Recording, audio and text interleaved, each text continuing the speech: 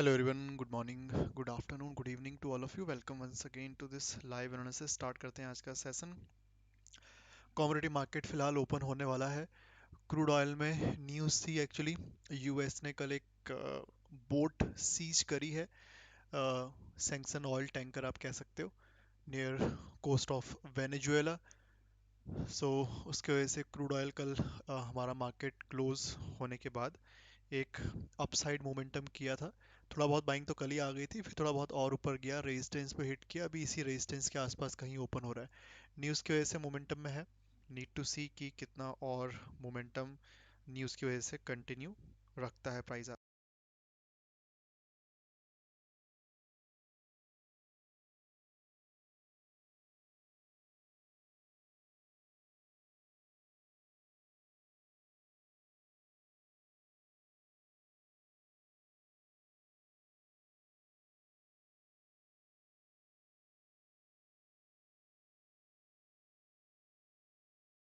बाकी Indian market भी open होने वाला है, let's see the Indian market as well. GIFT Nifty को देखोगे, कल हमारा इंडियन मार्केट क्लोज हुआ था, वहां से अपसाइड मूव करके चला गया है gift nifty. So need to see, हल्का सा गैप अप लग रहा है गिफ्ट निफ्टी ओपन होता हुआ। ठीक है। क्रूड ऑयल में थोड़ा सा ध्यान रखना, न्यूज़ बेस्ड मोमेंटम है। कल मार्केट ऑलरेडी गैप अप ऊपर जा चुका है, तो एक हल्का सा गैप अप अभी लग रहा है। लेट्स सी होता है ज़्यादा या फिर नहीं, क्योंकि याद रखना ये पूरा टारगेट दे चुका है और यहाँ से थोड़ी बहुत सेलिंग में जा चुका है प्राइस फॉरेक्स में। ठीक है। अभी फिलहाल देखोगे थोड़ा बहुत और नीचे आ गया है फॉरेक्स क्रूड ऑयल। हमारा मार्केट जहाँ क्लोज हुआ था वहाँ से 1% अप चला गया था। अभी अगर मैं देखूँ तो सिर्फ सिर्फ 0.43% अप दिख रहा है। इसका मतलब ये कहीं यहाँ कहीं ओपन होने के चांसेस हैं, इस एरिया के आसपास, रेजिस्टेंस के आसपास ही ओपन होने के चांसेस है। तो आप मान सकते हो कि रेजिस्टेंस को हिट किया है और फिर वहाँ से वापस सेलिंग में आ चुका है। ठीक है। बाकी ये लेवल हैं अभी, और कोई नए लेवल तो इसमें क्रिएट नहीं हुए।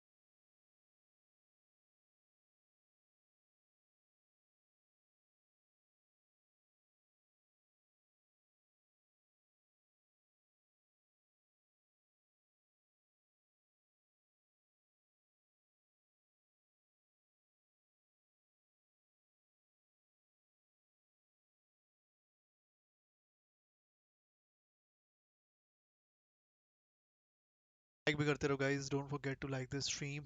कल फेड रेट का डिसीजन आया था, 25 बेसिस पॉइंट फेड ने रेट कट कर दिया है already, but divided Fed chair थी एक्चुअली। दो लोग चाह रहे थे कोई रेट कट ना हो, एक चाह रहा था ज़्यादा रेट कट हो। Need to see Fed chair जब चेंज होते हैं तब क्या होता है।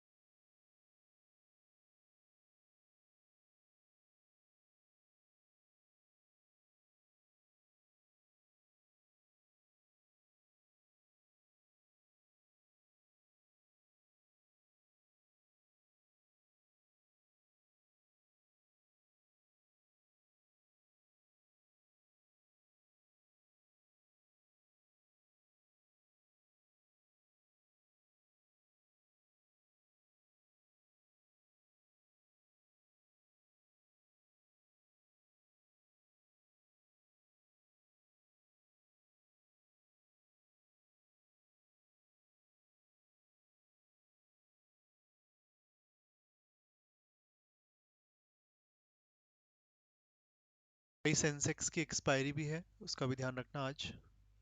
Sensex expiry is today, schedule for today.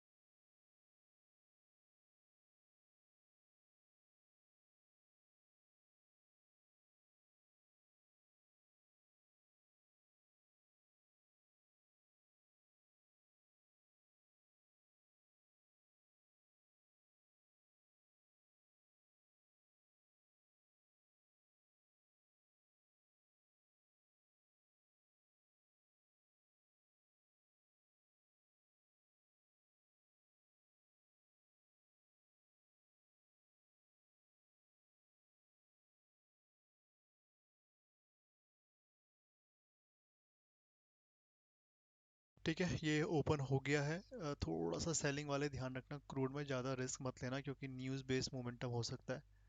अगर वो न्यूज़ सही रही तो हो सकता है प्राइस ब्रेकआउट ही कर दे। ठीक है, बाकी छोटा सा ये एसएल, छोटी सी ही मोमेंटम।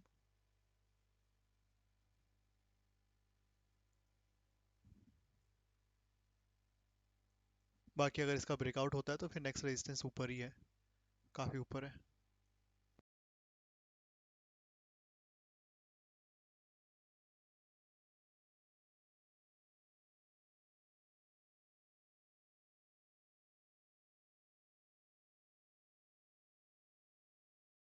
नेचुरल गैस में ऊपर आता है सेलिंग, नीचे आता है वापस बाइंग। कैंडल का ध्यान रखना, open equal to high low पे बाई सेल मत करियो बस।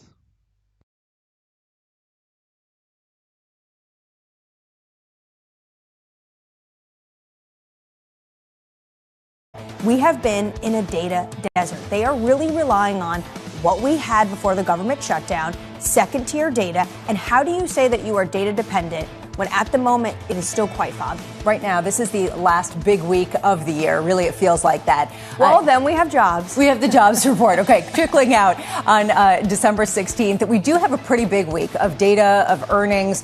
Tomorrow we get the JOLTS data for both September and October, or October and November, I should say, coming out. It gives a sense leading into the Fed rate decision. We get the employment cost index ahead of that rate decision. Then Oracle earnings, Powell's press conference that will give us an indication potentially of where the dominant strain is on the committee, and then jobless claims on Thursday. We also get Broadcom earnings and a host of auctions throughout the week. Right now in markets, what you can see is a little bit of a lift, an effort to get back to those record highs after a week of gains on the S&P, on the NASDAQ, with a real optimism that there will be this melt up, the Santa Claus rally up 0.1% on S&P futures. You are seeing copper surging to record highs. A question here, how you finance the real economy as both China and the United States are building out their infrastructure at all speeds. 10-year yields, watch this space at 4.15%. Last week, we saw the biggest increase going back to April of 12 basis points in the 10-year.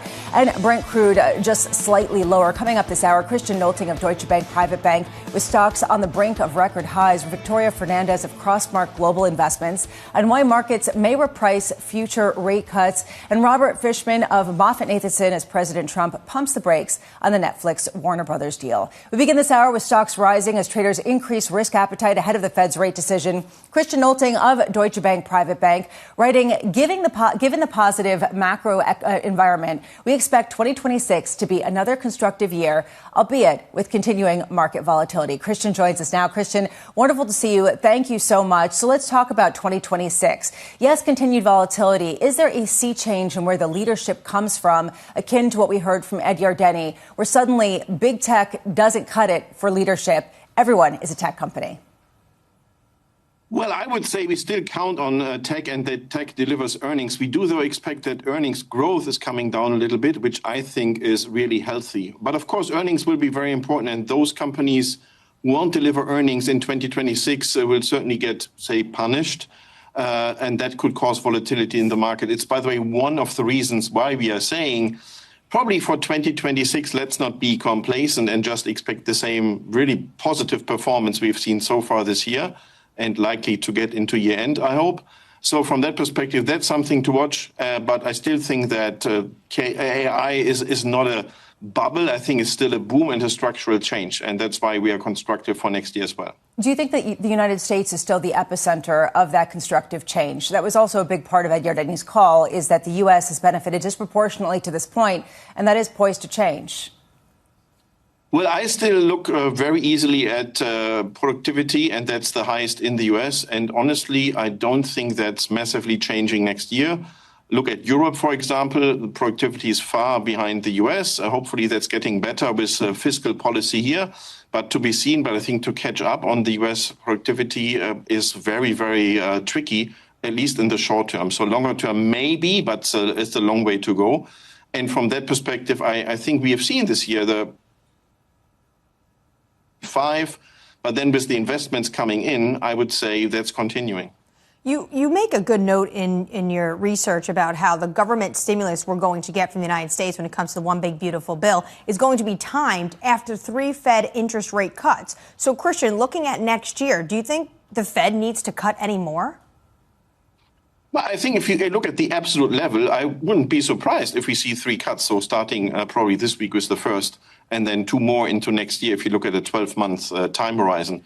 I think that could be justified because although there is fiscal spending, yes, and increasing, but I would say at this point in time, and you rightly said we don't have all data yet, but I think the US is a bit in a weaker spot.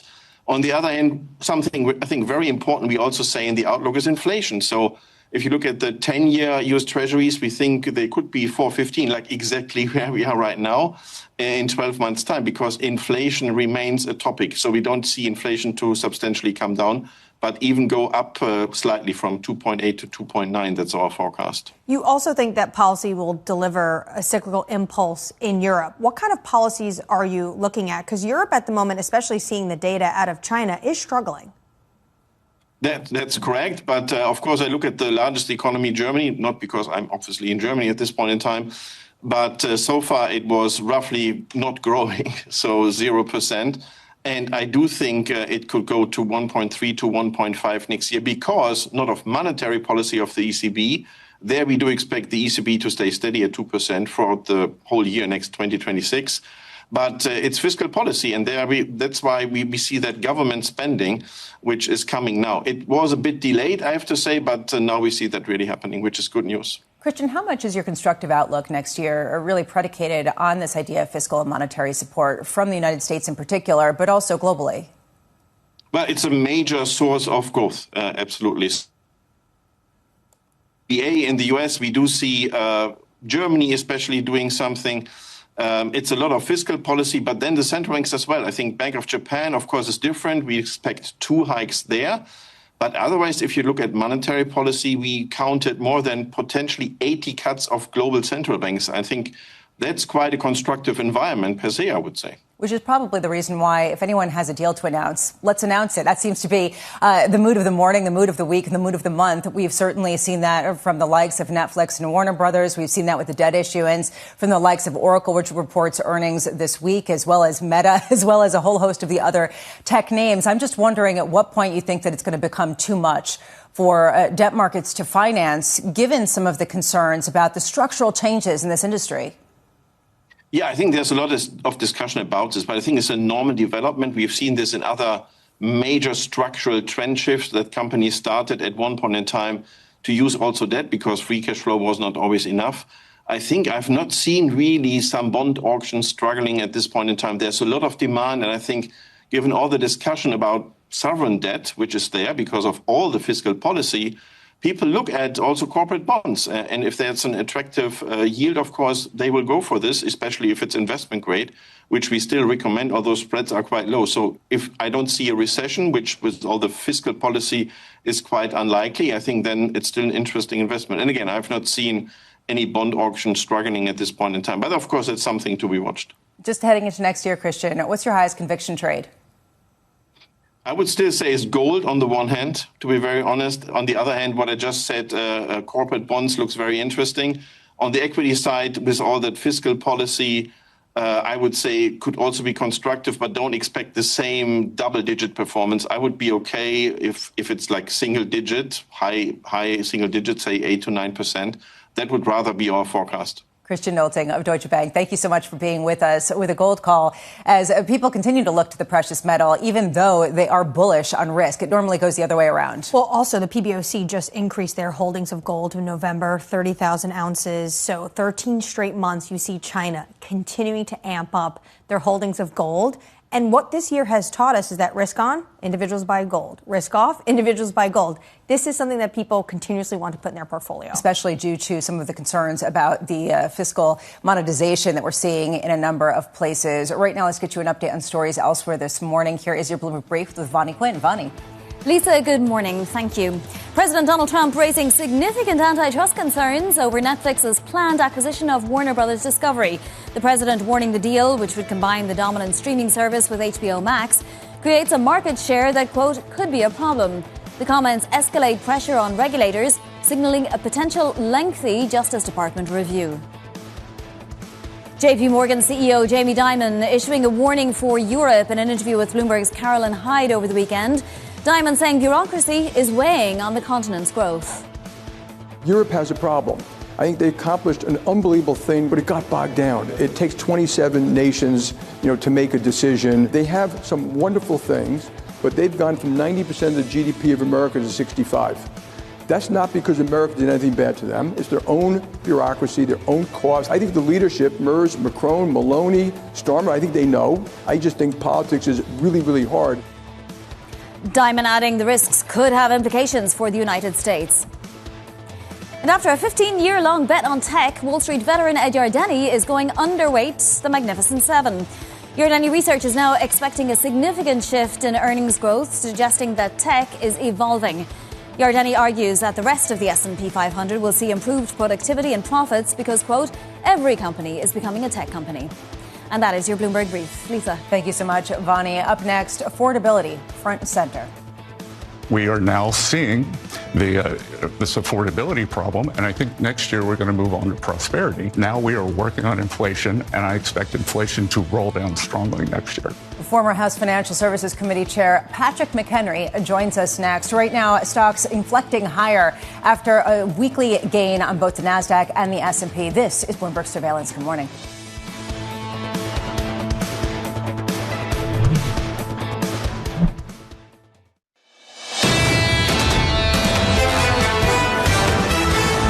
Pushing back toward record highs once again, climbing into the end of the year. A real Santa Claus rally potentially reasserting itself, up about 0.1% on the S&P. As you do get a sense of dollar weakness also coming back into the fray, we have seen that sort of steady weakening as you have seen long end yields grind higher, 415 on the 10-year. It has climbed 12 basis points last week alone, which is the biggest monthly sell-off in the 10-year going back to April. And copper at a new record, with everyone buying, China buying, the United States buying a build-out of AI. Under surveillance this morning as prices rise in some of the commodity sectors, affordability front and center. What we're not going to do is say that Americans don't know what they're feeling. We've been working on it every day. Democrats created scarcity, whether it was in energy or overregulation, that we are now seeing this affordability problem. And I think next year we're going to move on to prosperity. Now we are working on inflation, and I expect inflation to roll down strongly next year. Here's the latest. The White House ramping up its affordability push, eyeing options to bring down beef prices and address anti-competitive food prices ahead of President Trump's trip to Pennsylvania tomorrow. Bloomberg's Tyler Kendall returns to us. Tyler, great to see you once again. What are we expected to hear from President Trump tomorrow?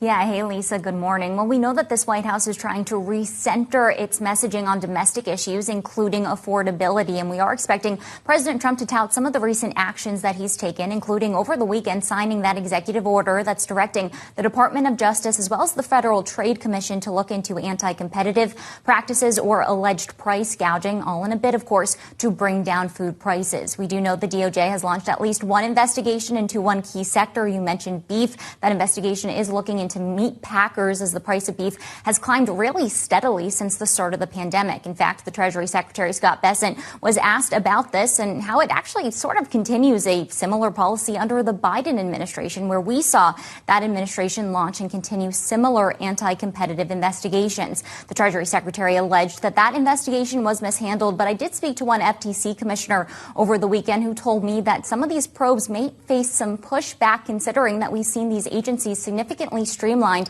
in a bid to reduce the workforce. Now, Lisa, we also got some reporting from the Wall Street Journal over the weekend that the administration is looking at some policy shifts. This includes potentially reopening the southern border to Mexican cattle imports amid a current ban that is in place in a bid to try to stem the migration of a parasite that has been impacting herds. But Lisa, at the end of the day, it is all about trying to get supply up, particularly when it does come to beef, in a bid to lower those prices for consumers. Tyler, when it comes to affordability, one thing that continues to come up is also health care prices. Are we going to get a vote this week when it comes to those enhanced subsidies in Congress? Well, Anne-Marie, it looks like we're heading towards that because, as you well know, Congress is only in session for about 2 more weeks before they break for that holiday recess. And there is a big push to get something over the finish line, considering that those enhanced Affordable Care Act premium tax subsidies are set to expire at the end of the year. And that is setting up a really big political fight. We've seen some different proposals put on the table. We are expecting the Senate to vote on the Democrats' proposal, which would be for a 3-year clean extension. That is not expected to reach that 60-vote threshold. But there are some other ideas brewing, including on the House side, potentially for a bipartisan compromise that would extend those premium tax subsidies for 2 years with some structural changes, such as a different income cap. We'll have to see where this lands. Anne-Marie, as you well know, we're watching really closely in the Senate. Bill Cassidy, a Republican from Louisiana, the chair of the Senate Help Committee, he has been shepherding forward a different proposal completely that would put more money in health saving accounts in a bid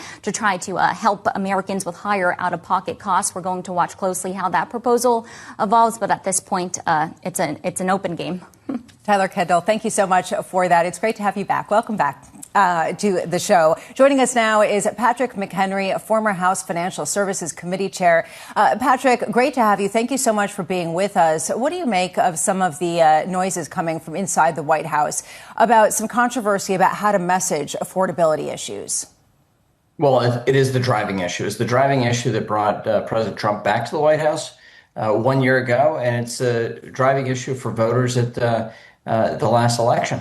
That message is very clear to the White House, and they have their best economic messenger, Scott Bessent, out there delivering what is a distinct message for this administration. They're going to address it. They believe that they can conquer it, and they can actually get to a prosperity message rather than just conquering the price of things. But it's going to be a tough effort because the stickiness of inflation has impacted Fed policy. It obviously impacted, and the last administration was unable to do anything and substance about it.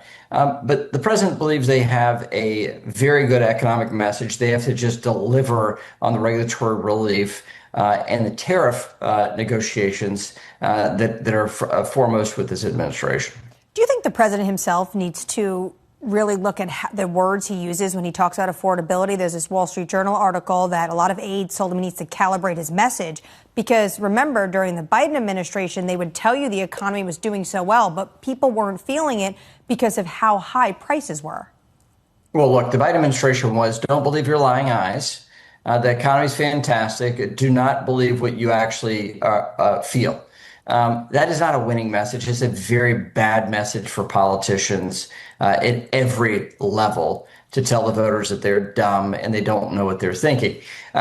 So you see a few things that the president floated, that this was a really partisan initiative to talk about affordability. It was coming from the left. I think you're going to see that dialed in the coming weeks and coming months. And I think the clear message here came from Scott Bessent this weekend, going out with really what is a honed economic message that they have deeply contemplated. Patrick, with all due respect, you say that it was a losing message from the Biden administration. Do you think that affordability is a hoax, a winning message coming from the White House currently?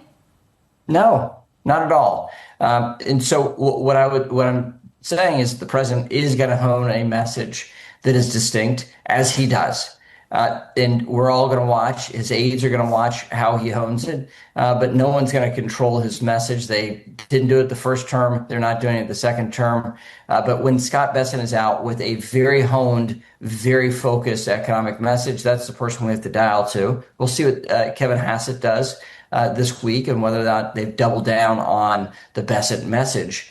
That is actually a much more winning message than what President Trump rolled out, which was an echo of what Biden did in his final year or two. Patrick, do you think that messaging is enough? Or do you think that it's sort of imperative on this administration to deliver $2,000 checks or deliver other kinds of more significant measures that make people feel immediately like they are getting some sort of immediate benefits? No, the immediate benefit has to come from the regulatory relief they're driving the agencies, which takes time for it to be felt. The tax bill that was signed into law in record speed, 6 months earlier than they did it in the first term, those things will have effects. But the big driver here and the big drag on the economy are tariffs. The cost of things coming in the United States are more expensive because of tariffs. That does have an impact on the economy. It does have an impact on people's lived experience. Getting that right is the biggest economic delivery this administration could have. That is far better than any word that any politician can utter. Patrick, do you think we're going to see some sort of reconciliation from Democrats and Republicans on what to do when it comes to health care? This week, we should have a Senate vote on the enhanced Obamacare subsidies. And I'm just wondering if we're barreling once again, maybe on January 30th, to another government shutdown. I think that's the most likely scenario, is that we're barreling towards no extension of healthcare policy. And then brinksmanship when it comes to government funding. These things have not been resolved. The Democratic Party has offered not what they said they would offer, which was a 1-year extension. They're asking for a 3-year extension of policy. They're unserious. Republicans have had this problem for a very long time on healthcare policy. It's not that they lack a plan. It's that they have too many plans. And so we're seeing this offering on the Senate floor this week, where you have multiple Republican proposals, none of which will get 60 votes. And then we see a unified Democratic Party on a singular approach, which is continuing subsidies. I think this is headed for a train wreck rather than a compromise. Former House Financial Services Committee Chair Patrick McHenry, thank you so much for those insights. And if Delta and United and American Air executives were listening to this, they're hiding under their desks saying, please don't. Come on. We just experienced these losses. And if you're a Fed official, potentially you're also hiding under your desk, because what does a government shutdown mean? It means that you don't have the essential workers going out there collecting data. And how controversial already is the data thus far? Because individuals are talking about, well, the government was shut down. How credible is this data going to be? It's so delayed. The Fed's not even going to have the most up-to-date data when they meet next week. Can you imagine we repeat this entire conversation again the start of next year? It'll be another Washington self-inflicted, induced crisis. Well, especially given the fact that there are real questions about what revenues are coming in, as Patrick McHenry was just talking about, a real pushback now with some of the tariffs. We haven't even gotten that IEEPA ruling. That could come early next year. That can come early next year, and then that would potentially put a lot of corporate America in this awkward situation. Do we go and try to get a refund? Do we wait because we know they're going to use other tariff avenues to make sure tariffs stay? There's still some uncertainty in 2026, even though a lot of people think we're past peak tariff. Well, it's going to be a lot of fun. Everyone's very excited for that right now. We're seeing markets pretty sanguine ahead of the open. Coming up, Victoria Fernandez of Crossmark navigating shifting trends in the market. Plus, Danny Berger with your morning movers. Carvana among the names jumping with new additions to the S&P.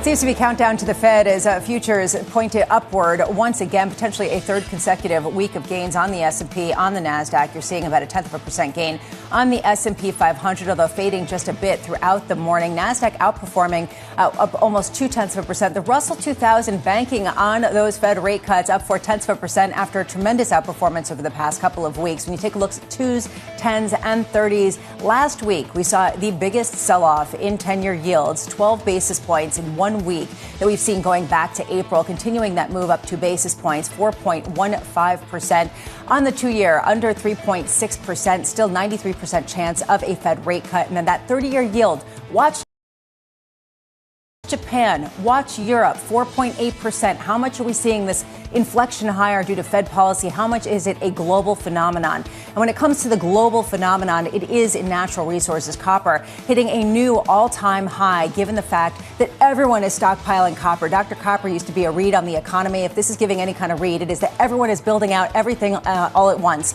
And you certainly are seeing that this morning with copper traded on the London Metals Exchange, 3 hours away from the cash open.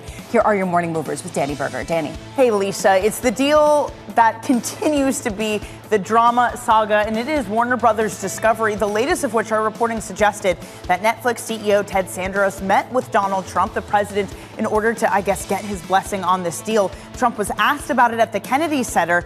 He not only confirmed it, but said he has some serious concerns because it would be a large market share, and that could be a problem. Because of that, and considering Netflix was considered the lead investor in Warner Brothers Discovery, at least the lead in the running, Warner Brothers falls 1%, Netflix gains 1.5%. Next up, some different changes of the composition of the S&P 500. We're getting, Broadcom shares. We'll get to that in a moment. There we go, the magic of TV. These are the shares that are being added to the S&P 500. And this always gets a big rally for these companies just because of all the passive flow that goes into the S&P. So you have Carvana, CRH, Comfort Systems, Carvana up as much as 9%. There's a lot of front running of this, so sometimes the gain isn't as big. In the case of Comfort Systems, those shares up 1.8%. Got a little teaser of it before. It is Broadcom. Those shares are up 1.7% this morning. It's a story from the information that Microsoft has tapped Broadcom to make custom chips for it. Broadcom seen as one of the bigger rivals to NVIDIA, not completely there yet.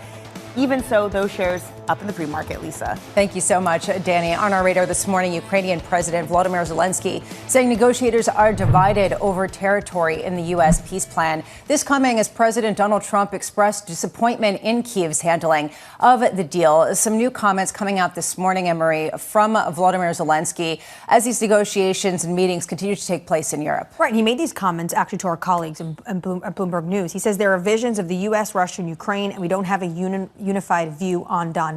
Of course, when it comes to Donbass, there was this proposal, and definitely what Russia wants to see is Ukrainian troops being completely withdrawn from Donbass.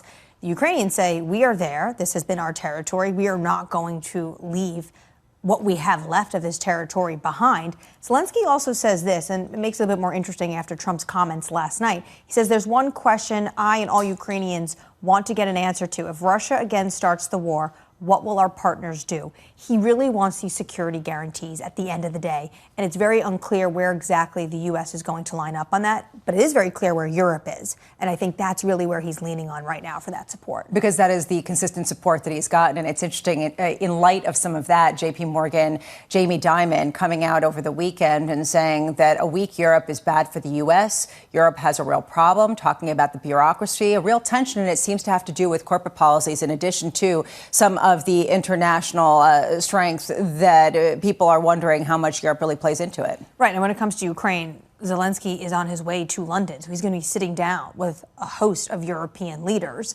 This is something that we do know that Brussels and Washington do want an agreement at the end of the day, but they do want to make sure that it's putting Ukraine with an upper hand and not all the work that they had in terms of sanctions, freezing assets has gone to waste. Yeah. Meanwhile, President Donald Trump raising antitrust concerns over Netflix's planned acquisition of Warner Brothers Discovery. The president warning the deal creates a market share that, quote, could be a problem, signaling a potential lengthy Justice Department review. And you do see an increasing skepticism priced into market expectations of this deal going through this morning. Meanwhile, after a 15-year-long bet on tech, Wall Street veteran Ed Yardeni is going underweight on the Magnificent Seven stocks.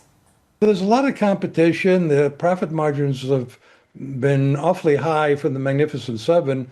That usually invites a lot of competition, and that's exactly what's happening. Yardeni also seeing little reason to continue overweighting the United States, citing the large market size and cheaper valuations among global peers. Let's stick with that story. Victoria Fernandez of Crossmark sharing the cautious sentiment, writing, for now, the bullish narrative can be found, although the pinball movement of risk on and risk off sentiment tells us to be selective. Victoria joins us now for more. Victoria, wonderful to see you in person. Pleasure to be here. It's great to have you. I'm just curious what you think about what selective means. Do you think that it is sort of similar to Ed Yardeni's point, which is moving away from some of the highest flyers and looking elsewhere for potentially more upside? Yeah, I think you have to look somewhere else right now. And we've actually been a little bit short the Mag 7 names for a while. We felt the valuations were too high. There was too much hype around these. We were concerned around some of that cyclical financing and things we've seen. So we've been short for a while on those names. So that makes sense to do that, trim some of those names and look somewhere else.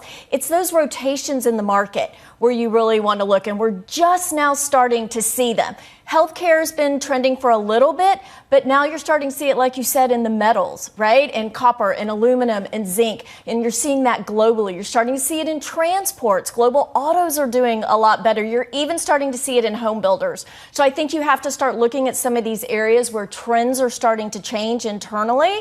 That's where you want to invest. And just to be clear, when you say short Magnificent Seven, you mean underweight, not necessarily. I do mean underweight. Okay, I'm so sorry. Just make sure that people don't take that and say, okay, here's the next Michael Burry. No, yeah, I don't poor think Bob so. Dahl, our Yeah, CIO, was probably having a heart attack. That's why I wanted to help you out here. Yes, we were underweight Mag 7. Okay. They are still actually, Microsoft's still our largest holding in our portfolio. Okay. Yes. Well, when you talk about a rotation, how much is that predicated on a reacceleration in the U.S. economy that has to come with more fiscal accommodation, with more monetary policy accommodation? How much is that sort of quintessential in the ongoing rotation that we have seen over the past few weeks? It's important that we continue to have that rotation happening. I think we're seeing it a little bit. You're seeing these green shoots start to come out a little bit. There was so much concern for a while, labor market weakening, ISM manufacturing is not good. We had Jamie Dimon come out and talk about the cockroaches and all of these things, right? But we are seeing these elements. Weekly jobless claims really aren't going as high as what people thought they would. You're starting to see some strength in areas. Spreads are contracting again. There's this element that maybe things could be better, and you have a lot of stimulus coming at the beginning of next year. Not just from the one big beautiful bill. There's the tax components and the R&D components there, but you also have from the consumer side, you have elements coming in. And you have the World Cup. I know the announcement was made over the weekend. $17 billion they're saying it's going to bring into the economy, and the equivalent of 175,000 full-time jobs. So if that comes in, then I think it gives you a little bit of a boost in the first quarter of next year when we might start to see things slowing in the labor market. And we may be renaming soccer football in the United States of America, which I think a lot of Europeans were very excited about the president's comments. You sound very bullish about 2026, but then you view like the ADP numbers. Yes. And those were incredibly weak. What are you looking at in terms of data now, given we have a very difficult, precarious situation given the government shutdown? It's difficult because you can look at either side of the coin on so much of the data that's out here, and you could either be bullish or bearish. And jobless claims and ADP, I think, that's one element of that. Yes, it's very weak on ADP. You look at the WARN report where companies have to give notifications of any kind of worker adjustment, any kind of layoffs. That's rising, so that tells you that could be something that's going to kind of foresee lower and weakness in the future. Let's see what jobless claims are this Friday. It's the first time we're going to get that in a while. We'll see what that tells us. But remember, it's all about consumption. And consumption is dependent on compensation for the lower income consumer, where we are seeing some weakness, but it's wealth effect for the higher income consumer. That's stock market, that's housing prices. Those are looking stronger for that element, which is where I think you're going to get the support. If you think there's going to be a rotation, and a lot of people have agreed with you, and we're seeing some of it, it feels like deja vu of this time last year. What makes it different? I think you have to look at earnings. I know there was a lot of concern going towards the end of last year at what earnings was going to look like. Now we've got this really strong picture going forward. For the next 4 quarters, we're looking at double-digit earnings growth. You're looking at revenue growth, 6-7%. Earnings is what's going to drive the bullish case of this narrative, and I think you've got support there. You're even seeing on small caps, starting to see the expectations come up there. They reached their peak in 2022, and we're nowhere near that level, but you're starting to see that growth in small cap earnings could actually be larger than that in the large cap. If all of that happens, that's your support. At the same time, you have to wonder if you have earnings that are continuing to accelerate, you have an economy that's doing well, you have a consumer that's continuing to spend, and you have real capital investment. Well, doesn't inflation come back, especially given the fact that we're talking about potential fiscal stimulus? How much does that kind of make you tepid on the debt space? I think that's exactly the key, and it's probably the reason that if I was sitting on the Fed, and not that they're asking my opinion at all, but if they were, but we are, I probably wouldn't cut at this meeting this week because inflation is a concern for me. If you tell me our target is going to be between 2.5% and 3%, I say, okay, we'll give it another 25 basis point cut. We'll see what happens. But it's not. They're saying it's 2%, and I don't see us getting back to 2% anytime soon. I see that inflation pressure being sticky. And so if that's going to be the case, then I think you have that element there that you're talking about. We do have auctions this week. We have 10-year auctions coming on Tuesday. We have 30-year auctions coming on Thursday at the same time that we have a host of other debt sales trying to get packed in before the end of the year, and we have M&A announcement. When will the market get exhausted, right? I mean, what are you looking for in terms of people saying, no mas, we got it, thanks, cheers, see you next year? I'm kind of exhausted with the market right now of where we've been. The end of the year, it's been a long year. I think you've got a little bit more to go. I think you've got a lot of companies, and not just tech companies. We've talked about that, right? With the Microsoft, the Alphabet, Oracle, what's been going on with credit in that space. I think that could tire out somewhat soon because of the whole credit story around CapEx with AI. But you've got companies that want to get in there. They want to issue debt before they anticipate rates could go higher, which I think you're going to see maybe not as many cuts, especially when you get the dot plot this week, as people were anticipating for 2026. That means you're going to see yields go higher. It is wonderful to see you, Victoria. Thank you so much for being with us. Ladies. Victoria Fernandez of Crossmark here. And for that discussion on capital markets, Kevin Foley, Global Head of Capital Markets at JP Morgan, will be joining us at 8 a.m. Eastern. Don't miss that conversation. Right now, let's get you an update on stories elsewhere this morning. Here is your Bloomberg Brief with Vonnie Quinn. Vonnie. Lisa, thank you. Ukrainian President Volodymyr Zelensky says negotiators discussing the U.S. brokered peace initiative remain divided over territory. This comes as President Donald Trump has expressed disappointment in Kyiv's handling of the deal, which he says Russia is okay with. European leaders are meeting with Zelensky today to discuss U.S. efforts to reach a peace deal. The Wall Street Journal is reporting IBM is in negotiations to acquire data infrastructure firm Confluent for around $11 billion. The deal, which would mark one of IBM's biggest acquisitions in recent years, could be announced as early as today. Confluent is valued at about $8 billion and specializes in managing data essential to developing AI. The Trump administration plans to unveil a farm aid package offering $12 billion in assistance to farmers hit hard by low crop prices and the impact of the president's tariff policies. The aid will include up to $11 billion in one-time payments to crop farmers. It all comes amid rising frustration among farmers on the slow pace of Chinese agricultural purchases. And that is your Bloomberg Brief. Lisa. Thank you so much, Vonnie. Up next, Netflix's deal starting to buffer.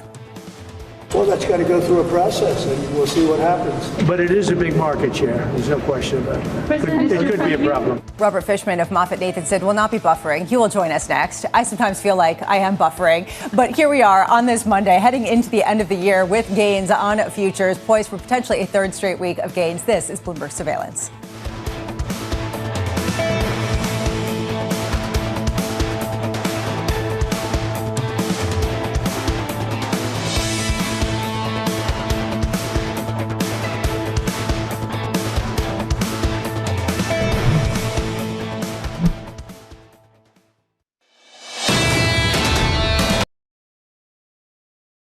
LGT's investment solutions allow you to look to the future with confidence. Over its 100-year history, LGT has repeatedly demonstrated its resilience, proving to be a stronghold of stability in a world of change.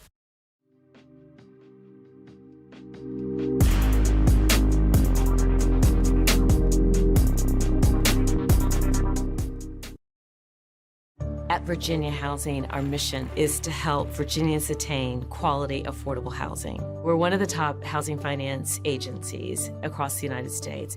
Having a partner like Wells Fargo that is consistent, that we can rely upon, is so important, and it enables us to try and test things that some organizations frankly can't do.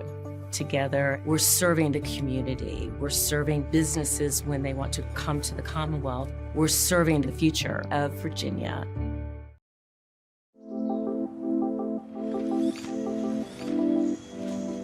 You have to have very clear global strategy to bring progress for humanity.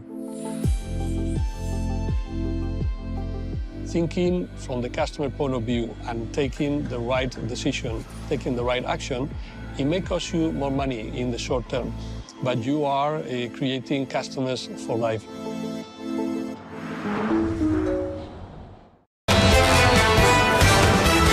Inflecting higher ahead of the potential Fed meeting where they are going to potentially cut rates. 93% chance priced into markets right now. A little bit of a lift after 2 straight weeks of gains, seeing almost 0.1% gain on the S&P. Outperformance from both the NASDAQ and the Russell 2000. Seeing a little dollar weakness. 10-year yields inflecting higher. Watch this space, especially with that 10-year auction coming out tomorrow, given the fact that we saw the biggest month of bond yield rises last week, going back to April, and copper reaching an all-time high under surveillance this morning. Netflix's deal starting to buffer. Well, that's got to go through a process, and we'll see what happens.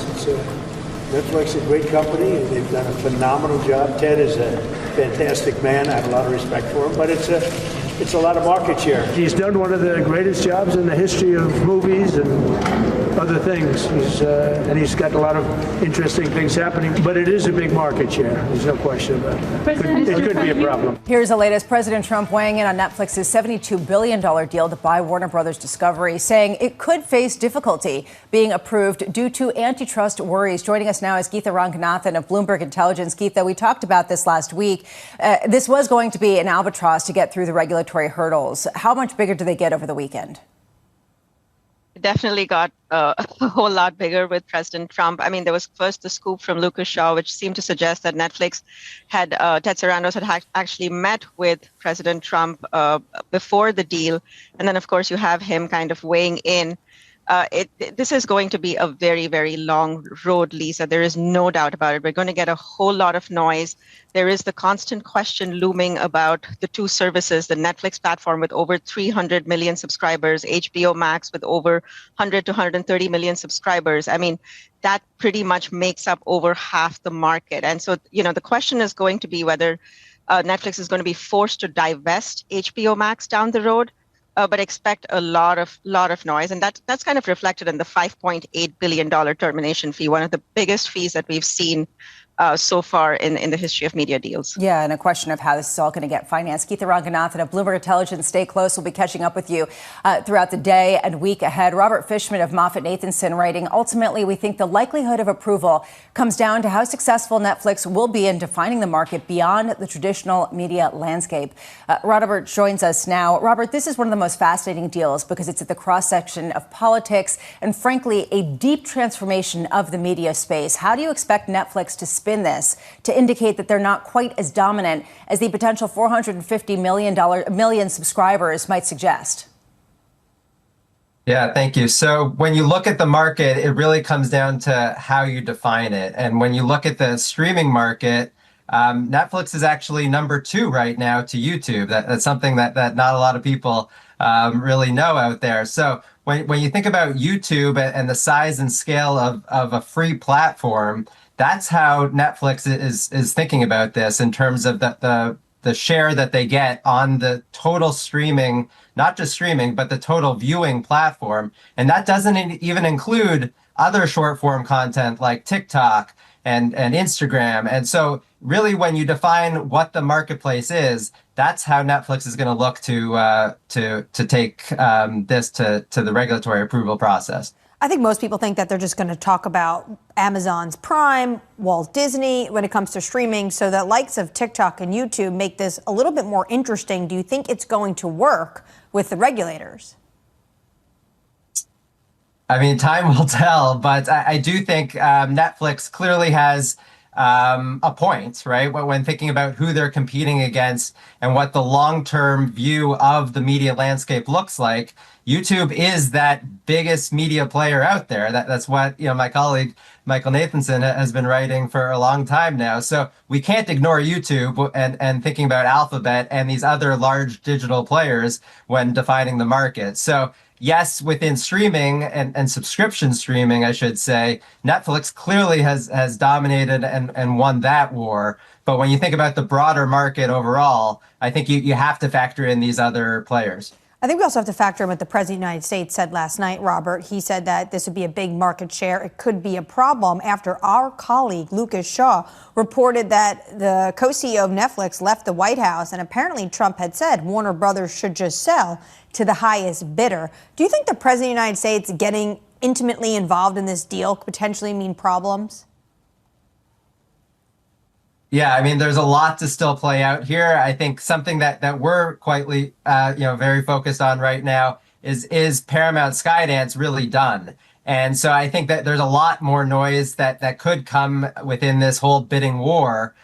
Clearly, Netflix has won in terms of the announcement and moving forward with this regulatory process.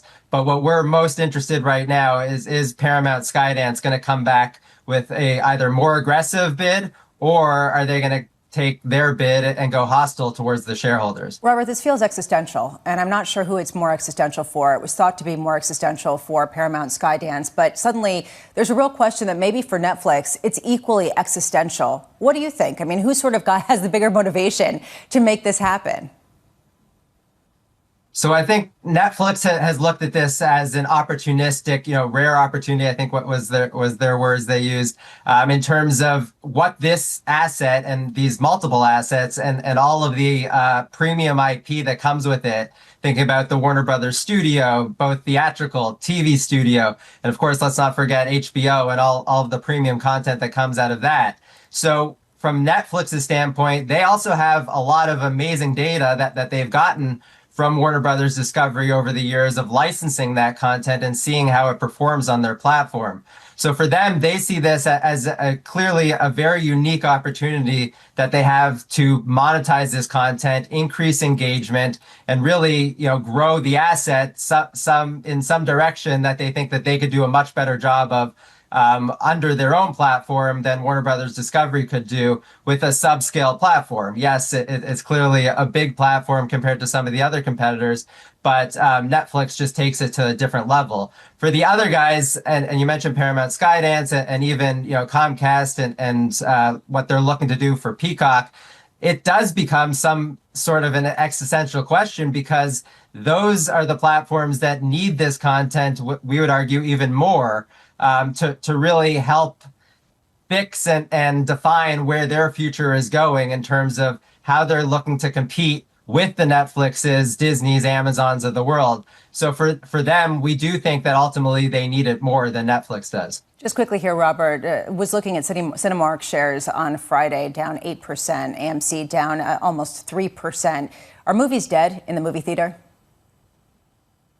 I definitely wouldn't call them dead, but this is a new threat that they've been through definitely some difficult years and have gotten through a lot of that and most of that on the other side.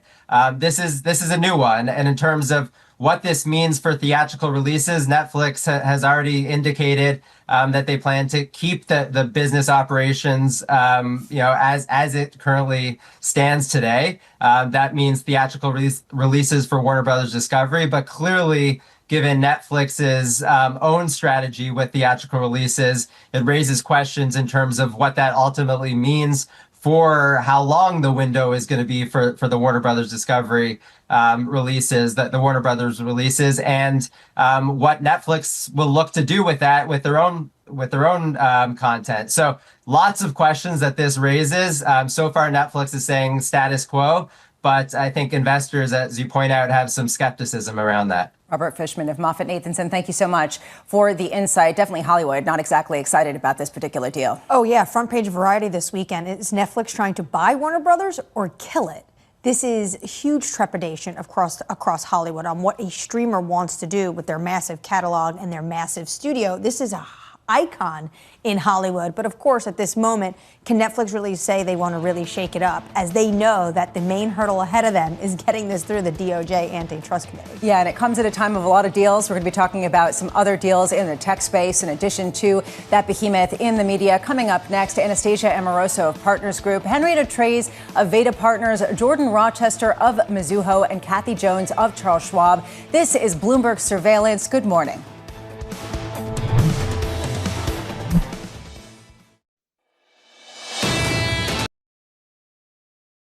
LGT's investment solutions allow you to look to the future with confidence. Over its 100-year history, LGT has repeatedly demonstrated its resilience, proving to be a stronghold of stability in a world of change.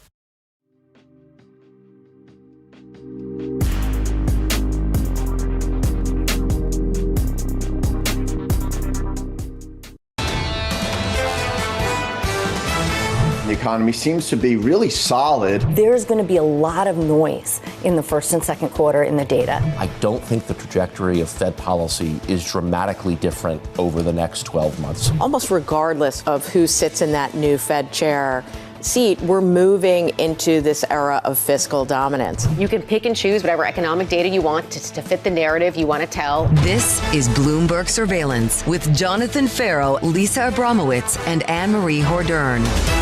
Another Monday. Good morning. Welcome to Bloomberg Surveillance. Looking ahead to a key Fed decision with traders positioning for more rate cuts, 93% chance priced in. Oracle earnings on deck with Ed Yardeni underweighting big tech for the first time in 15 years. And deals abounding. The latest in Netflix's big offer setting reverberations through Hollywood. Trump casting a shadow of doubt. Other deals really coming to the fore. A question here, though, about antitrust and potential political implications. Well, and the president is putting himself right in the middle of that. He's saying he is going to be part of this, even though historically presidents don't really get involved in this. This would be the antitrust portion of the DOJ that's going to have a very long process, because it will be, to the president's point, a big market share, which is why it's so interesting the way Netflix is approaching this. They're not just going after the fact that they're saying, look, we want to compete with Walt Disney and streamers like Amazon Prime.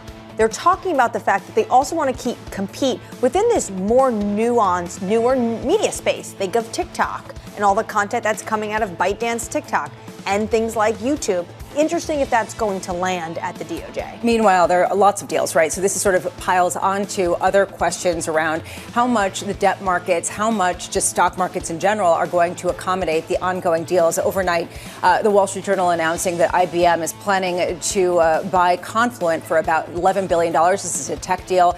The interest here is it is related to artificial intelligence and data managing. It also goes to the question of how much is size the only weapon you have in a battle that is heating up and, frankly, facing a lot of questions about how long it can continue with respect to AI dominance. Well, these 4 years during the Trump administration, everyone was talking about how now is the time to get deals done. There's going to be this deregulatory push, maybe a lighter regulatory touch in Washington, D.C.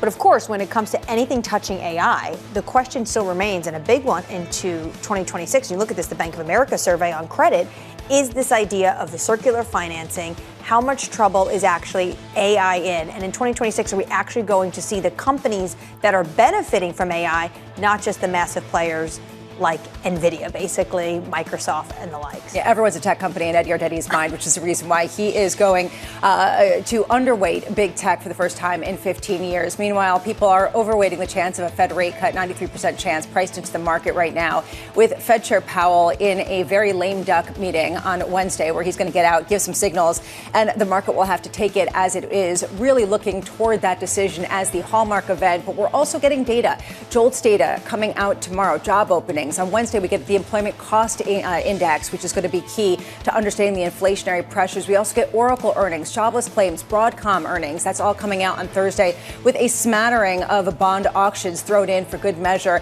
In markets, we are seeing an inflection upward, sort of lift to the spirits of people hoping for some sort of Santa rally heading into year end, up about 0.1% in the S&P following 2 straight weeks of gains. We had seen the outperformance coming from the Russell 2000. We continue seeing that outperformance this morning, given that expectation for the Federal Reserve. Euro dollar seeing that dollar weakness just continuing to mount, almost at 117 on the euro dollar cross. 10-year yields inflecting upward once again after the biggest increase in yields in 1 week, going back to April last week, and copper reaching an all-time high. It is copper's world. We're all just living in it. Coming up this hour, Anastasia Amoroso of Partners Group. As Wall Street looks for another winning week, Henrietta Trey's Aveda Partners as the Trump administration prepares to unveil billions of dollars in aid for U.S. farmers. And Kathy Jones of Schwab with investors keeping a close eye on the Federal Reserve. We begin this hour with stocks hovering near record highs after weeks of fluctuation. It hasn't been a straight ride up.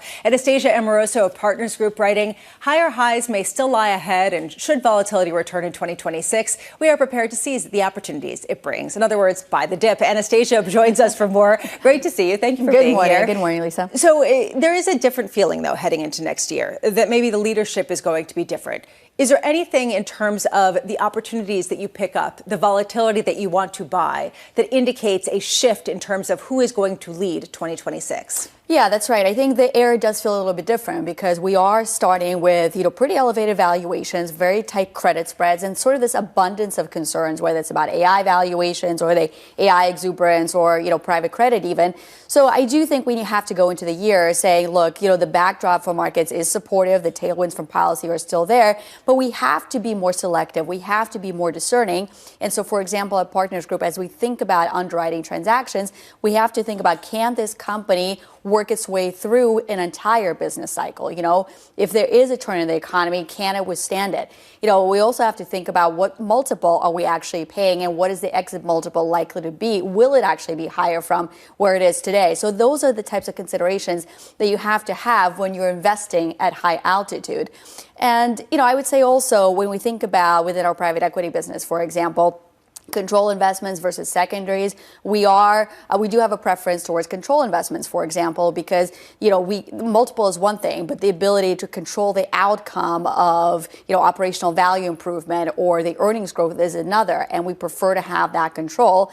While the secondaries discounts, for example, have closed in, they're at a 13% discount for private equity for secondaries and somewhere closer to 6% on the index level. So that's how the preferences have changed. It's fascinating to hear the way that you talk about this, because on one hand, when you talk about opportunities and we hear a lot of the optimism around Wall Street for 2026, it comes with this expectation of a reacceleration of the U.S. economy. Yeah.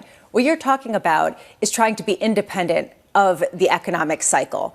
Can you sort of explain why that is crucial now, given that everyone expects fiscal and monetary support to lift all tides in 2026? Right, that's right. Well, that is consensus expectation. We expect the tax cuts to benefit the economy. We expect the rate cuts to benefit the economy. And I also think the midterms kind of mindset should also benefit the economy. But that is consensus. And, there's nothing wrong with consensus. But when you couple that with those high valuations, that's why we have to kind of think a little bit differently. And so once again, we do develop a variety of stress test scenarios where, it might be base case growth, it might be stagflation, it might be a productivity boost, and we want to invest in companies that can kind of persevere through a variety of those. You asked a question in your note, what could sustain progress towards new highs in 2026? And it's policy once again. Besides the fiscal impulse, which already pretty much is baked in because that happened in 2025, in terms of we are expecting that, what else do you think we can get in terms of policy?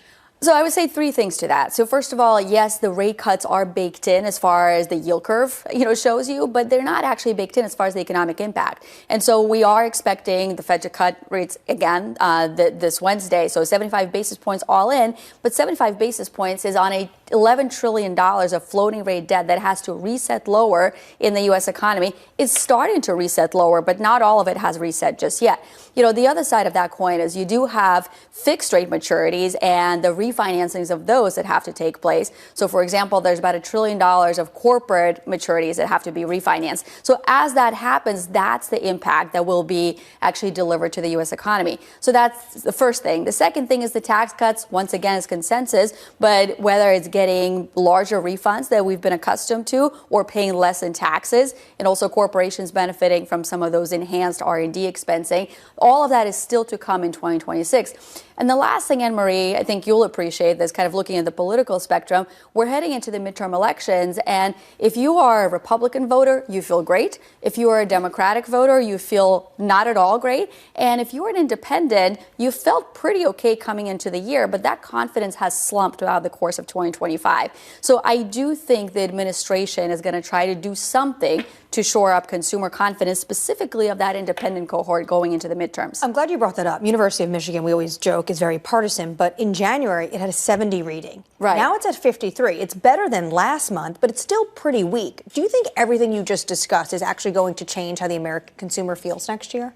I think the administration is going to try, likely to make moves to change that, because you can't go into the midterm election year with, basically record low consumer confidence and expect a good outcome. So I think that's why we're starting to hear some of those measures, maybe rolling back some tariffs on certain line items, maybe, providing that $12 billion slight stimulus to the farming industry. So I do think in 2026, we will see more measures that are designed to shore up that confidence. A lot of that people have pointed to for the weakening in the dollar. A lot of that people have pointed to for the steepening in the yield curve, although other people might argue that it's a global phenomenon.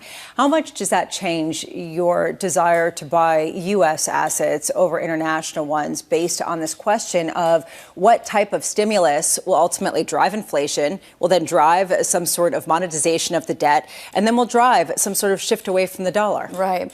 Well, first of all, I was never personally in the end of U.S. exceptionalism camp. And, part of the reason for that is U.S. still has one of the lowest corporate tax rates that's out there amongst developed market economies. We still have a solid consumer foundation, and now we have this economic stimulus that's coming. So it's hard to avoid that, despite currency fluctuations. So I think we have to have presence in the U.S. Oh, and by the way, it has the AI, trade, and innovation.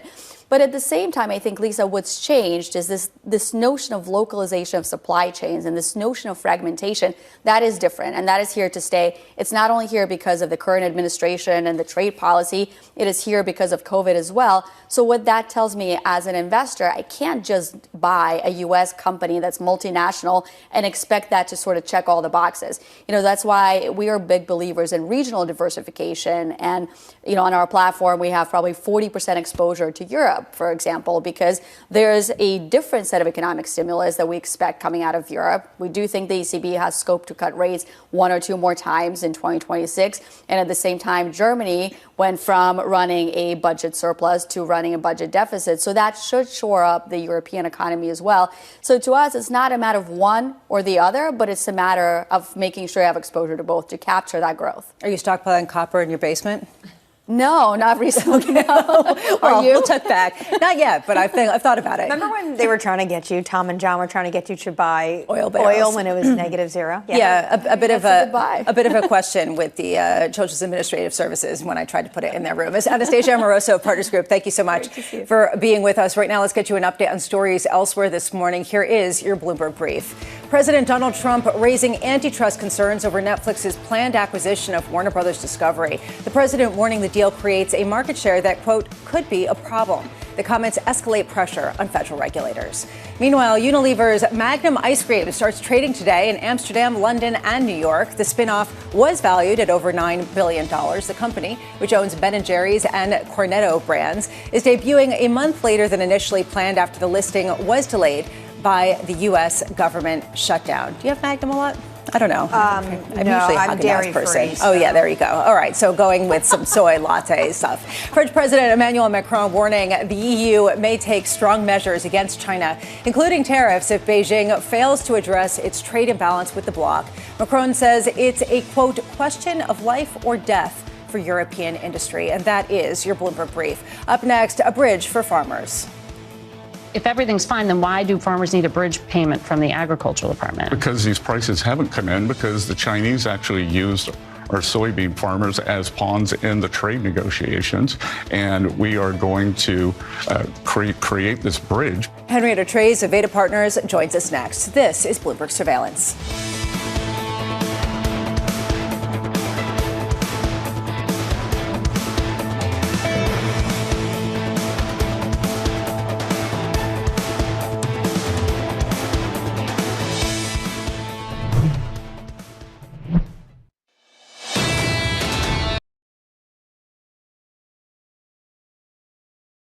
LGT's investment solutions allow you to look to the future with confidence. Over its 100-year history, LGT has repeatedly demonstrated its resilience, proving to be a stronghold of stability in a world of change.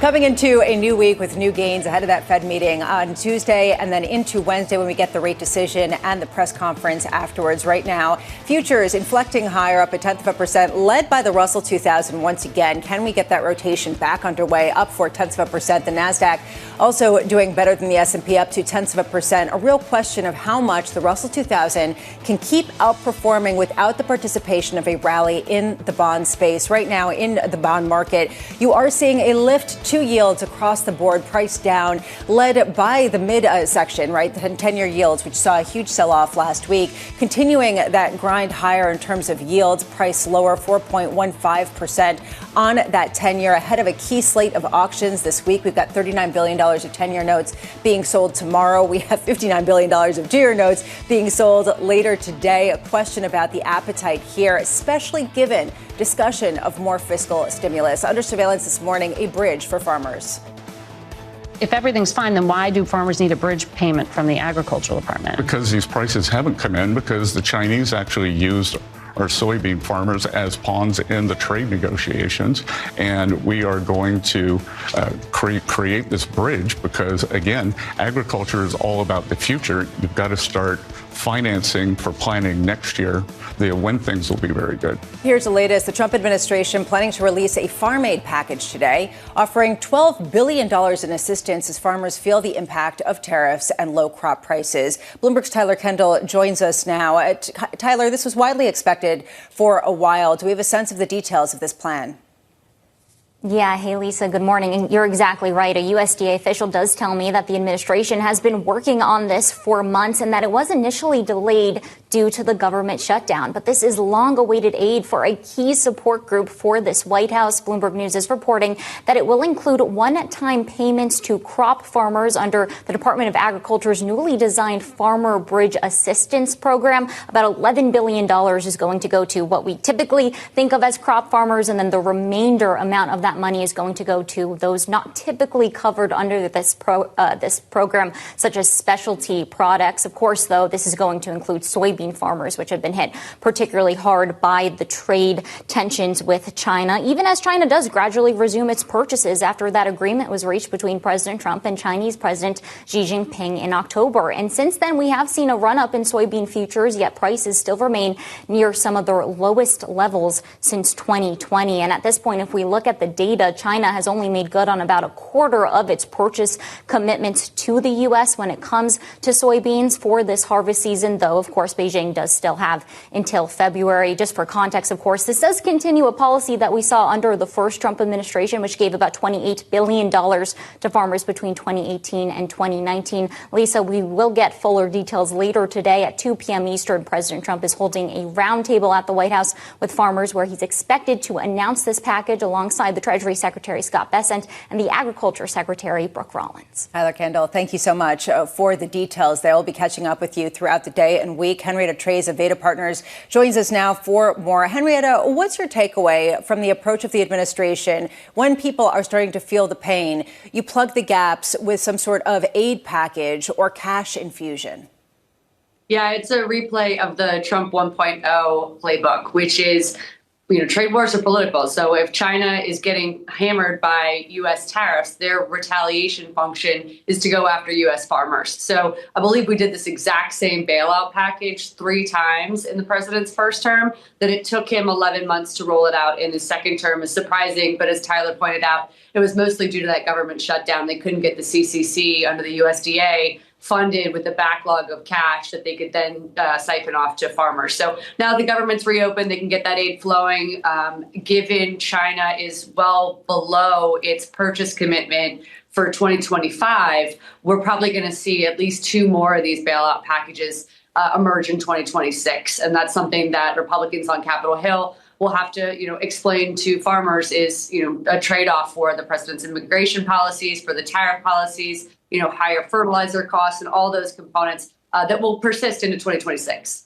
We also have potentially one plan regarding beef prices about potentially letting more cattle from Mexico come in. Henrietta, do you think the administration is going to take that approach? This was some Wall Street Journal reporting.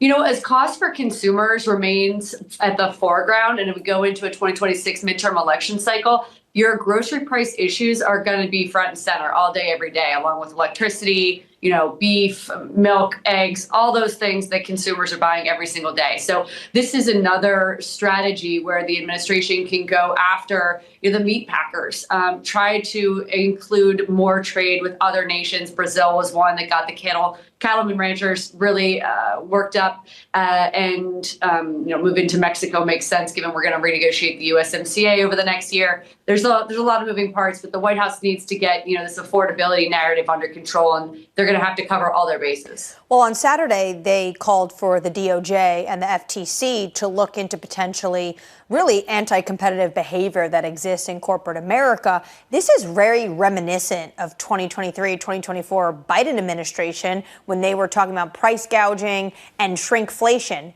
It didn't work for Biden. Do they think it's going to work for Trump? It's really just about getting a message out here. I think you're making it exactly the right point, and the administration tries to do it all the time. Consumers are getting smoked from all ends, whether it's healthcare, housing, groceries, apparel, industrial, anything that they want to buy, from a car to a refrigerator. All those prices are up and elevated, and they have not come down from the Biden administration or at the end of COVID under the first Trump term. So that persistent issue of inflation and prices is perennially number 1 and 2 issues of every American voter poll that's taken from every pollster, whether it's Fox News or The Economist. Everybody's seeing that the number 1 issues for the U.S. consumer are inflation and prices. So tackling all these components through whatever means they can, and just even the appearance of trying, is sometimes the most you can do from the White House. So it's no surprise that they're repeating what the Biden administration did as a way to just try to say that they're focused on affordability. Well, what's Congress's role going to be in this? We just had the longest government shutdown in history, and then potentially Patrick McHenry, the former Finance Committee chair, was talking about how he's expecting another government shutdown come January 30th. Yeah, unfortunately, I had to raise my odds from 20 to 25% that we shut down on January 30th as well, mostly because they're not going to find a fix to the ACA subsidies issue. And this is on the healthcare front. You're looking at price increases for 22 million Americans of between $200 and $920 per person, depending on your age. So there are these price hikes coming through, along with higher electricity bills and continued tariff authority, and all these issues that are facing the U.S. consumer that keep inflation front and center, prices front and center. So getting the government functioning to the point where you could even pass legislation to help them out is really basically a 10% or less scenario, in my opinion. The fact that they are probably going to, potentially going to shut the government down again at the end of January just speaks to the dysfunction in D.C. There's so many retirements. There's so much, incompatibility and anger between the two parties, and even intra-parties sometimes. I don't see a lot of ways to get things moving from D.C. going into next year. Well, Henrietta, just to pick up on that point, I am wondering how much the president is losing his clutch over the Republican Party, given the fact that there is increasing pushback, not just with respect to the messaging over affordability, but also with respect to the handling of Defense Department leader that we've heard over the past couple of weeks over the signal issues, as well as what happened off the coast of Venezuela. I'm just wondering, do you see increasingly hardened divisions between President Trump and the rest of the Republican Party? I think there's a couple things here. One, you're seeing about 24 Republicans announce that they're going to retire rather than run for re-election. You can redistrict all you want, but it's not netting out for a winning scenario for the Republican conference when one party controls all of D.C. So now we have 3 major states, Tennessee, New Jersey, Virginia, that have held elections since Trump got elected, and Democrats are winning by anywhere between 12 and 22 points. That suggests a wave election year, which is normal for any year when, one party controls all 3 chambers of Congress. So as we head into 2026, what you're starting to see are losses. And that means that we're already talking about 2028. We're already in sort of a lame duck session for the president, and that's going to become more of the narrative. That makes it harder for President Trump to exert, material control on his voting members who are going to now pivot from getting through a primary election cycle into a general election cycle where their challenger is not, a far right or moderate Republican, but now a Democrat, and they have to moderate themselves. And that creates fissures within the party. And you'll see that throughout 2026. It's only going to build. Henrietta Trey's of Aveda Partners, thank you so much for being with us. The idea of another government shutdown, I'm sure, sends chills down the backs of everyone who's ever in transportation, as well as, frankly, looking for government data. Also, those that are federal workers, and potentially they're not going to get another paycheck. Henrietta is talking about what we're seeing in polling. I think we should note. Polling, people are saying high prices, still a problem. It's been a problem since COVID. It was a massive problem to the Biden administration, and it's still lingering. But some of the data, especially on the heels of Black Friday, show the American consumer still has been resilient. They are still going out and spending. Wall Street Journal says, you know what? They're just cranky. Not choiceful. They're cranky. Well, and this is the reason why people have some more optimistic views for next year. Coming up next, Jordan Rochester of Mizuho on the potential market game changers in 2026. Plus, Danny Berger with your morning movers. Tesla shares sliding on the back of an analyst downgrade. Those shares down by 1.3%. Good morning.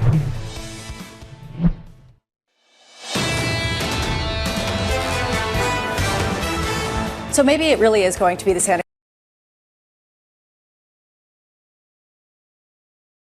Claus rally December that people were expecting. We did see 2 straight weeks of gains, although just now climbing back toward all-time highs, up about 0.1% on the S&P, just grinding higher, but staying around that level throughout the morning. A bit of dollar weakness. Watch the space. The Bloomberg Dollar Index has been slowly grinding weaker over the past few weeks, continuing that trend this morning. 116.49 on the euro-dollar cross. 10-year yields continuing to climb before that auction on Tuesday. Tomorrow, 10-year yields 4.15%, and copper at an all-time high, 2 hours away from the cash open. Here are your morning movers with Danny Berger. Danny. Hey, Lisa, we start with the deal of the day, the month, the year, perhaps, and it is the drama over Warner Brothers Discovery.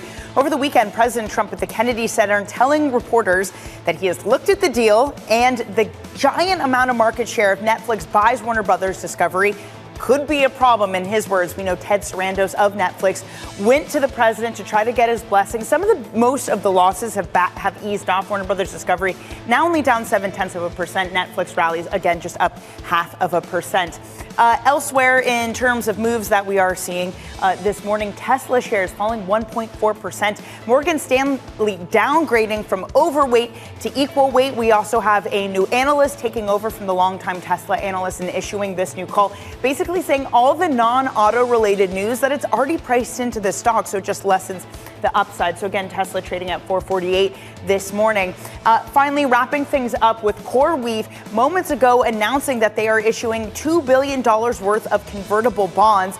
A couple things going on here. One, it's just a dilutive event, so shares tend to fall. But again, it's this concern about growing debt piles by tech giants in order to fund some of the AI spending they're doing. So CoreWeave shares down 5.2%, Lisa. Thank you so much, Danny. Just crossing about a half an hour ago, JP Morgan tapping Berkshire Hathaway's Todd Combs to head its strategic investment group. At Berkshire, Combs helped oversee parts of the company's $283 billion equity portfolio alongside Warren Buffett and Ted Weschler. The move comes amid a shakeup at Buffett's firm as the company prepares for his retirement, and it really goes among a whole host of departures that we've seen at Berkshire Hathaway. Two sides of the story. On one hand, with a Berkshire Hathaway going forward, post Warren Buffett, as he does enter a quiet period ahead of his retirement.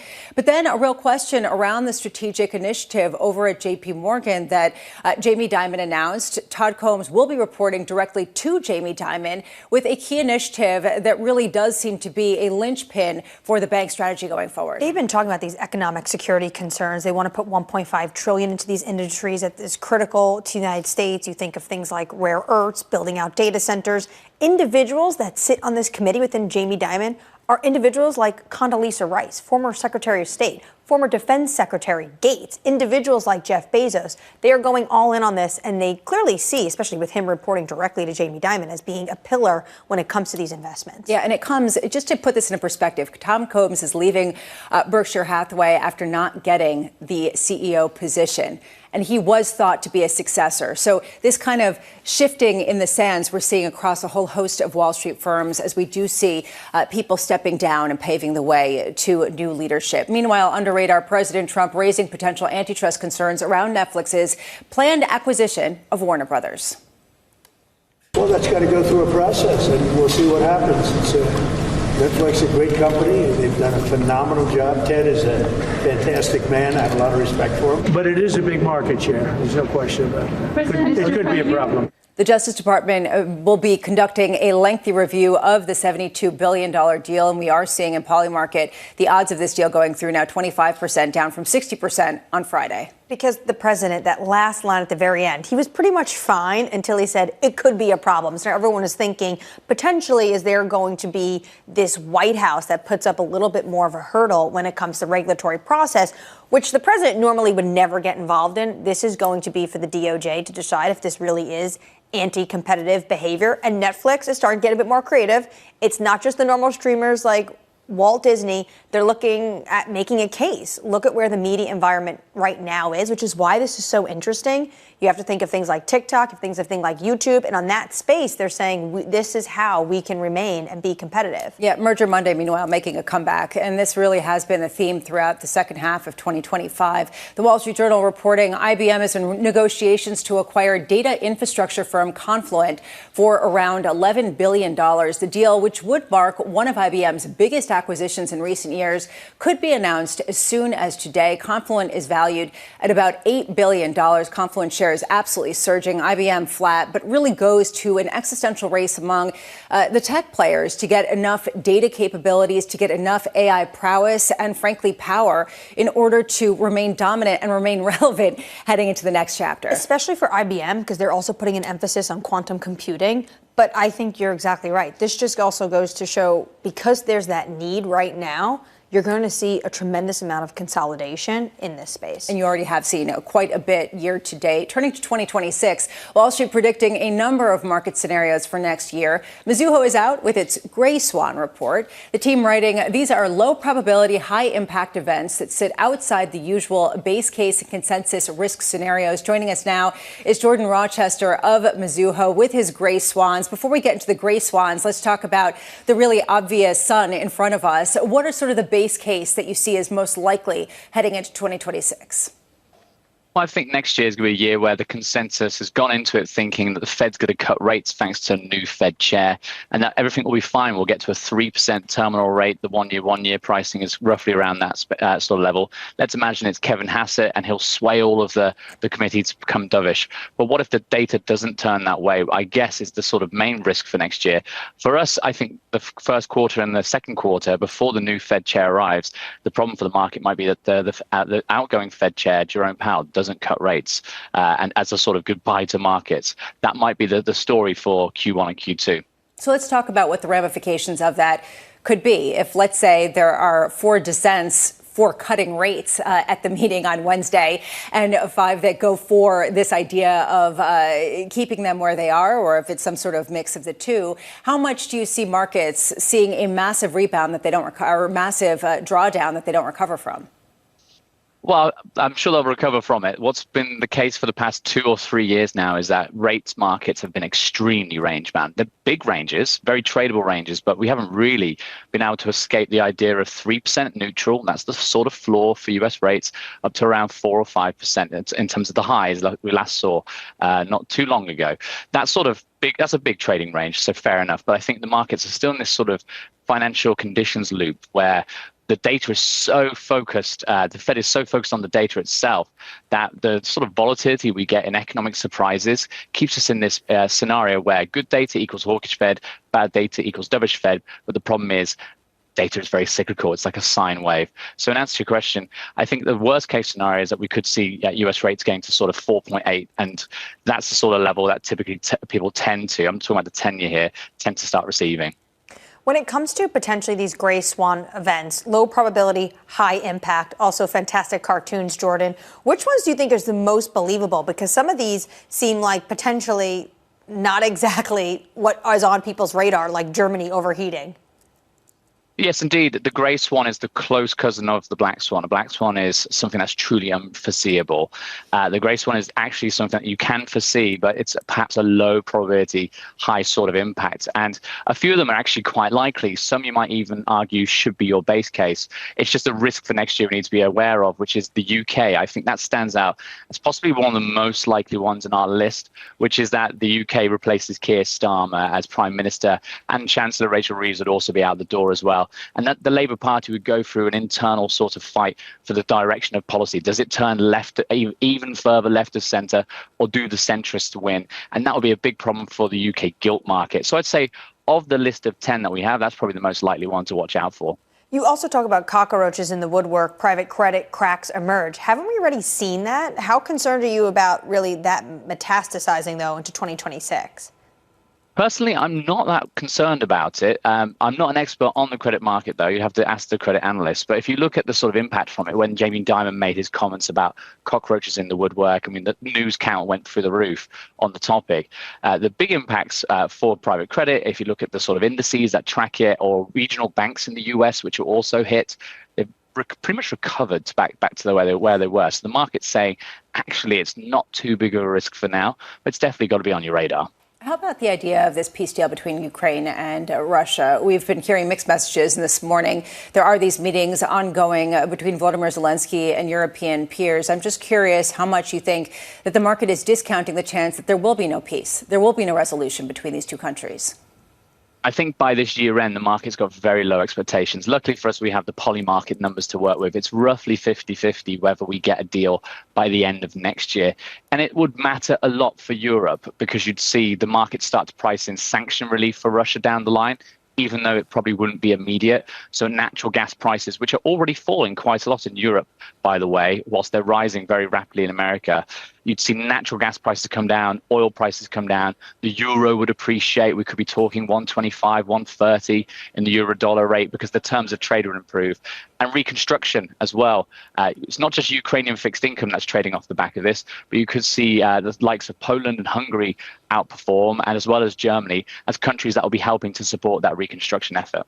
Jordan Rochester of Mizuho, thank you so much for being with us this morning as you look ahead to the gray swans, the unexpected events. There are many, I'm sure. It should be another exciting year. Let's get you an update on stories elsewhere this morning. Here is your Bloomberg Brief. Wall Street veteran Ed Yardeni is going underweight on Mag 7 stocks after a 15-year bet on tech. Yardeni research now expecting a shift in earnings growth, suggesting that tech is evolving. Yardeni argues that the rest of the S&P 500 will see improved profits because, quote, every company is becoming a tech company. Meanwhile, China's trade surplus exceeding $1 trillion for the first time, despite a plunge in U.S. shipments, risking a backlash from markets flooded by goods from the world's biggest manufacturer. Chinese exports rising nearly 6% from a year earlier. The surplus shows Beijing's struggle to rebalance its economy away from dependence on foreign demand, and frankly, the rest of the world's struggle with this imbalance. And Southwest Airlines is off the hook for a Biden-era fine. The Trump administration is waiving an $11 million penalty over its 2022's holiday meltdown. The fine was issued after it canceled nearly 17,000 flights and failed to provide fast customer service and refunds. That's your Bloomberg Brief. I have to say, what do you expect if you get delayed on the tarmac for 3 hours, or if you, say, get stranded for 6 hours and then have to spend the night at a hotel? What do you need to make yourself feel whole? Well, I'm always very annoyed when I'm stranded. I hate spending time on the tarmac. But yeah, I think you want your money back. We should note the entirety of this civil penalty was $140 million. So it's the last tranche that's going to the Treasury Department that they're waiving. But I think consumers hate this and they just want their money back, or maybe some more. I don't think $5 to spend at the terminal for some meal and water is going to cut. At least some string cheese. Up next, an unbalanced economy. We look at the economy, right, and it's kind of running on a two-legged stool. I think there's almost as good of a chance that they don't cut as they cut, 50. Kathy Jones of Schwab Center for Financial Research joining next. This is Bloomberg Surveillance.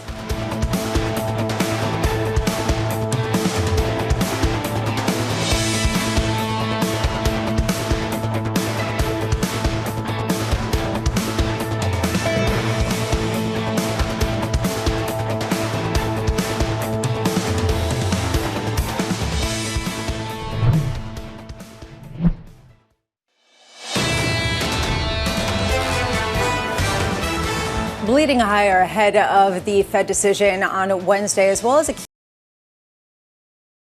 LGT's investment solutions allow you to look to the future with confidence. Over its 100-year history, LGT has repeatedly demonstrated its resilience, proving to be a stronghold of stability in a world of change.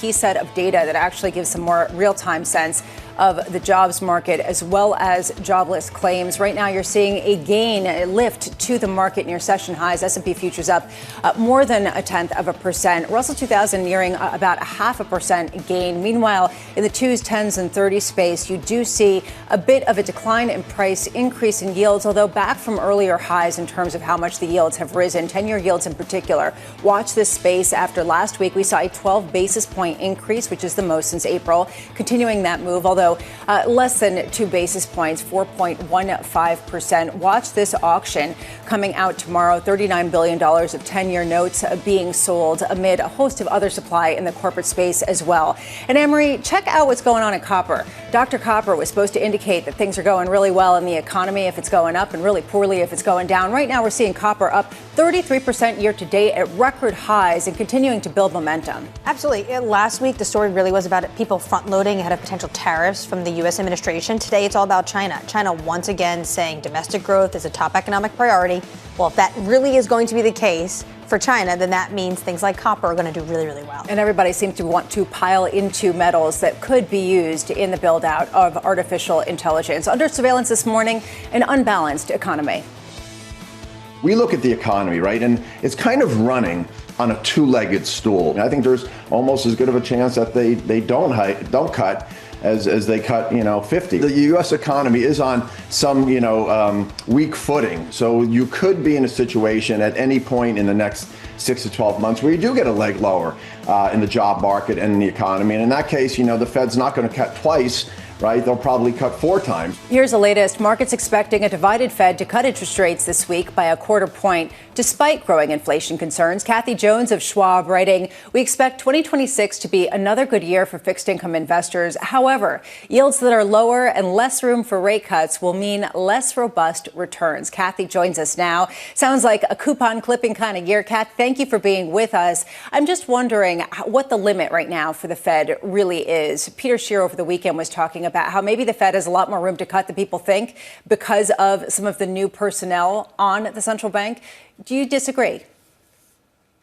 Well, I think the issue is, Lisa, that you can cut aggressively at the short end of the yield curve, but you can't make 10-year or 30-year yields go lower if the market doesn't believe that that's the appropriate policy. And so I think that's one reason we're seeing the yield curve continue to stay steep and steepen a bit from here. because there's a question of how much is appropriate to cut, whether you have people who are biased to cut or not. The market's going to decide whether that's the right decision or not. At this point, do you think that the increase that we've seen at the longer end of the yield curve is because of rate cut expectations, or do you think it's because of the global dynamics with what's going on the Bank of Japan side of things, for example?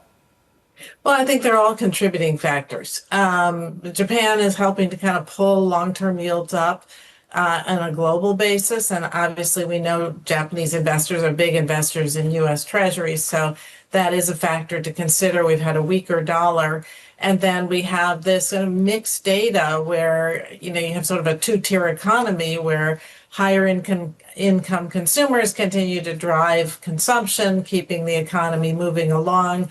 We're going to have some fiscal stimulus coming in with the expensing that will boost probably corporate investment, some tax cuts for some part of the economy, but then you have lower end consumers who are getting hit with higher prices and, cut back in benefits. So you kind of toss it all in. And I think what you see at the long end is this risk that inflation stays elevated or just a higher term premium to account for all the risks that are out there. Do you think that this is a term premium issue, or do you think that this is a supply issue? The idea that not only is the Treasury selling a whole host of debt, but you also are getting incredible corporate issuance at the same time. Yeah, it's a lot for the market to absorb. So again, I don't think it's an either or. I think there's two things going on here. Term premium, accounting for all those risks. And then you do have the prospect, not just of supply right now, but long-term supply because of rising fiscal deficits and very little attention to addressing that. And so the market is just increasingly building in a risk premium in terms of higher yields to account for all of those factors. Kathy, what about the fact we're going to have this changing of the guard at the Fed? Last week, the Financial Times had a story that the Treasury Department went out, talked to bond investors, and bond investors were lukewarm or downright concerned about a Kevin Hassett chairmanship. Do you think the bond market's going to actually get a vote? I don't know. That's a good question, Anne-Marie. I think the bond market is important in terms of how the Fed proceeds. If there's not a lot of confidence in the new chair or in the composition of the entire board, then the bond market is going to rebel. And I think we're sort of on the edge of that. So it's not probably even about Kevin Hassett per se. It's more about appointing someone who seems to whose sole purpose for being appointed is to lower interest rates. That's not how, the market likes to view the Fed chair or any member of the Fed. They like to view them as people who are going to make decisions based on the data, not just to please the administration. And so whoever's put forward under the belief that their qualification is that they're in favor of rate cuts is going to get a lukewarm reception. And then we have the story that they're talking about changing the rules around Fed presidents, and if that would open the door to changing who's on the board of governors and who will be voting members coming up. So all of that's in the mix, and I think the bond market's kind of nervous about it. Given what you just outlined, and also the fact that we have seen dissents at prior Fed meetings, it's a deliberative body, but we have seen dissents. Do you think it's going to be much harder for the market to digest what the Federal Reserve will be doing next year? I think the dissents are healthy and a good thing, and probably though creates more uncertainty than we've had for a while in terms of policy setting. But I think the market's going to deal with it just fine. We'll probably see a bit more volatility because we are seeing more dispersion of views at the Fed. But I think the market's fine with that as long as it's well explained, well signaled to the market that, we have some members who think there no more rate cuts are appropriate till inflation comes down. You have some members who think we should be going to 3% or below. It's okay as long as it's well communicated and well signaled. So, Kathy, when you talk to clients about what to expect for 2026, how much does it go something like expect to clip coupons, stay neutral, stay mid part of the curve, and just sort of stay the course until you get some more clarity? Yeah, I mean, it's a kind of a boring message, but I always tell our clients the bond allocation is supposed to be kind of boring, right? It's primarily there to generate income as sort of an offset to the potential volatility in equities and other asset classes. As long as it's doing its job and delivering solid income, and not putting you too much at risk on either kind of tail risk, then it's doing its job and it's a good thing. Kathy Jones of Schwab Center for Financial Research. Thank you so much for being with us this morning and talking about just doing your job, some changing of the guard on Wall Street this morning that we did want to get back to. JP Morgan has hired Berkshire Hathaway's Todd Combs as the head of its strategic investment group, as well as an advisor to some of the strategic investments of the bank, reporting directly to Jamie Dimon. He previously had been on the board of directors of JP Morgan. He has stepped down from that commitment. It just highlights how some of these companies on Wall Street are seeing a real shifting in the guards as the leaders, as the founders step down. We have, of course, Warren Buffett, who is planning to retire. It really does highlight, though, how important the strategic investment group is for JP Morgan at a time where they're looking for ways to invest in real earths, real minerals, and defense capabilities of the United States. So the numbers that Jamie Dimon had outlined about this initiative is $1.5 trillion into these industries in the next 10 years. He's saying that's 50% more than they had expected.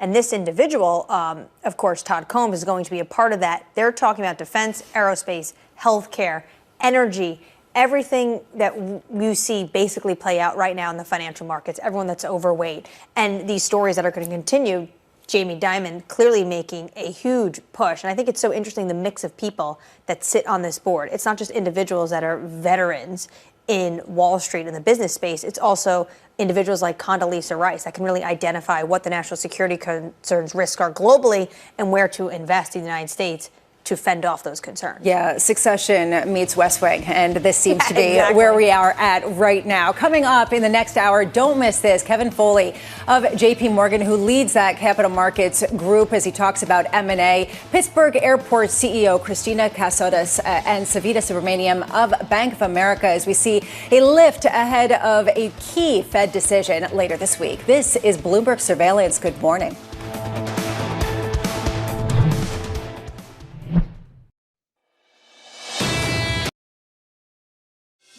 More than 1 in 4 cars sold worldwide will be electric. By 2030, that number will climb up to 40%. ASEAN has everything that the global EV industry needs. Bangkok Bank isn't just a lender. We are a connector. We are building a seamless EV supply chain, from raw materials to final assembly. สามัคคีคือพลัง Together, we are strong. LGT's investment solutions allow you to look to the future with confidence. Over its 100-year history, LGT has repeatedly demonstrated its resilience, proving to be a stronghold of stability in a world of change.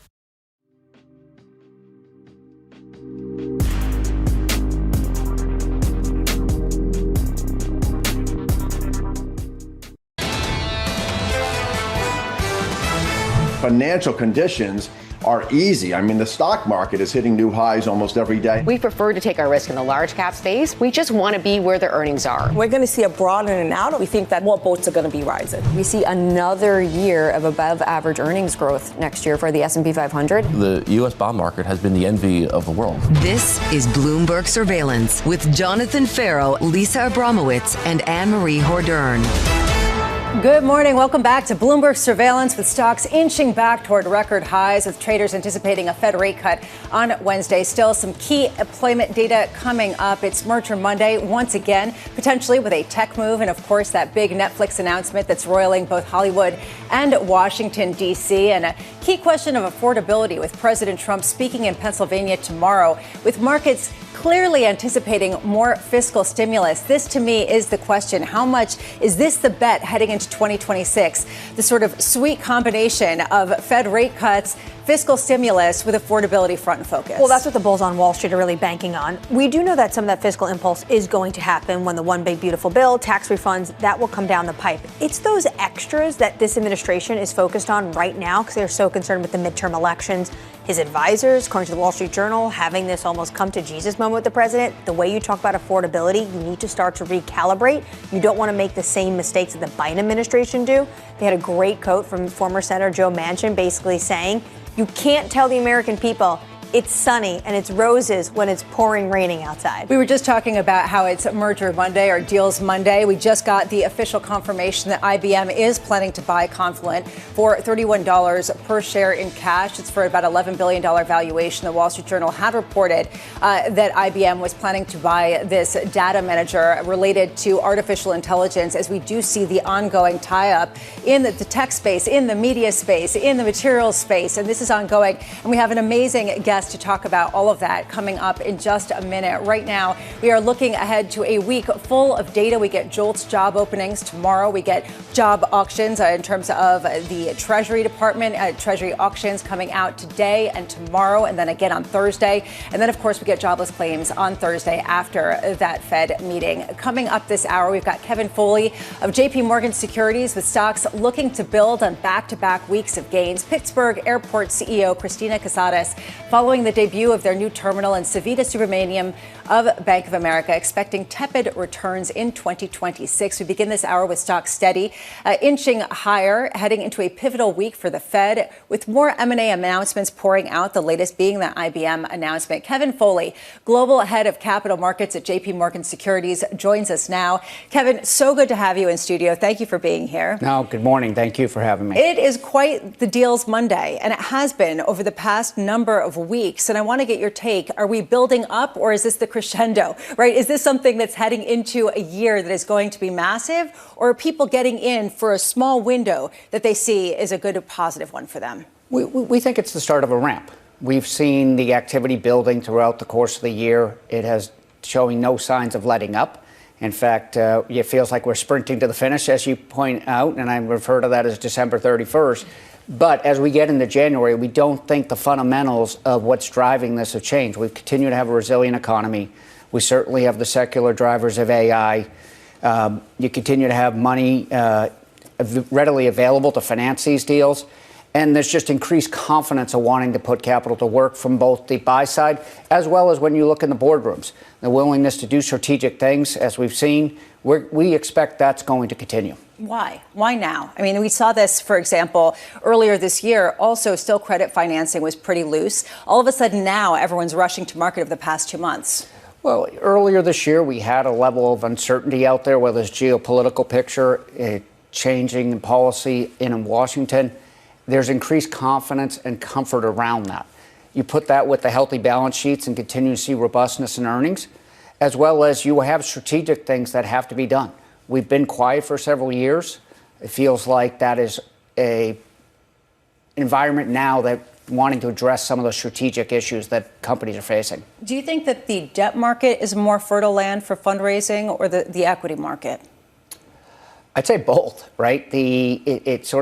Both are very strong. We continue to see the same fundamentals that are driving both the debt and equity markets are what supporting this M&A environment. You continue to have monetary policy that's accommodative. You have fiscal policy that is accommodative. You're looking at several years within the debt markets where we've had heavy refinancing activity. So we've been recycling a lot of capital. And then in the IPO market, we've had a dearth of activity. It has been building, certainly in the back half of this year. We're going to be up 25-30% year over year. We expect that's going to continue into 2026. Do you think there's been a rush because there was an emphasis on this administration when it comes to deregulation? It's certainly been a boost. Would I say it's a rush? But it's been a boost. That is a impetus for sure. You have a pro-business administration out of Washington. And I think that when we came into the year, I remember hearing one CEO said, hey, anything's possible. We're looking at a lot of different things right now. Anything's possible. We've been talking all morning about Netflix and Warner Brothers. The president himself saying it might be a problem. The DOJ, of course, is going to look at it. But do you see the M&A landscape changing next year in terms of which industries and sectors? I think it's going to be pretty broad-based. I mean, certainly with what you have happening in the technology space with the AI, that's going to continue to be a driver. We expect healthcare to be active. But we are seeing that broaden out. When you look at the focus on supply chains and manufacturing, it expect more activity there. And we're even seeing increased activity levels in the consumer space.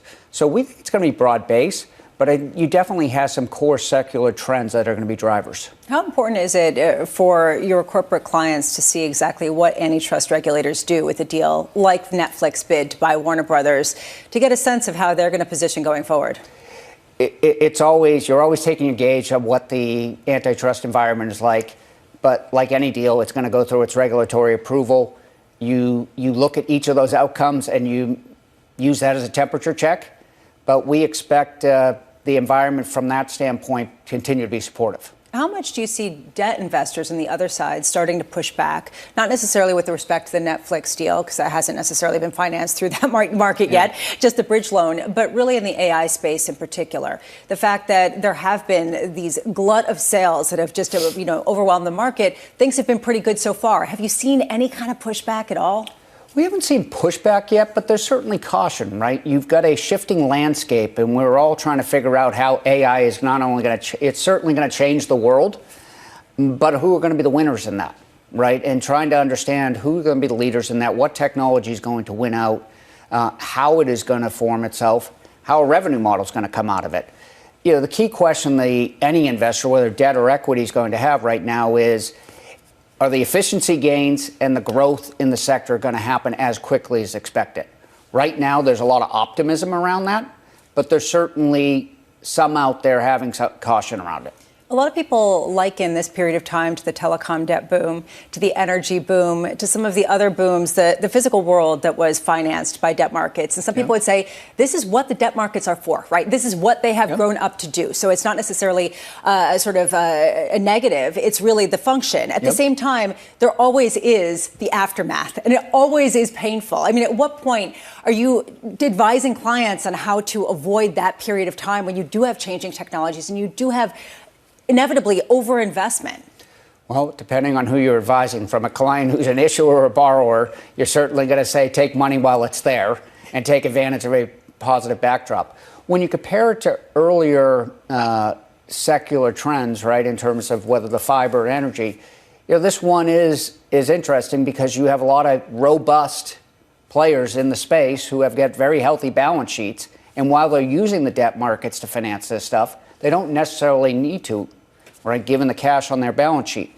So this one's a little different than what we've seen historically, but we think the debt markets are going to continue to be there.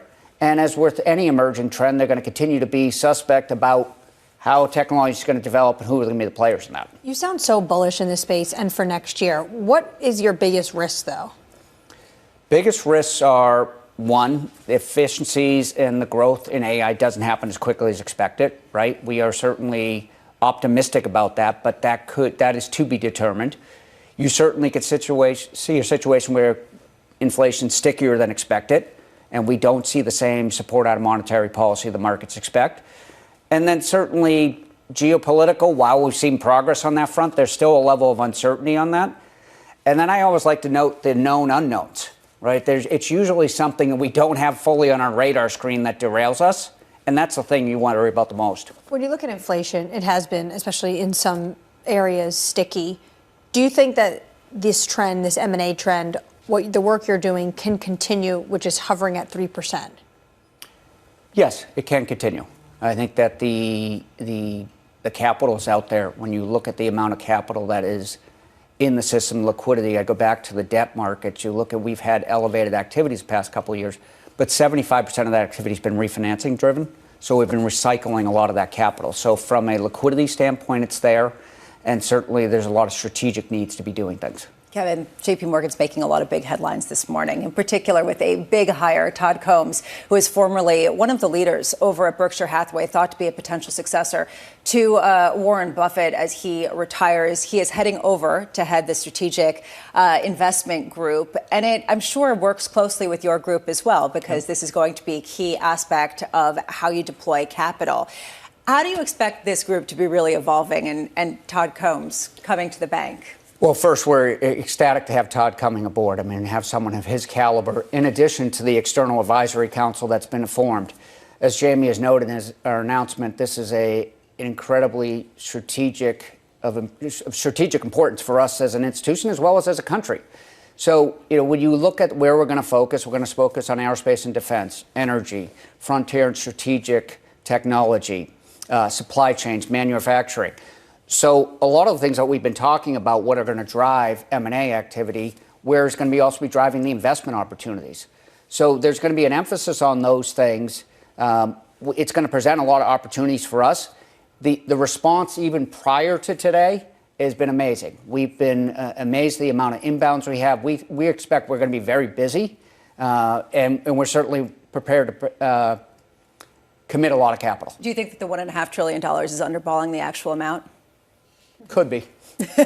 Kevin Foley of JP Morgan Securities, thank you so much for being with us this morning. We really appreciate it. It does seem like a really key moment. And frankly, the M&A pipeline is just off the hook from everyone who we speak to. And we're certainly seeing that into year end. And that 1.5 is 50% increase from what they already said they were expecting to spend. So if it's going to be more than 1.5, but again, it is over 10 years, it's a lot of capital going to these really critical industries, defense, healthcare, AI.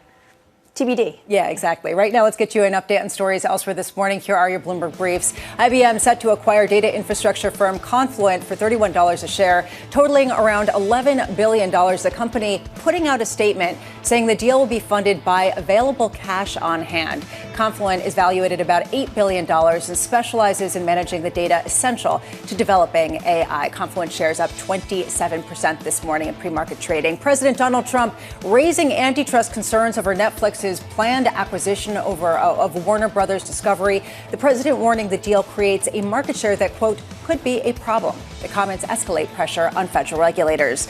And President Trump's top advisors have been tasked to find a way to lower beef prices. This, according to the Wall Street Journal. This is steak and ground beef have hit record highs this year, and the administration tries to bring down the cost of food. That's your Bloomberg brief. Coming up next, the morning calls, plus Pittsburgh Airport CEO Christina Casadas on a new era for air travel. Hopefully it does not include more government shutdowns. That's my editorializing. That's next. This is Bloomberg Surveillance.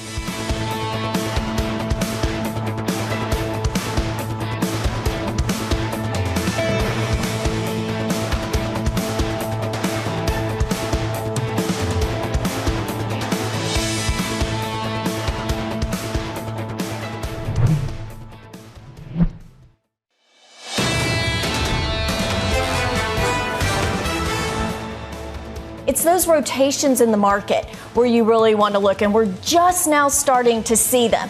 Healthcare has been trending for a little bit, but now you're starting to see it, like you said, in the metals, right? And copper and aluminum and zinc, and you're seeing that globally. You have to start looking at some of these areas where trends are starting to change internally.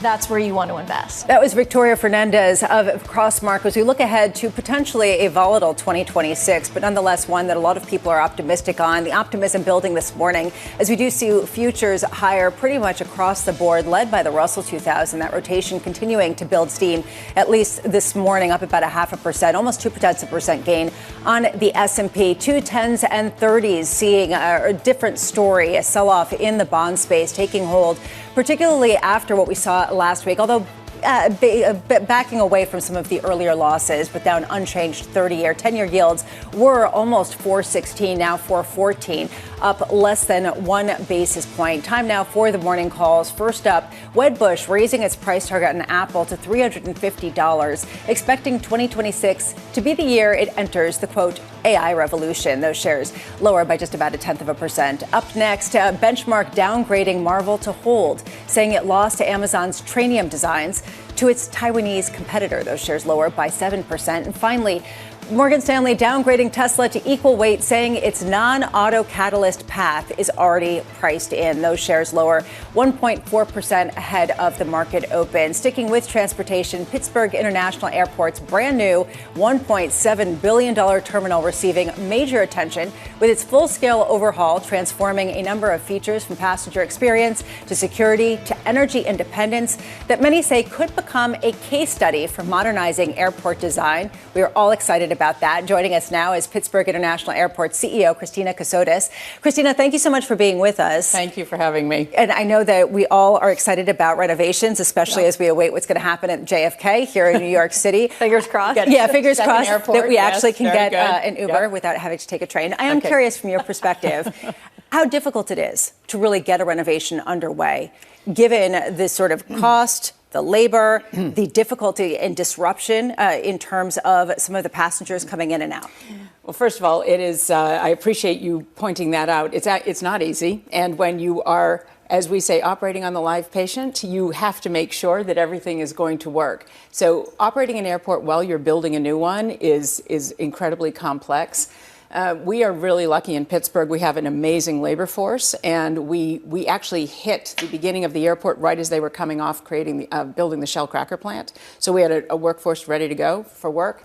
But it's a lot of work. I mean, design, planning, contracting, and the volatility for us, we were doing it right during COVID. So it made it a little trickier to make sure that we were able to get everything we needed when we needed it. Having gone through this, and Lisa's point to JFK, what's the benefits of just rebuilding a brand new structure over retrofitting old terminals? It depends on what you have for space. We sit on 8,800 acres. We had the room to be able to create a new landside terminal while we operated, and we didn't really interfere the existing passenger operation. We were able to take construction vehicles and put them onto actually a taxiway, which we repurposed, so we didn't have any construction vehicles on our roadways. It's a lot of moving parts, and I would say that it's a challenge. If you can start from scratch, it's always easier, always. As a traveler, what has changed about this airport than, say, older airports that were built pre-9/11, some of them pre-smartphone? So much of how we travel has changed. When you walk through this, what will it actually feel like? Like a completely different facility. So we were built as a hub, and there were two separate buildings separated by a half-mile train. That's gone now. So we had two separate security checkpoints. Now we have one, much faster. We had two separate baggage systems and 8 miles of bag belt connecting the two terminals. Customs and Border Protection was in an odd location. It just makes a lot more sense. It looks fantastic. It represents the region in a much more impactful way, as opposed to sort of thinking, oh God, what happened here? When you come to the airport, it feels like, wow, I wonder what else is beyond this. So that's what we were going for, was stable costs for the airlines and building Pittsburgh's airport. This is an important conversation because there are $151 billion, I believe, in capital needs for U.S. airports that are going to be necessary over the next couple of years. And it also comes in a bigger conversation. Everyone who we've had on the show talks about building infrastructure, about investing in physical materials, and the need for people to actually put shovels in the ground. I'm just wondering how difficult you think some of the plans are going to be on this scope and scale, given the limited supplies, given the limited workforce. Maybe Pittsburgh has a good, ready-to-go workforce. A lot of places don't have that. I mean, how long do you think this is going to take, or feasible are some of these plans? I think that first of all, it's critical. We have airports that were built in the 50s and 60s that haven't been renovated since. So, to your point, technology has changed so much, and the way that we even move through facilities requires different wiring. Right. It just requires different space to be able to administer services and for people to move around. So I think it's going to be tough, but I think it's necessary, and we better start, because if we don't, we continue to kick the can down the road. And there's an issue of financing. How much is going to come from local and federal governments, and how much is going to come from private investors that actually want to get a piece of this, and what's going to be feasible given some of the political interference and discussions. I mean, how difficult was that for you to figure out some sort of palatable mix to the public, as well as that just made sense fiscally? Right. So no local taxpayer, no state taxpayer money are in airports. I mean, we are required by the FAA to be financially self-sustaining. So we floated bonds, and really the airlines back those bonds. So the critical stakeholder group here is, do the airlines believe in your plan? Are they willing to support it? And are they willing to guarantee with their revenue that they will fill in for any operating cost deficit? And that's the key. So if you run well, then it should work. That said, I think that there's, in some airports that are huge, the needs are just greater than even the bonding capacity may require, and you may see more private investment. We certainly see that in the New York markets. You also tapped the bipartisan federal infrastructure bill. How much did you have to use from that? Were you able to use?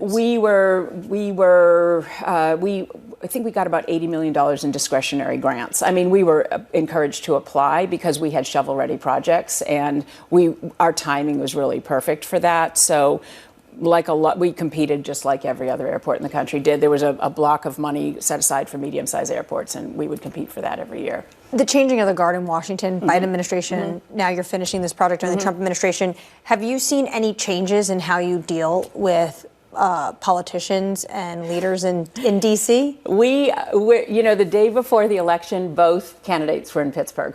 So we are ground zero for bipartisan working together, and we go right down the middle. The president's going to Pennsylvania tomorrow. I'm not surprised. We're a swing state. We're a really important state. We take it really seriously that we are able to make sure we can work in Washington at all times, because we have to. I mean, we have a really diverse population, and we've got to make sure everybody's getting taken care of at all times at both airports. Are you excited about the potential for another government shutdown come January?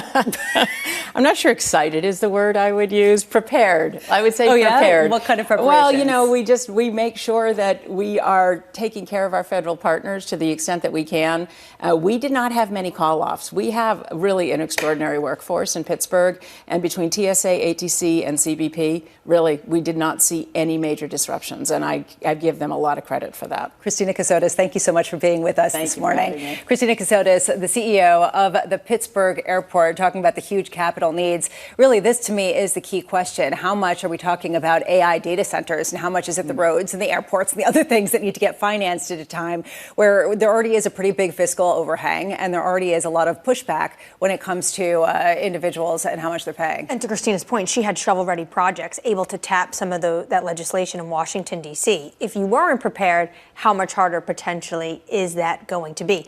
Also, Pittsburgh needs to prepare one huge event next year. It's crazy, I know this, given I'm not a football fan. They have the NFL draft next year. So you have this brand new airport in time for, all the stars to come through. I just want to say that you always say that you don't talk football. And in the past 2 weeks, you've talked more about football than I've ever had on this show. It's Twitter, people say exactly. Then you just sort of pick it up in the ether. And the baseball stadium is pretty awesome, too, in Pittsburgh. Coming up is going to be Savita Subramanian of Bank of America, looking ahead to 2026 with the firm expecting tepid gains in the next year. Plus, Danny Berger with your morning movers. Confluence surging after landing a sale to IBM. Those shares up 29% in pre-market trading after making the announcement official. More broadly, you are seeing gains in futures across the board to start off a new week. This is Bloomberg Surveillance.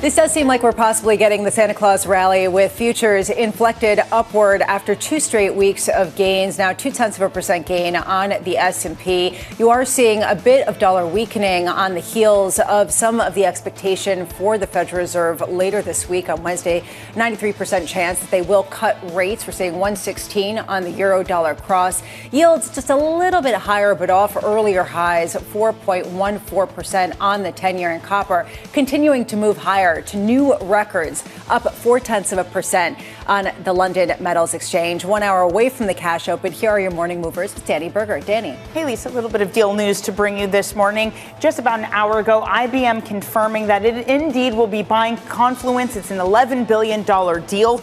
Confluence, they do something called data streaming. It essentially allows AI models to bring in data live rather than clunkier, like shipping it in one-off. So it's the kind of systems that enterprises would need in order to really run AI systems. Confluence up 29%. The share price is going to be $31 that IBM is buying it for. So we're trading just under that premium. Another kind of deal story this morning that Microsoft will be getting, or at least is working with Broadcom to get custom chips. So those shares are up 3%. Microsoft previously was working with Marvell Technologies for custom chips. So that switch means Marvell falling by 6.3%. Staying in tech and AI this morning, CoreWeave, those shares are down 4% this morning in the last hour, reporting that they are putting out $2 billion of a convertible bond note. For one, it's a dilutive event, and for two, it's this concern about the big tech players in AI issuing more debt. So those shares fall in the pre-market, Lisa. Thank you so much, Danny. Pointing to that CoreWeave, this idea of how much will the debt markets be willing to finance not just the big tech players, but also some of the more peripheral and lower rated ones. Turning to the Federal Reserve, the final FOMC meeting of the year kicking off tomorrow. Bloomberg's Michael McKee joins us now with what to expect. Mike, division, sort of the key central word heading into this meeting. Yeah, the Fed's more divided than they have been in years, but of course the issues are tougher than they have been in years, with both sides of their mandate missing. Which way do they go? We're going to be watching that. But before we get there, there are some other data points worth mentioning.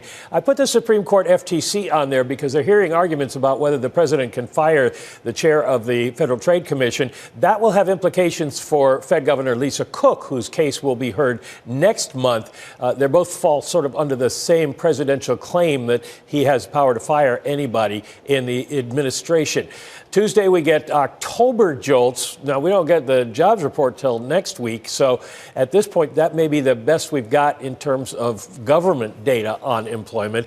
And then Wednesday, the ECI.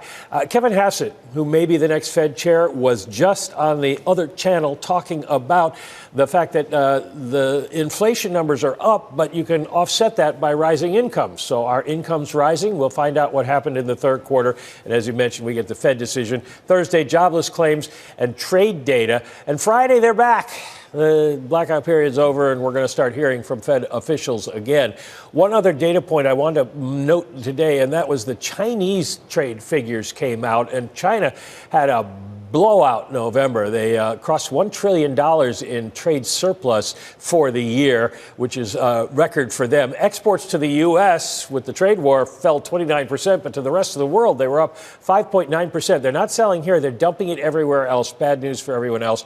And the records show China's bought 2.25 million tons of U.S. soybeans, but in their agreement with the president, they committed to buying 12 million by the end of the year. So they either got a lot of buying to do or they're not going to live up to it. Those are all the things we're watching this week. But of course, as you say, the Fed is the story. Michael McKee, thank you so much for being with us.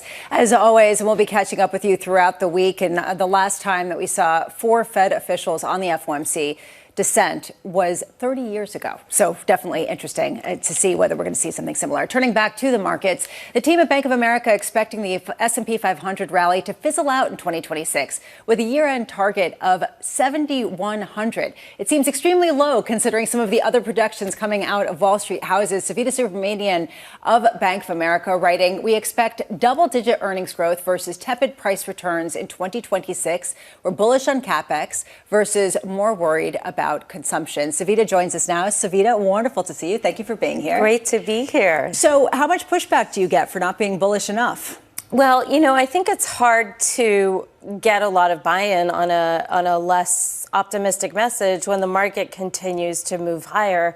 You know, clients that we speak to tell us, you know, the ones that are more bullish than we are, which are most of our clients, tell us that, you know, liquidity is still ample. We've got this Fed cutting interest rates. You know, the consumer's fine. And I guess on all of those factors, right now, everything looks okay. But I think the direction of travel next year is worse rather than better on all of those factors, except for maybe CapEx. I think CapEx could actually pick up demonstrably from here and broaden out beyond just tech. But in other areas, I'm worried about, you know, if AI is so amazing, isn't it going to take a bunch of jobs? And what does that do to that middle income consumer cohort, which has been the engine of growth? So lots of things swirling around. But I think net, I think the direction of travel from here to the end of next year is worse rather than better in terms of liquidity provisions from central banks across the world. I mean, think about it. This year we had over 100 cuts from central banks. Next year we're slated to have something like 80. Still high, but not as good. And when you think about just, tech companies, we're heading into a little bit of an air pocket when you think about actually monetizing AI spend. So I think that this just gets harder to see great gains coming from the S&P. When you look at AI, it almost sounds like doom for you. We're doomed if it's a bubble. We're also doomed if it's so good, because that means there's going to be huge issues for the labor market. Well, yeah, I think something's got to give, right? I mean, you can't have everything. And for the last 5 years, we've had a really strong, surprisingly resilient consumer. And we've had this tech, theme running the market. And today it seems like those two bullish themes are fighting with each other. And I don't know which wins, but I think this year it's going to be hard to see real monetization of AI, tools, because power is the bottleneck, and it's going to take a while for that to come online, right? I mean, this isn't just like turn it on. Yeah, so there's a mismatch. And then in the meantime, companies are sort of stalling in hiring because we're waiting to see how great these tools will be. We have, we're sort of fully staffed. So I think there is a little bit of a period of time where we're just sort of sitting there waiting to see what happens. And in that period, the most insecure consumer cohort is that younger professional white-collar services employee that has been the driver of consumption growth for the last 30 years or so. But the consumer has still been resilient. It's been tough, and we even see this administration wanting to pivot to talk a lot about affordability. Yes, starting absolutely. Tomorrow. Yeah, and they're trying to do maybe potentially some policy maneuvers. So this is where it gets interesting. You're right. I think where we could see strength in the consumer is in that lower income cohort, which is really kind of a consensus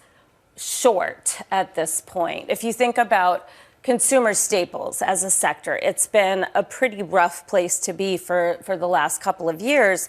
But now we've got this, this administration that's really focused on, the midterm elections are coming up. We've got, a still kind of a not great lower income consumer cohort. So I think that if anything, we see policy that help that spending segment of the market, which is great in terms of numbers, but that segment of the market is a smaller contribution to overall consumption. This is fascinating, and it kind of speaks to what we're seeing right now, which is the Russell 2000 outperforming. I mean, ultimately, how much does this lead to a number of smaller companies, whether it's the Dollar Trees or the Dollar Generals that are doing better than a lot of people had expected? How much do you see that as a durable trend based on the political backdrop for next year, in addition to a shift away from the Magnificent Seven, akin to what Eddie Ardeni was talking about in his latest note? Oh, yeah. I think that small caps could do quite well. I mean, again, you got to be selective because there are a decent chunk of small caps that are just sort of sitting in the Russell 2000 because they couldn't hack it in a 5% interest rate environment.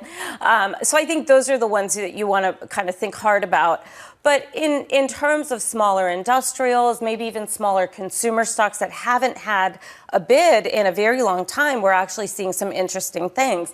We actually made a big sector change that almost everyone disagrees with us on, which is we downgraded consumer discretionary and upgraded consumer staples. And it's kind of along the lines of what's going to happen next for the consumer. Policy is going to be more bullish for that lower income cohort.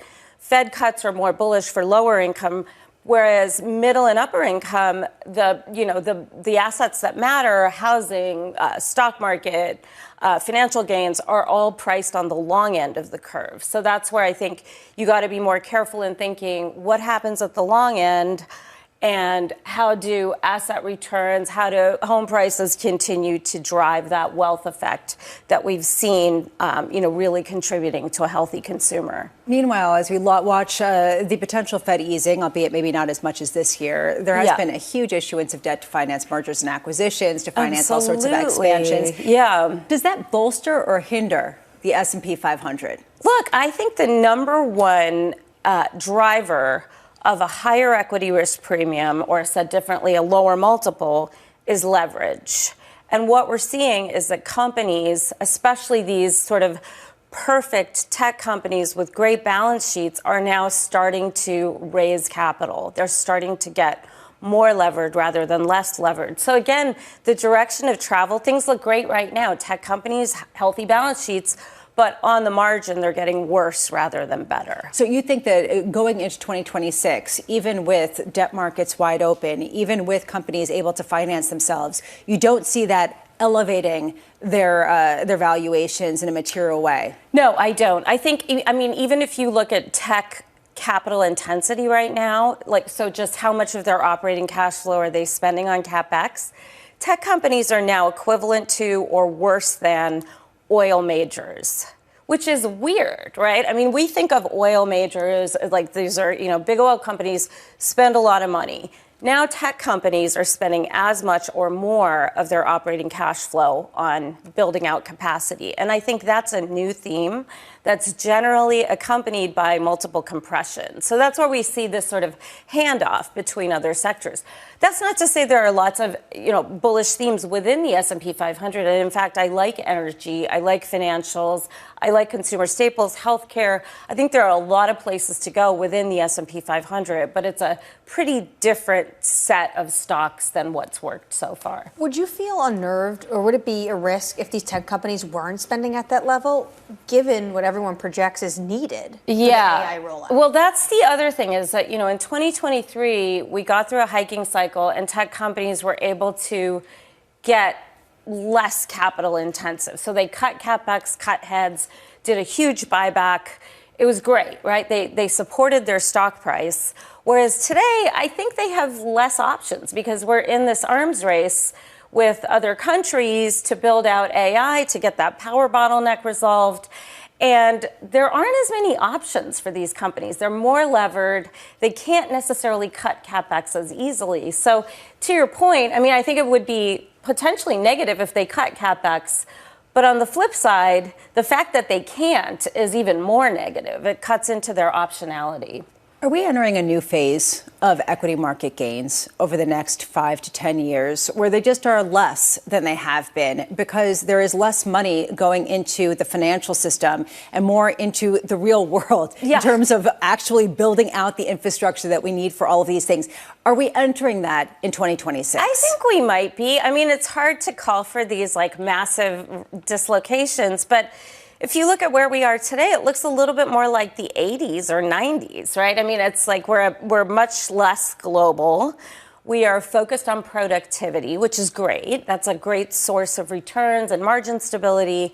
But there aren't as many levers. I suppose if we go back to QE and zero rates, we could see a replay of 2010, but I think that would be negative for the equity risk premium. I think that would introduce a whole lot of uncertainty. So yeah, I do think we're in an environment where the drivers could be shifting from just consumption and services in the U.S. to more making stuff and manufacturing, which is, again, something we haven't necessarily experienced in our investing careers. Savita, wonderful to see you. Thank you so much for being with us this morning. Savita Subramanian of Bank of America here in New York. Right now, let's get you an update on stories elsewhere this morning. Here is your Bloomberg Briefs. President Trump posting on Truth Social that he'll sign an executive order on AI regulation this week. Trump writing, there must be only one rule book if we are going to continue to lead in AI. That won't last long if we are going to have 50 states, many of them bad actors, involved in rules and the approval process. A lot of people trying to figure out the meaning behind it, hoping for more details later this morning. Meanwhile, J.P. Morgan tapping Berkshire Hathaway's Todd Combs to head its strategic investment group. At Berkshire, Combs helped to oversee parts of the company's $283 billion equity portfolio alongside Warren Buffett and Ted Weschler. The move comes after a shakeup at Buffett's firm as the company prepares for his retirement. In sports, the Kansas City Chiefs have lost 4 of 5 games after falling to the Houston Texans. Elsewhere, the Green Bay Packers beat the Chicago Bears to halt their win streak, while the Pittsburgh Steelers upset the Baltimore Ravens 27-22 to reclaim the division lead. And here with us our football expert, Anne-Marie Hordern, who always talks about how little she knows, but yet has been following all of this. Well, I just know because people like Muhammad Al-Arian and my dad, and sorry about the Jets. Okay, thank you. Thank you for that PSA. It was very sweet and noted. Up next, setting you up for the day ahead, plus Bloomberg's Ed Ludlow as IBM is set to acquire data infrastructure firm Confluent. Those shares surging almost 30%, while IBM lower by about 0.8% in pre-market trading. This is Bloomberg Surveillance.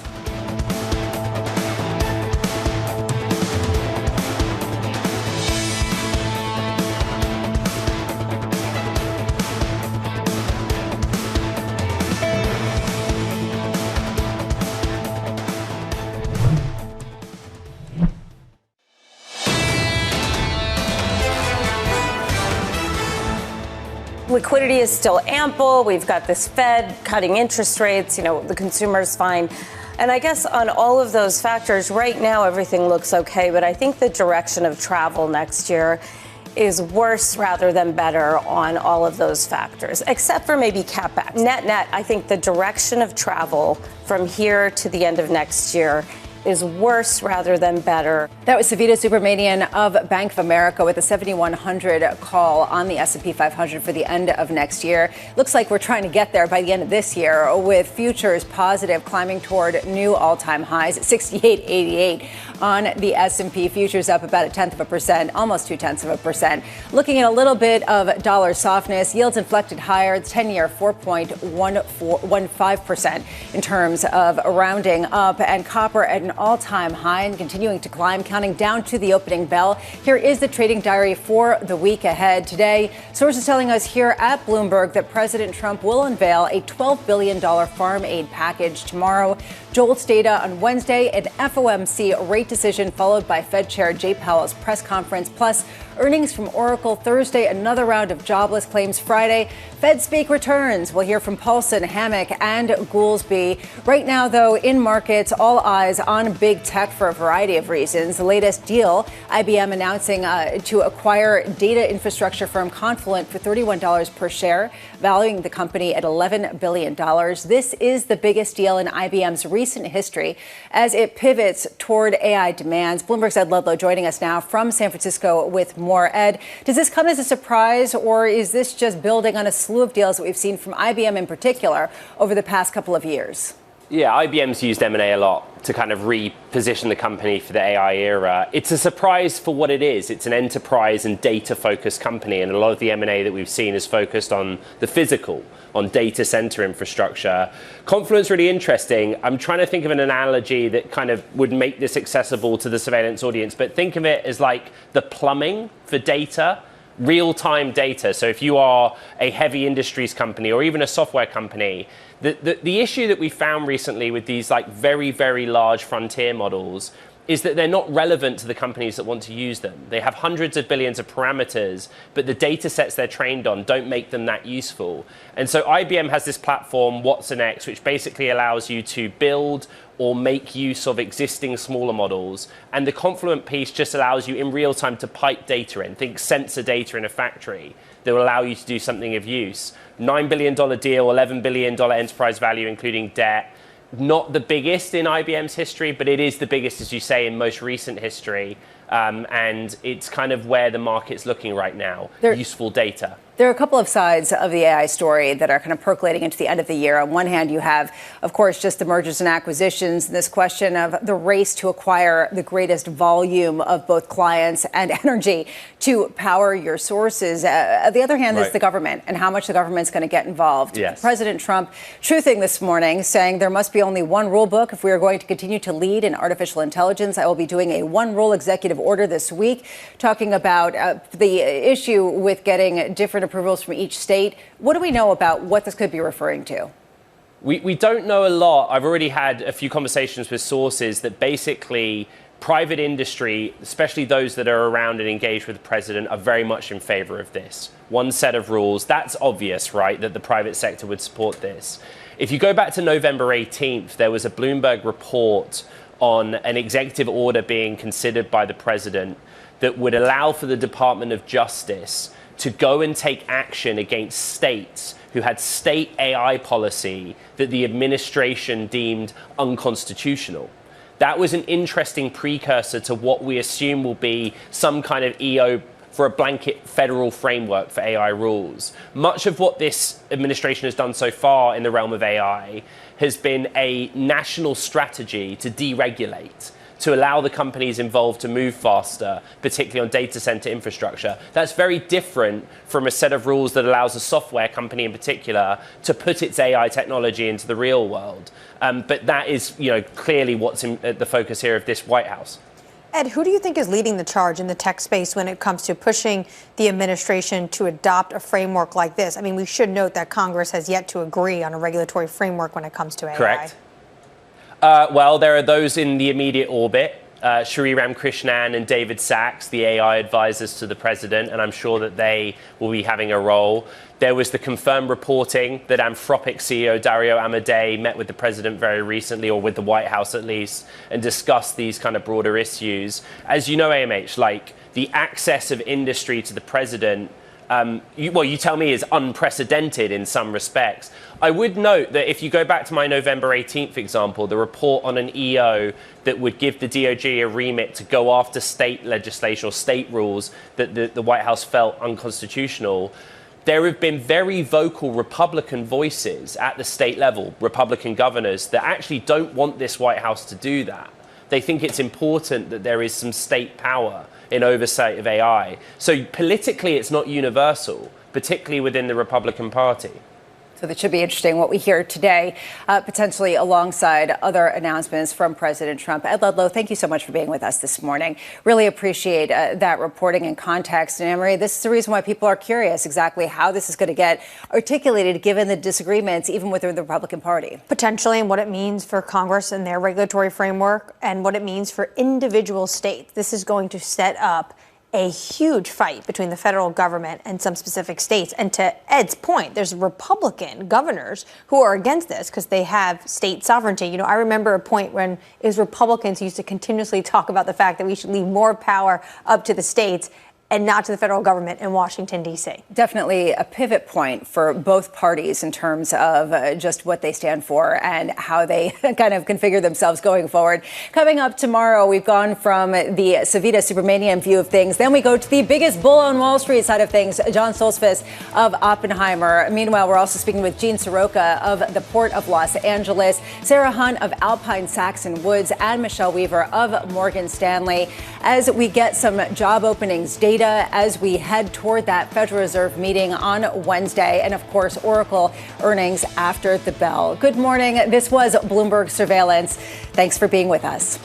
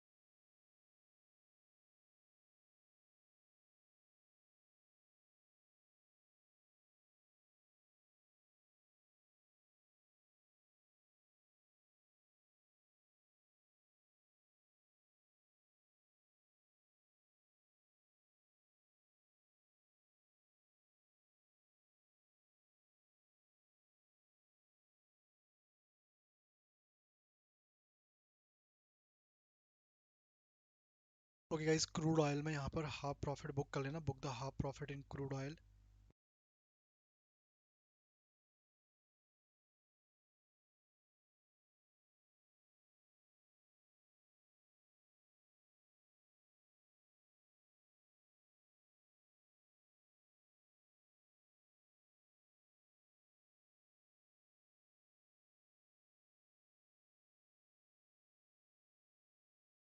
ठीक है, half profit book करके trail करो.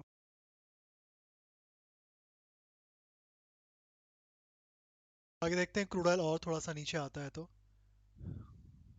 एक second target भी expect करेंगे. बाकी इसमें ऐसा कुछ सपोर्ट तो है नहीं. यहाँ पर नीचे आता है तो फिर this is second target, but book the half profit. अगर ये 130 पॉइंट है तो in the sense of 65 point का फर्स्ट टारगेट होना चाहिए आपका, which is already achieved now.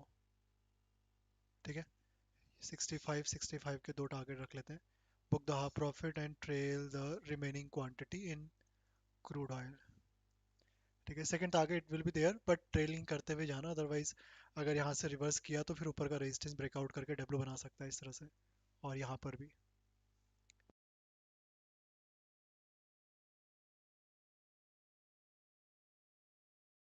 Natural gas भी कल वाली रेंज के अंदर रेजिस्टेंस पे चल रहा है. फॉरेक्स में गया था रेजिस्टेंस पे, क्रूड ऑयल भी फॉरेक्स में और ऊपर गया था न्यूज़ की वजह से, then revert back.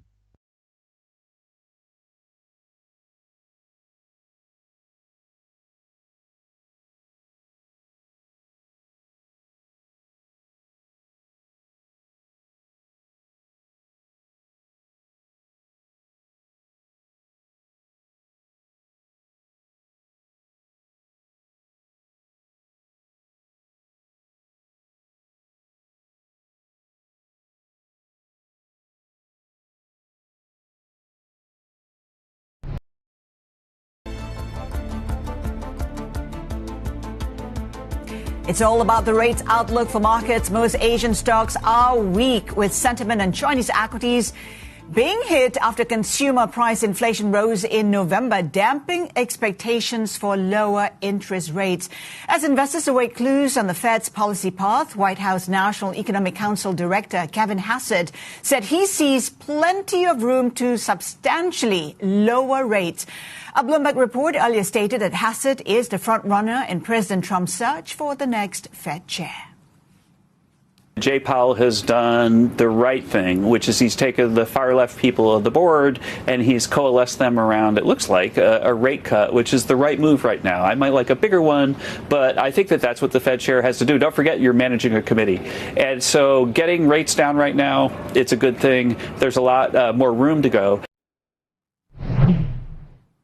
And here's a closer look at China's latest inflation report. Consumer price growth accelerated to the fastest in over a year in November, even as deflationary pressures remained widespread. For more insights, let's bring in Bloomberg economist David Chu. And David, when you take a look at PPI, falling for the 38th straight month, I mean, you got to be worried about this economy.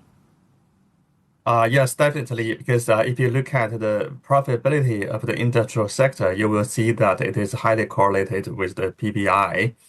Well, when the government helped the CPI side using the anti-involution approaches, the divergence between the CPI and the PPI actually is more concerning for me, because it means that the producers, they cannot, make more profit because of the limit of output.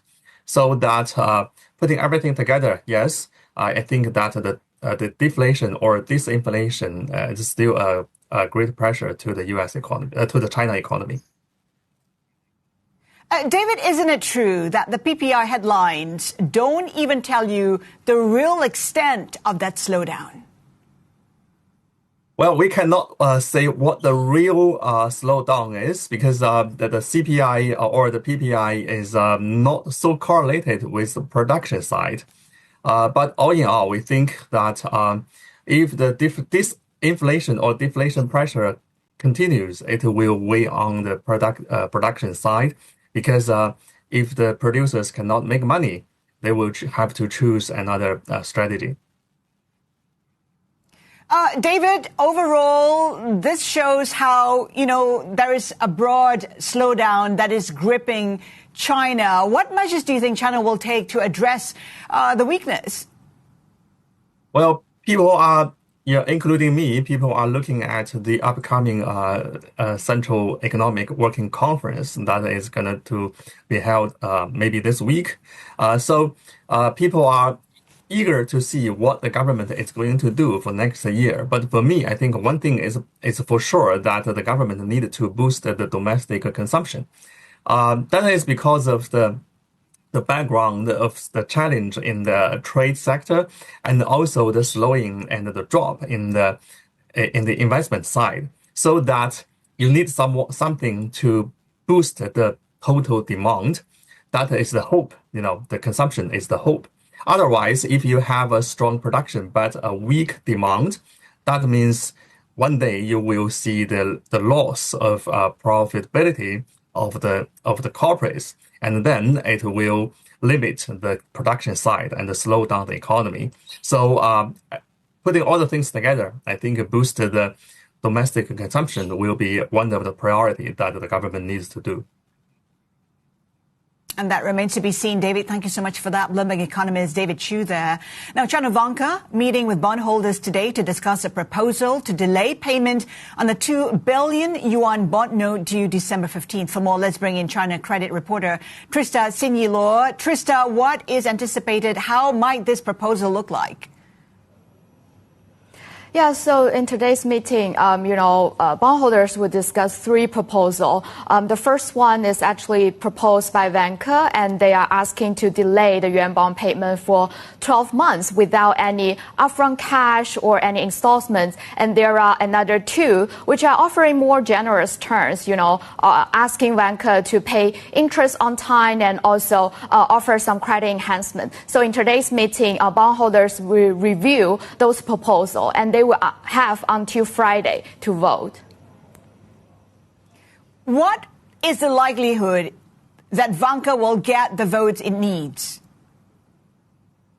Yeah, so, any proposed change will need over 90% support from the creditors. So Vanke right now is, asking for one more push to win more support from creditors. There have been a lot of ongoing discussion even before today's meeting. During the weekend, there was a meeting held in Beijing. And then yesterday, Vanke's representative actually reached out to some creditors saying we can pay some interest, but they didn't specify how much. So there's still a question mark there. And we really need to wait and see the final result coming from this, today's meeting and also the voting. So I think overall, any discussion ongoing right now is still just buying time for Vanke. And moving forward, I think investors are largely expected that there will be a restructuring coming ahead. Well, Vanke has been given a lifeline before. What are the chances we could see that again?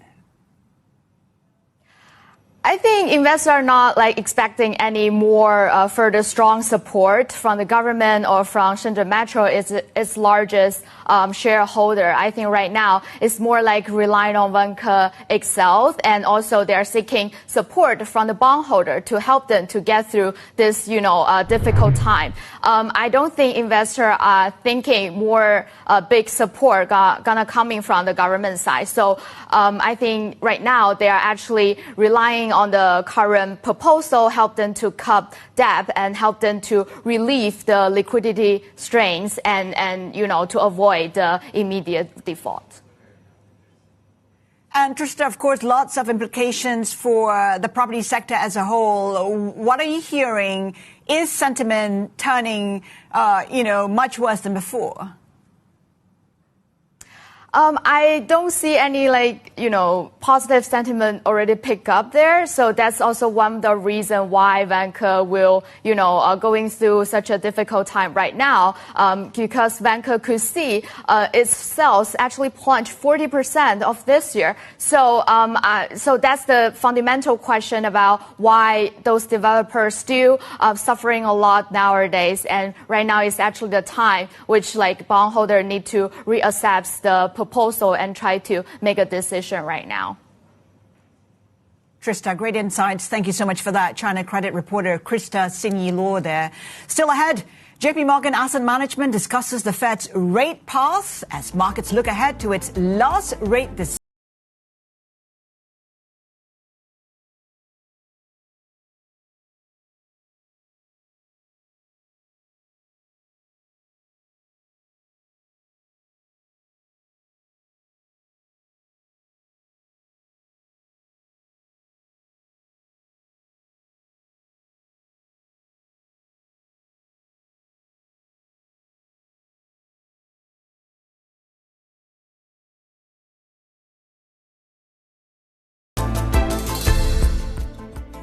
The good news is that the Fed is cutting from a place of strength.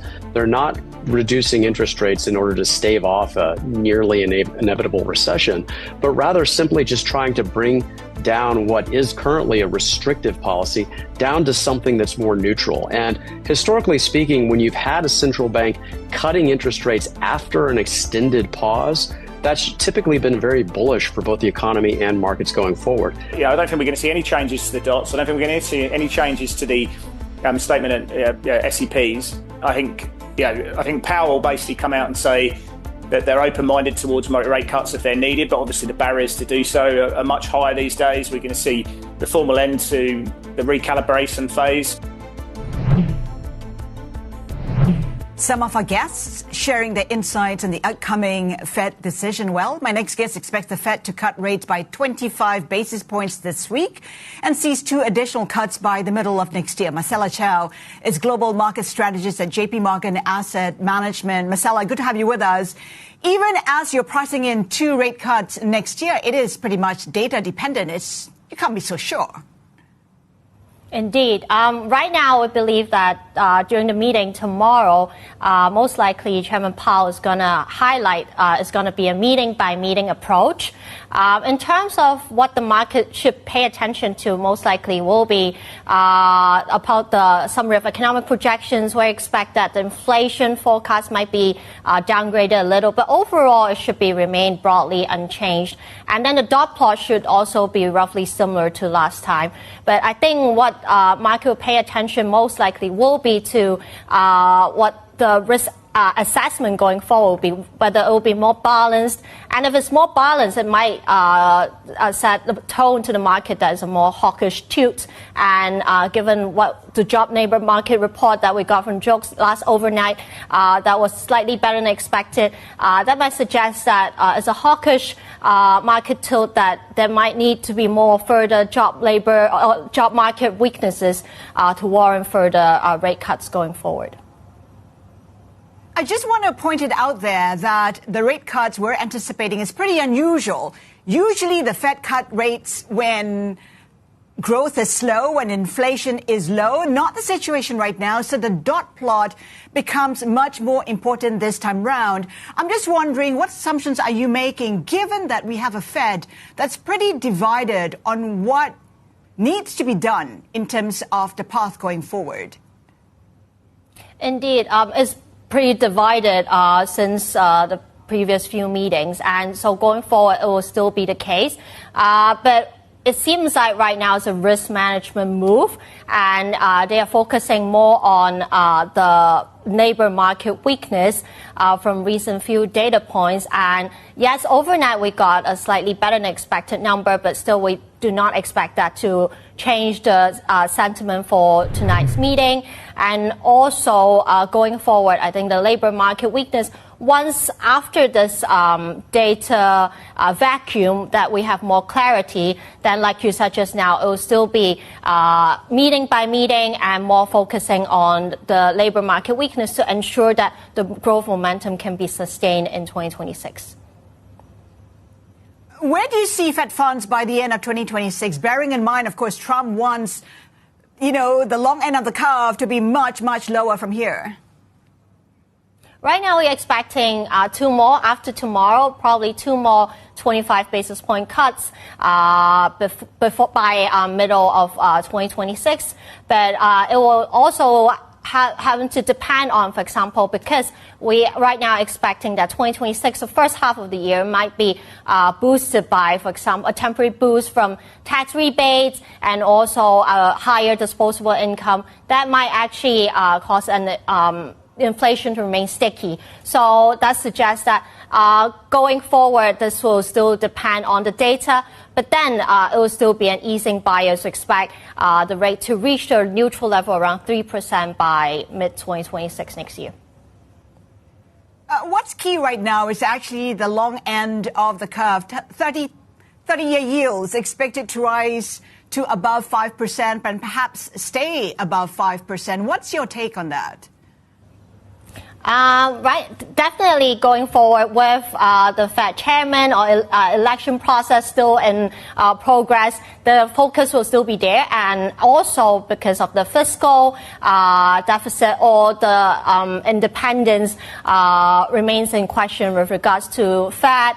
But then actually recently we see that this was mostly happening in the first or in the second or third quarter. Since we arrived to the fourth quarter, market focus was also remaining on more the dual mandate of inflation actually seems to be weaker than expected, but the labor market remains weaker than market expectation. That's why the Fed is focusing more on maintaining this dual mandate and ensuring the growth momentum to sustain, and that they're doing the cut. And going forward, we still expect that the first half of this year, they will still try to maintain this easing bias, but then the pace and the magnitude will very much depend on if we expect that the market data coming in is actually stronger than expected, they may actually do less or slower. But then if it's actually weaker than expected, they may do more, but then it's still prone to an easing tilt or easing bias. Marcella, as we look at 2026, some say perhaps we might just see a tale of two halves, a stronger first half and a weaker second.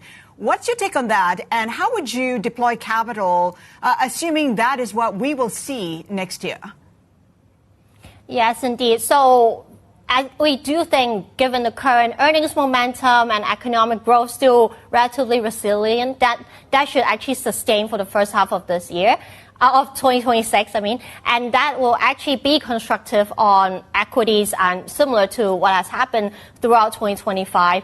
But then as the fiscal support wanes and also probably with inflation numbers remaining quite sticky and persist, the second half of this year, we actually advise investors in 2026 to move to or shift to a more balanced stock bond portfolio, and also maybe reach out and look out for alternative income generating assets. But then in terms of the global market momentum, we see that it's going to still be constructive for risk assets general, as we are still in a rate cutting cycle, and also most probably will still be led by AI, and also in US and also broadening out to Asia Pacific.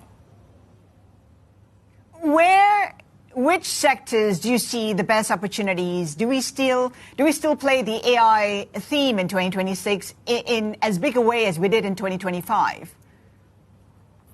Yes, for AI, we remain quite constructive on, for example, AI data center and also computing power. But yes, like you said, in difference to 2025, I think there will be more divergence going forward. So identifying or being active in company selection remains key. And also, there will be more questions about or debates about AI overinvestment. And also going forward, the key will be the ones that can actually overcome all the supply constraints or supply bottlenecks. For example, electricity supply for the ongoing explosive demand for data center.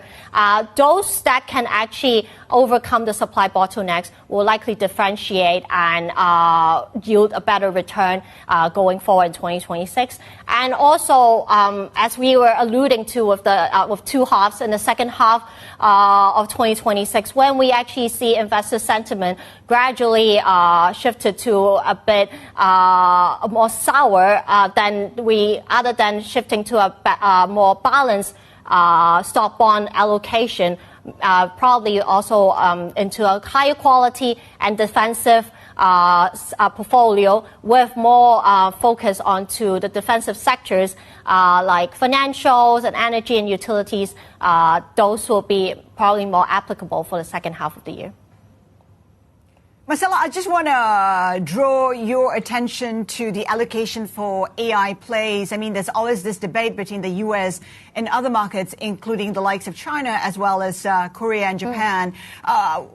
What distinction are you making and what kind of allocation are you considering? Indeed. I think U.S. The U.S. AI will continue to focus on the U.S. innovation, but we see that China has actually been developing its own self-sustaining ecosystem, given its policy support and strong supply chain and also research. And so this one will, going forward in 2026, AI will probably be one of the key growth drivers within Asia, bringing in probably even more better return for hardware like Korea and in Taiwan. But then I think going forward in 2026, what investors need to identify is not just looking for the innovators, but also focusing on the enablers in, for example, in industrials and utility sectors, and also the adopters, in financials or healthcare, suggesting that is a broadening out for AI industry development, even across the sectors. And in recent earnings call in China, we've seen that they've highlighted how it's not just benefiting technology companies, but it's actually a key core part of all the business strategies and operations across various sectors. So this will be key for 2026. And as broadening out that we've also called for action in 2025, remain in 2026, but broadening out within AI will be what the key focus will be for 2026. So it might not be what we're expecting broadening out across all sectors, but a narrow broadening out within AI developers and also finding hardware, hyperscalers, and also AI developers and also the emerging application providers with a focus of also the end demand and also the monetization. We're getting a clearer picture of China's economic situation. Today, we see deflationary pressures continuing for 38 months. We have Vanka, raising concerns about the property sector. Are you assessing these risks when you talk about, investing in a market like China for 2026? Indeed. We see that the trend earnings per share growth has been trending down because of, like you said, the deteriorating GDP and also the ongoing deflationary pressures. But yes, property sector is one of the key pain points, but and one of the disappointing side where we did not actually see a lot of announcements or support related to that in the Politburo meeting. So the focus will be next on the Central Economic Work Conference, where the numeric targets will be discussed and probably be announced in next March 2026. But other than that, given how the property market recovery was more muted than expected, we actually have been searching for other growth drivers. For example, the ongoing anti-inflation campaign would actually be helping to lift profit margins and also restore the pricing power for those overcompeted sectors. And secondly, we have actually seen a lot of household allocation into both onshore and offshore equities. So going forward, those will also be quite encouraging profit drivers for China markets. Right. Marcella, thank you so much for that. Marcella Chow, Global Market Strategist at JP Morgan Asset Management. Still to come, Australia's social media ban for youth comes into effect today, a landmark move that's drawn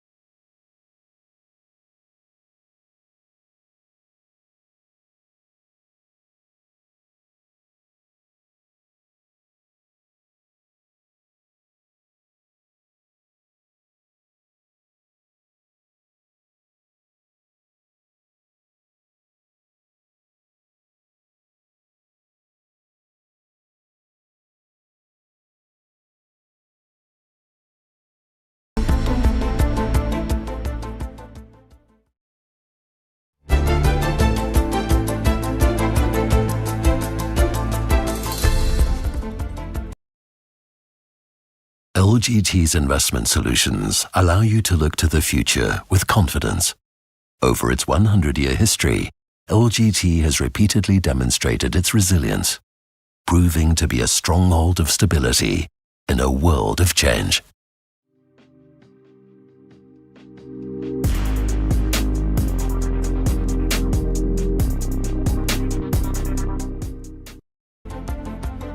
Welcome back. You're watching Inside. We have headlines on the back of the tensions between Cambodia and Thailand. We have Cambodia now saying that Thailand dropped 2 bombs via the F-16s on Wednesday. We heard earlier, of course, from the Thai Ministry of Defense spokesperson Surasan Kongssiri briefing reporters saying that Thai military operations are still ongoing there. Over 400,000 Thais have fled that border conflict areas, according to the spokesman, and that Thai military operations are still ongoing at this point in time. As you know, clashes have raged for a third day along the roughly 800-kilometer border, with the Cambodian Defense Ministry claiming that Thai shells killed 2 civilians overnight, raising the death toll to 6. And we see that tension ongoing as we speak right now. And we're also hearing from President Trump, who claimed victory when it came to that peace deal that he struck between the two sides. He's now saying that he'll call on Thailand as well as Cambodia over the renewed conflict. President Trump, of course, took credit for the peace deal, which was struck just several weeks ago when he was on his Asia tour. Again, we're seeing a resurgence of tensions between Thailand and Cambodia. Now, back to the markets. We're looking at Indian markets just ahead of the open. This is how it's looking as we count down to the Fed decision, which is impacting markets pretty much across Asia. We're seeing the Nifty futures currently flat, 25,916. The Sensex under pressure, down about 0.1%. The rupee, though, remains front and center, whether or not we're going to see further intervention and support from the RBI. Now, Bloomberg Economics says India's economy is set to lose momentum through early 2026 as delays on a U.S. trade deal choke exports, pressure the rupee, and spur capital outflows. Let's bring in Bloomberg senior India economist Abhishek Gupta. Abhishek, how are Trump tariffs affecting the Indian economy, and how's that shaping your views on the economy? Thanks. So what's really happening this time around is slightly different when we've seen pressure on the rupee historically. Currently, you are in a situation where high growth is also contributing to higher imports, be it gold imports, some of which is also due to speculative investment, but also non-oil and non-gold imports are rising steadily. Part of it is also due to India's tax cuts, which is boosting consumption. Typically, whenever this happens, you have inflows on the capital account to balance the current account trade deficit. But this time around, because of Trump tariffs, you are seeing a situation where you are also seeing outflows on the capital account. So I think the situation should be manageable for another few months in the short term if an India-US trade deal comes through maybe by the end of this year or by early next year, even in 1Q 2026. But if things get delayed further, I think this external headwind situation could soon turn into a crisis situation, and that could really slow down growth further going forward.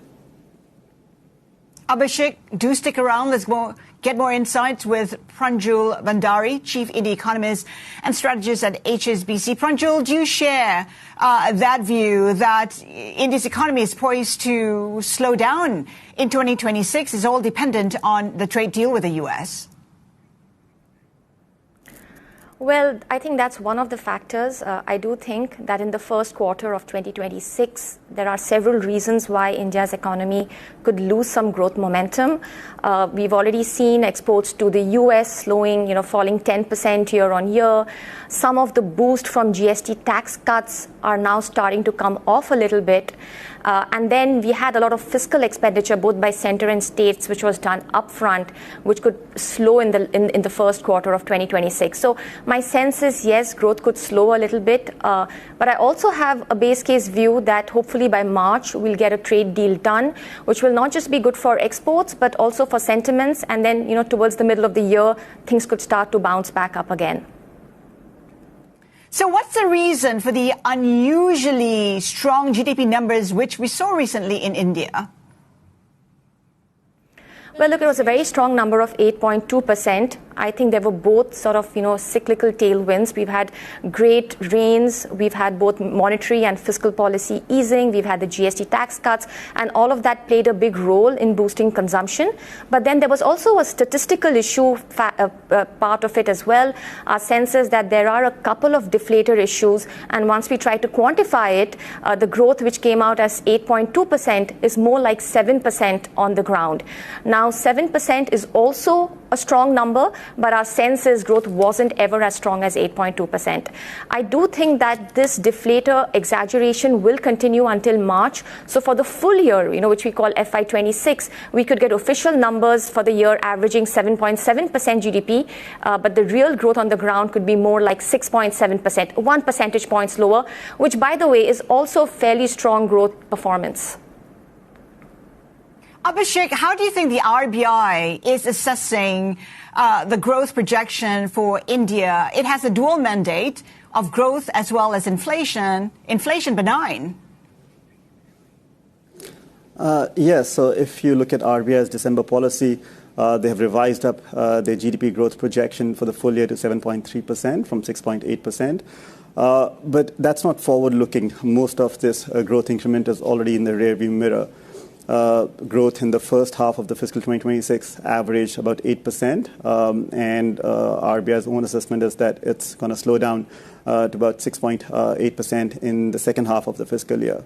We think it could we're slightly more optimistic than the RBI in terms of the growth numbers for the second half, but still we also see a sharp slowdown to 7.2% over October to March from the first half in fiscal 2026. In terms of inflation, RBI has been revising downwards its inflation projections ever since February last year. It's made 5 downward revisions on the trot, and now it's forecasting 2% inflation for full fiscal 2026.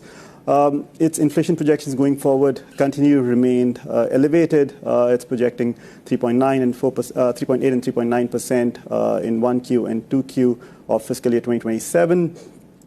We sense that inflation will continue to undershoot RBI's forecast, largely because food prices would continue to remain contained.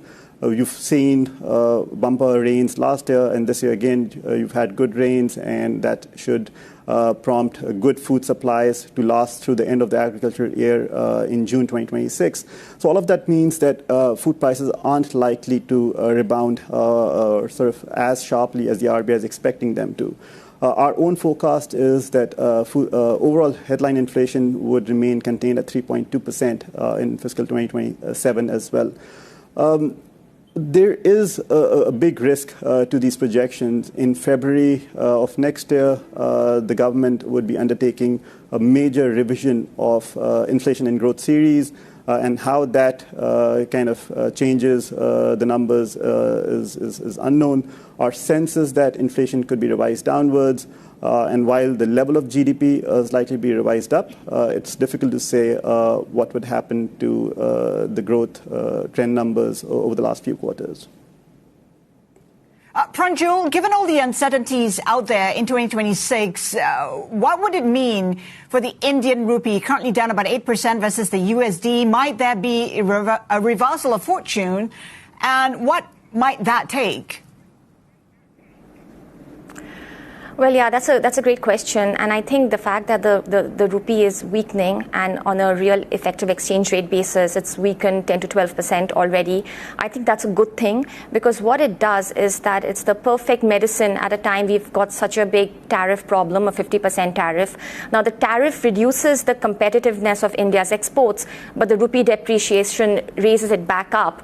And in fact, it's very, very positive for services sector and services exports, a lot more than it's for goods goods. So my sense is the fact that we're allowing the currency to depreciate could over time actually increase the competitiveness of India's exports, and the exports could rise back up, the current account deficit could stabilize hopefully over time, inflows could come back if exports are good, growth is good, and my sense is that there could be some auto correction. In fact, if you actually just plot the rupee in a real effective exchange rate basis over 10 years, you'll find that it always mean reverts. Once it's weakened a lot, then there is an automatic stabilization, your exports become competitive again, and your external balances improve, and your rupee bounces back. So the fact that we are allowing the currency to depreciate at this point of time, I think is the right strategy.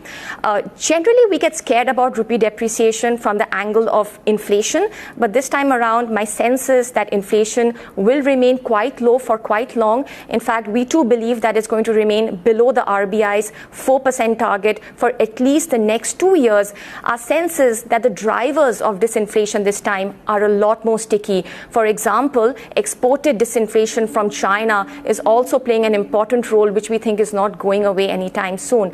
So on the back of that, allowing the currency to depreciate will not really add to too much headline inflation at this point of time. And from that perspective too, we can allow the currency to really correct, so to act as an automatic stabilizer and a shock absorber at a time we've been slapped with such a high tariff from the US.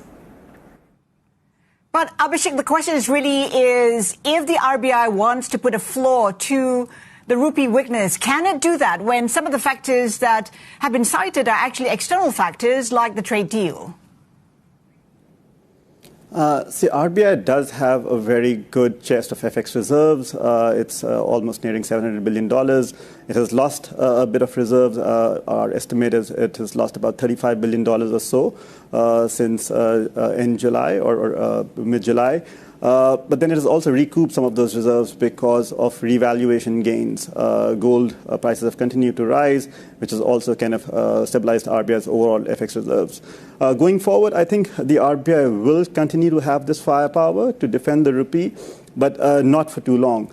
So just like Pranjul, we also expect a U.S. trade deal to sort of culminate by the end of March 2026. But if there are delays beyond that, and that could be a big risk, because then this external headwind situation could soon turn into a crisis situation, because if India's growth continues to be steady and imports continue to remain high, the high trade deficit could continue to pressure down the rupee, in which case RBI can't just continue to sell FX reserves. At that point in time, speculation could also kind of build against the rupee, and RBI would find it difficult to maintain an orderly sort of weakness in the rupee. Right. And Pranjul, it's all relative, isn't it? When you talk about rupee weakness, it's not as weak as other currencies like the yen and the yuan. I'm just wondering how competitive Indian exports can be when compared to Chinese exports, given where its own currency is right now. Well, I think, when we compare India's exports to other economies, I think we need to understand that India is a little different in the sense that about 50% of its exports are actually services and not goods. And what impacts services can be very different from what impacts goods. And at this point, my sense is that the fact that it is sort of creating a name in this whole outsourcing of professional services exports and all of that is basically allowing exports to remain strong despite all of the bad news on the tariff front, and the fact that we are allowing the currency to depreciate. The real has depreciated by 10% this year. That also is very positive for services exports going forward. So I think all of this is something that is sort of unique to India. A final point I wanted to say that a lot of exports is changing in nature now. We should think about goods exports and services exports, but now we have a lot more hybrid goods where India is a leader. So I think India does have its space to grow despite all of the tariff uncertainty around us. Pranjul, great stuff. Pranjul Bandari of HSBC and Bloomberg senior India economist. Abhishek Gupta, very quickly, let's do a check on Indian Indigo stock. India's asked Indigo to cut 10% of its flight routes to help stabilize the airline's operations and reduce cancellations. It is extending its flight to about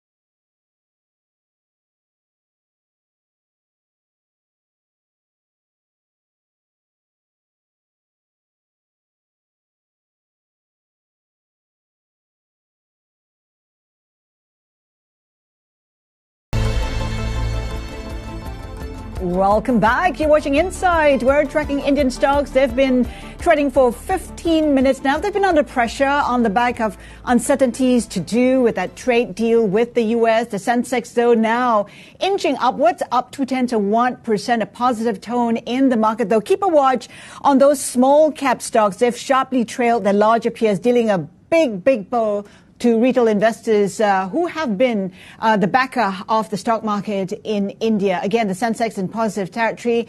It is a positive sentiment pretty much across the board in India. The Indian rupee in focus currently, it is down 0.1%, continuing to slide versus the USD close to record lows. 89.97 is that level we are looking at right now. Now, the latest IPO in India begins trading at 1:30. SoftBank-backed online marketplace Meesho raised about $603 million in a public offering that was more than 79 times subscribed. It is the latest in a flurry of Indian companies rushing to capture booming investor demand for new shares. Meesho plans to deploy listing proceeds to penetrate smaller towns in India. And staying in India's consumer space, food delivery firm Swiggy has launched a new share offering for institutional investors just a year after its market debut. It's aiming to raise $1.1 billion as India's rapid commerce market expands and competition ramps up. Like Meesho, Swiggy is competing against Amazon and Walmart to build dense networks of warehouses and delivery fleets capable of fulfilling orders within minutes. Now, the move comes as the stock price has reverted to near its IPO price. And we're also keeping an eye on Lenskart, which recently went public. The company's shares are up slightly since debuting last November. Lenskart is an Indian multinational eyewear company with over 2,500 global stores. It holds a majority stake in Japan's Owndays and Spain's Mela, and recently partnered with Pop Mart to launch a Labubu-themed eyewear collection. Joining us exclusively, Paige Bansal, co-CEO, or rather founder of Lenskart. Good to have you with us to talk about the outlook for the company. First off, that tie-up with Labubu, Pop Mart, I mean, what is the strategic thinking when it comes to that partnership? Firstly, thank you for inviting me to Bloomberg TV.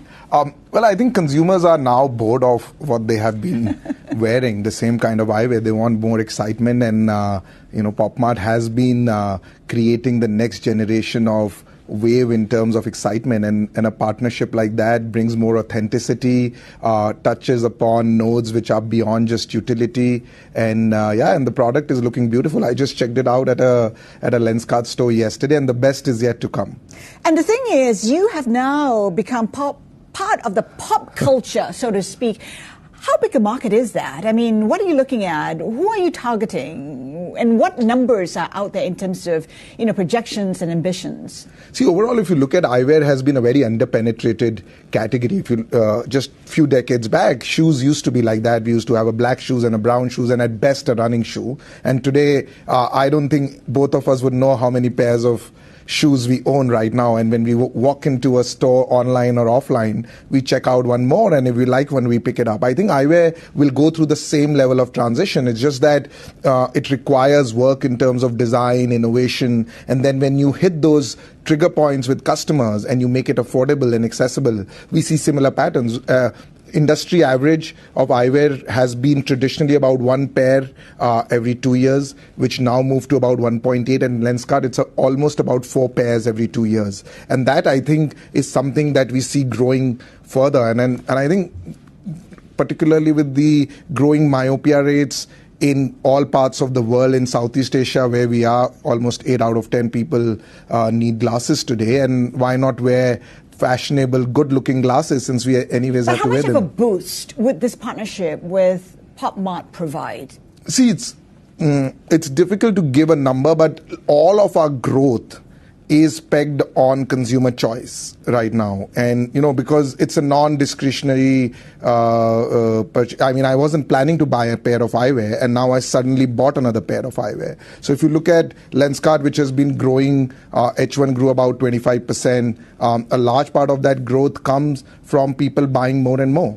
So this could just be the start of further collaborations if you're talking about, setting fashion trends and so on and so forth. Oh, absolutely. What are you looking at? 12, 24 months? Are we looking at more collaborations? Many more. What would make sense? So we are partners with Disney, Marvel. We have done collections from Dragon Ball to Harry Potter, third year in a row, the Batman collection, which is really popular here, Superman.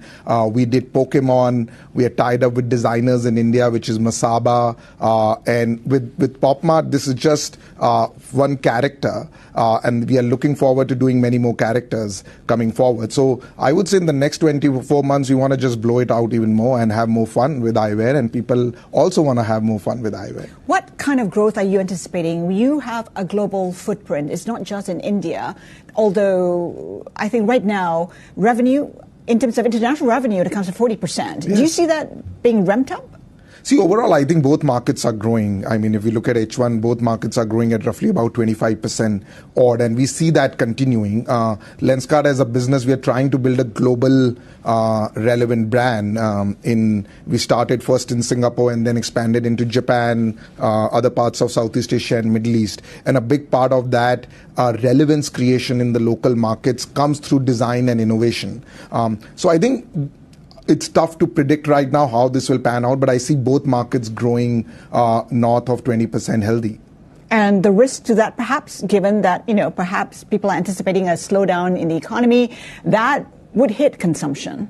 See, eyewear is very underpenetrated. I mean, if you look at the number of eye tests, we did just in the first half, we did about 10.7 million eye tests. We did 9 million eye tests approximately in whole of FY24. So this has been compounding at more than 50%. And most importantly, the number that matters is almost half of these eye tests are people who never got their eye tested before. I mean, Singapore, you're very well aware, every child here gets myopic, almost large part. I mean, I was reading some stats, 83% people get myopic in Singapore by the age of 18. And, at Lenskart, we are creating the market. We are making eyewear reach people who would never get it before. In Singapore, we sell 2 kids' glasses for as low as $50. And we know eyewear has gone tech. And you've talked about how AI, AR are crucial to your growth projection. Talk to us about how you're incorporating all of that. What can be anticipated? You're wearing a high-tech glasses right now. Yes. So I think, look, it's the next computing platform. The way I see it, there was laptop, and there came the mobile, which was a very good extension. It didn't make laptops go away, but it did make a lot of things move to the laptop, like browsing and consumption. And now with this, eyewear becoming a computing platform, which I'm very positive about, a lot of stuff that we do on the mobile will move here. One of them is being payments. So one of the things we have integrated in our new eyewear, which is coming, is that you'll be able to scan QR codes, no need to pick up the phone, enter a PIN, scan, and do all of that. Photos, which is now heavily used on mobile, I think will move here today. I was just at Gardens by the Bay on Sunday with my son, and I could just look up in the sky and record the whole beautiful scene. So I think a lot of that would move. I think a lot of logging food, getting information of the context. So it is going to be a big computing platform. The other area where I think tech would be heavily involved in style, as we just spoke about. I mean, we just launched an AI platform on our app where you could just sit in front of the mobile phone and it knows your face shape, it knows the clothes you're wearing, and it could recommend this is what you should be wearing for your interview today. Right. And that I see a lot of power. And then, of course, accessibility, like we have seen in e-commerce, it has been missing in eyewear. But at Lenskart, we have been building a fully vertically integrated stack all the way from manufacturing to retail, which we have not seen in custom manufacturing categories. So what kind of investments are you putting into AI, AR, R&D within the company? And, what kind of returns are you anticipating on the back of that? See, at Lenskart, if you look at the overall thesis that the company has is investment into talent and technology. And eyewear has been deprived of that. It's difficult to say where are we putting, because everything is becoming AI today, all the way from our supply chain integration. So let me give you an example. Today we do eye tests in Mumbai, but the optometrist is not sitting in Mumbai. They are sitting in Kolkata, and they're doing an an eye test in Mumbai where optometrists are difficult to find. One of the biggest problems that Asia is facing is where we have about 35, 40 opticians/optometrists for 1 million people. That's just not going to be enough. And so what we are working towards is, can we bring AI to do self-eye tests, which is already under pilot right now in a lot of locations? Can we move eye testing to mobile phone, which is a pretty powerful camera? So that's one area to bring access into the ecosystem. Second is, can we do this in a centralized way? Because doing it in a locally distributed way is not scalable. It's very, very expensive. So we today in our factory ship glasses in more than 60 cities next day. So, you place an order at 9 p.m. In Singapore, we just launched a 2-hour service for you to get products. So I think there's a lot of tech involved there. And then, in the styling angle, which, one undermines, but I think that is where, we don't buy mobile phone today for talking on the phone. We buy it because the camera keeps getting better and then you need the next version. So I think that element is very, very important. So it does seem like you don't buy eyewear now for seeing things. It's also for taking pictures and so on and so forth. You have become a tech company, essentially. I mean, what is the strategy going forward? I mean, how will the company look like in 5 years, for instance? I mean, I won't say we have become. I believe we started as a tech company. None of us are really from an eyewear background.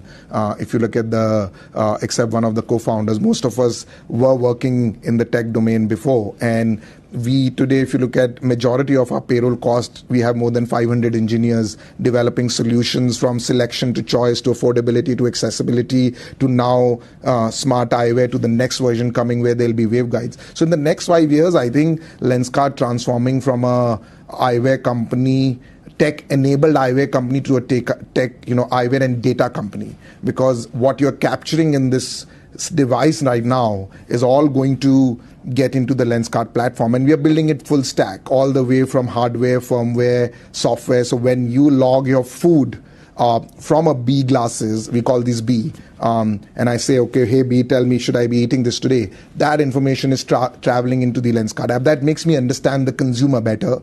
If you're getting bored today, you want to chat, okay, hey B, I'm getting bored, can we chat? Just like a counselor or just like a friend, that information. And that tells us a lot more about consumers, and that builds a subscription ecosystem in the future. So you become a one-stop shop.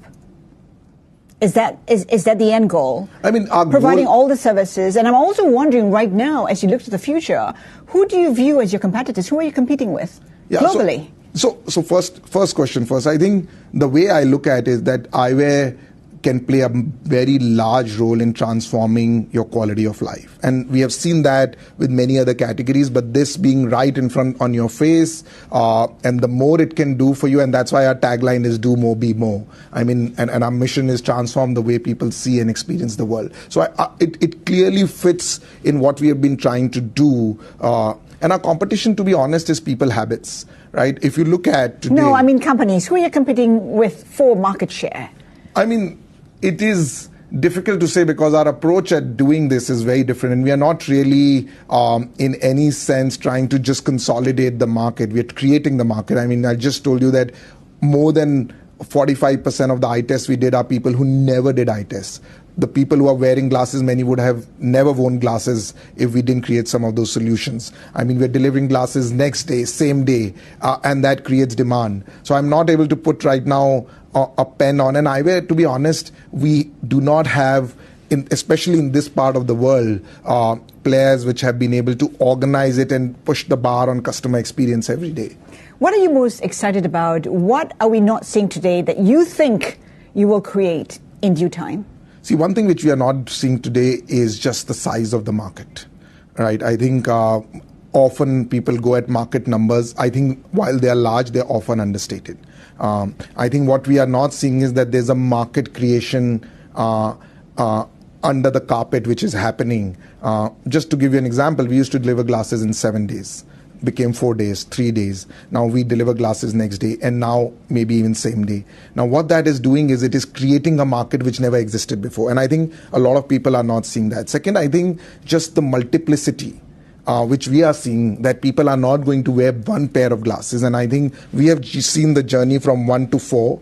every 2 years. I won't be surprised, and I'm quite confident, I would say, on the other hand, of this 4 becoming many folds more in the times to come, which I think it's difficult for us to anticipate, but we could not guess that about shoes at any point in time. And this is even more powerful from where it sits, and in a digital Zoom world where only this part of the face is visible. And third, I would say, is just the computing angle. I think this is the next computing platform.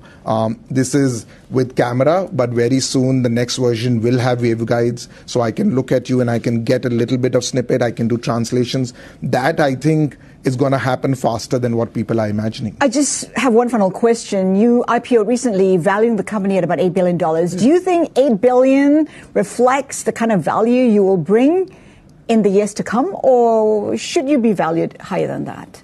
Well, as far as look, IPO is not a destination, right? It's a beginning of a journey in many ways, and it's a milestone. And we have been here for about 14 years now. I think we stay committed to building at Lenskart. Even after serving 25 million odd pairs, we only have scratched the surface. We own like 5% market share. So there's a lot for us to do. And myopia is a problem that remains under-addressed right now. Even in a market like Southeast Asia, there are no solutions that exist right now, and there's a lot more ahead of us. And I think valuations are a function of growth. That's not answering my question. So you think you should be valued higher than that? I'm not saying whether I think it's not. We are not working for a valuation just on the IPO, right? We have to work hard, and at the end of the day, it's the numbers that will speak, and the investors will value on our performance, and that's what we've been doing in the first 2 quarters of this year. Piyush, thank you so much for popping by. Piyush Bansal, co-founder and CEO at Lenskart. Still to come, Microsoft pledges to invest almost $18 billion into AI and cloud computing.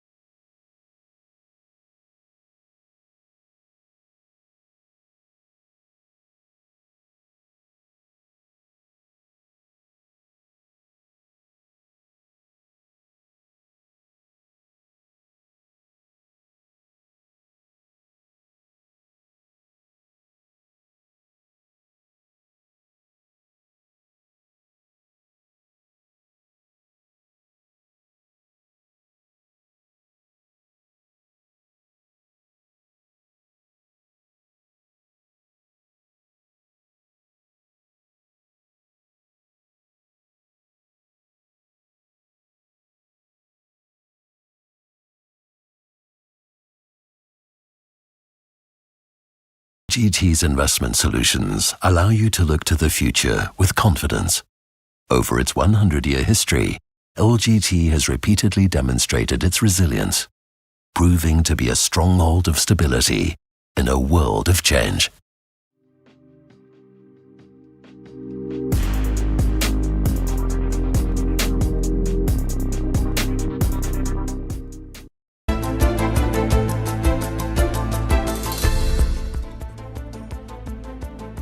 Welcome back. You're watching Insight.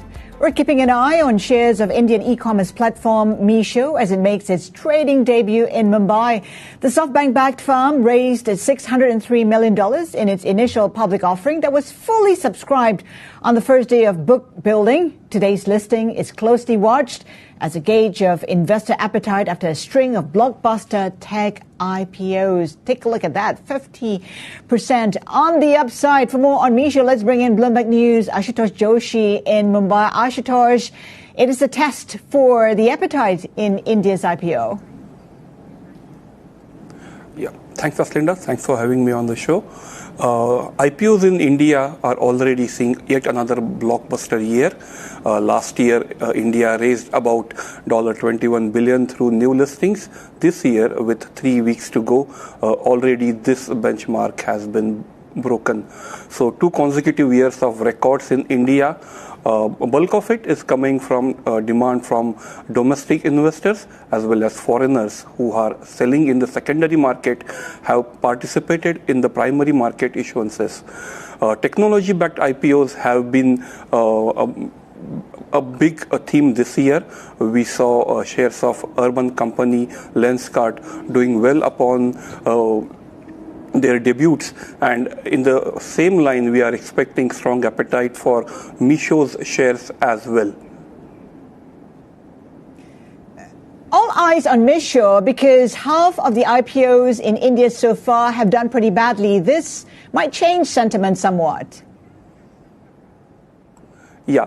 Out of 90 odd IPOs, those listed on main board indexes, about 30% are under the water, trading below their IPO prices. But at the same time, we have seen some of IPOs such as Urban, Ather Energy doing exceedingly well. Their shares have doubled on the trading debut itself and have continued to hold the gains. We can see the investor appetite for technology-backed companies, especially companies which started as a startup and then went on for debuting on exchanges. There is a special interest among investors for these companies, even though some of them might have been loss-making at the stage of listing. But investors are hopeful that these companies provide a longer growth opportunity, and some of them can also change the existing supply lines in the market and expand their presence. So there is investor interest for these names. As you said, it is a loss-making company, but the focus is on its growth potential. What kind of growth potential are we anticipating? Some of startups like Lenskart as well as Urban, we have seen their business models were able to expand rapidly backed by their technology support. These companies also have expanded their businesses quickly because they were able to source and manage their supply chains efficiently. Same is the case with Meesho, which broadly focuses on a segment that some of its larger peers may not, and hence there is traction, especially in the rural parts of India, for services or the products that are available on Meesho's. Some of the most selling items on Meesho's platforms are dresses. Those are valued at as cheap as $4. Ashutosh, thank you so much for that. Ashutosh Joshi in Mumbai. Now joining us exclusively is Pramod Kumar, India's CEO and Vice Chair of Investment Banking APAC at Barclays Bank. Pramod, good to have you with us. First off, just to get your insights on what's happening in the IPO market in India. It seems pretty hot. We have Meesho surging more than 50%. What do you make of the market sentiment in India? Look, as we've seen, we've had 2 consecutive years of very strong IPO market. Many of these companies offer very high growth. They've been held by private equity venture capital investors. They're catering to a very large market opportunity. And, domestic institutional investors and retail investors, continue to invest in these, companies because of massive growth that they offer, right? So despite, I would say, relatively weaker sentiments or interest from the global institutions, the domestic institution and retail investors continue to invest. And I do expect that sort of trend to continue as we head into 2026 as well. Is there reason to be concerned that some of these companies are actually loss-making? Shouldn't you be questioning fundamentals even as you talk about growth? No, of course you should be questioning fundamentals. Loss-making is sort of one criteria, but I think people buy shares on the basis of potential that they hold. So in a very strong market, as we've seen in this year and last year, most of the companies you would see are market leaders. But, when you see such frenzy, there's always a likelihood of some of the companies, getting, mispricing their IPOs, and therefore their stocks not doing well. As you heard, from Ashutosh, there are some companies that are sort of, trading below their offer price, right? So those things happen, but as long as, we see majority of these companies do well, I think the market will support, yes, but investors should really tread with caution and see which are the institutional investors that are coming in as anchor investors, what's the fundamental business model of these companies. Certainly you can't take your eye off that. I ask because SEBI actually requires a company that's listing to have a track record of distributable profits in terms of Section 205 of the Companies Act. That's part of the reason why that question was posed. And, considering that Meesho is actually loss-making, I just want to bring your attention to investor appetite, foreign investments, in particular foreign funds. What would it take for foreign funds to return to India? Look, I think a couple of things. We've seen pretty flattish index this year while, earnings continue to grow. We do believe that we're now getting into a zone where multiples are looking attractive. Most of the global institutional money really is centered around, U.S. If we see continued slowdown in the U.S., then investors are going to look outside. India, I would think, is now probably at a stage where the current multiples and expected earnings growth will make it sort of look relatively attractive. I do see, some of the other emerging markets like China, I think are looking sort of relatively attractive, probably 13, 14 times multiples versus, 20 plus multiple for India. But, the global money will flow as we see slight slowdown in the U.S. and therefore India could benefit. So 26, I would think, maybe beginning sort of second quarter or second half, we will see more flows coming into India. And we had the RBI cutting rates by 25 basis points. It's adding liquidity to the system. Would that perhaps improve the appetite for Indian assets? Yes, certainly. Look, on one side, RBI's liquidity measures are really to sort of facilitate, greater credit growth in the economy and continue to sort of propel the strong growth that we've seen in India. But yes, increased liquidity as we see transmission of these rates in the hands of consumers and users. Yes, that will improve, their ability to sort of make investments further. Do you see the cut that we saw recently as the last leg of the RBI's easing cycle? How much scope does it have to cut in 2026, you think? Look, I do believe that we've front-loaded this. Inflation's under control. There was a unanimous cut, since last year, right, since 2025 Feb, we've seen 125 basis cuts. I think that's a material cut that RBI has sort of already undertaken. I do believe that we take a pause from here on. See the continued trajectory of inflation, how exports do, how does rupee perform from here on, and you might not see any cut in January, February, but maybe a little later in the year. And speaking of the rupee, it keeps testing record lows. Should the RBI be doing more? Should it intervene more to provide support for the currency? Look, RBI's stated policy is to, not really, let sort of huge spikes take place, right? So we've seen rupee depreciate by more than 5% this year. There is obviously an impact of, our trade treaty with the U.S. Delay on that's really playing on the minds of both exporters and importers, and that's led to a sharp depreciation. I do believe that if we, on one side, governments actually signed up treaties with various other countries. The exports are being diversified as a conscious effort. And if the treaty with the U.S. gets signed over the next few weeks, as one's sort of anticipating, I think the pressure will come off rupee. Inflation is, as I said, quite moderate.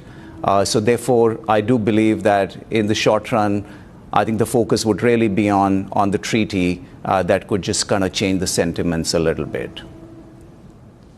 And Pramod, looking at the market, some say that India perhaps has become a more compelling fundraising hub. I mean, the IPO hot market is adding to that sentiment. I'm just wondering, on the back of that, do you see volumes in M&As accelerating perhaps in the next 12, 24 months?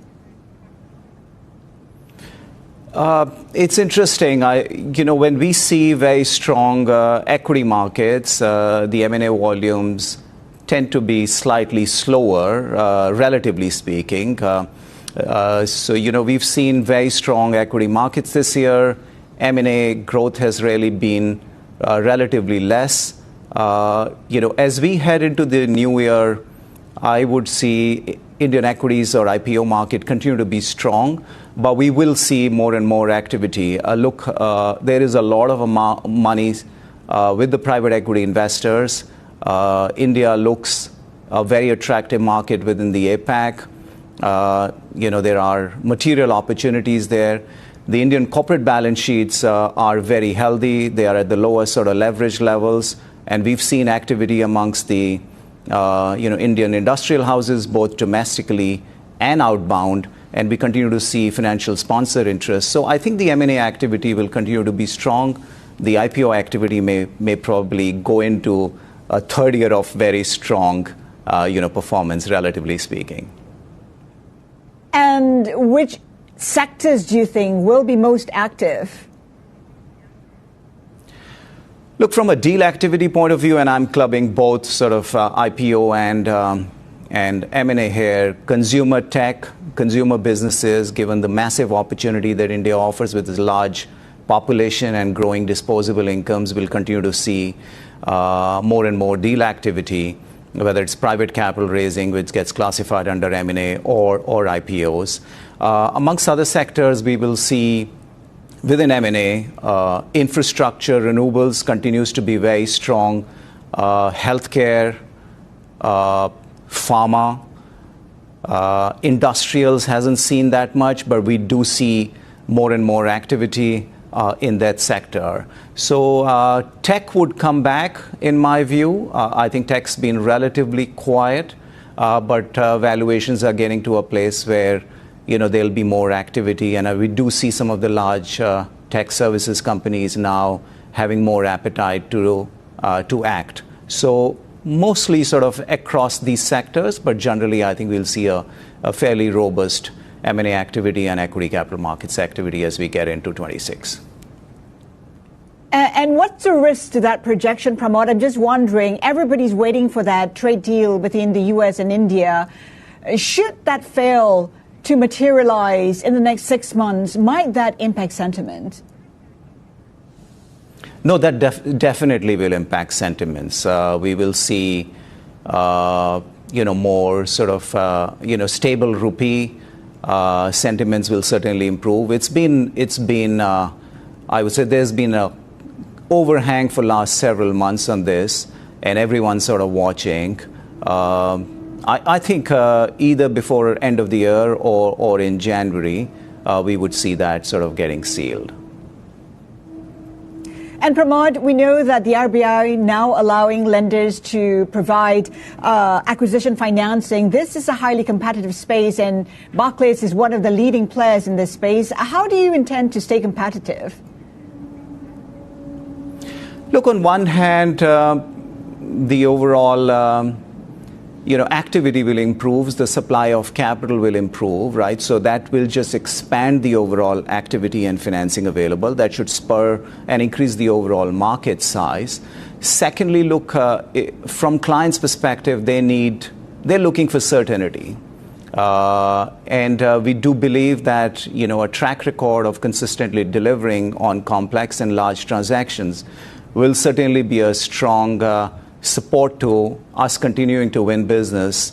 So I'm really not sort of concerned about this. I do believe that the overall wallet will increase, the activity will increase. Maybe increased supply would lead to slight compression in pricing, but I would still believe that the clients would, really weigh certainty and the ability to sort of, deliver on complexity and in time far greater than anything else. So, I would see, a significant sort of business opportunity continues to be with us. And what are you most excited about for 2026 as you look to grow the business in India? Look, as we've seen in the last few years, there continues to be strong global interest, strategic, while we've seen FPI sort of investments slow down and more sort of being pulled out of India. I do believe that's going to change. And there will continue to be more and more global financial institution interest. One of the large segments for our business or client segments is sort of financial sponsors. We have virtually all the global financial sponsors here raising Asia-dedicated funds, India-dedicated funds. There's emergence of domestic private equity funds. So we will continue to see them deploy capital and also monetize their investments. Both provide opportunities for institutions like us. Our Indian clients continue to be more active in raising debt and equity and also undertaking M&A both domestically and cross-border. So that'll continue to be, supporting a robust deal activity. Our multinational clients continue to actually grow their India business. We're supporting them through, working capital, cash, trade, etc. So I think, look, India is amongst the fastest growing major economies in the world. We will continue to see both domestic and global interest in the country. So all of that really, I think, just provides a strong environment for us to grow. Pramod, great insights. Thank you. Pramod Kumar, India's CEO and Vice Chairman, Investment Banking APAC at Barclays Bank. Coming up, saving the trade deal. The U.S. trade representative is reportedly speaking with a top Indonesian official this week.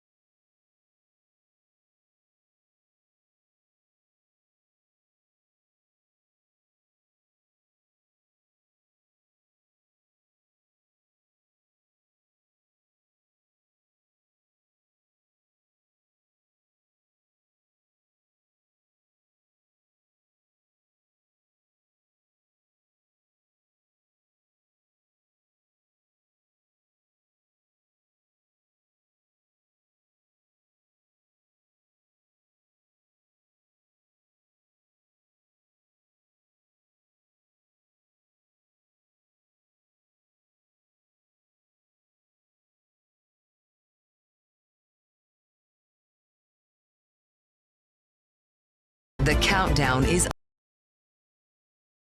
to make sure that we can take the world's best technology and mix it up with industry knowledge, with process, and how to actually use it in the enterprise to get to an outcome. And as you know, today, it's all about when is AI showing up in the P&L. We call that the P&L pivot, and this partnership will help our clients make that pivot. Well, I am curious then, Dario, if you can kind of talk about specifically the Anthropic tools, the idea here of standardizing how some of these AI agents actually connect to the various tentacles, if you will, the various applications out there. Yes. So we are, I think we're going to start on the coding side. Some of the technologies that have been adopted quickly have been things like Claude Code, the tool we produce to help with development. And we've seen very large productivity gains with that. But we want to go beyond that to more general use of our tool, Claude. And we want to drive usage of the tool across areas like healthcare, life sciences, financial services, public sector, things that Anthropic has worked with for a long time. More broadly, I would say that enterprises have been experimenting with AI for quite a while. But, I think really, as Julie said, with the P&L, the important thing is really to deploy these at scale and, to actually drive ROI for them. And so that's what we're trying to do. That's why we have this whole business center. That's why we're training 30,000 people to use Claude. And we're going to work with CIOs of companies to track how they're using Claude through Accenture, how they're deploying the tools, what returns they're getting from the tools. So we're going to work with Accenture to manage the whole life cycle. We think these tools are revolutionary. We've seen that from their use inside Anthropic and many enterprises already. But the thing we're most excited for is to make sure that we can really spread these across the enterprise world, and that's where Accenture comes in and can really drive these things at a scale that hasn't been done before. Yeah, it's interesting, Dario. I mean, you think about AI, some of these LLMs, they're very popular with consumers, individuals. They've been well socialized. But when it comes to enterprises, when it comes to that business customer, you touched on maybe some of the skepticisms that CIOs have in really adopting AI. As you look into 2026, this deal with Accenture, how much further does it put you when it comes to sort of unlocking the enterprise world? And what's the goal when it comes to 2026? Yes. So, we've already seen substantial enterprise adoption. This year, Anthropic's revenue went from $1 billion annualized rate at the beginning of the year to $10 billion annualized rate at the end of the year. So we've already seen a lot of adoption, and 80% of that revenue is enterprise. And within that, particularly with things like coding, but in other areas, we're starting to see very strong ROI. But the scale of this is so large, right? The scale of what needs to be done, right? There's hundreds of billions, maybe trillions of kind of enterprise productivity out there, value to be created. And so that while it has been growing quickly and we've been overcoming that skepticism, I think what needs to be done is enormous in scale compared to what has been done already. And that's why partnerships with Accenture are so important. That we really need to get to a scale that it's a young company needs to partner with someone who really understands the enterprise world. And Julie, you made the point that, one of the big questions here is when we're going to see AI show up in the P&L. There's also the big question of when you see AI really show up in the job market. And I'm curious, whether you're seeing AI slow down hiring for entry-level jobs over at Accenture, for example. We are really focused on creating sustainable entry-level jobs with AI. And so our pivot in the talent side is how do we now take our entry-level people, or we call them reinventors, coming in and give them the skills so they can operate at a higher level. So, for example, if you can now do things that maybe it would have taken you 2 years, then you're losing 2 years of experience at clients. So how do we now, we're now introducing communication training to help close that gap. And so we believe it's way too early to call the end of entry-level jobs versus the responsibility that we have as a company and as companies across the globe to change the way that we train and that we think about jobs so that we have sustainable entry-level jobs. I am curious, though, Julie, as you sort of prep your own folks internally for not only using the tools yourselves, but obviously the idea that these tools ultimately will then somehow be used by clients. What has been the uptake internally? How much retraining have you had to do for your own folks? Our training has been massive. It starts with back in 2019, we introduced classical AI training. So when ChatGPT came on, we already had 500,000 people trained in the fundamentals of AI in addition to the specialists. We just kicked off our entire 750,000 or so reinventors agentic AI training. And in fact, this partnership is all about tapping into the talent advantage that Accenture brings, because you need great technology expertise. You also need the industry expertise, like in banking. You need to know be able to know your customer. And so we're training all of our people, those who understand industry and function, and that's a big talent advantage. So, Dario, but this goes back to the idea kind of what you're contributing, and the idea that a lot of people have been looking for more of a standardized model to be able to work off of. And obviously Anthropic, at least the way as you guys promote yourselves, the idea of open source, the idea of maybe a little bit more transparency. There was a report today in The Information that you, along with a couple of others, including Google and OpenAI, for that matter, are going to be part of this AI foundation that will seek to create a more standardized system for some of this. Can you talk a little bit about that? Yes. So this is we're donating MCP, which is called the Model Context Protocol, along with some other things to a foundation. And what MCP is, it's a tool that kind of governs and standardizes how AI models intersect with data. If you think about it, you can think of an AI model as kind of the brain, right? You have a smart brain that knows a lot of things, and when I bring that brain into an enterprise context, there's all this kind of knowledge and tacit knowledge that is present in the enterprise. And so bringing them together is always a challenge. The way I often like to say it is, suppose I took some very smart person off the street and, plopped them into the middle of my enterprise, gave them an executive role and say, okay, congratulations, you're in charge, you get to make all the decisions now. As smart as that person is, they wouldn't at least not right away make immediately good decisions. So there's this integration layer that's missing, and I think these tools are designed to facilitate that integration layer and make it easier. And so we're excited to provide these things to the world and kind of make it easier to facilitate access to the technology across the world. And Dario, before we let the two of you go, I have to ask while we have you, there has been reporting that you've been in early talks for an IPO as early as 2026. Can you confirm that? Currently, we are just focused on growing our business and growing enterprise revenue as you can see in this partnership. All right. Well, obviously, it's a great partnership. I've known Julie for some time, and certainly you picked a good partner there. Dario Amodei is the CEO of Anthropic. Julie, great to see you once again. Julie Sweet, the CEO over at Accenture, as we kick you off to the close here on this Tuesday afternoon. A lot to cover. And when we come back, we're going to sit down with the head of Allspring Global Investments. Their new CEO, Kate Burke, going to be stopping by to give us her look at the future ahead. That's coming up next here on The Close. This is Bloomberg.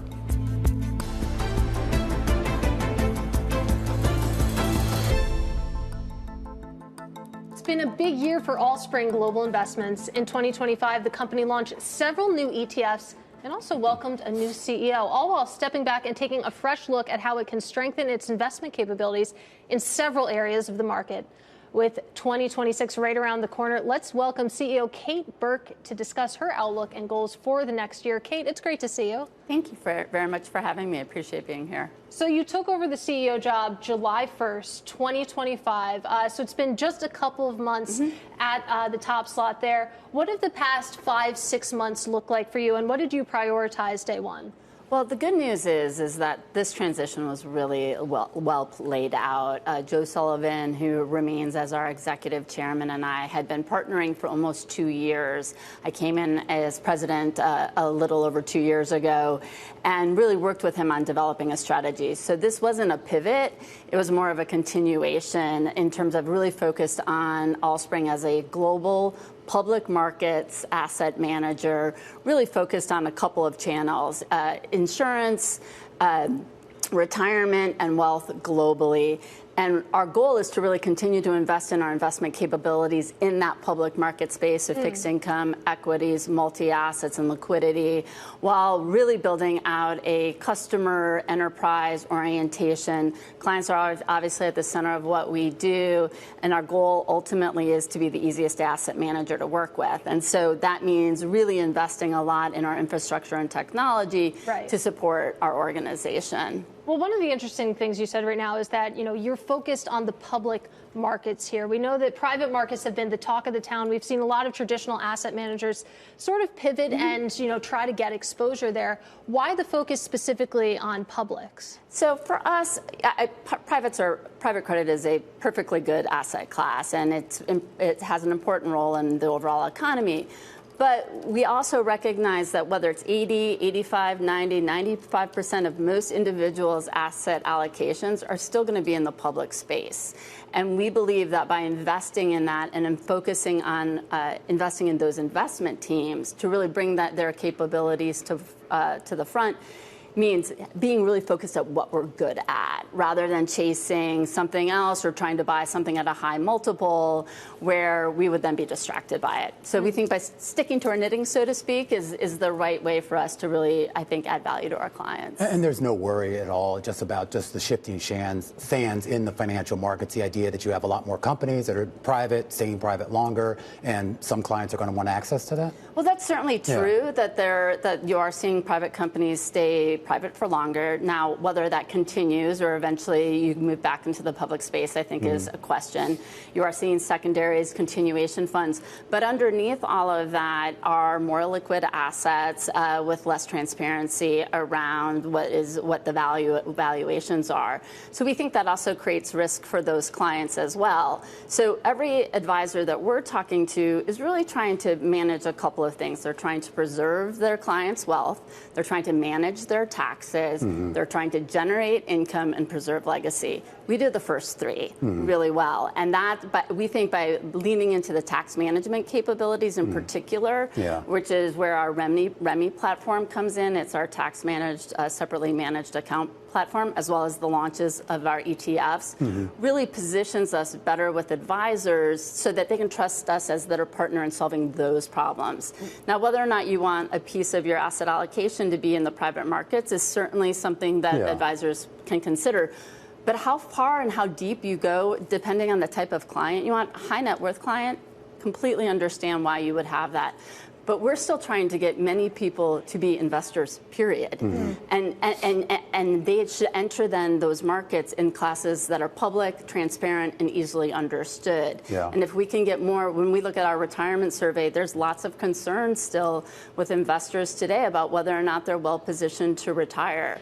So supporting that client is part of what we do. And there's also just the complexity of retirement today. I mean, you mentioned obviously the tax management strategies. That's become even more critical, particularly as people live longer. They have a much wider pool of assets than maybe what they would have had in the past. I am curious as to whether your advisors were already prepared for that demographic shift, the aging of our population, and the idea that you now have an investor class that is going to have materially different demands than maybe what we saw in previous generations. We've been talking about the wealth transfer for a very long time. So I think most advisors are well understand what's happening with their clients. But that still means that they have to have a nimbleness. And when you think about the changing marketplace, understanding, particularly on the tax management side, that's where a lot of education I still think is happening with advisors. And how do they think about, as you move into retirement, what parts of your portfolio do you access first? How do you create the income that you need while preserving your overall your overall portfolio? Means that there's a lot that we can still do to support those advisors in delivering that outcome. I do want to get your just general take on economic and financial market conditions next year. I know you're much more of a long-term planner in terms of your job and role, but I'm sure you have to have an eye on some of the shorter-term things and how that affects the long-term story. Sure. So, look, I think we're going into 2026 with still some volatility in the market. But long term, and even into next year, there are still a lot of tailwinds that are out there. Most companies that we're talking to have figured out how to manage through the tariffs. You clearly have, and their segment before was talking about AI. You've seen a lot of concentration in terms of AI today, but we talk about the second and third wave of companies that are going to benefit from AI. You're going to see increased productivity. That should also help with companies' margins. So we think overall it's still going to be a good year for the overall equity markets. Yeah. And then on the fixed income side, look, we have the Fed that's a bit more dovish now. We anticipate that will continue. We do think you're going to see the long end of the tail continue to steepen, which should create, we think, really good opportunities sort of in that intermediate part of the curve, and create opportunities to harvest some income while extending duration, leveraging that part of the market. All right, Kate, got to leave it there. Great to get some time with you as we head to the end of 2025. That is Kate Burke. She is Chief Executive Officer of Allspring Global Investments. Meanwhile, we do have some breaking news about what we broke yesterday. NVIDIA allowed to sell its H200 chip to China. President Trump giving it the green light yesterday. Now, Ed Ludlow breaking some more details about how this came to be. Ed, what do we know? Yeah, according to a single source, the president was presented with a range of options, from send the absolute latest technology and flood the Chinese market to suffocate Huawei's ability to develop its own tech stack there, right through to do nothing at all, allow no technology to go, even if deprecated. The H200 decision is seen as a kind of best case scenario, because even though it is 18 months behind Blackwell generation at the cutting edge, it is enough where it makes it attractive for Chinese technology companies to use. What's new, and part of this assessment, as I understand it, speaking to this person, is that the administration and the president's advisors looked at what Huawei can actually do at a macro level. Their Ascend 910C chips on a chip-for-chip basis are not competitive with NVIDIA's technology. But at the rack level, when you put them in aggregate, a product that it calls Cloud Matrix 384, where lots of those Ascend 910C chips are used in combination, that compute capability is as performant as what NVIDIA can do, not with H200, but with its Blackwell-based servers. That was presented to the president, as I understand it, along with the information that in the view of some White House officials, Huawei is probably ahead of its ability to ramp next year on the Ascend 910C chip, and therefore its Cloud Matrix offering in aggregate in the millions of chips. And that's beyond what the White House had thought. This calculus, the known threat of China, is something this president understood.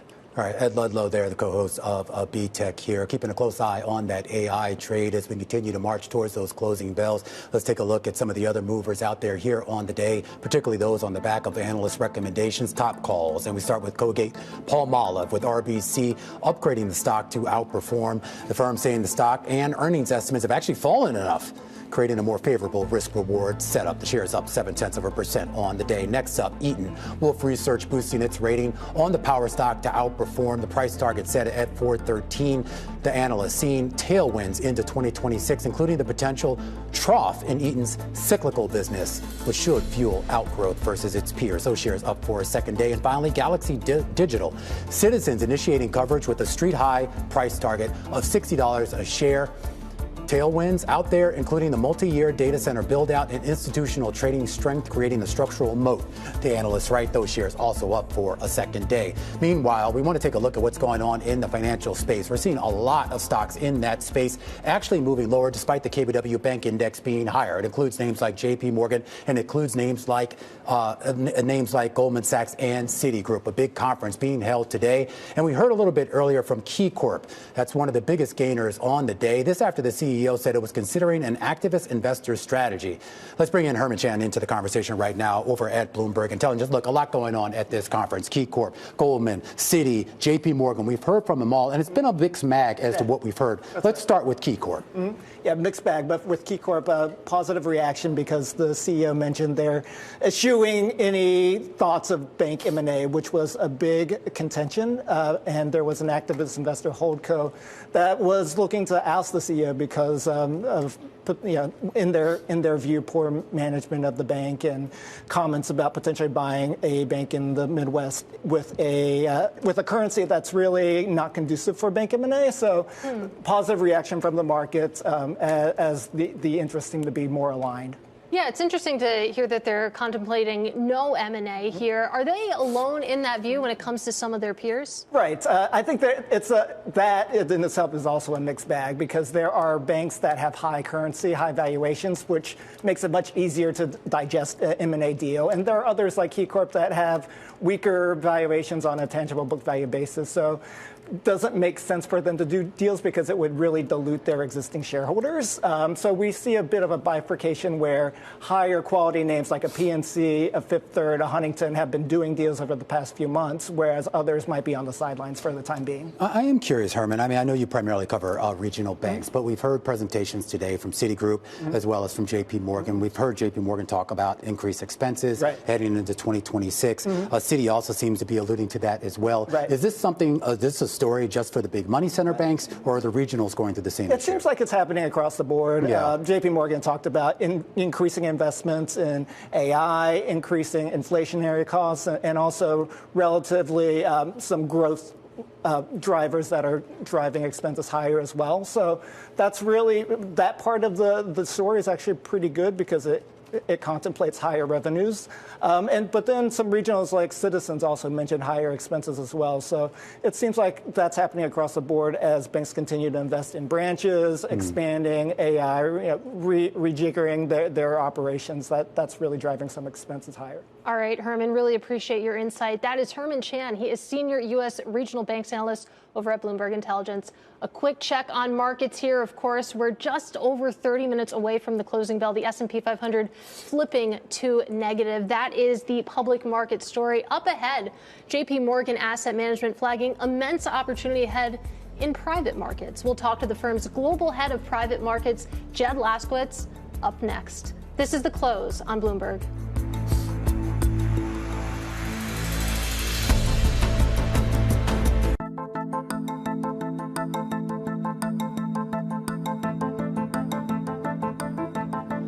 .30 p.m. here in New York. This is the countdown to the close. I'm Romaine Bostick. And I'm Katie Greifeld. We're keeping an eye on markets that aren't doing much of anything when it comes. Is there a reason why that shot didn't show the now iconic JP Morgan building, which is now just dominates the New York City skyline? You know, I was wondering that because it's pretty hard to miss. I mean, it would have been a nice segue. Shining brightly in the skyline there. Speaking of segues, we were hoping to show that building because JP Morgan Asset Management is out with its 2026 Global Alternatives Outlook today, emphasizing the, quote, immense opportunity in private markets. Joining us live in studio, I'm pleased to say we have Jed Laskowitz. He is Global Head of Private Markets and Customized Solutions over at JP Morgan Asset Management. Jed, it's great to see you. Great to be back. So immense opportunity. Of course, we're talking about an immense market when it comes to global alternatives. Talk us through where you have the highest conviction when you take a look into 2026. Sure. You know, private markets have really gone mainstream. Really, private markets started with institutional investors and wealthy individuals, and this is a market that now will be forecasted to be $30 trillion, $20 trillion today. As we look across the near term, there are a number of opportunities. You know, first, infrastructure. Increased energy demand. This is not just an AI story. That's only about a third of the electricity demand. We see electricity demand growing at roughly 2 to 5% for the next 2 decades. It's been flat from the prior decades, and this is about the electronification of absolutely everything. AI is also obviously a story that's dominating the headlines in technology and private equity. Companies are staying private for longer. The average time to IPO is about 14 years now. That was 5 years in 1999. 14 years. Wow. 14 years. And now these companies are getting larger while they're private. So we might see in the next year $1 trillion private company. That's possible. I put this into our LLM suite and said, well, what do you call a private company that's $1 trillion? And it came up with kilocorn, like the unicorn, but I kind of like dragon as better. Yeah. So companies are staying private for longer. And, it's just an interesting time to be thinking about investing in public companies because a healthy public market is good for private markets and also investing in private companies. So think late stage companies, Series B through pre-IPO, into the IPO market and public companies, presenting some unique opportunities. Right. And then maybe one more, real estate, a more unloved asset class since COVID. There have been 3 pullbacks like this in the last 50 years. This is the most interesting one because although asset values have declined, income growth has remained consistent. And falling rates, we should get a 25 basis point rate cut tomorrow, is good for real estate.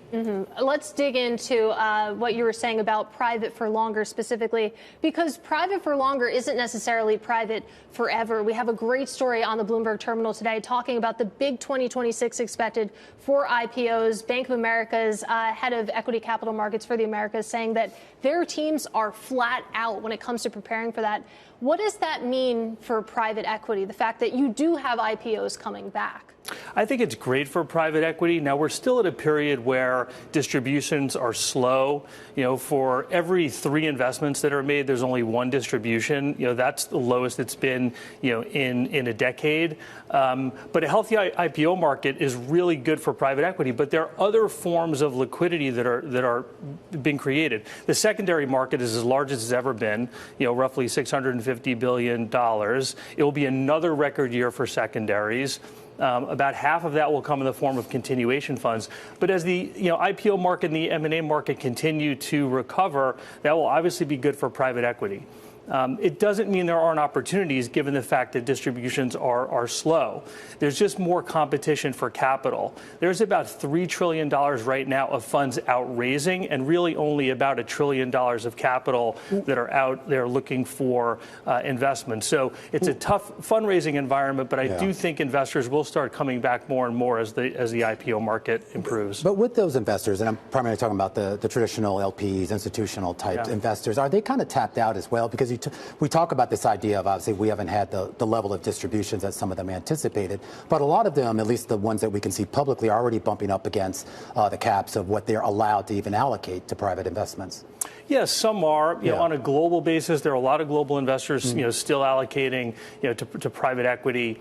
And you're right. I mean, this is why we're seeing allocations to asset classes like infrastructure double and then forecasted to double again because of the income generation that comes from asset classes like infrastructure. So while some investors do take a pause while they wait for distributions to come back, that's just natural. I think we have a healthy private equity market and it's going to continue to have a good year next year. And secondaries are a healthy part of that. The discounts, ranging from maybe 5 to 15%, maybe a little wider in VC and real estate than that. The secondary market is active, and there's some excellent investment opportunities. We've seen that secondary market boom to a large extent, and I know that's been a big benefit not only to the folks on Wall Street, but to a certain extent the companies themselves.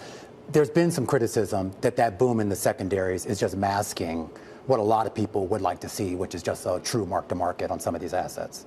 Yeah, I mean, valuing assets correctly is obviously incredibly important, particularly in evergreen vehicles.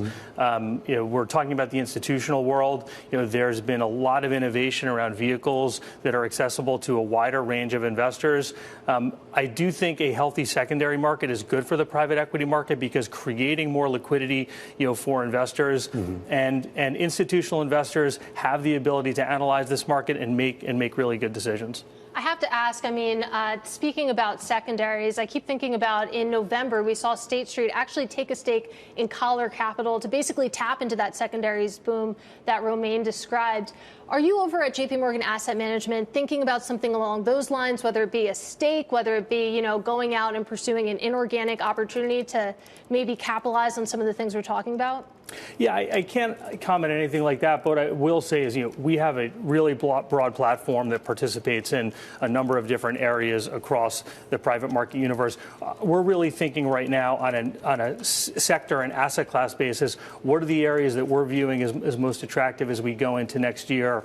One of the other areas that I think kind of relates to some of the question is, how do investors get access to private markets in a way that's risk controlled, sized appropriately, particularly for individual investors? And this is this area, that I know, Katie, you're really familiar with, which is areas like model portfolios, where you take portfolios of ETFs, individual securities, and privates and you put them together inside an asset allocation that's run on a discretionary basis.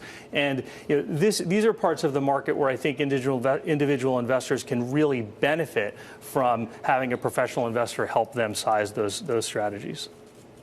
All right, Jed, really appreciate you being here. Jed Laskowitz, Global Head of Private Markets and Customized Solutions at JP Morgan Asset Management. And some breaking news crossing the wire, and actually relates partly to what Jed was just talking about here. SpaceX, the private valuation of which continues to go up. And now we're learning, based on people familiar with the situation that our Bloomberg reporters have spoken to, the company is planning to move forward with an IPO in 2026. Based on the reporting, it says that it would target a valuation of about $1.5 trillion for the entire company. Remember, Bloomberg reported just a few days ago about the most recent funding round for SpaceX and valued at somewhere in the range of about $800 billion. We should point out that this is all still tentative. The company has not confirmed this, and according to our reporting, the timing of this could slip, Katie, into 2027. Yeah, just fascinating to think about the implications here. SpaceX, obviously, one of the poster children, if not the poster child, for that private for longer idea, basically, that you can get all the funding that you need in the private markets. To see SpaceX considering entering the public markets, certainly an interesting time of the sign of the times. Just to repeat that headline, this is based on reporting that SpaceX sees a valuation of about $1.5 trillion should it pursue that public offering. Yeah, and also the story says, based on our reporting, that they would actually use that money to develop space-based data centers. No kidding. Another sign of the times. All right, we continue our focus here on tech as we count you down to the close. When we come back, well, we're going to lean in a conversation with Sheryl Sandberg. That's coming up after the break. Stick with us. This is The Close on Bloomberg.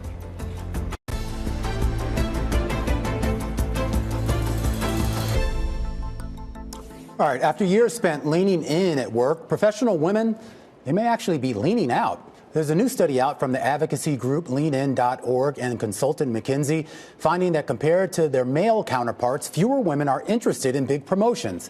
It's the first time a gap like this has happened in the survey's history, and it's something that Sheryl Sandberg, the former COO at Meta Platforms and author of the book Lean In, is passionate about. Pleased to say, joining us right now is Bloomberg Originals host and executive producer Emily Chang. She joins us right now with Sheryl Sandberg. Emily? Romaine, thank you so much. And Sheryl, thank you so much for joining us. I know this ambition gap is troubling to you. Essentially, women are leaning out. They're deciding they don't want to be promoted because it doesn't seem worth it. After all the work that's been done, all the talk, what do you think broke? Well, let's start at the top. So not all women are leaning out and not all companies. But what our report shows this year, this is our 11th year, is that about half of companies no longer prioritize advancement for women. And 21% of those companies say women's career advancement is a low or no priority at all. And those are the companies that participated in the Women in the Workplace report we do with McKinsey. And so these companies in many ways are the best of the best. And then we do see that ambition gap, but only when women don't get the opportunities and support they need. How does this put companies at risk? Or is the conventional wisdom that this is better for business not ringing true? I think the conventional wisdom should be and is what's true, which is that when you get the best out of your whole workforce, you're going to do better. So what's happening is that women face more barriers at every level of the career. Entry level, we call it the broken rung, and we see it every year. For every 100 men that get promoted, 93 women, 60 black women, 82 Latinas. That's because we hire and promote men based on potential and women for what they've already proven. So, of course, women can't prove they're a manager. Then at the senior levels, our report shows this year that at the same levels, a man is 70% more likely to get tapped for leadership training. Think about what that says. You're a future leader, come to leadership training. And so this is only happening in the companies that aren't doing the right thing. When women get the full support and the same stretch opportunities, they're not leaning out at all. And so it's a question of economic productivity. Do we want to get the best growth in our economy? Do we want to get the best out of our workforce? We're at a fork in the road, and companies have a decision to make.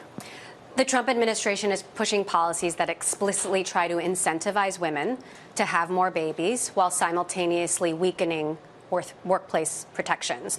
Do you see these natalist policies, as they are called, as pressure on women to return to traditional roles?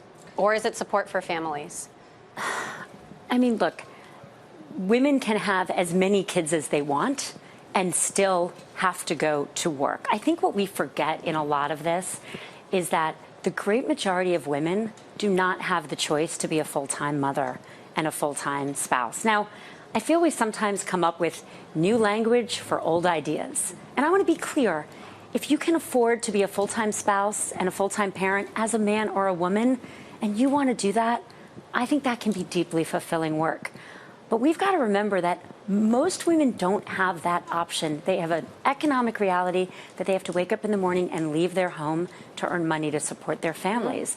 And so, again, new language for old ideas, trad wife. That's just telling these women that have to leave their home that it's going to harm their marriages and their kids. That's not what the data supports. We should be able to make any choice we make without putting old pressures on women in the modern workforce where that's not the economic reality they live in. President Trump has called on companies to root out what he calls illegal DEI, threatening federal contracts, threatening regulatory action. How is this going to be looked back on? How is history going to look back on the DEI rollback? I think people didn't understand and thought that women were getting unfair treatment. But let's throw some numbers at this. Women got 59% of the college degrees, and women are 10% of Fortune 500 CEO jobs. I'm not saying there aren't times when people are given preferential treatment. Of course there are. But on average, in our economy, do you really think that 59% of the college degrees getting 10% of the jobs means there's systematic special treatment for women? I mean, my experience in the workforce, and I think yours and a lot of people's, is that it was hard. It was hard to be one of the only women in the room. And so the question is, what can companies do? And I'll tell you, there's a lot they can do, and it's in our report, and it's completely legal. So, for example, feedback. 1% of men get style-based feedback in performance reviews, and 66% of women. What can companies do? You establish criteria in advance that everyone agrees to that are universally applied. Everyone gets this kind of feedback. That is not just legally permissible, but allowed and encouraged, and creates a level playing field. This isn't about special treatment. This is about giving everyone the opportunity to do their best work and contribute. Meta is among many companies that have rolled back DEI policies, and Mark Zuckerberg reportedly blamed you for the policies being there in the first place. Some employees have felt that your legacy is being dismantled. What have your conversations been like with Mark about this? I know you're still friends, and you have to have feelings about this. I don't think that's exactly what happened in that meeting, and Mark went out and publicly posted and clarified. But here's what I would say, is that every company, including Meta, has the opportunity to make sure that they're fair to women. Here's what the data shows us over and over and over again. So many examples. When a man and woman ask for raises or promotions, the woman's 30% more likely to be told she's too aggressive. What do? Standardize your processes. Every company should be doing it. So, for example, interviews.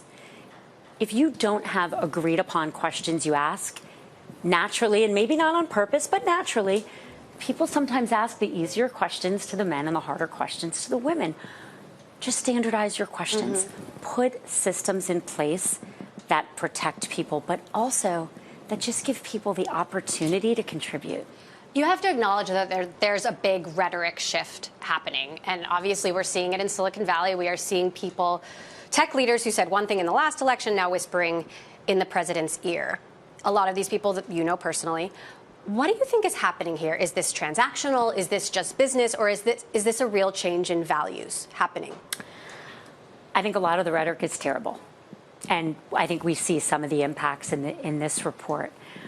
But, I'm 56, so I've been in the workforce. This is my 4th decade. And what I see is that we make progress, we backslide. We make progress, there's a backlash. I think the reason these ideas take hold so easily is they were never really gone. Even though the rhetoric is bad now, do I really think we ever fully encouraged leadership in little girls and little boys and women as much as men? No. So when it happens, when this rhetoric happens, it's so easy to take hold because it's like fertile ground. I'll give you one that really scares me. 8th and 10th grade boys, middle and high school boys, they surveyed them in 2018, and they said, what do you believe women should have the same opportunities as men in the workforce? In 2018, 63% said yes. I could spend all day talking about why that's so upsetting. Like, where are the other 37%? But 63% said yes. Today it's 45. We are seeing that same double-digit slide in middle and high school boys believing that women should get equal pay. That's not okay. And what it's going to take to change that is, I think, people realizing that this is about economic productivity. This is about, do we want our companies to succeed? You built two companies, helped build two companies that are incredibly economically productive. We are in the middle of this massive AI moment where companies are investing a lot, but it's also total chaos, it seems, for, within and among some of these startups that are trying to build sustainable business models in an AI moment. What's your advice to companies right now about how they build a business model that can work and survive in the age of AI? It's such a good question. And I was at Google in some of the early years, and then I went to Facebook, now Meta. And I do think there's times when it really makes sense to invest ahead of revenue and business models, right? If Google, when I was there in the early days, had tried to cover our costs for search, we never would have gotten enough search out there to get enough user feedback to improve the search results to get to what was a great business for Google. So it makes sense. At some point, at some level, you have to have revenue that covers costs. Is that from ads? Well, people make it so complicated. It's not complicated. Ready? Someone has to pay. Who can pay? Businesses can pay. They can pay via advertising. They can pay via paying in some way, shape, or form for database services. Or people have to pay. And it will be a combination of all of these things. But over time, the revenue is going to have to cover the costs. All right. Sheryl Sandberg, author of Lean In, obviously helped build Facebook and Google into what they are today. Guys, I'll send it back to you in New York. Thank you. And our thank you to Bloomberg Originals host and executive producer Emily Chang, and of course Sheryl Sandberg. She is the former COO over at Meta Platforms. Now we do have some more breaking news. Let's get back to Bloomberg Tech co-host Ed Ludlow. This SpaceX scoop that SpaceX said to pursue a 2026 IPO, Ed, that would be at a potential valuation of $1.5 trillion. SpaceX, as we've been discussing, one of the poster children for staying private for longer. Why does a company like SpaceX potentially need to tap the public markets? Because they do need capital. Elon Musk has posted a lot recently about their cash flow position, why they don't need cash. But what I understand from sources is the reason they're targeting a raise of more than $30 billion, significantly more than $30 billion, is that alongside all of SpaceX's other long-term goals, with Starship in particular, they are looking at the market potential of space or constellation-based data center, satellites that act in constellation and aggregate as data centers, where SpaceX needs the capital to buy the semiconductors, buy the chips. So that's what we understand from our reporting. Mid-2026 is the goal. If they raise more than $30 billion from a dollar raise perspective, that's the biggest IPO of all time. The valuation, that will come out in the wash, right? It depends on the price that's settled by the bankers, by the demand that's out there, the percentage of the company they're willing to offer. But that's what I understand from the people I'm speaking to. 1.5 trillion is an approximation. And for what it's worth, by the way, we confirmed that the tender offer, which is where employees can sell their shares internally, settled at $421 per share, valuing the company at $800 billion, $2 billion volume, and SpaceX is buying back some of that stock. But the reason that the tender is relevant here is that the company also wants to settle the valuation, something closer to fair market value ahead of this big IPO, which, management is telling people that this is happening. All right, Ed Ludlow there. Of course, this would, of course, be one of the biggest IPOs of all time. But, of course, as we march to the closing bells, we need to move back to the public markets and continue to sort of look at what's been driving and the holding pattern that we've been in as a lot of people await the outcome of the Fed's meeting. Sarah Malik joins us right now, CIO over at Nuveen. And, Sarah, I do want to start off with this bull market, which seems like it's been a bit on pause over the last few weeks as a lot of people take profits into the end of the year, but also look ahead into 2026. And I am curious curious about the potential opportunities for reinvesting in this market and if that money just goes back into some of those mega cap tech names. Well, Romaine, Santa Claus may have come early this year for 3 reasons, and that's because of the hawkish Fed cut expected tomorrow, the weakness in momentum stocks, and also questions around the labor market. Let's start with the Fed. I think we'll get 25 basis points tomorrow, but a hawkish tone from them. And if you look at the first quarter of next year, we're pricing in less than 1 rate cut for the beginning of 2026. Second is your key question on momentum stocks. We're seeing those weaken while other areas of the market broaden out, like small caps and financials. If you look at history, 9 out of 10 times in December, momentum stocks are weak. I think it's a seasonal trade and that they will pick up steam again, maybe even starting this Thursday when Broadcom reports, but definitely going into 2026. And then finally, labor market. Jolt's numbers out today. Labor market is not collapsing. It definitely is slowing, but I think the labor market is still holding up to a moderate degree. So I don't see a recession being imminent, and that's positive for equities in 2026. What does that mean for fixed income, of course, as we count down to the Fed? Seems like tomorrow is a lock. As you mentioned, the picture when it comes to next year, much murkier. And if the labor market is holding up, if you still have, these inflation pressures, how does that translate into monetary policy?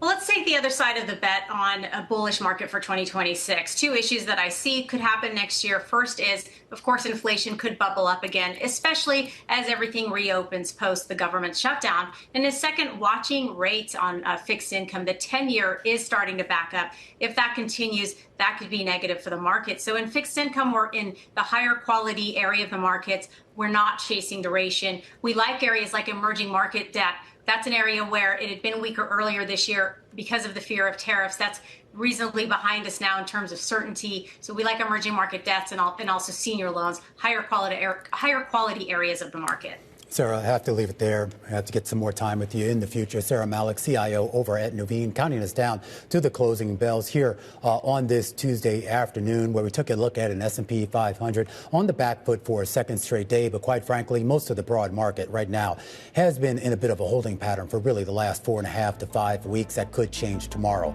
at about 2 p.m. Eastern time with that Fed decision. And don't forget, we get several big tech earnings as well, including out of Oracle and Broadcom the following day. A full breakdown of all of today's market action starts now.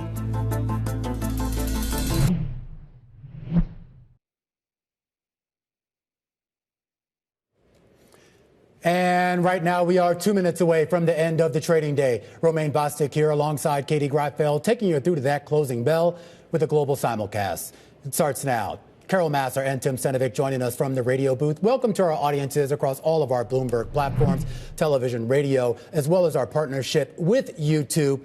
We're going to get this actually back on track here. We count you down to the closing bells with dynamism and context, because I'm told, Carol Massar, context changes everything. It totally does. Totally does. Listen, it's all about that Fed decision tomorrow. You've got a market that's little changed here, a little bit higher on the NASDAQ 100, a little bit lower on the S&P 500. We're just waiting to see what we get. It's not really about the rate cut that's widely expected, pretty much baked in, but it's just about what maybe happens in 2026. Increasingly, Tim, we have folks saying maybe one more move next year. Maybe it doesn't happen until May. I mean, that's what I was going to say. Joyce Wong from American Century Investments, she was in our studio just about an hour ago, and she said, okay, tomorrow, all well and good, we know what's going to happen, but we think in 2026 there's just going to be one 25 basis point move from the Federal Reserve lower. Yeah, certainly. You're hearing more and more of that type of talk. It's interesting, though. You take a look at today's action, specifically volume falling off a cliff on the S&P 500, about 14% lower than the 30-day average. Certainly tells you that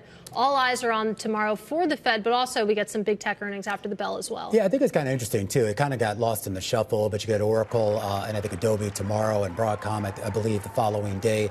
And it gets to this idea here that as we hear more from these companies and how these companies in their commentary to a large extent has replaced a lot of the economic data, not just because of the government shutdown, but just because it's providing a little bit more clarity in terms of where the spend is, both on the business side as well as on the consumer side as well.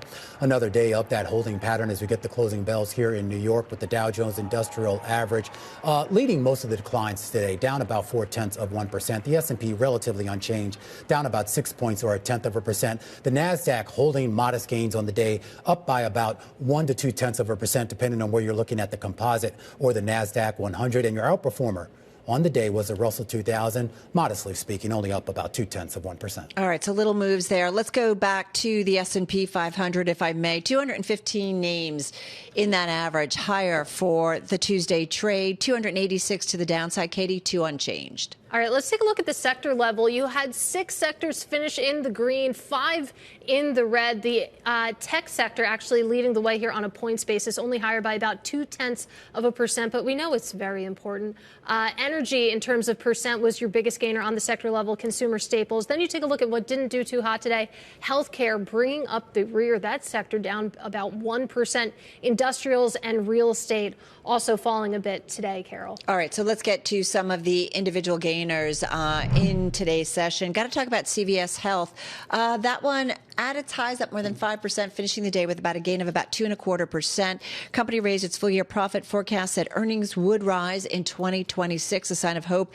As you know, it's not been an easy backdrop, certainly for this company, the retail environment, government scrutiny really across the healthcare industry. Keep in mind, too, that stock is up about 75% year to date. Going to go to Ares Management. At its highs, up 9.4%, finishing the day with a gain of about 7.3%. This after the S&P Dow Jones indices said the stock will replace Kellanova in the S&P 500. That's effective December 11th. You know what happens? All those index fund managers are going to have to buy it. And so you saw investors certainly moving into that name. And for but this is, I got to just say, though, too, this is it was kind of also a surprise, too. this one. Yeah, definitely a surprise, but also the idea, I mean, we talk a lot about private investments, private equity, and private credit, and the idea that this is, to a certain extent, kind of a coming of age, if you will, of the industry writ large, to see a company like Ares basically rise, from 25 years ago of basically being nothing to now today, or at least in a couple of weeks, being in the S&P 500. Yeah, no, right. Yeah. Like quite a journey to see it. What goes in, what goes out really tells a story. And this tells a story. Well, actually, this is just something different I thought I'd throw in there. Mama's Creations, and the ticker is Mama. What? Yeah, exactly. I have never heard of this company. It's a $525 million, $552 million market cap company, so it's kind of small. Are they going into the S&P too? No. But they're up 28% in today's session. What does Mama create? It's like a bunch of brands. I'm not familiar with them. I don't know if you know them. I see you're really prepared for this here. Mama Mancini's, Crown One, Creative Salads, the Olive Branch. Oh, yeah. Okay. Salads, soups, other foods. It's a national deli solutions company. Delicious. Yeah. Okay. Deli Go to their solutions. website. Did you know that already?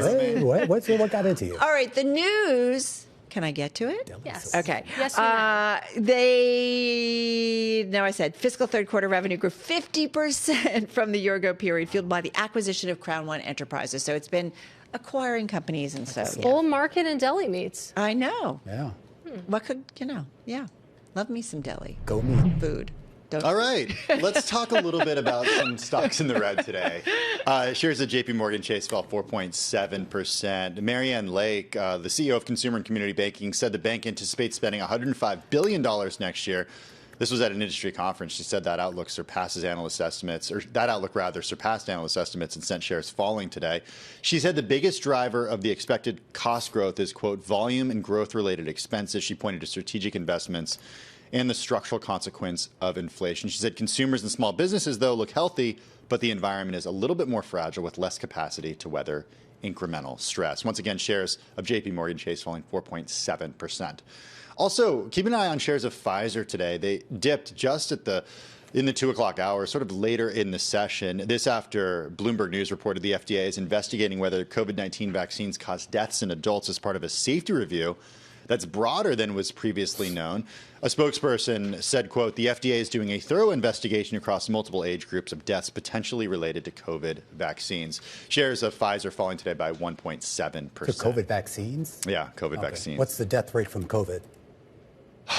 Wow. The story does say that scientists, I'm going to get the wording wrong here, but you know what I'm going to say, Romaine, like it's widely considered to be a safe and effective vaccine. So I hope so. I got a COVID shot a couple weeks ago. Yeah, but look, investors certainly concerned. We also saw shares of Moderna dip and BioNTech dip as soon as that news broke. Yeah. Finally, GoGo, ticker GoGo US. This is the in-flight Wi-Fi provider. Yeah. Have they finally gotten that to work better? No, they haven't. Oh. Well, maybe. I think the thing that investors are concerned about is that Starlink is going to replace GoGo on some flights, specifically some NetJets planes. Have you guys been on a plane with Starlink? I was on a United flight recently. I was just telling Carol. Yeah. It was game-changing, completely different than any other in-flight Wi-Fi experience I've experienced. Yeah, I've not been on one. It's amazing. But I've heard everyone. You can actually get your work done. Basically, just says it said nothing bad about it. And, yeah, we had a big scoop on SpaceX a little bit. I did, yeah. It's IPO coming next year. It'll be $30 billion. Potentially. Yeah, potentially. Yeah. Eric Johnson's going to be joining us in just a minute. Oh, you got Eric Johnson. We got Ed Lillo, but he was just on the telephone for some reason. We don't have the we didn't even get a technology camera yet. out of him. Let's check in on yields real quick here, too, because we talk about this march higher in yields into a Fed meeting where most people anticipate an actual rate cut. Keep in mind, on your 2-year yield, 7 of the past 10 sessions, including the past 4 straight, we've seen yields move higher. The 10-year has been even more extreme to that. And, guys, I was going back, looking at every Fed meeting in recent history, trying to find the last time you saw a meaningful ramp up in rates into a meeting where everyone expected rate cuts. And honestly, I gave up after a few years because it was just hard to really find anything to ratify that. Carol. All right. I want to go to GE Vernova because this stock is popping up about 4% in the after hours. We mentioned boosting a buyback to $10 billion from $6 billion and doubling its dividend to 50 cents. But here's what maybe has caught investors' attention as well. The company getting into the outlook sees 2026 revenue $41 billion to $42 billion. The estimate on the street is $41.54 billion. It also sees 2026 adjusted free cash flow of $4.5 billion to $5 billion. That's way above the street estimate of $3.02 billion, and still sees fiscal year revenue at the high end of $36 to $37 billion. The street estimate is a little bit above that, $37.32 billion.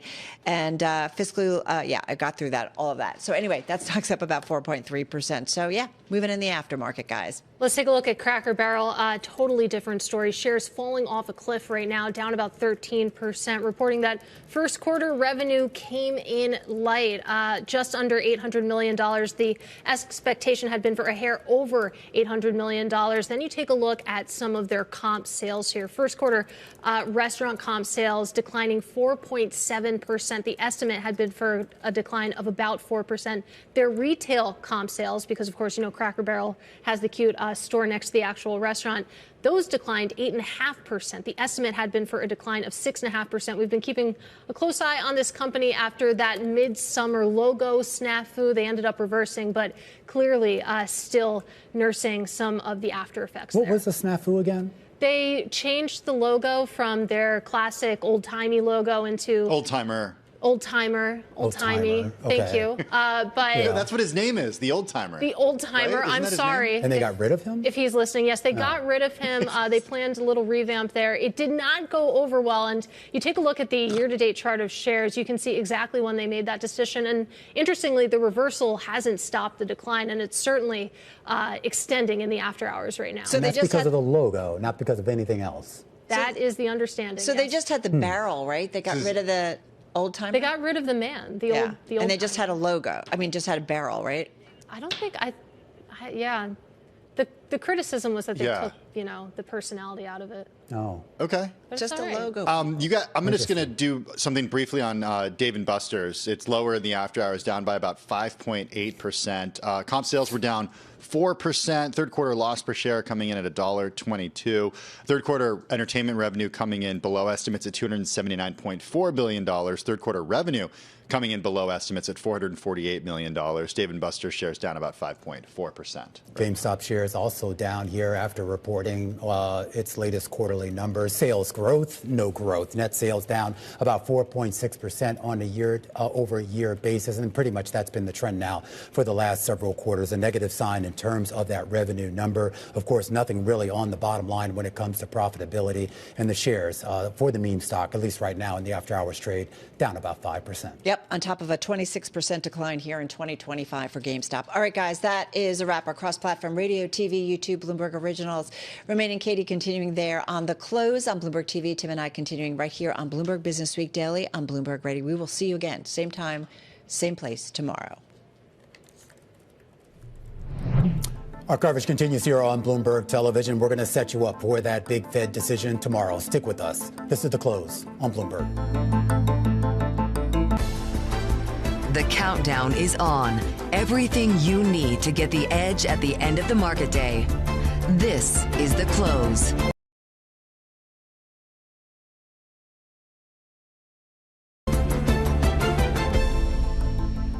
Welcome back to The Close. I'm Katie Greifeld. And I'm Romaine Bostic. Another middling day on Wall Street. There's a lot of folks really waiting for kind of the next two big catalysts for this market. The Fed meeting, the Fed decision tomorrow, as well as a spate of three key earnings that we're going to get over the next 48 hours out of names like Broadcom, Oracle, and Adobe. A better read here on the sustainability of the AI trade. The S&P basically flatlined here on the day, though we should point out the Russell 2000 did finish in the green, though did stop just shy of its all-time high. Bitcoin trying to get its mojo back, but I feel like we bumped back up above this 90,000 level only to have our hearts broken a day or two later. But silver on a tear right now. That gold trade is now seemingly now turned into a silver trade. Another record high here for the silver metal, and yields continue to push higher, Katie, into that Fed meeting. The devil's metal getting a bid, silver up on the day. Let's talk about some of the individual movers on this Tuesday. Warner Brothers, we know that they're at the center of a very hostile bidding war. That was worth another nearly 4% rise for Warner Brothers Discovery. JP Morgan, as we were discussing with our friends in radio, some of the company's top brass coming out warning of higher than expected costs, knocking JP Morgan down about 4.7%. And then I threw NVIDIA up there as well. Of course, we've been watching the shifting sands when it comes to the Trump administration and China. NVIDIA down about 0.3%. Meanwhile, of course, our top story this hour is the countdown to that Fed decision coming tomorrow. And in about 24 hours, we will know exactly what this Federal Reserve is going to do. While tomorrow looks like it's going to be a lock for a rate cut, we know that doubts are growing, Romaine, about what we can expect in 2026, whether the bank will be able to delivering the easing that we know the Trump administration wants as we consider the balance between the labor market and what's going on with inflation. All right. Well, here to discuss is Christian Hoffman. He's Thornburg Investment Management's portfolio manager and head of fixed income. And Christian, I do want to start off first, not so much with rate expectations for the Fed, but the idea of what the Treasury market right now is actually telling us about how it views Fed policy. Because I take a look at a two-year yield today at 3.6%. And believe it or not, that's actually higher than where it was back in mid-September when the Fed ostensibly started this rate-cutting cycle. Similar story for the 10-year. What's going on? So I think some of this is positioning into year-end and ahead of this meeting, but probably the biggest thing that's happening in the background is the evolution of who will be in charge of the Fed. So if you think about this meeting, I actually am not expecting a lot of surprises. I think markets are pivoting between low 90s and high 90s% of a cut. I think it's 100%. I think we get a cut tomorrow. I think we're still going to get some optionality. Powell obviously created a lot of optionality in the October meeting going into this meeting, but he's going to try to create optionality on the path forward. However, he's going to turn into a lame duck pretty quickly. It seems like Hassett is the preferred candidate. It's not a done deal, but it's something like a 70 to 80% chance at this point. And that announcement should come early in the new year, which is potentially less than a month from now. So that introduces the concept of a shadow Fed, of someone opining and taking pot shots from the sidelines. Yeah. It also questions the evolution and where we go from here. So I think the Treasury market is grappling with all of those things in the background, which are a much bigger deal, in my opinion, relative to what's going to happen tomorrow. But does that mean then that I mean the market is going to basically have to deal with this or find a way to cope with this for another, 5.5, 6 months? I mean, technically his term doesn't end until May. So assuming he rides that out, I mean, you say he's becoming a lame duck. I mean, I'll just tell you right now, based on Bloomberg reporters, we've already turned him a lame duck because there's like 10 stories on the Bloomberg terminal today that have lame duck in the headline. Yeah, absolutely. I mean, he's not a lame duck, and he could decide to stay on, which I think would throw, a wrench in, some people's plans. If I were him, I wouldn't do that. I think that would be a thankless job. But if he wants to be obstinate and maintain a voice, I could certainly see him doing that. But think about this idea of a lame duck. Also think about this concept of what a Hassett or a more dovish Fed might look like. And I'd actually push back against that. Certainly you could have had a more provocative potential choice. On paper, Hassett looks very much like someone you would consider for the job. PhD in economics, background with the Fed. But I think important for the executive branch, it's someone that has worked with Trump for 2 administrations, that clearly has loyalty, that's been very vocal about being pro-dovish policies in the near past, and is viewed as an outsider for an organization that has increasingly come, under fire from the executive branch. On the other hand, I think you need to think about how does a new Fed chair come into this seat and what do they need to do, and look back at precedences and the analog going back in history. So one thing every Fed chair has had to do, or at least historically has had to do, is really establish their credibility from day one as a legitimate inflation fighter. If you're not doing that, you're really introducing a lot of volatility to Treasury markets, and you're really making the market feel uneasy. And I think no one wants that.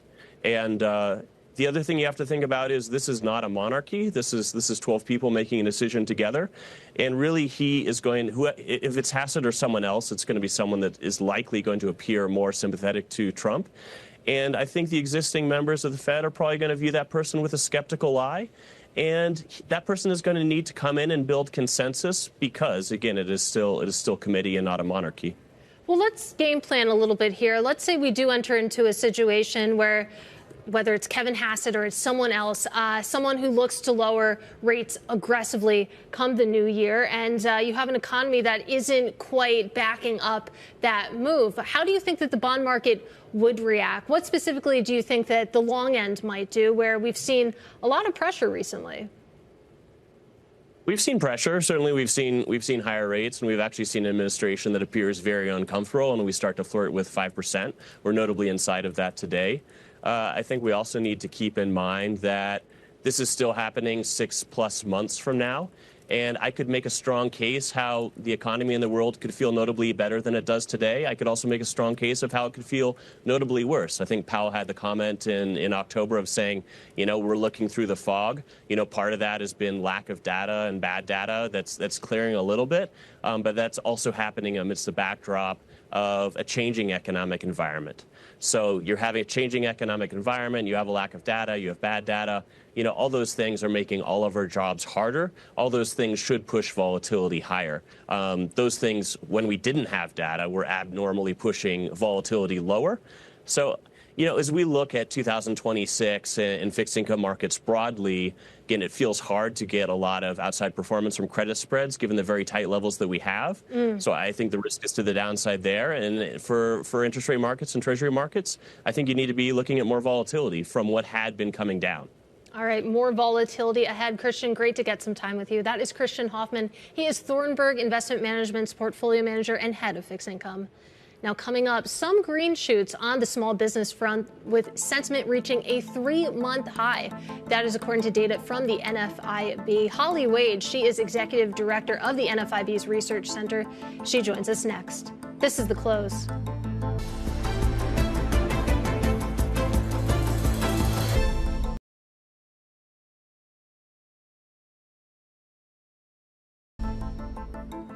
Small business sentiment climbing to a 3-month high on an improving sales outlook. 15% of small business owners, that is the largest share since the start of the year, are expecting higher sales volume over the next 3 months. That is according to fresh data out of the NFIB. Joining us now live is Holly Wade. She is executive director over at the NFIB Research Center. Holly, great to have you with us. Give us some context around that 15% who expect higher sales volume, because just in isolation, that doesn't seem like very many. So small business owners, they've been met with a number of challenges over the last number of years. And the last small business optimism index did improve in November. And so, as you mentioned, that was buoyed by a stronger share of small business owners saying they expect sales to improve over the next quarter. That's a really good sign. Okay guys, natural gas में sellers अपना profit book कर लेना, ठीक है। थोड़ा सा momentum expected था, आ गया है वो। क्रूड ऑयल में भी सेलिंग वाले निकल जाना, पूरा टारगेट ऑलमोस्ट हो ही गया है। यहाँ पर ये लेवल थोड़ा सा इंपॉर्टेंट है कि किस तरह से ये कैंडल यहाँ पर फॉर्म करेगा। अब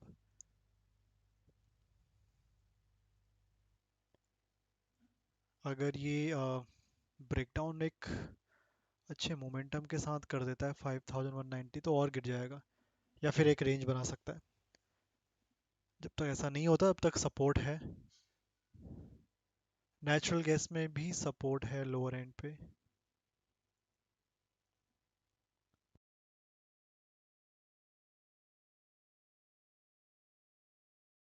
ठीक है, नेचुरल गैस ठीक ठाक ही आ गया मोमेंटम, सेलिंग में थोड़ा बहुत। एक फ्रेश ट्रेड देखते हैं, फिर से कुछ बनेगा। 6:30 न्यूयॉर्क सेशन की ओपनिंग रहेगी, थोड़ा ध्यान रखना। एंड आफ्टर 6:30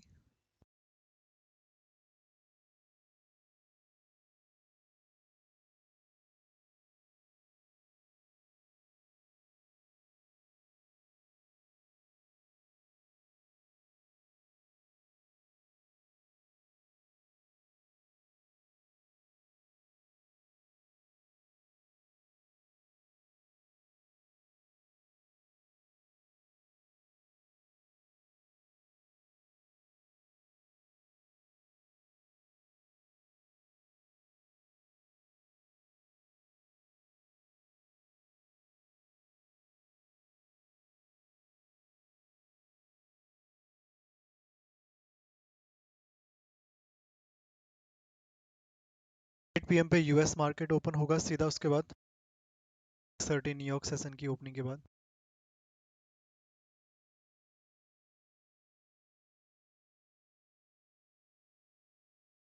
7 PM पे अनएम्प्लॉयमेंट क्लेम्स का डेटा गोल्ड और सिल्वर के लिए मोस्टली इंपैक्ट रहेगा। नेचुरल गैस की इन्वेंट्री 9 बजे शेड्यूल है।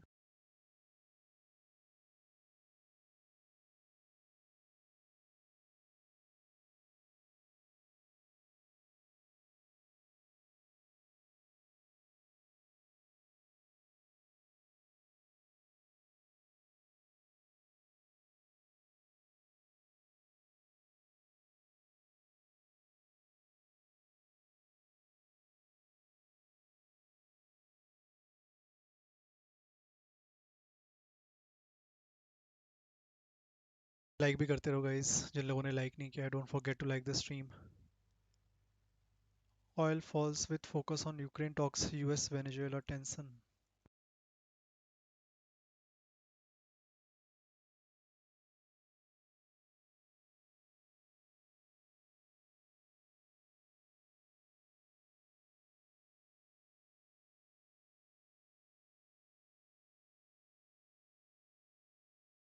UK hospital facing worst case scenario from super flu, Dr. Won.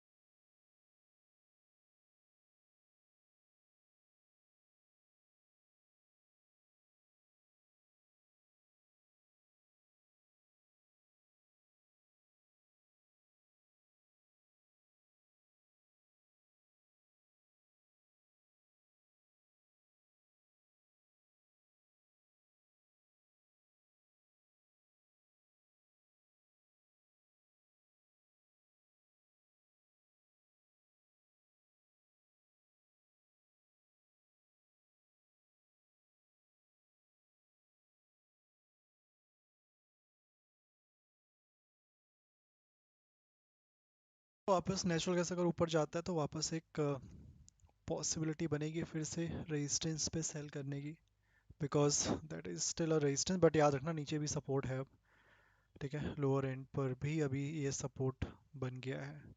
वाह,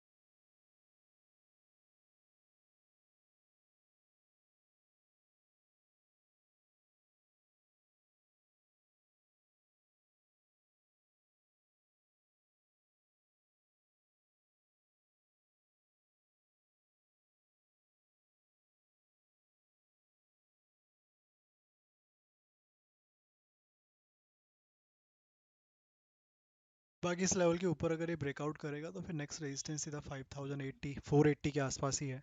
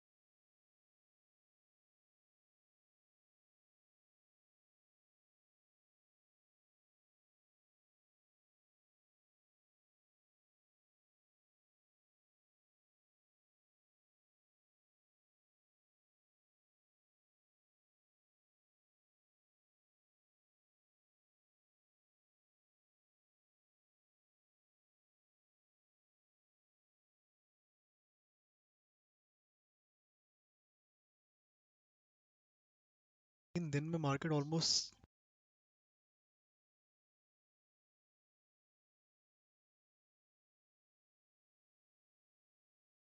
24% इंक्रीज हुआ था और सिर्फ 2 या 3 दिन में 20% वापस सेल ऑफ में आ गया 20% नॉट अ स्मॉल नंबर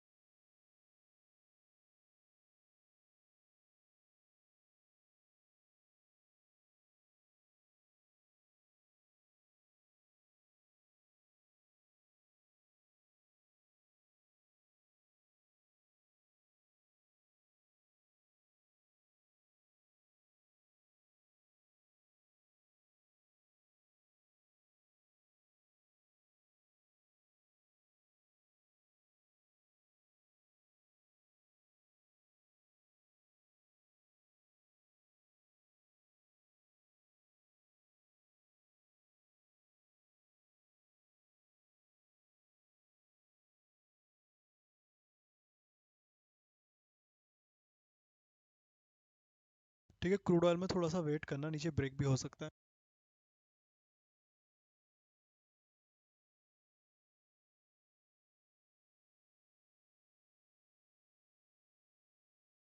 बाकी अगर ब्रेक हो गया नीचे क्रूड ऑयल में तो होगा शायद फिर और नीचे जाए प्राइस।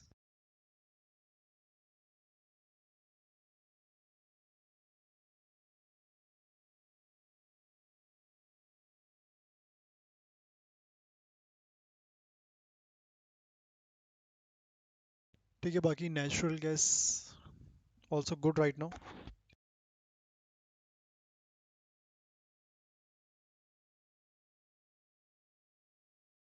अगर क्रूड ब्रेक करता है तो पॉसिबिलिटी है शायद फिर और नीचे जाएगा।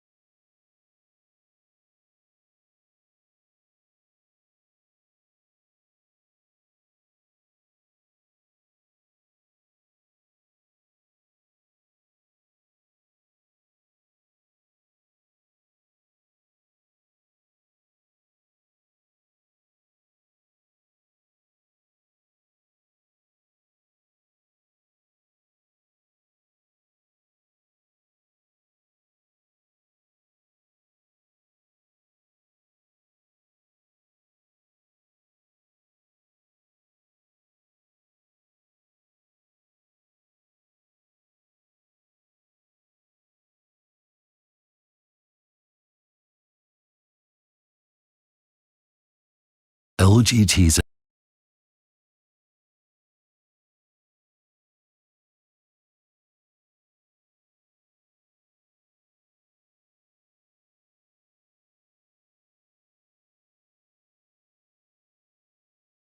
over AI-related spending.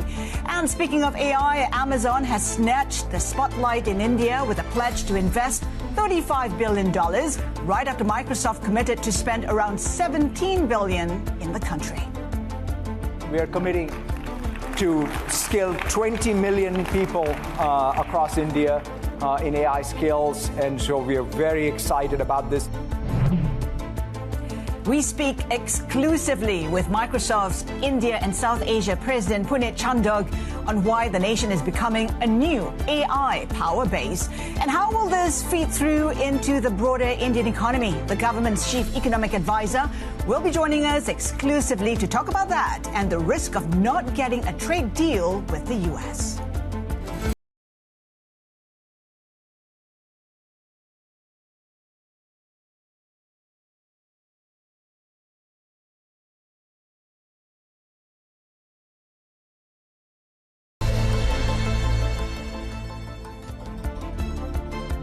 Here's a quick check on the markets after the Fed delivered a quarter-point cut overnight. Stocks in the region echoing gains on Wall Street after the S&P 500 rallied to just shy of a record. Fed Chair Powell voiced optimism that the U.S. economy will strengthen as the inflationary impact from tariffs fades away. Today, the Federal Open Market Committee decided to lower our policy interest rate by a quarter percentage point. Available indicators suggest that economic activity has been expanding at a moderate pace.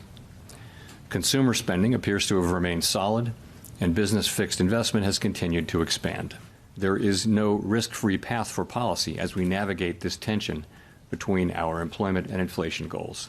As detailed in a statement released today by the Federal Reserve Bank of New York, reserve management purchases will amount to $40 billion in the first month and may remain elevated for a few months. So I don't think that a rate hike is anybody's base case at this point. Policymakers also maintain their outlook for just one cut next year, but details from the Fed meeting revealed just how divided the central bank has become. Powell faced dissenting voices in both directions, with regional Fed presidents from Chicago and Kansas City preferring to keep rates unchanged. Trump appointee Stephen Miron, meanwhile, dissented in favor of a larger half-point reduction. That's in line with the president's call. The head of the Federal Reserve is a stiff, and, you fight that. It's amazing. We fight that, and yet interest rates are going down, except with him, not too much. He did a rather, I would say, a rather small number that could have been doubled, at least doubled. For more, let's bring in our Federal Reserve and economy reporter, Enda Karan in Washington. And the cut today is more about protecting the job market rather than stimulating the economy. Is that a fair assumption? That's right, Haslinda. Clearly the balance came down today about worries about where the labour market is, where it's going. Obviously the committee is very divided about that because we knew going into the Fed decision today that several policymakers were more worried about inflation than unemployment. Obviously, they did enough to get the balance across the line to push through this rate cut. What we didn't get, though, was any real clear guidance on where things go from here because Chairman Powell did make the point that the interest rates are now probably at the higher end of neutral, perhaps indicating that they're on hold for a while, maybe not going to cut near term. But at the same time, he also made clear we're going to get a lot of economic data over the weeks and months ahead after a long lapse of economic data, which of course will inform their decision in terms of where we go in January. So next steps unclear, but what we do know in terms of from the dissents and from the forecast for where rates go from here in terms of the dot plots, there's a lot of division among the people who are on the Fed Policy Committee, and clearly some are more worried about inflation. And right here, right now, at face value, that would indicate further rate cuts from here will be difficult next year. So divergent in terms of how many rate cuts can be expected from the Fed in 2026. The thing is, Powell seems quite confident about the outlook of the economy in the U.S. That was quite a standout, actually, Haslin. The growth forecast from September was really revised up, a material upgrade for growth next year. They're not looking at any material uptick in unemployment, according to the forecast for next year, and they're expecting inflation, core inflation, core PCE to start trailing down back towards their target over the coming years. So it's a pretty good set of forecasts. There were questions in the press conference around that. Why the urgency to cut now when you haven't had data, when of course you've been upgrading your growth forecast? What's worrying you? And this is where it comes down to the balance of risk, so to speak. Chairman Powell is making the point that clearly there's no risk-free path here. They see what's happening with inflation. They see what's happening with unemployment. They only have one tool and they need to make a decision, and that was the lever they pulled today. But clearly heading into next year, it's going to be a pretty complicated story if the data continues along the path that it is now, which is inflation above target and the labour market softening but not yet falling through the floor.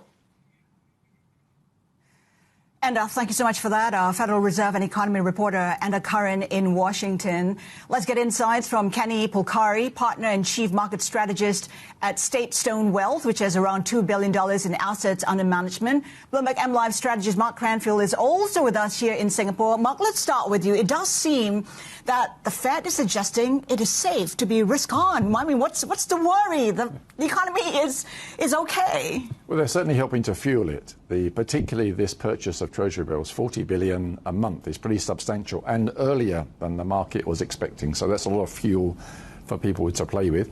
And as Jerome Powell was saying in the comments, this number is going to stay elevated, which suggests could even get bigger in the months ahead. This is almost like a return to a QE light kind of situation for the market, which only recently had quantitative tightening to cope with. So it's a dramatic change. So the Federal Reserve is really setting up a situation where liquidity is going to stay very buoyant in the United States. It will most likely help the U.S. equity markets especially. Unless there's any big surprises on the AI front, it puts them in a very good position to at least get through year end and into early 2026. Not just buying treasuries, but at elevated levels. I mean, why is there a need for that if everything is intact? Well, they're concerned that as we get towards year end, sometimes you get a squeeze in the funding market. Sometimes there's not enough cash to go around. It's quite convenient as well because the U.S. Treasury is ramping up its sales of Treasury bills quite substantially at about the same time. So somebody needs to take up that slack as well. So the timing from that point of view is quite nice. That will probably play out from a trader's point of view. That will probably be reflected in the curve. The Treasury yield curve will probably steepen as people need a bigger premium at the very long end of the curve, which is still going to see more sales of US bonds as well. So that juxtaposition will probably mean that people will be quite cautious about 30-year bonds in particular. Kenny, what are you making of the messaging from the Fed? I mean, we talk about how the Fed's expecting one more cut in 2026, but the dot plots don't agree. Listen, I actually thought that Jay Powell was very clear today, right? He made it was a little bit hawkish, right? Which is what the market was expecting. He told us that the labor market was not falling off the edge. He told us that while inflation's higher than he wants it to be, above target, it might even tick a little bit higher, but then he sees it kind of retreating back as we move through 2026. He also commented GDP is expected to be growing at better than 2%, which is really the consensus. So quite honestly, I thought it was a great report. I thought he handled it well. I thought that he prepared the markets. I thought he was very clear. There's no rate cut in January, and I don't think there's one in March. But remember, I was in the camp that they shouldn't have cut anyway. I didn't want this cut to happen because I thought we were good where we were. But they made the cut. He made it also clear that there's 3 or 4 people on the committee that now think we're at that neutral level. I know, other than Stevie Mirren, who wants to, take rates to 0, which is ridiculous, but that's a whole other conversation. But one way or the other, I actually thought it was a bullish report, and the market responded in kind. But of course, it's still not good enough because Trump wants it closer to 1%. What changes might we see, perhaps within the FOMC, for Trump to get what he wants? And are you concerned about that? I'm not, because it's not. If the data doesn't demand that if the economy's going off the edge, that's going to be a different story. But by all rights, up till today, with the data we have, the data that they're talking about going forward, the economy is not expected to be circling the drain. And so it's going to be very difficult to have to justify why we need to keep cutting and cutting and cutting, because the risk you run there, if you continue to cut, is that you're going to overstimulate, and then you're going to lose control of inflation. Just like we did, and I hate to say it, but I lived it, right, back in 1979, 1980, when they prematurely cut because they wanted to cut, and they ignited that monster, and it spun out of control, and then Paul Volcker had to jam rates and send the economy into a 2-year deep recession. I certainly don't want to see that. I don't think Jay Powell wants to see that. Donald Trump can stamp his feet all he wants, but it is a committee vote. It's not one person. So even if Kevin Hassett gets the job and he's a Trump loyalist, he alone cannot make that decision. And so I'd like to think that the other members on the committee that are all, Ivy League educated and PhDs and economists would use their head to say, we're okay. We're right where we should be based on the data we're getting. So I'm not necessarily worried that they're going to jam rates down to 1%. It doesn't make any sense to do that. Is the U.S. really okay, Mark? I mean, the inflation target for 2026 is 2.6%. Bear in mind, everybody's getting a $2,000 paycheck, which eventually will mean, 1% of GDP. That's inflationary. And that is before we see the full impact of tariffs. Well, we'd like to have a bit more data. We've been lacking a lot of up-to-date numbers from the United States because of the government shutdown. If you take purely the reading from the stock market seems to think that the American economy is doing pretty nicely, thank you. We're up not far from record levels from that point of view. American companies are still making very good profits. Oracle was a slight disappointment, but that's maybe just an isolated case. Most of the things that we've seen suggest the American economy is moving along pretty well, and there seems to be optimism that 2026 will be at least as good, particularly because the rest of the world is starting to come around as well. China especially is improving, which obviously will be reflected for the United States as well. So it does make you wonder, that you really need inflation to be really under control for the Federal Reserve to continue to lower interest rates in that kind of environment. And Kenny, I'm just looking at reaction right now. We have the S&P 500 futures extending its drop to about 1%. What happened there? I mean, what's wrong? Well, what's wrong is that we had this excitement today, where we're all at new highs on the S&P and the Russell and all that, making nice new highs here. But then we had the Oracle news after the bell, and I don't think the Oracle news is a disaster by any stretch. But all it speaks to is, once again, tech valuations that are stretched. You need one negative headline to talk about, the CapEx and the AI trade and, oh my God, are we overspending and, we're way ahead of ourselves, and you get this reaction. So I think it's while I think the Oracle reaction is a little bit overdone, I'm not surprised that the market is reacting. We're seeing futures, NASDAQ futures specifically, down like they are on the back of that. Just because I think it's a valuation story. I don't think it says anything about the U.S. economy, the strength of the economy, or where we're going in 2026. And to Mark's point of view, the U.S. economy does feel good. It feels strong. It feels okay. We're not circling the drain. And so once again, unless inflation gets down to 2%, I don't see how they're going to cut rates any more than where they are. It's okay until it's not. And because we're short of data, it's really hard to say. Would you be buying the dip, Kenny? 100%. I would. Now, here's the deal. I'm going to qualify it. I'm not chasing tech. I'll buy tech if we see a pullback, which I also expect is going to happen because we're going into a midterm election year. I fully suspect there's going to be some volatility in the first half of the year. I wouldn't be surprised if we see a 10 or 12% drawdown. At that point, I would absolutely be buying tech. But that doesn't mean I'm not buying financials, or I wouldn't be buying basic materials. I wouldn't be buying health. I would be buying healthcare, financials, basic materials, consumer staples. I would be buying all of those. Buy the dip, Mark? Well, I think people are getting a little bit concerned about this overspending on AI infrastructure. I think that's the biggest concern. We may be able to get past it. We've already seen some rotation into smaller cap companies. Seem to be doing pretty well there. And the American market is enormous. There are plenty of other people apart from AI plays. But certainly there's a big concern there. And if we did see a widespread sell-off in the major names who are exposed to AI, it's not going to be easy for the market to progress beyond that. So reason to be cautious. Slate Stone Wealth partner Kenny Polcari and Bloomberg MLive strategist Mark Cranfield will be staying with us. When we come back, we'll get insights on tech as Oracle's disappointing results stoke fresh AI spending fears. Keep it here with us. This is Bloomberg.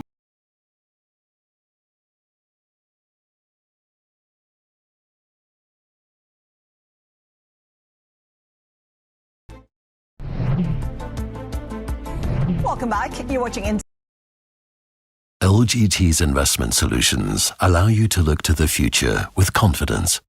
Over its 100-year history, LGT has repeatedly demonstrated its resilience, proving to be a stronghold of stability in a world of change.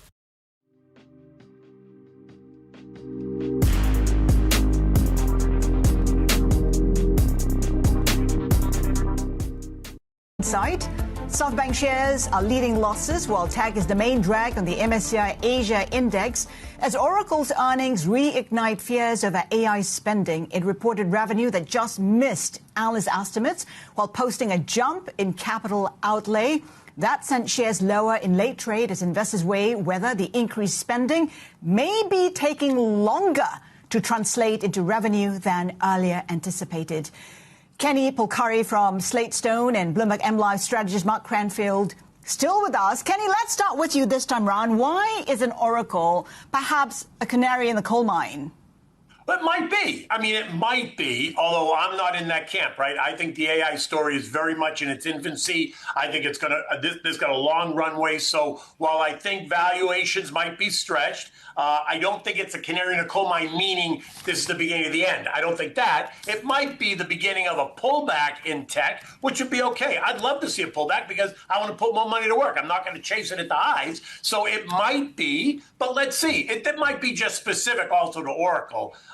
Let's see how they start to digest it and dissect it tomorrow when everyone comes back and they get to, kind of chat about it and see where the problems really are. Again, I don't think it's a canary in the coal mine, but again, I think I'm not surprised by the reaction that they thought there was going to be $15 billion more in CapEx spending, more than what was expected. And so therefore, all the traders and the algos are going, oh my God, and they hit the sell button and this is what you get. But remember, Oracle had this massive move up in, where was it? When was it? September? Remember when it went from 240 to 350 in one day? It just gapped up. And then it's kind of been making its way. And then we had that pullback in tech stocks like a week and a half ago, and it came back down and it tested its long-term trend line support, where it's been kind of hugging right now. And today's action or tonight's action in the post-market or the pre-market tomorrow morning is going to bring it right down kind of its most recent lows there the last couple of days. So I actually think it's okay. Hey, Kenny, Mark here. So we're talking a lot about the effect of American AI on the big American companies, but also they've got huge rivals in China as well. These big Chinese tech companies are taking AI in another direction. They're trying to develop their own tools. DeepSeek is one of the leading parts of that. So is this also a threat to the dominance of the American companies? If these Chinese companies really get traction and they can develop more and more onshore ability, is that going to weigh on the US companies, or are they going to generate together? Is it good for everybody if China and the US are doing well at the same time?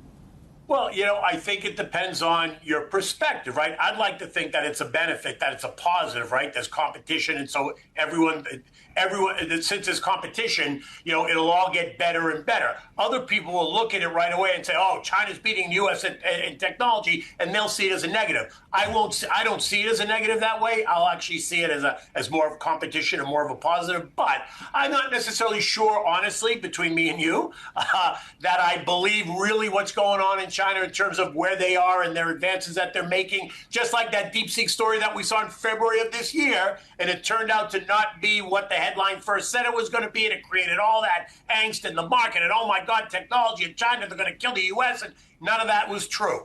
And so I'm going to take this with a grain of salt. We'll see how it goes, but it's not going to cause me to start to get nervous about U.S. tech and our role in AI in the future. Are you then saying, Kenny, you have no interest in investing in China's AI plays? So, That's right. I don't. I will not.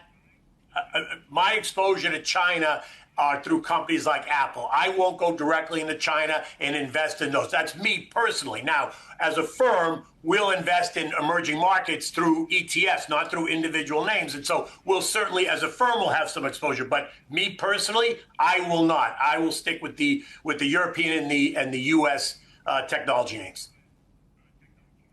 Mark, it does seem like sentiment has changed somewhat, right? In fact, some say perhaps fundamentally, it's a stage where we say, show me the money, because we want to see the returns. We don't want to wait any longer, and we're not seeing the money so far. Well, anybody who's old enough to remember what happened with the internet boom and the bust in the late 1990s, 2000, they can remember the period when it was coming to monetize. So the dot-com thing started to unravel when people realized it was very difficult to monetize it.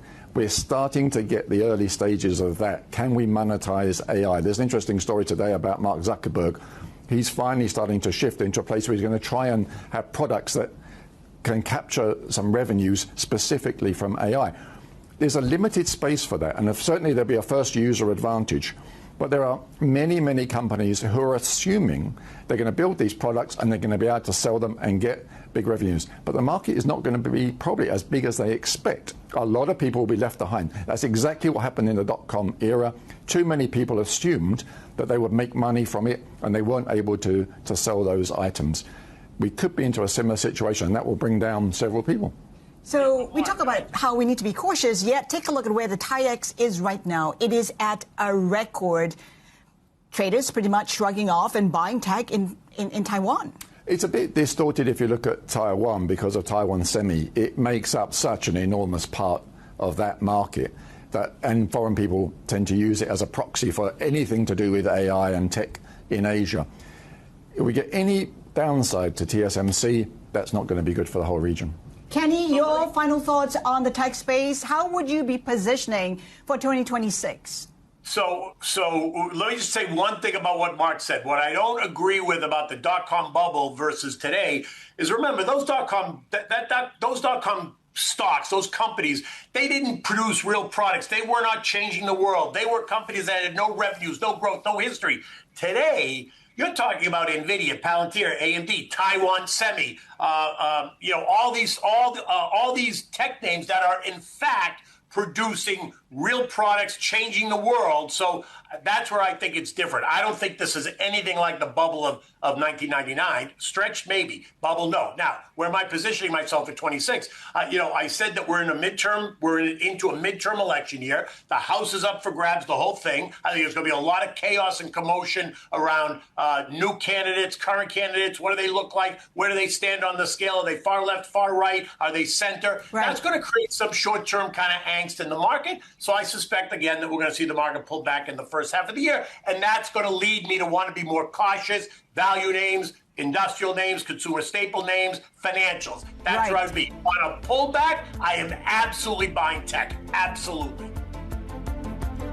All right, great perspective there, Kenny. Thanks for joining us. Kenny Polcari, partner and chief market strategist at Slatestone Wealth, and Bloomberg MLive strategist Mark Cranfield. Keep it here with us. This is Bloomberg.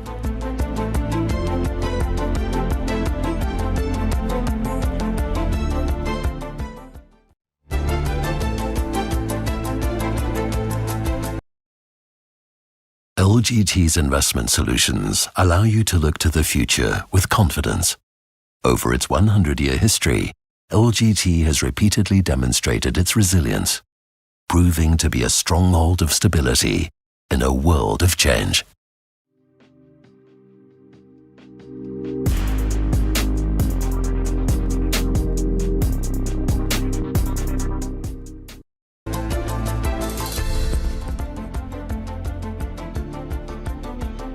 Welcome back. You're watching Insight. Bloomberg has learned that Indonesia is resisting U.S. trade deal demands that it fears would restrain its independence, particularly in critical minerals and energy.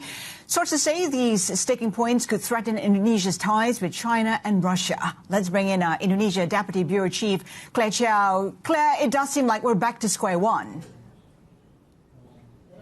It does, and we're hitting a new step today, hopefully. Indonesia's top negotiator is meeting with U.S. Trade Representative Jameson Greer, so we will be watching out for that one.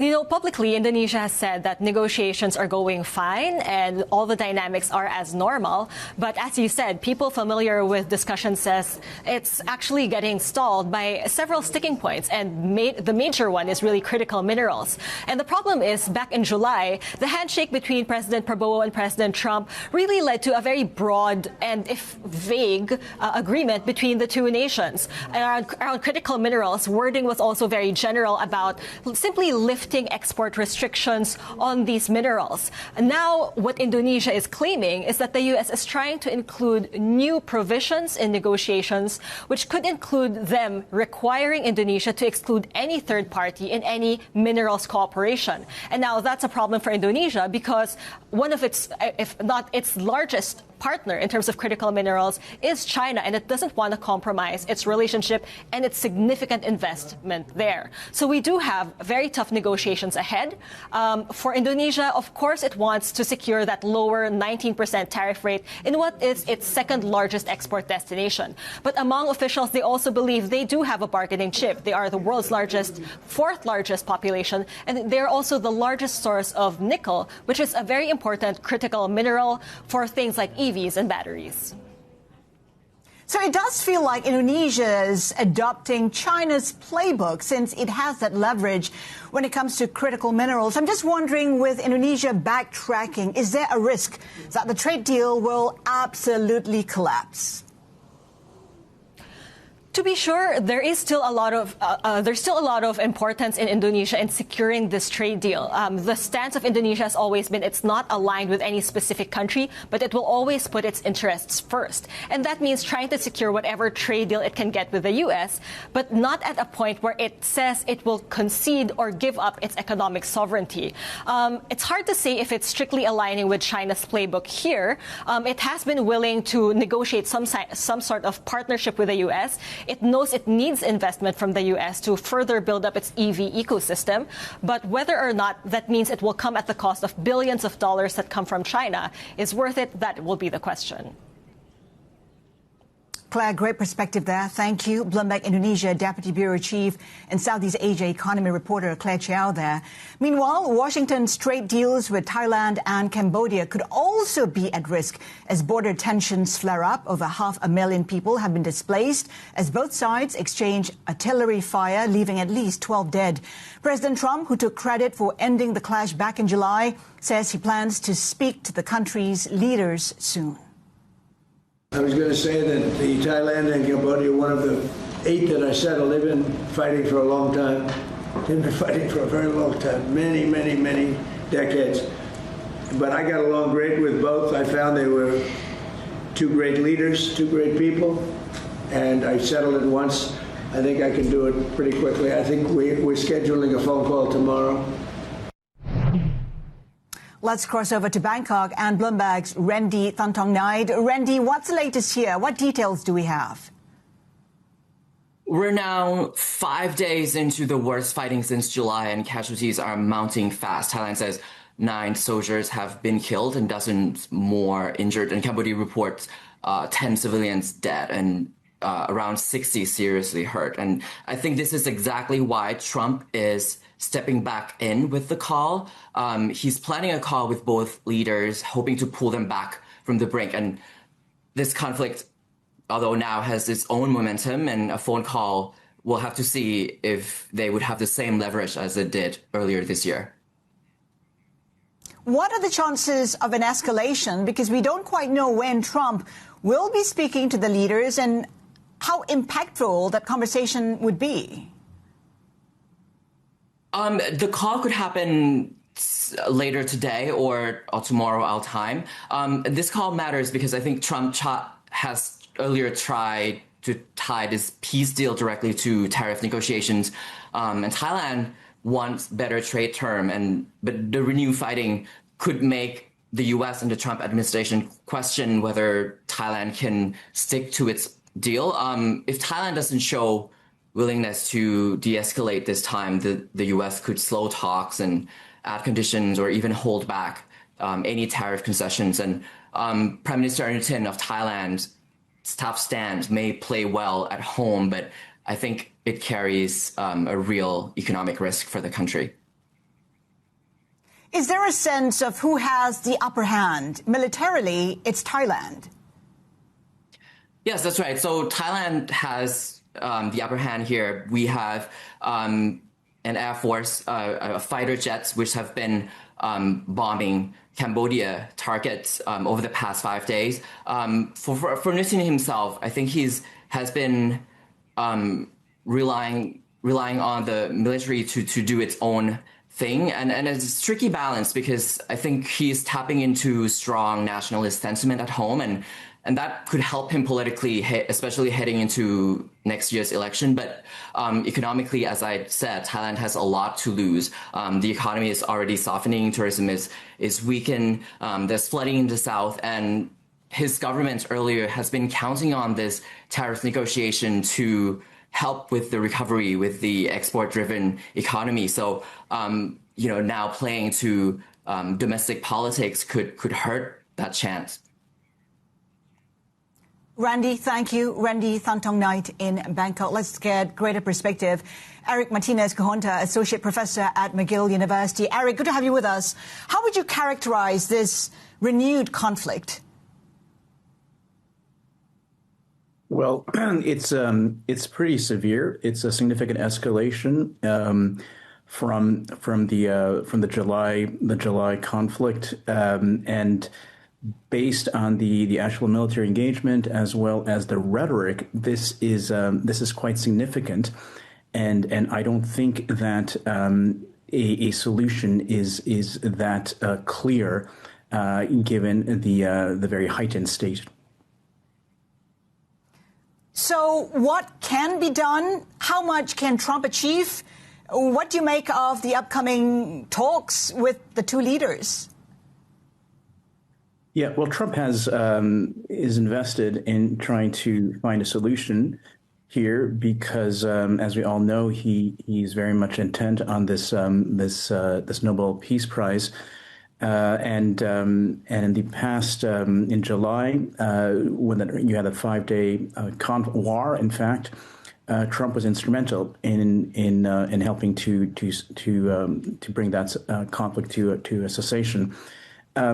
So he will get involved again, but I think this time is somewhat different. It's different because Thailand has made clear in their comments by the foreign minister, by Anutin, that they are not in the mood for dialogue, and that they do not believe that the peace agreement really is something that was intended to hold.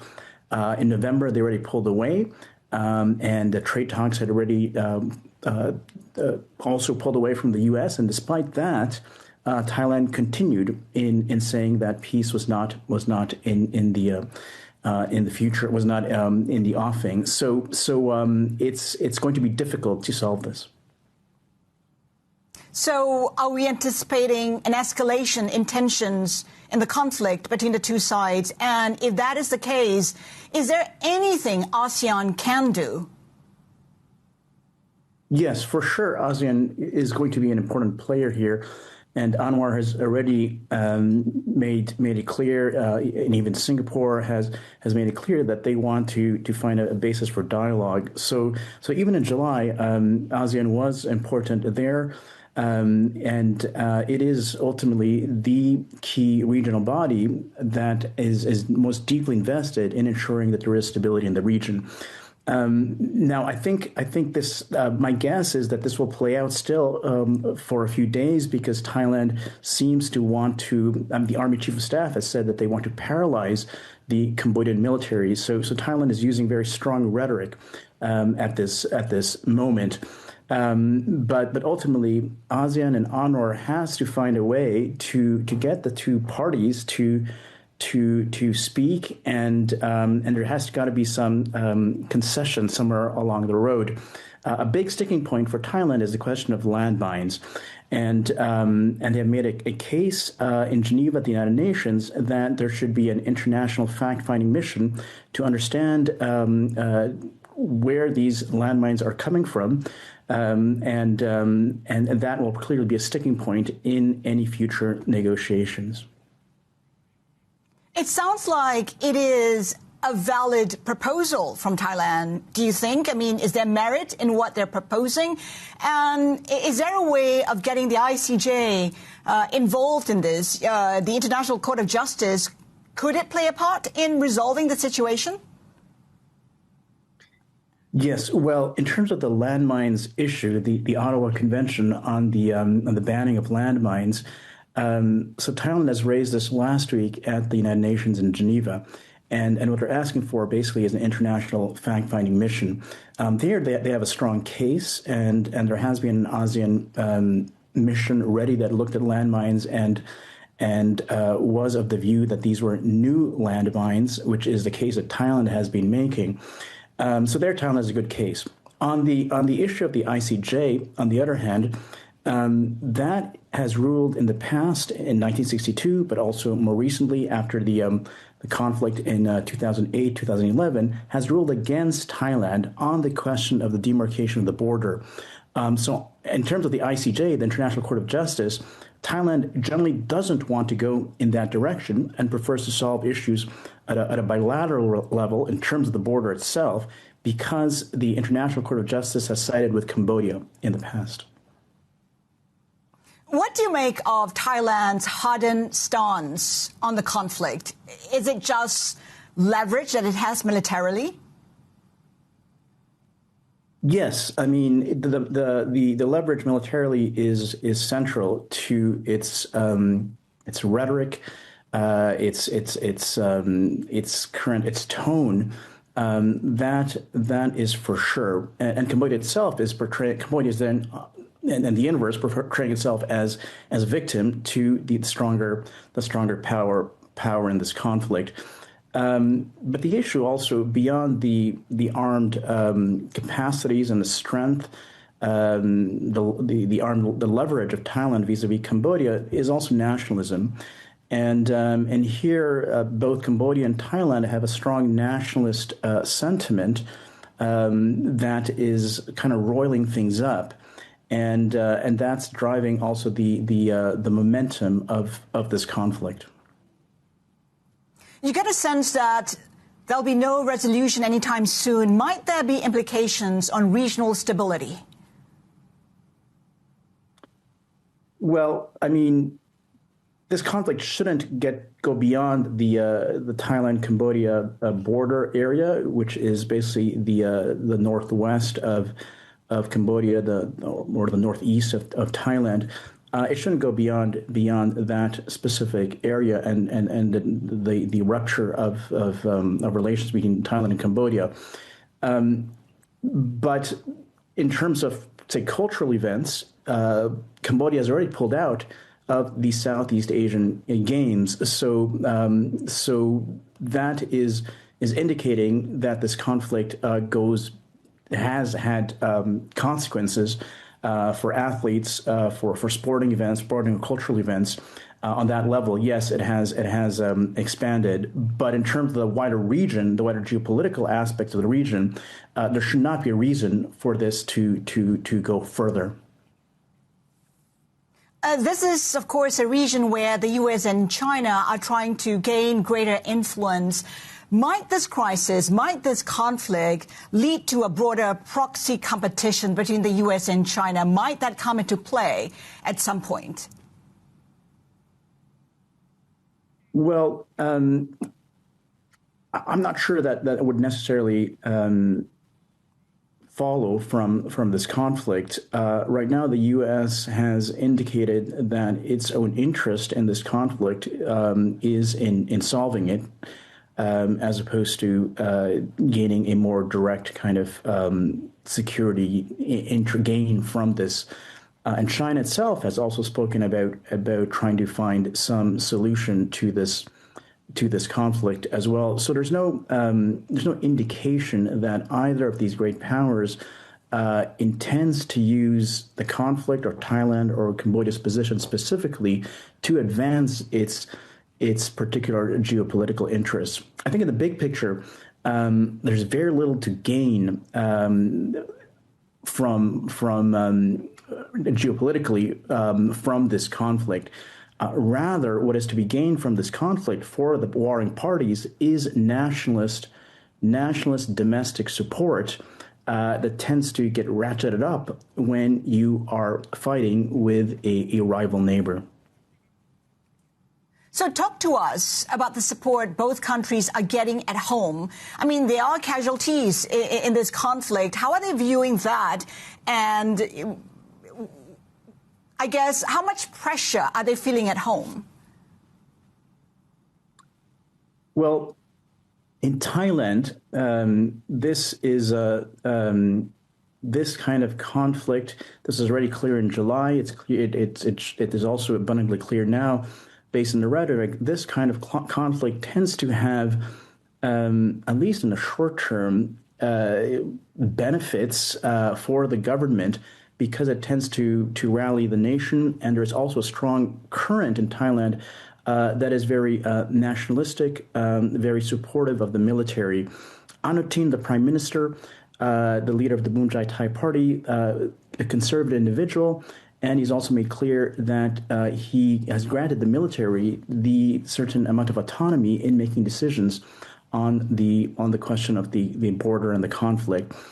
So in that sense, in Thailand, there is no question that this could have short-term gains in terms of national sentiment and national cohesion.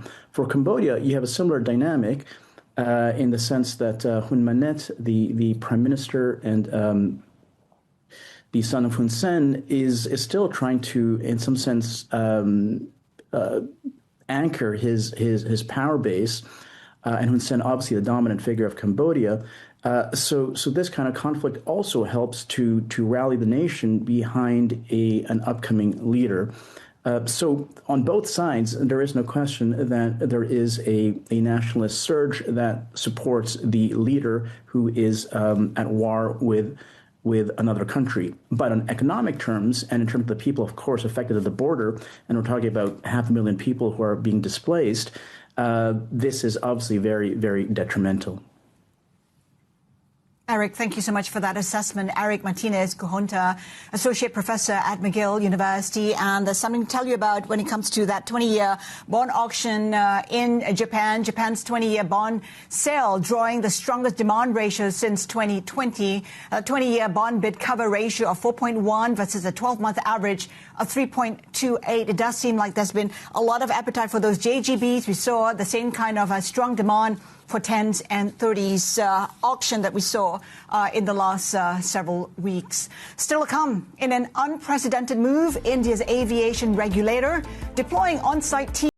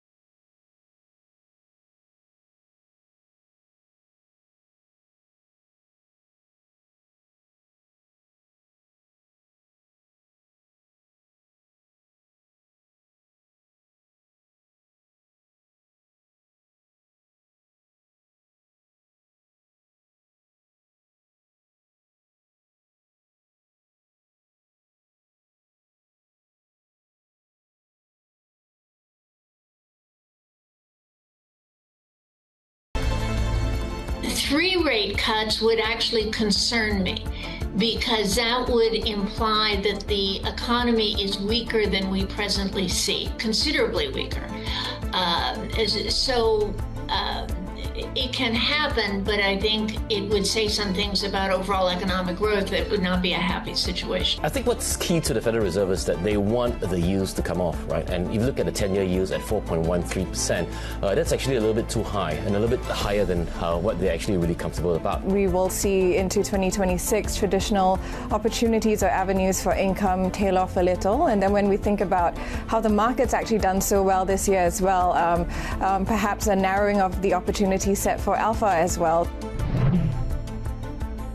Some of our guests today sharing their thoughts on the Fed's rate path. Welcome back.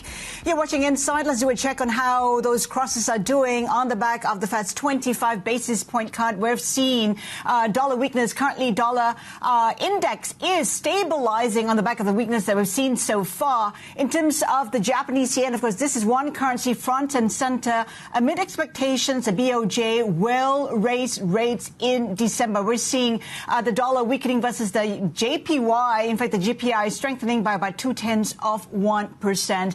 In terms of that cross with the yuan, it is flat as we speak after the dollar yuan headed towards 7 just earlier, and the Aussie dollar also in focus, 66 versus the greenback as we speak right now. Well, for more, let's bring in Bloomberg Intelligence Chief Asia, FX and Rate Strategist Stephen Chu. Stephen, if you consider that the Fed is expected to cut further in 2026, expect dollar weakness from here. Well, in fact, we have the view that the dollar may be quite strong early next year, quite counterintuitively against the Asian currencies. And the decision overnight, you can call it neutral, some call it dovish. But the takeaway is like the Fed now is still only committing to 1 cut next year. And market is pricing for 2. And even with 2 cuts, U.S. interest rate will still be relatively higher compared to a lot of the Asia low yielders. So if you ask me, I actually like dollar Asia upside, especially when you look at the Korean won, the Taiwan dollar. After some initial rally earlier this morning, it's starting to come up a little bit. So market basically is telling you that it's not all clear for Asian currencies upside, despite a somewhat dovish Fed overnight. It's also about the yen in particular, with the BOJ expected to raise rates. How are you looking at that cross? I mean, when we look at the yen nowadays with the new government, we have to look at it differently. It's not just about monetary policy differential. It's not just about rate differential. It's also about the fiscal prospect of the yen. So very simple, we look at the JGB yields is still selling off. So that tells you that despite of higher yields, despite BOJ could hike rate further, the fiscal concern is still one big driver for the yen. So if you ask me, I think there's only some little bit of downside for dollar yen. And when the yields start to sell off again, then the yen will also weaken further. We heard from State Street when it comes to yen appreciation. They said perhaps we'll see a minimal move because when it comes to rate increases by the BOJ, it could be much smaller than anticipated. Exactly. So even if the BOJ is hiking, we're only talking about 25, 50 max. And as long as the Fed doesn't cut rates aggressively, if it's only like 1 to 2, that's very moderate. And the US-Japan rate gap is still pretty high, so it's very hard to short the yen at the moment. So if you ask me, I'm not that bullish about the Japanese yen for next year. And Stephen, the yuan, prospects for that currency in 2026? Well, in fact, it's my favorite currency if you ask me. I mean, it's not based on the fact that it could rally the most. It's based on the fact that it has so many structural tailwinds from short-term to long-term that regardless of whether the dollar is strong or weak, the yuan could still appreciate against the dollar. And I think the bottom line is it could rally beyond 7 because we saw there's the trade tailwinds. Now FDI is getting better. And then obviously the latest statement from the Central Politburo, they mentioned about the cross-cyclical focus, meaning that they want a stronger currency to bolster domestic consumption. So it's all good for the yuan for next year. We haven't seen that so far, though. PBOC policy seems to indicate that it is quite comfortable where the yuan is right now. Stephen, thank you. Bloomberg Intelligence Chief Asia FX and Rate Strategist Stephen Chu there. Our next guest believes economic strength and improved liquidity will be the main drivers for the Fed. Let's get insights from Hebe Chen, market analyst, Advantage Markets. Hebe, good to have you with us. What messaging have you been paying attention to when it comes to the Fed overnight? Yes, indeed. Good afternoon. Thank you for having me today. Well, I think we do have a big pack of message coming from Fed today. And I will have to say that what surprised me most is the economy projection. I feel the Fed seems to present us a story. I would say it's a bit close to too good to be true. They actually reduced the expectation for inflation. They only see a 2.4 versus 2.6. And most importantly is they increase the GDP growth target for next year from 1.8 to 2.3. That's a 0.5% increasement. So regardless of where they got the confidence from that for the economy strength, I think that what suggests to me is that when we're heading into 2026, I think the playbook will be very, very different. The topic about rate cut cycle will probably taking the secondary place, and what we're taking the main theme about 2026 is an economy that's gaining speed. It potentially will be a new speed. And how we're going to tailor the trading strategy, how we get to check the monetary policy, they will change quite significantly based on this new playbook. It's hard to square the picture that Jerome Powell is painting for us right now. He talks about how the economy is resilient. He's pretty confident of solid growth. Yet he continues to inject liquidity into the market. I mean, how are you making sense of all the moves that's been announced so far? Yes, indeed. I would say that it's a bit, I think the message is a bit confusing here. But I think the market the very smart traders, they do get a message. I think the thing that sort of boosts the market quite substantially is the 40 billion T-bills purchase. As you said, that definitely will inject liquidity in the market. Even the Fed saying that it's a temporary, they don't want to call it as a QE, but effectively, they will serve the same thing. We have the more liquidity here. We also have the Fed saying that we yet to done the rate cut cycle, even just one, or probably some traders expecting two, but we definitely will get one cut next year. So if you putting all together, it's effectively serve the same purpose as the QE. And I think that's also what the Fed also price in the economy projection. Because of all these things they're putting in place, they are now expecting the economy will gaining the speed and will definitely perform much better than 25. And Hebe, given the liquidity, given that the Fed has signaled it is providing that backstop, should anything happen, it is risk on. You should be buying American stocks, U.S. stocks, yes? Well, as I said, that now the story is now back into the economy growth, is back into the economy strength. That doesn't come with no risk. I think that what the focus will definitely get into, not just about how much rate cut that will be in place, it's about how strong the economy could be. So that would mean that translate into some of the particular data would definitely carry more rate. For example, the job data, that's a testing point for whether or not economy is as resilient as a Fed promise. On the other hand, I think I agree that some of the sectors, which is probably more economy-sensitive sectors, like technology sectors, were definitely getting more spotlight under this preset economy backdrop. Other central banks, especially in Asia, are taking a different approach, right? I mean, there's divergence. We expect the BOJ to raise rates. And a lot of the central banks in Asia are either pausing or could consider rate rises. How is that influencing, shaping the way you deploy capital for 2026? Well, yes, I think that 2026 is the time that we're going to see very different paths.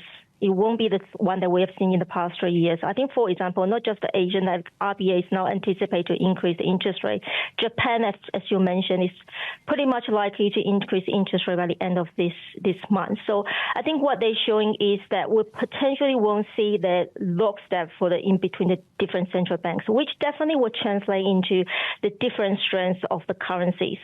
I kind of agree with Stephen just mentioned about that US dollar potentially will getting more stronger into 26, but I think that will potentially not coming from rate cut, but because of the economy is strong.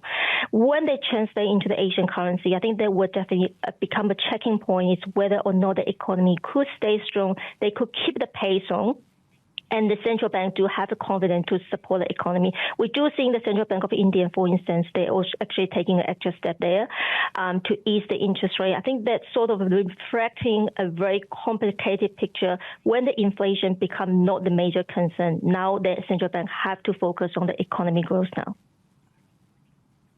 I want to take a look at Japan. Of course, the BOJ move pretty much priced in. The question really is where it goes from here. Is it one and done? Will we see more? What's your own projections? Yes, indeed. I think that's the key message that we're waiting for end of this month, the meeting.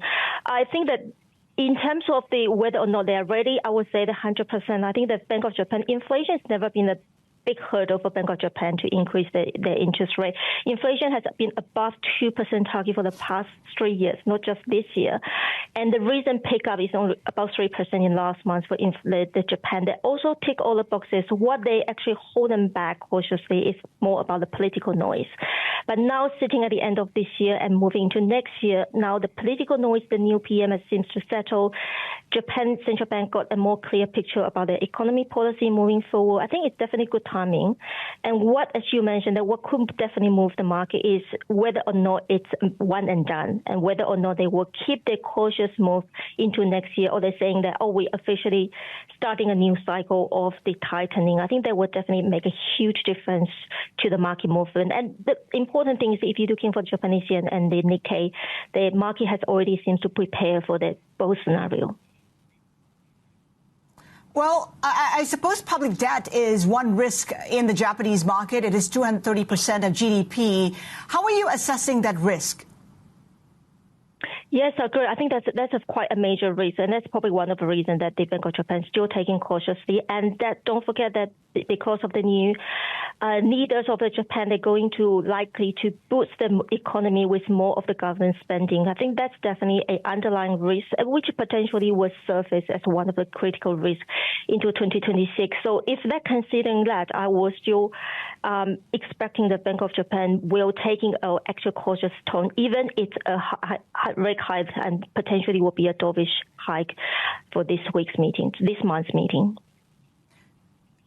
Hebe, what's your yen target for the end of 2026? I think that at this stage it's roughly about 155 USD versus Japanese yen. I think two scenarios. If the Bank of Japan taking a bit hawkish, saying that we will keep the door open for more hike, I think potentially we're seeing the yen back into even below 150 by the end of this year. But if that's not the case, they will stay cautious. I think very much likely they will stay at this stage until into 2026. I think one of the patterns we probably can reference to is how the yen then moved in early January when the Bank of Japan moved the interest rate. And Hebe, we heard earlier from Stephen Chu that he loves the Chinese yuan. He says there is a lot of scope for upside for the currency. Do you share that view? Well, I have to say that I kind of disagree with that, because I do expect that PBOC will potentially cut interest rate into 2026. And the reason for that, I know that the inflation print this week is positive, showing a bit of a stabilization for the consumption. But you've got to see that whether or not the underlying demand that do support a sustainable recovery. And unfortunately, I think for some of the economy data, I didn't see that it's coming, especially like a PPI.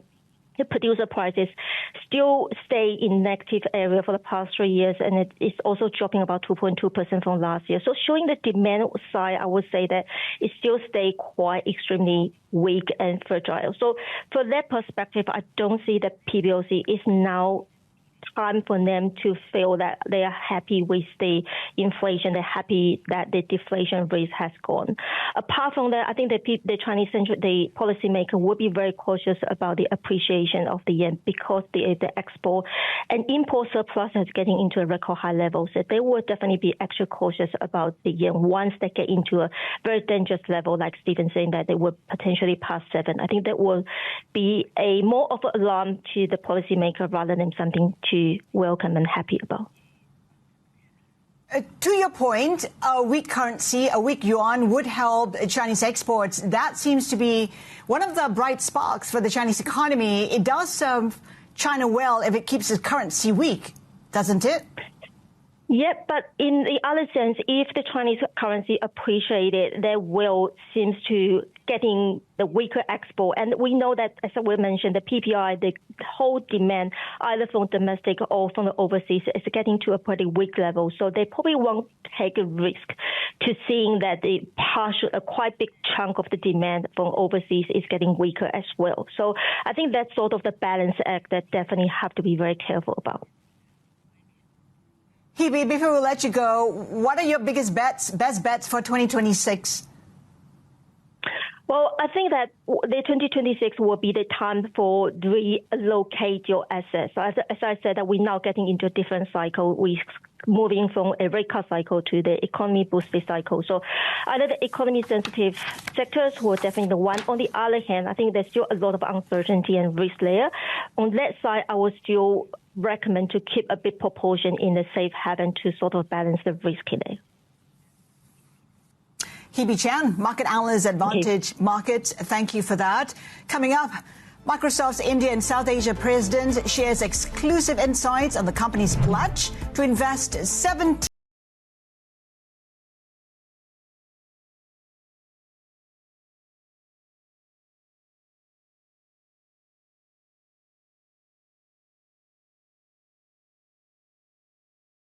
New York session is going to open 6:30. ध्यान रखना थोड़ा सा.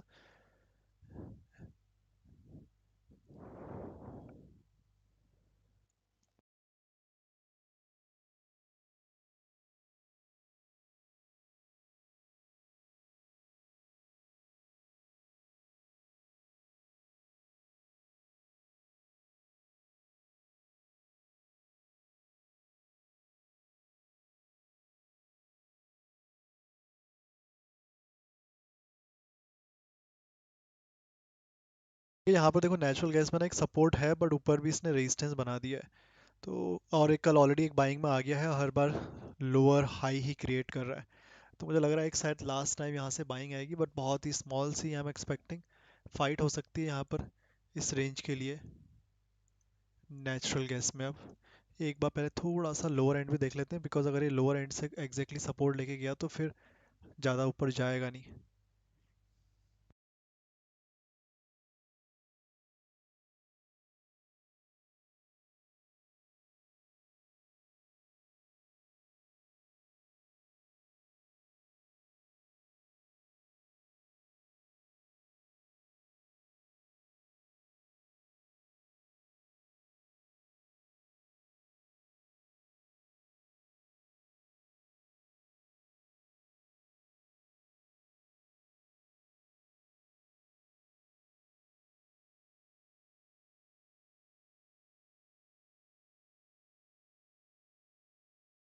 देखिए इसमें एक next support natural gas 15 minute में ये भी सपोर्ट ही है जहां पर अभी प्राइस है इसके नीचे नेक्स्ट सपोर्ट अगर देखोगे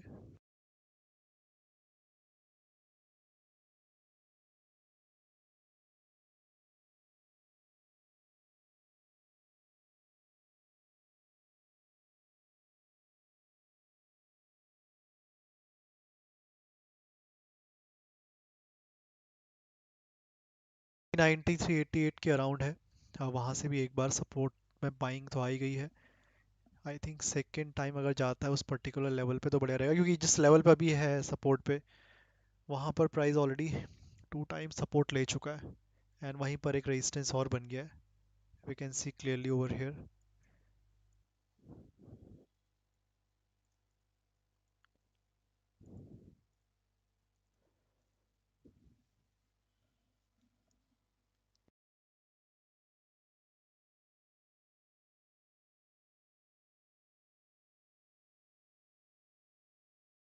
कि एक बार बाइंग आई थी लास्ट स्विंग हाई जो है वो उसी का हाई है सेकेंड टाइम बाइंग है यहाँ पर बिल्कुल लोअर हाई ही बनाया है ज़्यादा हायर हाई बना नहीं है थर्ड टाइम है यहाँ पर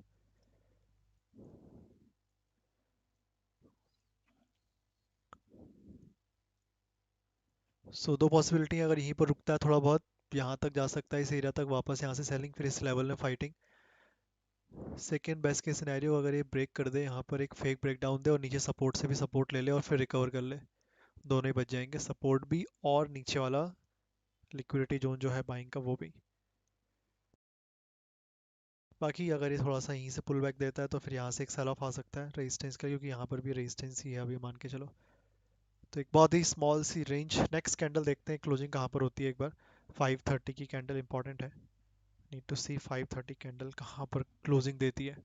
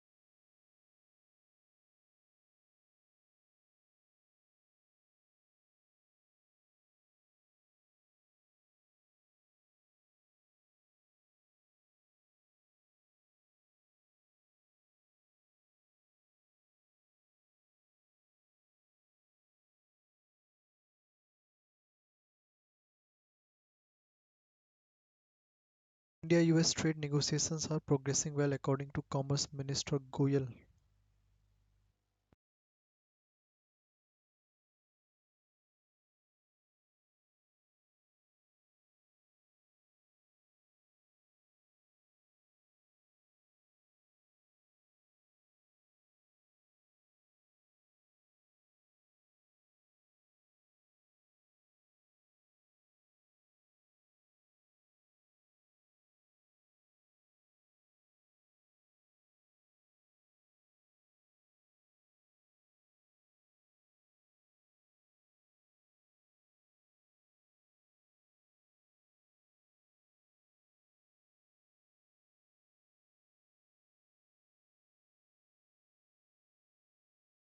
भी करते रहो guys, don't forget to like the stream. ठीक है, नेशनल गैस में थोड़ा सा कन्फ्लुएंस हुआ है वहाँ पर, मल्टीपल ये भी सपोर्ट है, ऐसा नहीं है जिस लेवल जो लेवल मैंने अभी बना रखा है ये भी सपोर्ट नहीं है, this is support, this is resistance you can now, this is also support. तो या तो ये इस रेंज के बाहर कहीं निकल जाए, ठीक है, क्योंकि दोनों साइड फाइट होगी, यहाँ पर बाई करेंगे, रेजिस्टेंस भी है ऊपर पास में ही, बड़ा टारगेट नहीं मिलेगा, ऊपर जाके सेल करेंगे फिर नीचे सपोर्ट का वही इशू रहेगा।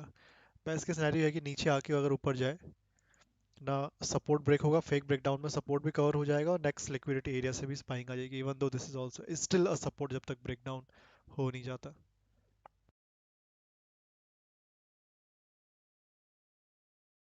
थ्री 697 से 407 तक रेजिस्टेंस जोनी है अभी के लिए, तो मुझे लगता है यहाँ पर थोड़ी सी फाइट हो सकती है, तो अभी के लिए इस पर थोड़ा सा अवॉइड करेंगे, रेंज के बाहर निकल जाए तो बेटर है। 30 हो गया, session is open now.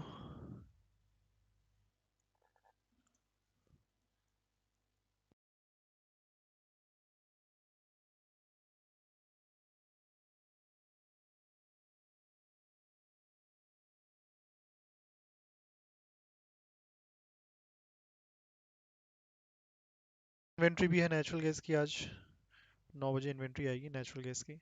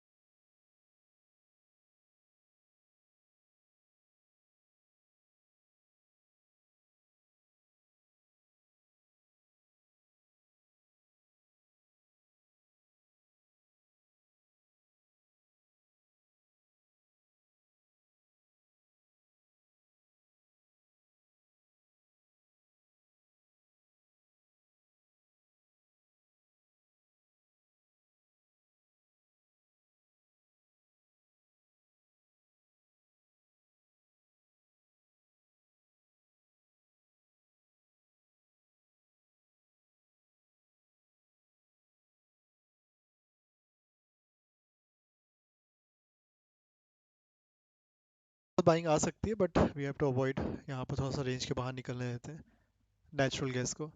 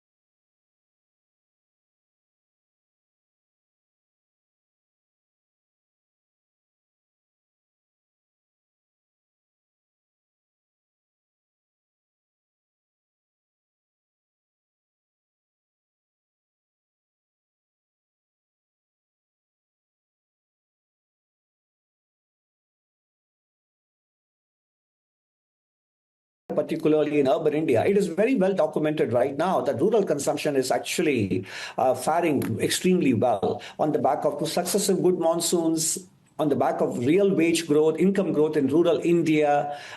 Agricultural production is doing well. If anything, as you can see in the sustained decline in the uptake of the National Rural Employment Guarantee Program, it is very clear that rural residents are finding employment opportunities elsewhere, that they don't have to fall back on the national government-run Rural Employment Guarantee Program. And that is the clearest possible indication that rural economy is in very good shape. Urban India, of course, I think the GST cut, and we should not forget the direct tax relief provided in the budget earlier this year, and the fact that inflation itself, particularly food, which constitutes about a third or slightly more of your monthly consumption basket, that is low. So putting more disposable income in their hands as well. And that is the reason why India's household savings rate, which went to as low as 4.9% of GDP in 22-23, has risen to 6% of GDP.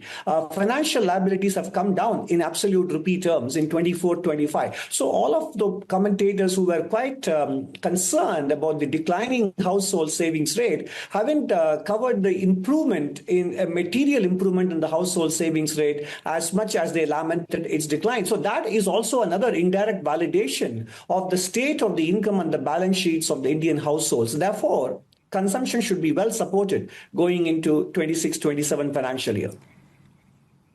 Isn't it true, though, that household consumption would depend on where the rupee goes from here? After all, we have oil, fertilizers, edible oil, raw materials. They're all priced in USD. And with the Indian rupee in the doldrums, household consumption may get impacted. Well, not really, because we have done our homework and we covered it in the economic survey published earlier this year in January. On a net basis, a weaker rupee does improve the Indian trade balance. So we have taken into consideration all the things that you mentioned. So on a net basis, taking into account the impact on exports, taking into account the impact on imported commodities, which are priced in dollars, as you pointed out, the net effect is still a positive in terms of trade balance, and that which means the extra income, everything else being equal, that may accrue to exporters does offset the import drag. And let me point out, the wholesale price index is, almost in deflationary regime at the moment, and that is because of low import prices. Oil prices have remained stable. Metal prices are generally very well behaved. So, in that sense, the underlying inflation pressures being absent in imported commodities, therefore, having a rupee weakness at this point isn't going to be a major problem, as it is a good benefit for the export sector given the global uncertainties. Therefore, all things considered, it will be at the margin a positive reinforcement to consumption story rather than being a drag. So, from all of that, is it fair to assume that you're not too concerned about rupee weakness right now? I mean, it is hovering at close to record lows. Look, the rupee weakness reflects the fact that, as you pointed out at the beginning of the conversation, that investors are kind of sitting out at this moment, and therefore the rupee is undershooting its economic fundamentals. If you look at the macroeconomic dashboard, whether it is economic growth or inflation, external deficit, or the banking system, or the resilience of consumption, corporate profitability, you can tick all those boxes and they're all green as far as India is concerned. So clearly there are times when financial markets fixated on particular aspects, optics that they're looking for, such as the trade dispute, trade agreement conclusion, etc. And recently, the artificial intelligence boom also drives capital to particular sections of the global economy. So all these things have kind of cast a shadow on the rupee, but it is reaching a point where the rupee will be substantially undervalued relative to the economic fundamentals that India has, and that will begin to reflect in the performance of the Indian rupee in the coming years. Right. So rupee undervalued, not reflecting fundamentals of the Indian economy. How much undervalued is it? What is fair value then?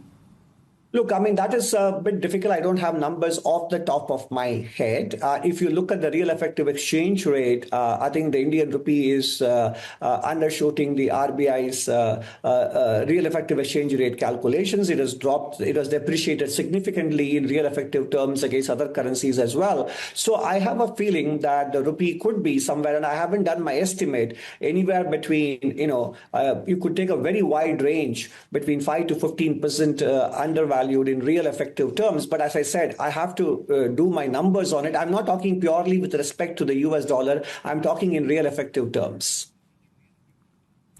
We have the IMF weighing in on the policy that's been adopted by the RBI. It says that the RBI is guiding the currency, is not gutting the currency. What do you make of the approach taken by the RBI? Does it need to do more to support the currency, or are you happy with how it's being done right now?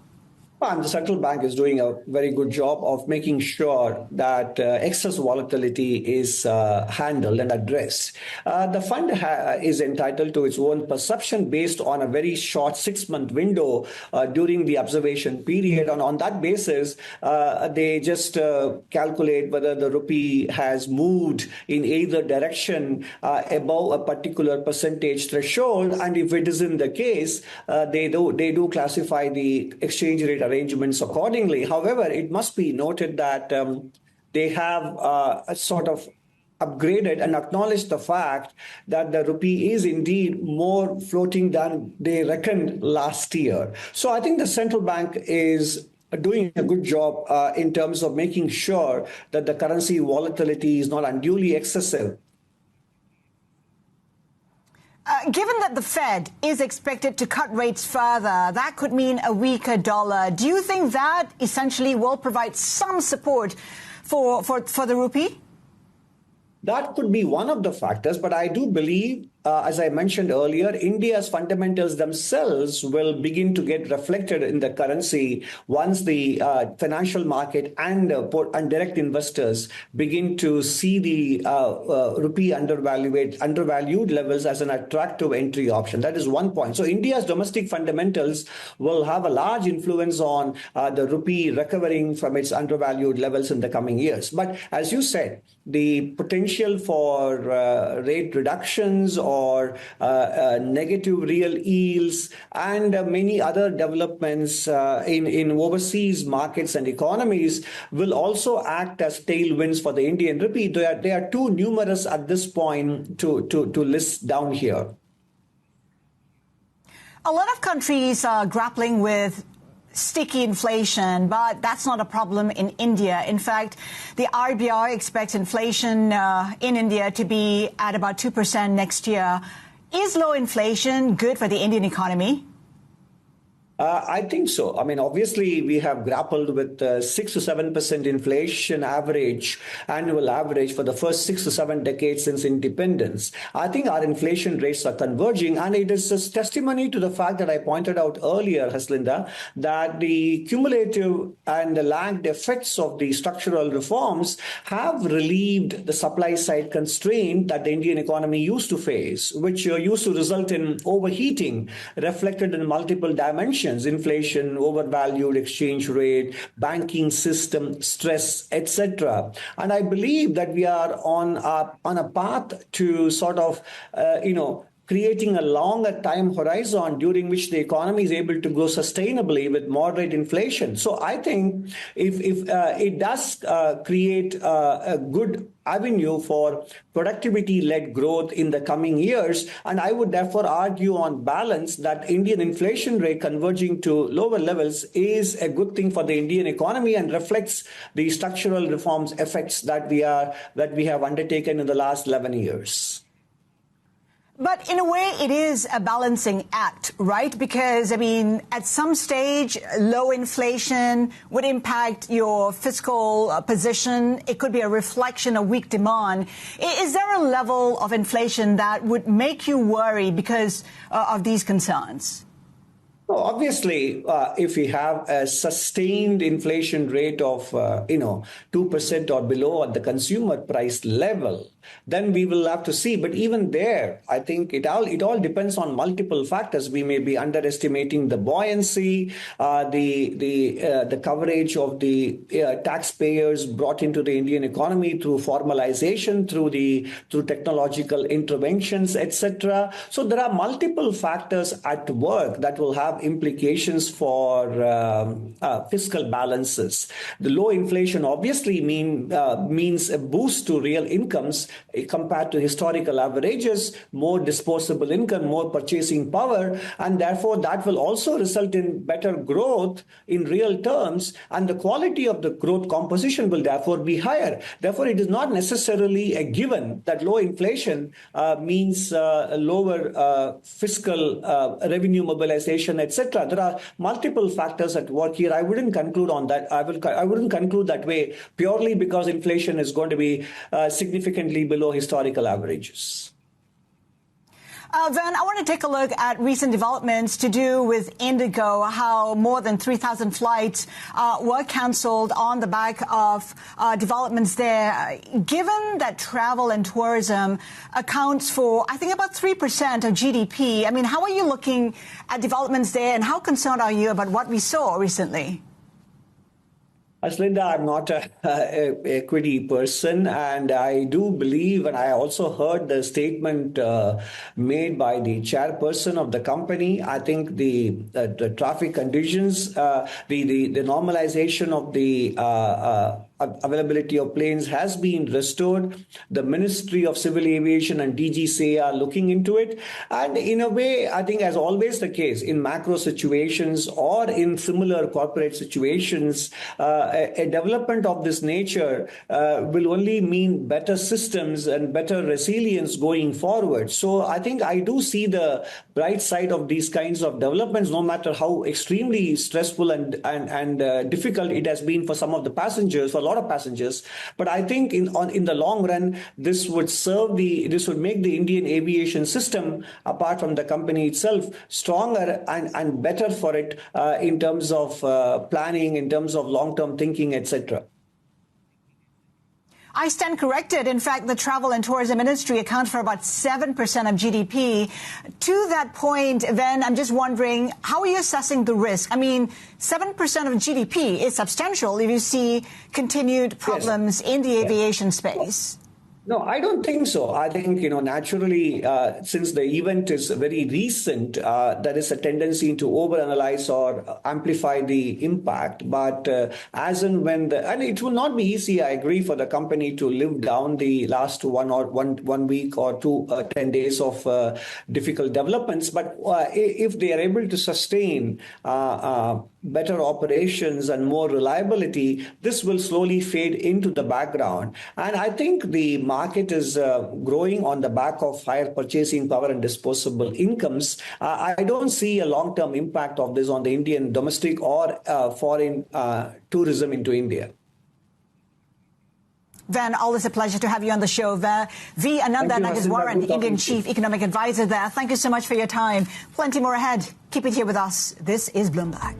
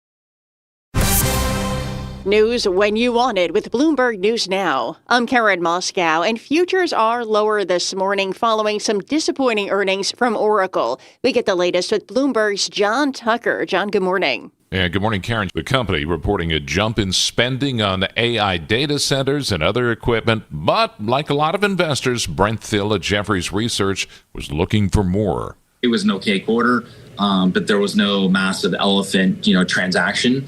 You kind of had the antelopes, if you will, roaming, not the elephants. Cloud sales increased 34%, while revenue in the company's closely watched infrastructure business, that gained 68%. But both numbers just fell short of analyst estimates.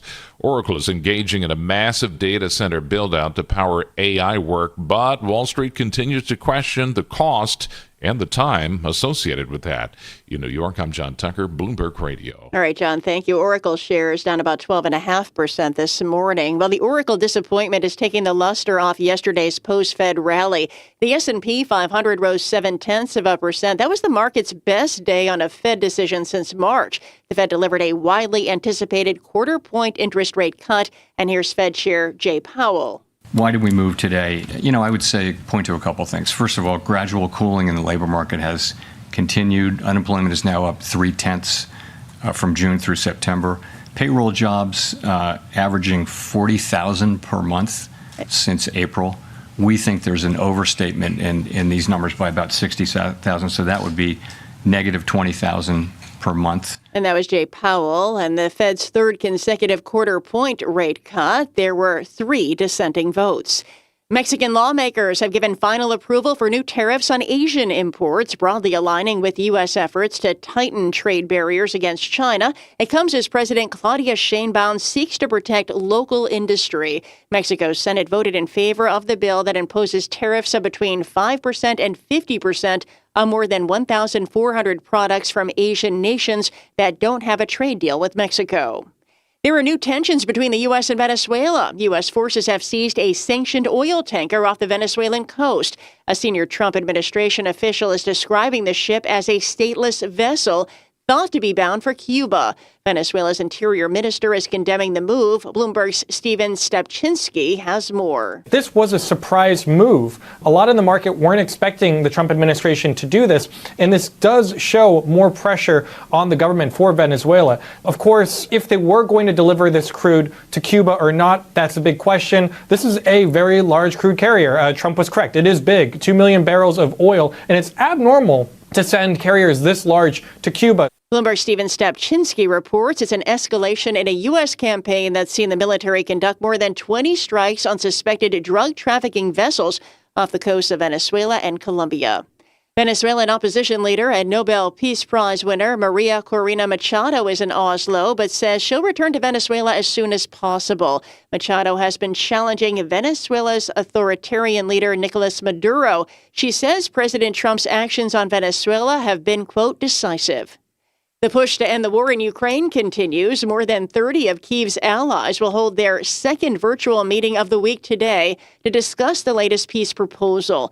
Ukraine sent the revised plan to Washington overnight after President Trump spoke with the leaders of France, Germany, and the UK. The president says it's time to get the war settled. Sometimes you have to let people fight it out, and sometimes you don't. But the problem with letting people fight it out is you're losing thousands of people a week. And President Trump spoke from the White House. Bloomberg's Oliver Crook reports it's still unclear how the president will respond to the latest proposal. There seem to be 3 options. One is the Trump administration walks away from this process, thinks it's too difficult. 2, he believes that Ukraine is the problem, withdraws support from Ukraine. Or 3, decides that Moscow is the problem and ramps up the pressure there. So from this peace proposal and how Russia reacts will govern the way that Trump reacts. And that, of course, is the determining factor in basically everything. And that's Bloomberg's Oliver Crook reporting from Brussels. Bulgaria's prime minister offering to resign after a wave of protests. This is renewing political chaos just weeks before the Balkan country joins the euro area. The Senate is poised to reject legislation to extend Affordable Care Act tax credits for millions of Americans. Today's planned vote is a potentially unceremonious end to a months-long Democratic effort to prevent the COVID-era subsidies from expiring January 1st. Despite a bipartisan desire to continue the credits, Republicans and Democrats have never engaged in meaningful or high-level negotiations on a solution. President Trump's approval on the economy and immigration have fallen substantially since March. That's according to a new AP NORC poll. Only 31% of U.S. adults now approve of how Trump is handling the economy. That is down from 40% in March, and it marks the lowest economic approval he's registered in an AP NORC poll in his first or second term. A trio of Middle Eastern funds have agreed to stump up $24 billion to help bankroll Paramount Skydance's bid for Warner Brothers Discovery.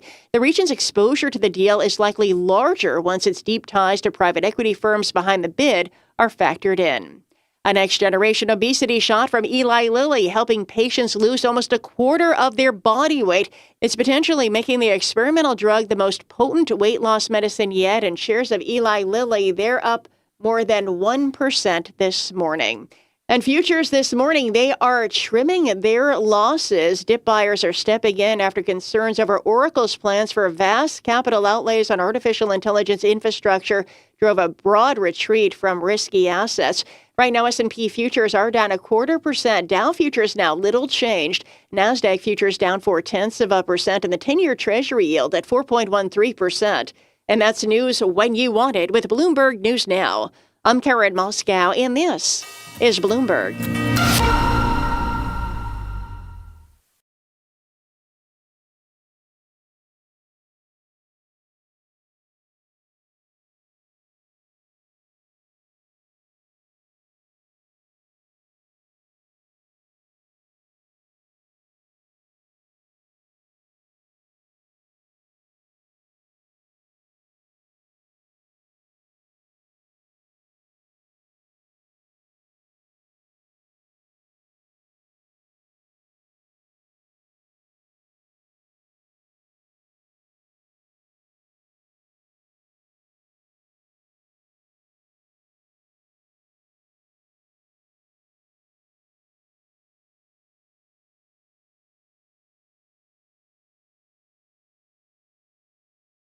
When that trade deal might come through, any sense, any inkling you can share with us?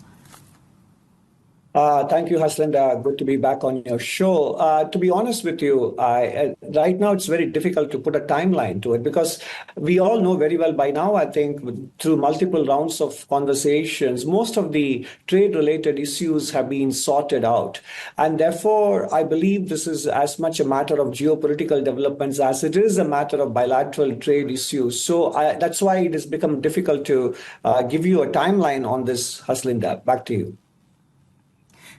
It remains a big question mark for markets, for investors, for economists. They're tracking that deal really closely. If there is no deal, even by the end of this year, what implications are there for India's economy, you think? Well, I mean, this year we have only about 2.5 weeks or so to go. So I think as you played a clip of your conversation with the Pranjul Bhandari, I think like her, I would also be surprised if we don't have one lined up or sealed down.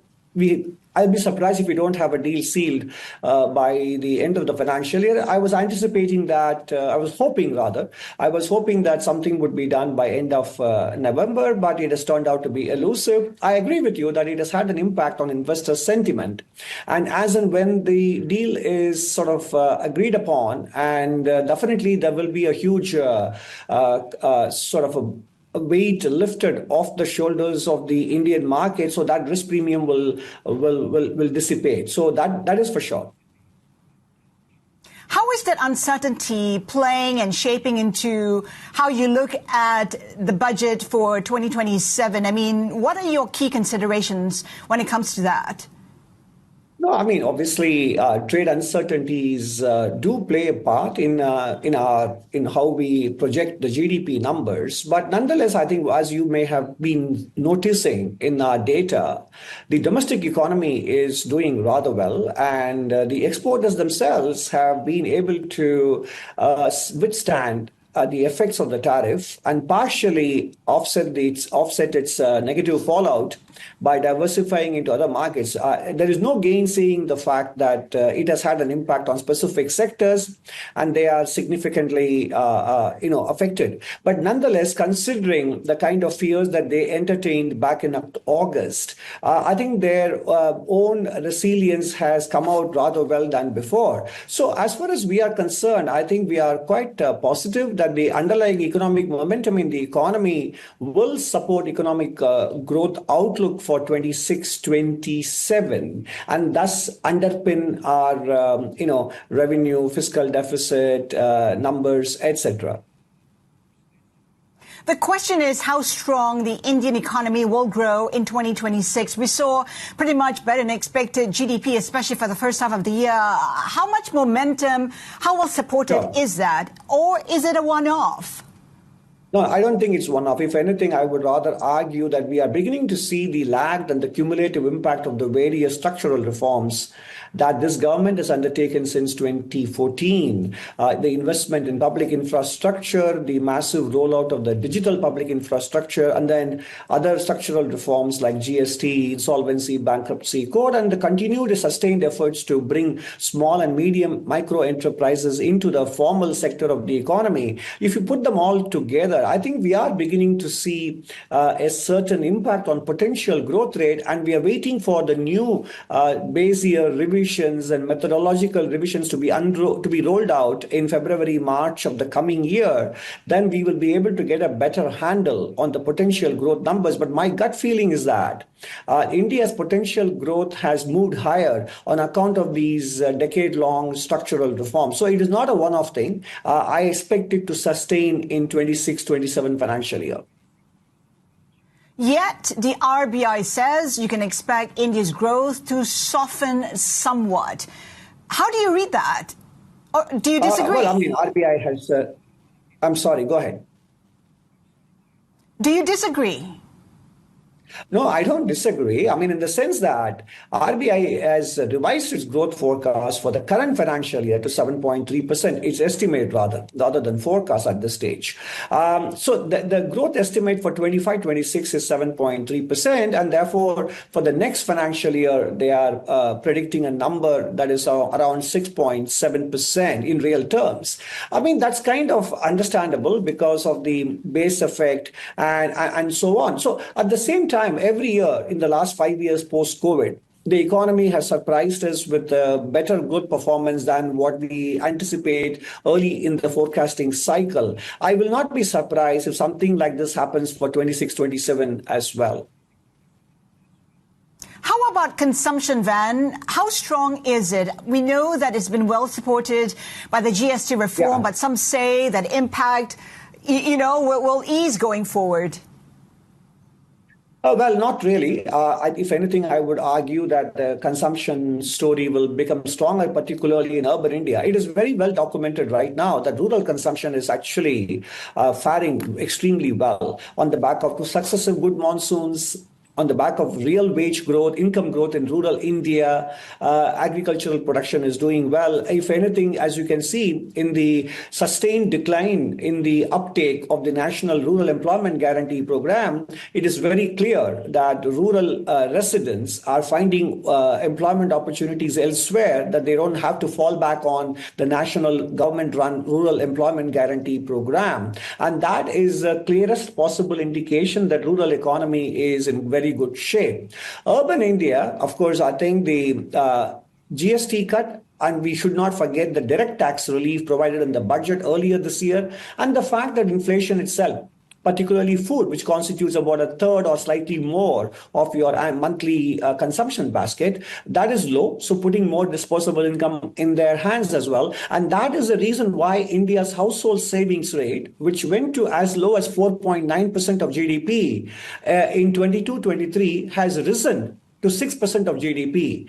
Financial liabilities have come down in absolute rupee terms in 24-25. So all of the commentators who were quite concerned about the declining household savings rate haven't covered the improvement in a material improvement in the household savings rate as much as they lamented its decline. So that is also another indirect validation of the state of the income and the balance sheets of the Indian households. Therefore, consumption should be well supported going into 26-27 financial year. Isn't it true, though, that household consumption would depend on where the rupee goes from here? After all, we have oil, fertilizers, edible oil, raw materials. They're all priced in USD. And with the Indian rupee in the doldrums, household consumption may get impacted.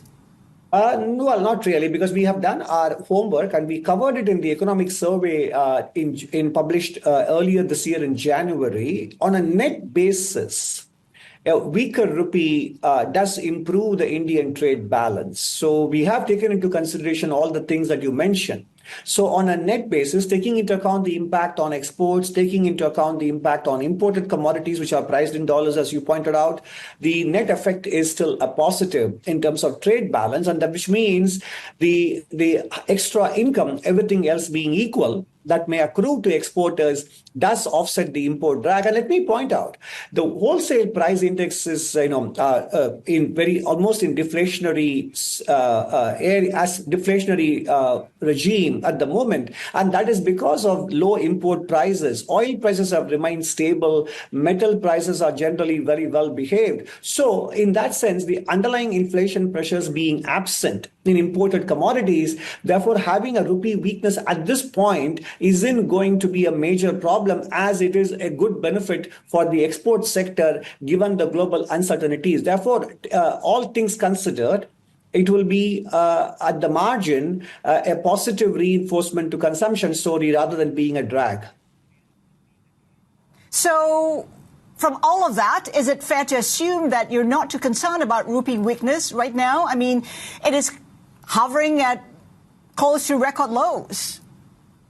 Look, the rupee weakness reflects the fact that, as you pointed out at the beginning of the conversation, that investors are kind of sitting out at this moment, and therefore the rupee is undershooting its economic fundamentals. If you look at the macroeconomic dashboard, whether it is economic growth or inflation, external deficit, or the banking system, or the resilience of consumption, corporate profitability, you can tick all those boxes and they're all green as far as India is concerned. So clearly there are times when financial markets fixated on particular aspects, optics that they're looking for, such as the trade dispute, trade agreement conclusion, etc. And recently, the artificial intelligence boom also drives capital to particular sections of the global economy. So all these things have kind of cast a shadow on the rupee, but it is reaching a point where the rupee will be substantially undervalued relative to the economic fundamentals that India has, and that will begin to reflect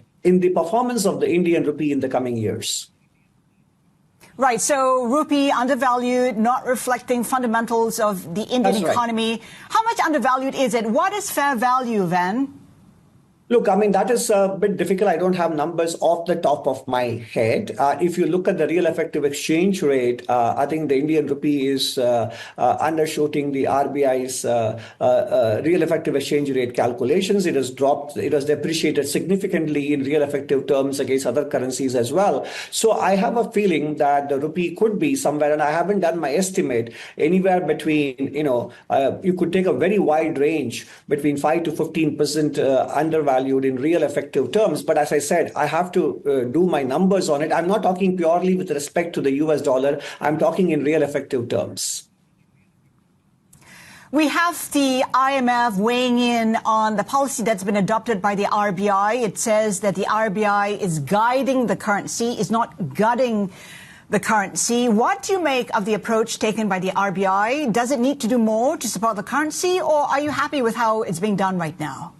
And the central bank is doing a very good job of making sure that excess volatility is handled and addressed. The fund is entitled to its own perception based on a very short 6-month window during the observation period. And on that basis, they just calculate whether the rupee has moved in either direction above a particular percentage threshold. And if it isn't the case, they do classify the exchange rate arrangements accordingly. However, it must be noted that they have sort of upgraded and acknowledged the fact that the rupee is indeed more floating than they reckoned last year. So I think the central bank is doing a good job in terms of making sure that the currency volatility is not unduly excessive. Given that the Fed is expected to cut rates further, that could mean a weaker dollar. Do you think that essentially will provide some support for the rupee? That could be one of the factors, but I do believe, as I mentioned earlier, India's fundamentals themselves will begin to get reflected in the currency once the financial market and direct investors begin to see the rupee undervalued levels as an attractive entry option. That is one point. So India's domestic fundamentals will have a large influence on the rupee recovering from its undervalued levels in the coming years. But as you said, the potential for rate reductions or negative real yields and many other developments in overseas markets and economies will also act as tailwinds for the Indian rupee. They are too numerous at this point to list down here. A lot of countries are grappling with sticky inflation, but that's not a problem in India. In fact, the RBI expects inflation in India to be at about 2% next year. Is low inflation good for the Indian economy? I think so. I mean, obviously, we have grappled with 6 to 7% inflation annual average for the first 6 to 7 decades since independence. I think our inflation rates are converging, and it is a testimony to the fact that I pointed out earlier, Haslinda, that the cumulative and the lagged effects of the structural reforms have relieved the supply side constraint that the Indian economy used to face, which used to result in overheating, reflected in multiple dimensions. Inflation, overvalued exchange rate, banking system stress, etc. And I believe that we are on a path to sort of, creating a longer time horizon during which the economy is able to grow sustainably with moderate inflation. So I think if it does create a good avenue for productivity-led growth in the coming years, and I would therefore argue on balance that Indian inflation rate converging to lower levels is a good thing for the Indian economy and reflects the structural reforms effects that we have undertaken in the last 11 years. But in a way, it is a balancing act, right? Because, I mean, at some stage, low inflation would impact your fiscal position. It could be a reflection of weak demand. Is there a level of inflation that would make you worry because of these concerns?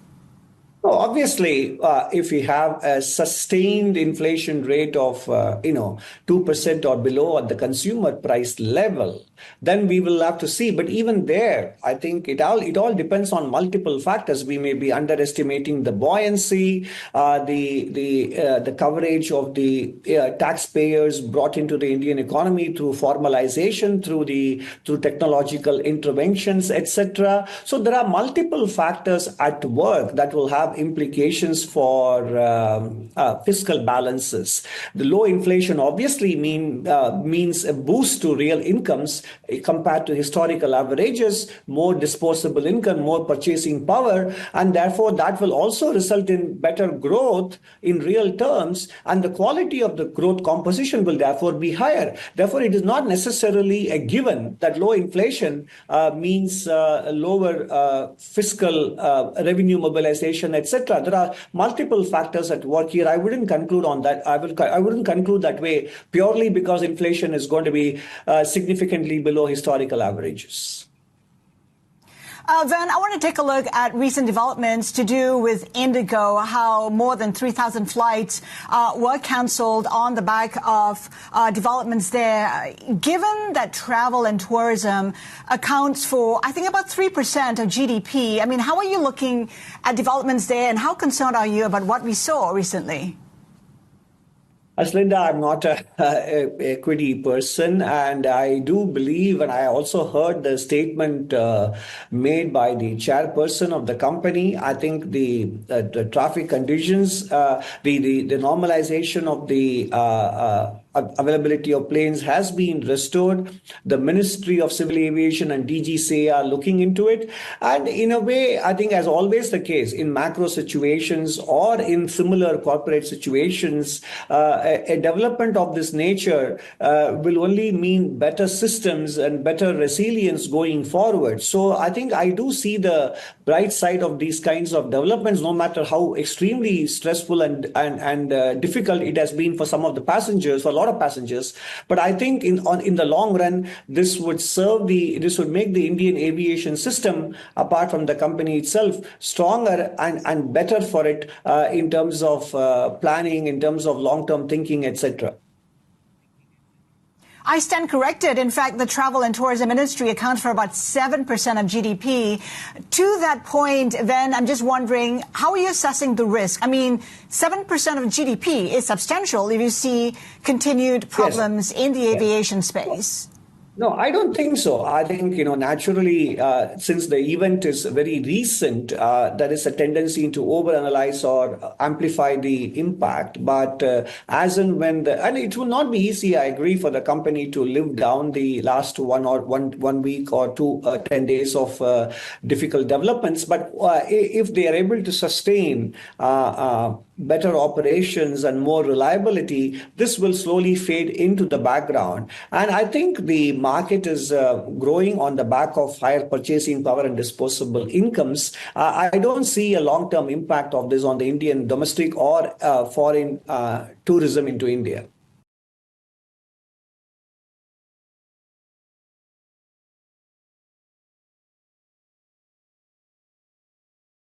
LGT's investment solution.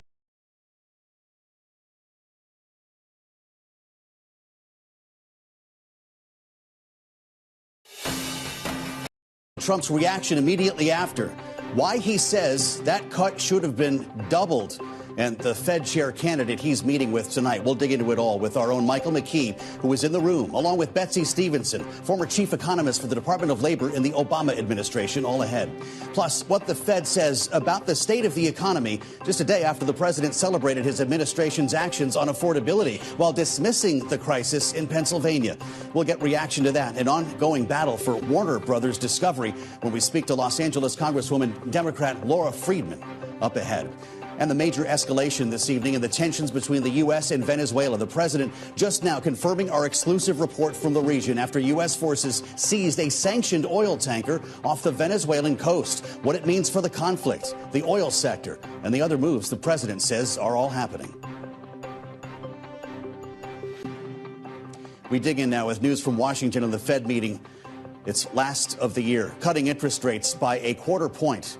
In a 9-3 vote, Fed Chair Jay Powell delivering remarks right after the decision was handed down, speaking to the 3 dissenting votes. Listen. It's a close call. We have to make decisions. And we always hope that the data will give us a clear read.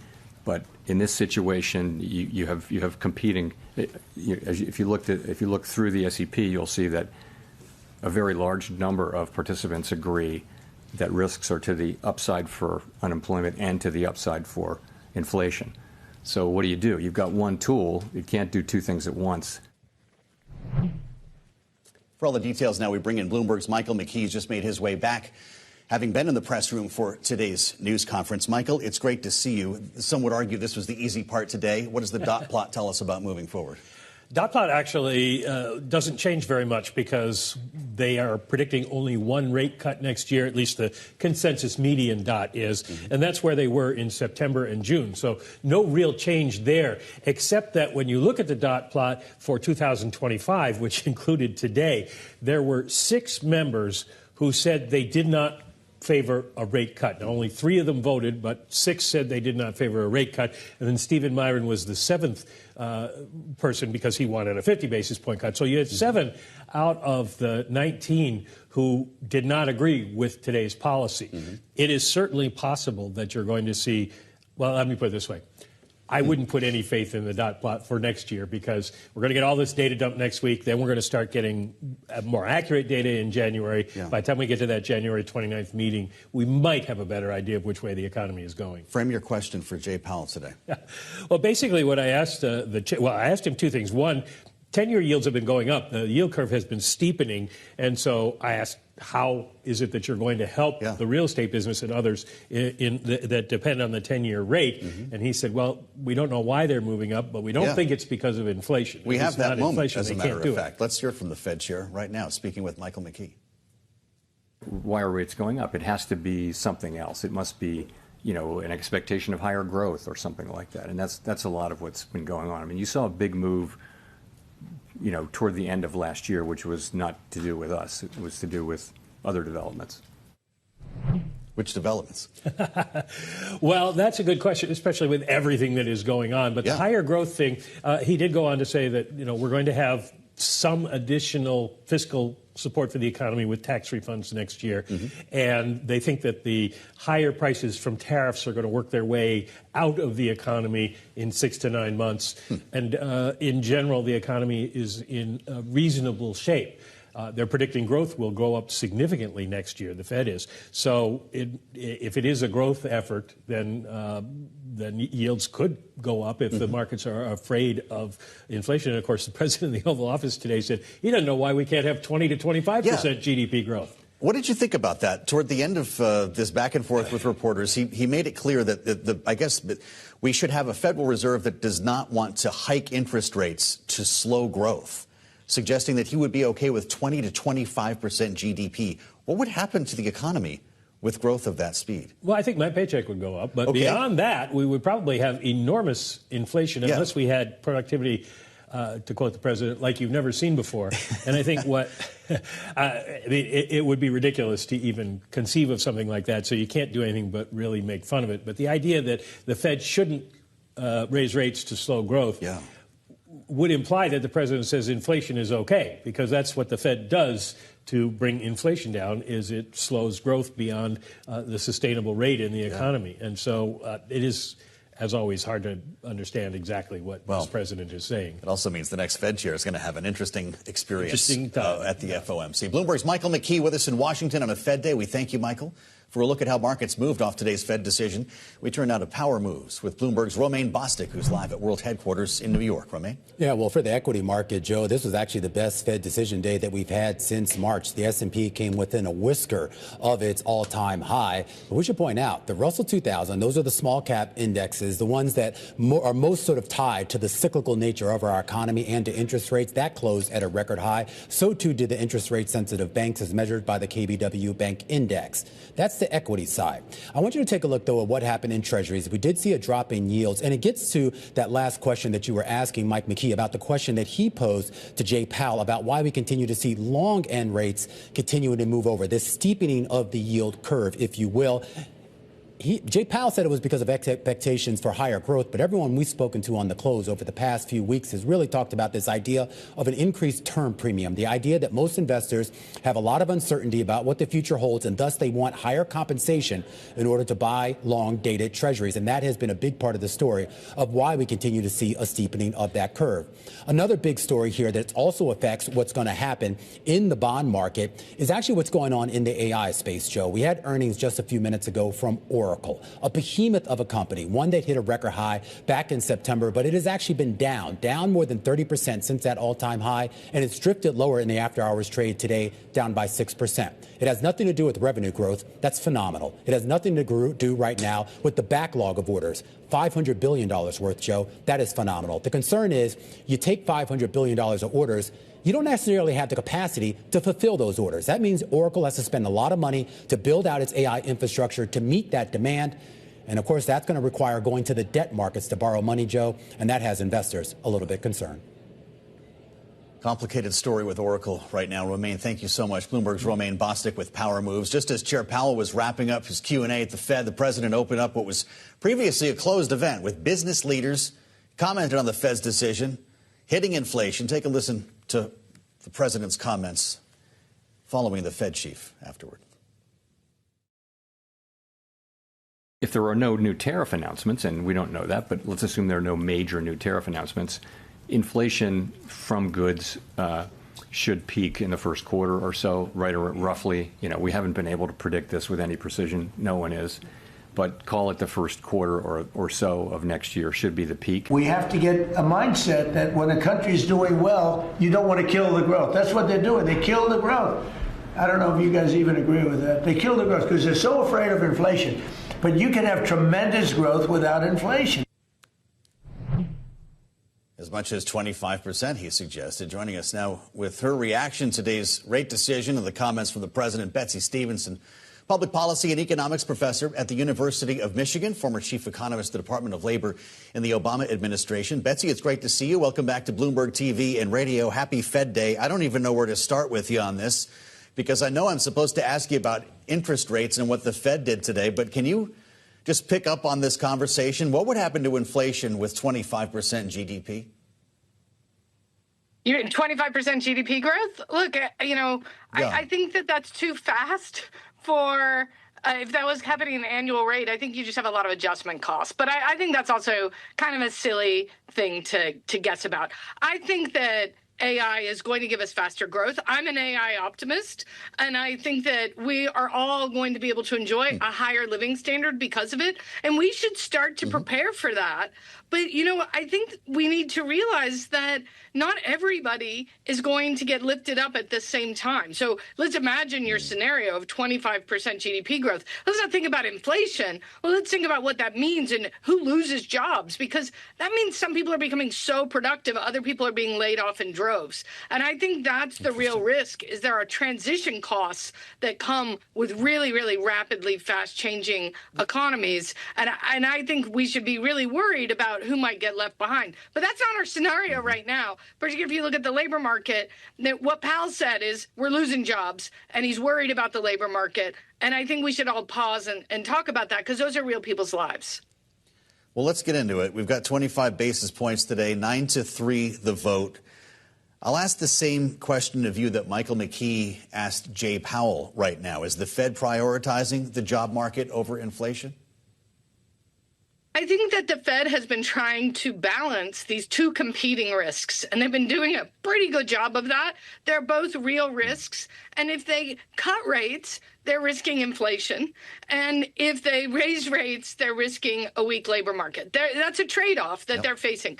Now, here's the problem. People are very frustrated about inflation, but not inflation the way you and I think about it. Like, is the rate of inflation down to 2% yet, or is it still up there at 3%? They're frustrated at the price level. The fact that we've had inflation over the last several years that has led to a price level that means when they're out there shopping for their Christmas dinner and their Christmas presents right now, they're like, what has happened to prices? And they're frustrated. And what Jay Powell said today was the best way to help people with that is to protect the labor market. Let's make sure that they can get the wage growth they need to make sure that their wages are keeping up with the inflation they felt over the last 3 or 4 years, because we want everyone to feel like the economy is working for them. Well, to what extent could President Trump pull the rug out from under Jay Powell again here when it comes to his tariff regime? Because there are many folks who don't believe that we've actually seen the impact of tariffs yet, thanks to all the front running that took place ahead of these tariffs taking effect. Once we get through the holidays, we get into the new year, Betsy, this could be a different world. It could be. And we'll come back to what you were just listening to earlier, what's happening to the yield curve. People are like, this world is so uncertain. I'm going to hold something for longer. You better pay me more for it. And I think we all feel that increased uncertainty. I don't know what's going to happen in 2026. Could be good, could be bad. Could it be more tariffs? Could be fewer tariffs. Nobody really knows. And I think, that kind of uncertainty, it's not a great place to be operating an economy in. And if I would give any advice to this administration, it's just make your decisions and stick with them, because the uncertainty is really starting to cost us a lot. So give us a sense of what 25 basis points means in this environment. Does this even make a dent today? Not really, right? I mean, obviously people like the decision, but what it was a movement to neutral rates. So we moved to, what Powell described as we're at the top end of neutral, but we're still neutral. And when you've got these two competing risks in balance, you should be at the neutral rate. Is this going to be life-changing for anyone? No. Is it going to bring mortgage rates down? It depends, because, again, that uncertainty is putting pressure the other direction. You want a 30-year mortgage? We don't know what's going to happen in 30 years, and maybe we're not ready to reduce mortgage rates. So there are other things besides the Fed's decision on overnight rates that's affecting real people's access to credit. And so I don't know that it's going to change much on the rates end. Is it? No. Much on the labor market end? I also think that might be a little bit unpredictable, right? Because, the hope is to encourage companies to just go a little bit further, to, borrow the money they need to do the expansions they need. Now they can borrow it a little bit cheaper. I think the problem with the labor market, we need more than a 25 basis point cut. And I don't know that that means more in terms of Fed cuts, but it does mean more in terms of other aspects of delivering for the economy, like certainty about where tariffs is going, and like an understanding that, you don't have the president micromanaging individual business deals, right? I don't like the idea that a CEO can call the president to say, hey, I'd like your help with this particular policy. We need a level playing field for all the businesses out there. Really interesting, Betsy. I'd love to continue this conversation about the AI piece next time you join us. Betsy Stevenson is Public Policy Economics Professor at the University of Michigan. We thank you, as always. Coming up, breaking news off the coast of Venezuela. Just moments ago, President Trump confirming Bloomberg's report that the U.S. has indeed seized a large oil tanker at sea. We'll have a full report straight ahead. First, the Senate set to put dueling health care plans on the floor tomorrow in a partisan showdown that may lead to nothing. We'll look ahead to what we can expect when we talk with former Republican Senator Pat Toomey of Pennsylvania. That's next on Balance of Power on Bloomberg TV and radio.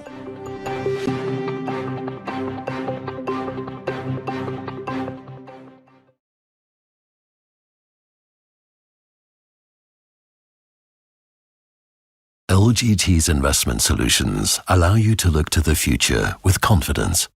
Over its 100-year history, LGT has repeatedly demonstrated its resilience, proving to be a stronghold of stability in a world of change.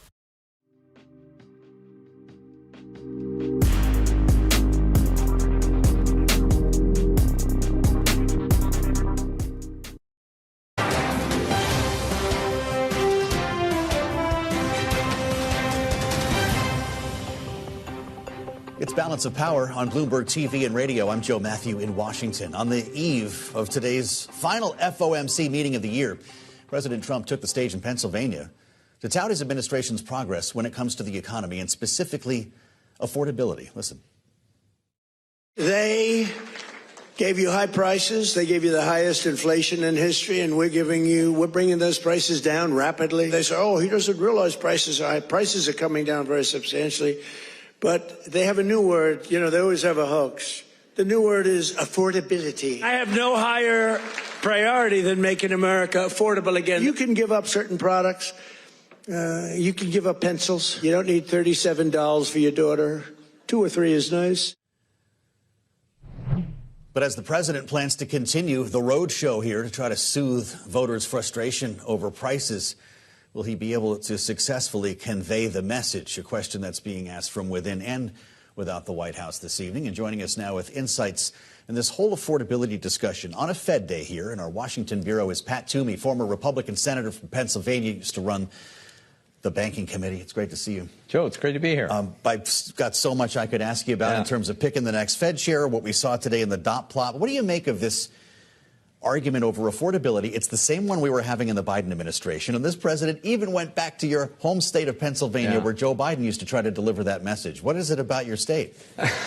Well, it's our state is very competitive at every political level, right? So certainly the presidential, we will have at least 3 or 4 contested, competitive U.S. House seats races in next year, which, of course, the president cares a lot about.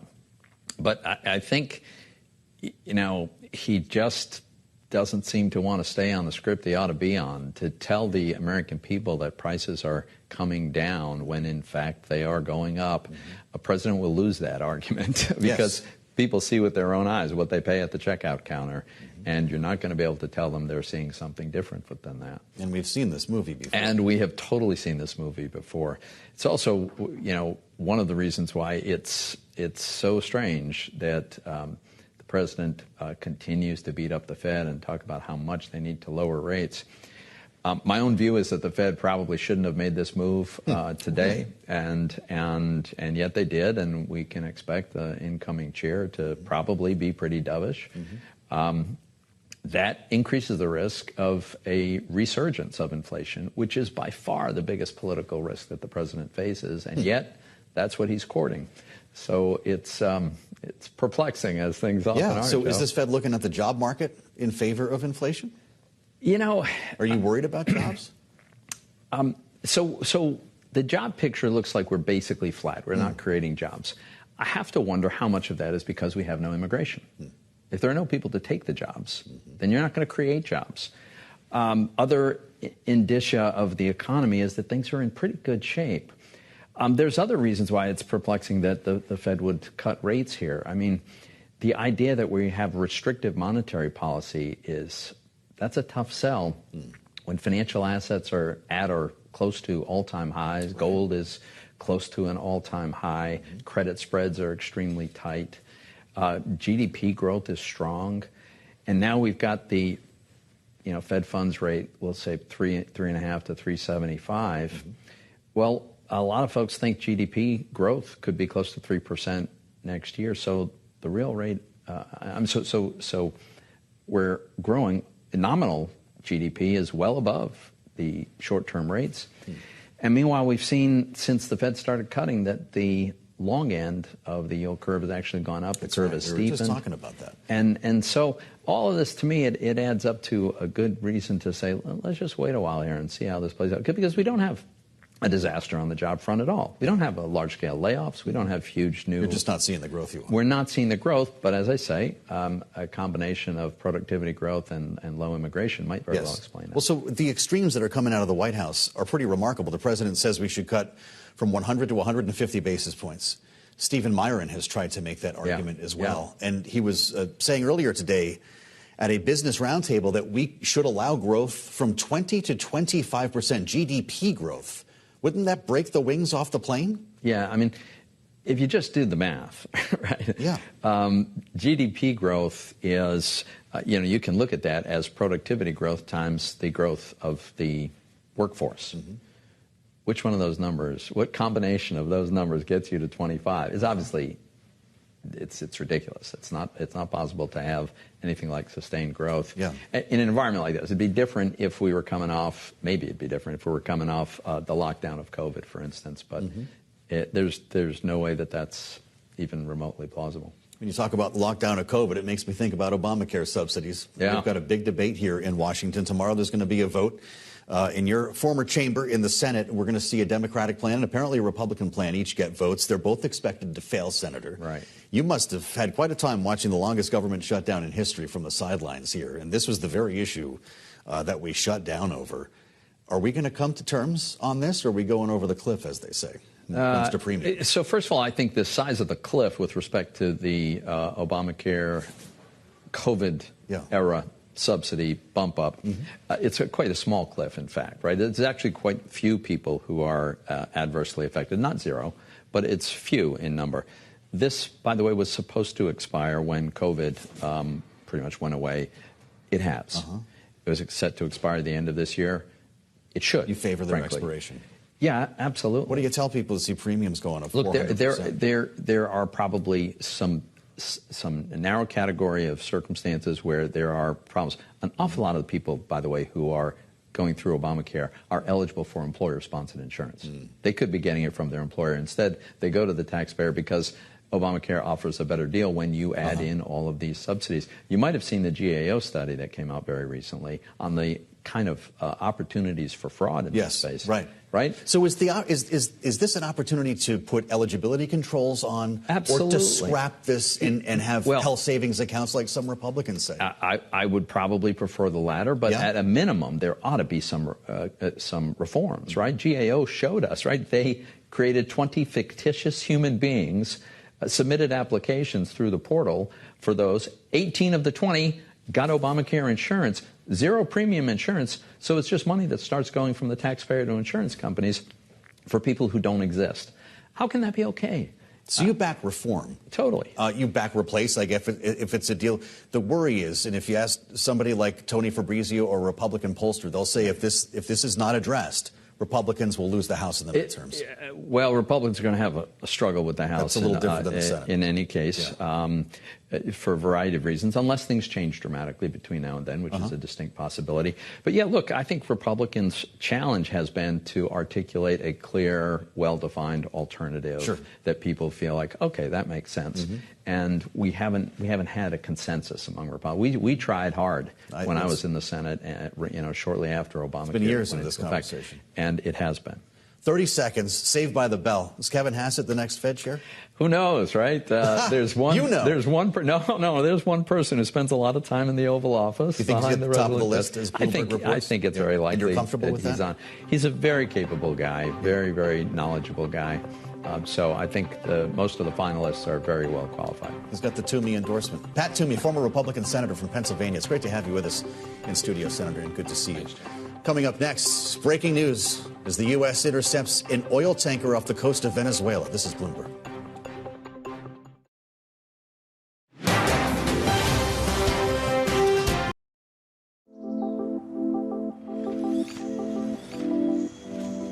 You have to have very clear global strategy to bring progress for humanity.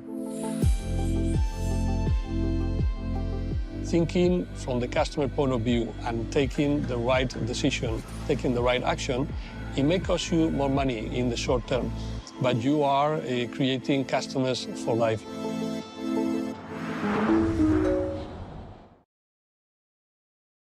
LGT's investment solutions allow you to look to the future with confidence. Over its 100-year history, LGT has repeatedly demonstrated its resilience, proving to be a stronghold of stability in a world of change.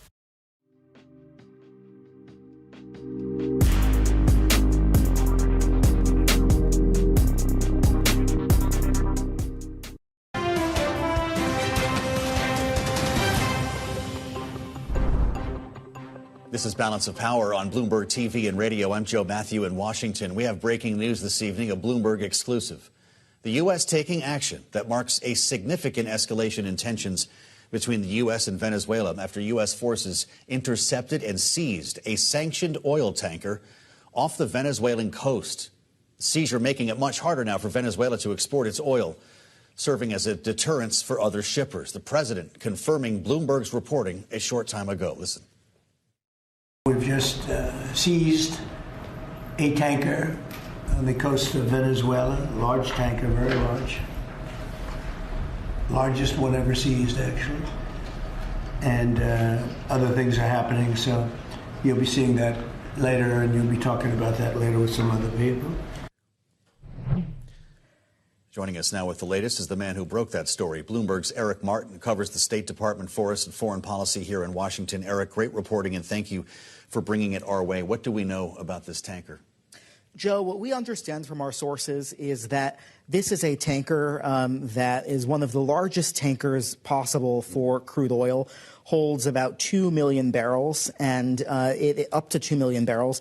And what we understand is that it was destined for that the U.S. officials believed it was destined for Cuba.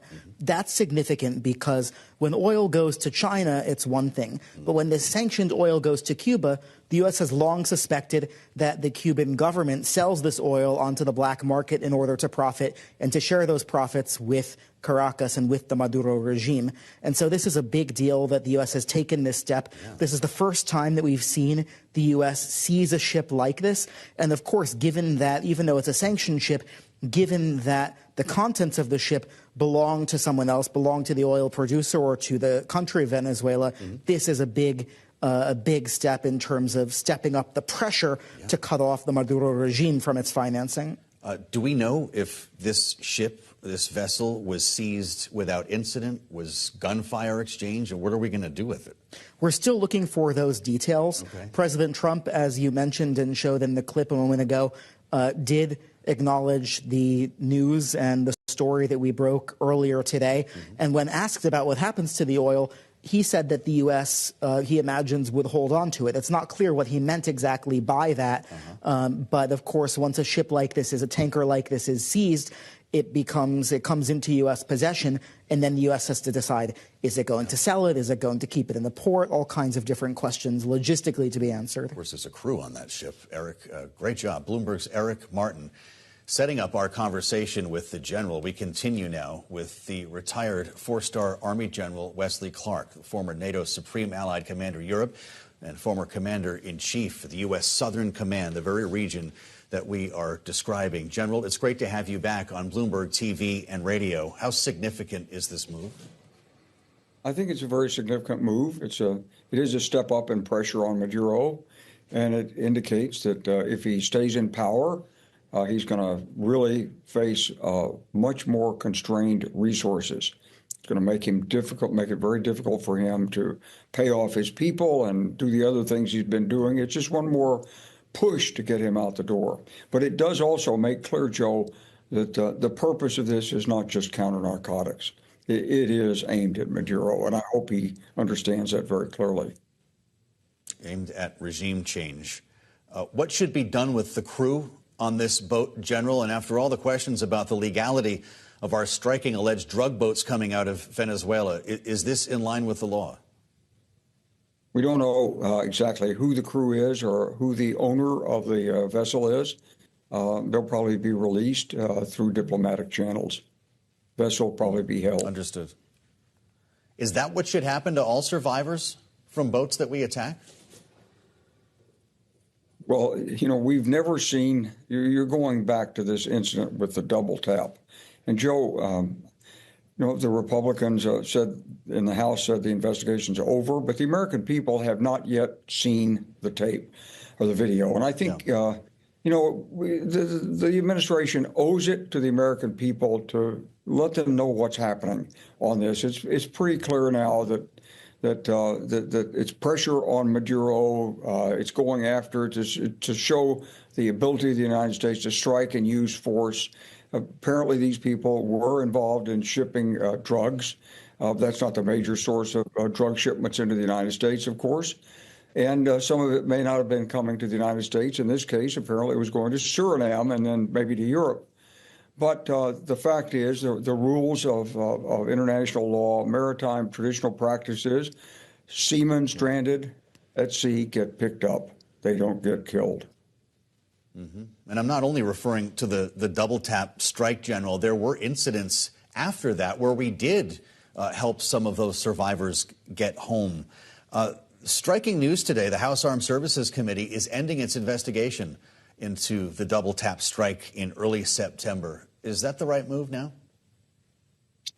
Depends on what the conclusion of the investigation is. And we still don't really have a conclusion of this.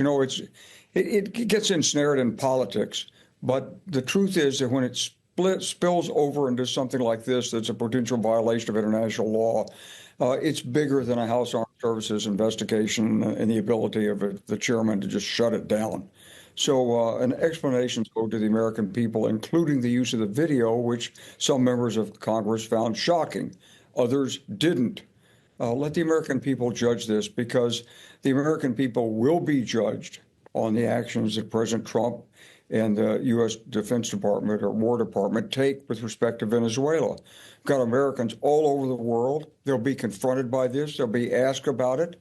They're going to be asked to defend or not defend the actions of the United States government. So let's give the American people a chance to see what's really going on. Well, here we are. Fast forward to the 10th of December. We've seized an oil tanker. If you're just joining us, that has been confirmed by the President of the United States. I don't know if you expect more of this type of activity on what was described as a stateless vessel, General, but the President's also toyed with the idea of land strikes in his conversations with reporters. Is that what comes next? It might come next, or it might be demonstrations against Maduro inside Venezuela. Or it might be more seizures. I think it's it's a combination of a plan and then opportunism. But the idea clearly is to put the pressure on Maduro and get him out of town and out of the hemisphere. And ideally, it will be done as peacefully, without riots, without fighting, and so forth. And he'll recognize that his days, as the president said, are numbered. And he's been no friend of the United States. He's brought in hostile adversaries, potential adversaries from Iran and Russia and Chinese investment and so forth. Under the president's new national security doctrine, we don't want these kinds of people in our hemisphere. But I do have to say, Joe, that despite the new national security doctrine, I mean, Maduro and their presence in the Caracas area and the harbor down there, they're a bunch of mosquitoes. And what's happening in Ukraine is really, really serious. And if it's not handled right, could destabilize Europe and have a huge impact on the United States. And as well as the fact that we've always stood to help those who are fighting for freedom and democracy against tyranny and autocracy. And here we seem to be taking a neutral stance and say, just you boys stop fighting. And there's a lot more to it than that. And our reputation in the world is going to depend on how we settle this. So I hope the president and his team get it right. Well, I'm glad you went there, General, because there are a lot of questions right now about whether the White House is neutral in this case or, in fact, leaning towards Russia. What do you think? I think, you have to be careful on something like this, not to lean too far forward. Russia does have important resources. Russia's got a lot of nuclear weapons. It's 140 million people. It's a big country. And, people who have worked this thing for decades, as I have a lot of respect for Russia. And we wish Russia weren't the way it is. But unfortunately, under Vladimir Putin, it's an aggressor nation. And there's no democracy there. Any dissent is harshly punished. There's a tremendous indoctrination program going on for its young people. Its military industries are running 24/7. You'll see disinformation occasionally leaked out. Some came out today saying, well, now Russia really wants to be with the United States. We don't want to be so dependent on China. But, here's the thing, Joe. If Russia really wanted that, all they have to do is stop fighting. Ukraine stops fighting. There's no Ukraine. Russia stops fighting. All doors are open, once the reparations and the abducted children and so forth, but everything can be settled, presumably. All Russia has to do is stop fighting, and then they don't have to worry about being too dependent on China. So we have to understand what the balance here is, and I think, the administration has to be very careful not to look too far forward in getting in a relationship with Russia at the cost of our values and our European allies. Even though there's a lot of problems in Europe and everybody acknowledges, they've got debt, they've got this, they don't have the same growth rate, they don't have the innovative industries, fine. But there are people who share our values, our language, they work with us, and I'm sure we can, if we wanted to, we could take those 500 million people and lift them up. It would be a lot easier lift than dealing with Vladimir Putin. Speaking from his deep experience, retired four-star Army General Wesley Clark, we thank you, sir, for being with us once again on Bloomberg. Coming up, Australia's social media ban for kids under 16 took effect today, paving the way for more global digital restrictions. We'll bring you the details on that.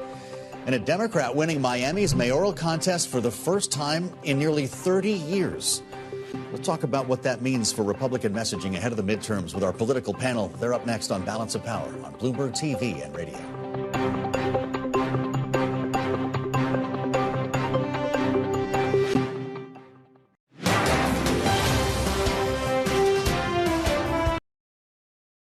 LGT's investment solutions allow you to look to the future with confidence.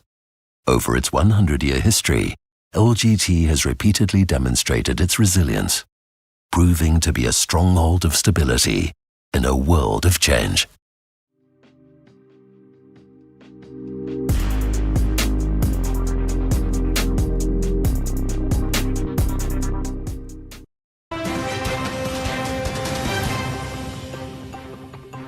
It's Balance of Power on Bloomberg TV and radio. I'm Joe Matthew in Washington. We'll turn back to all the breaking news out of Washington today.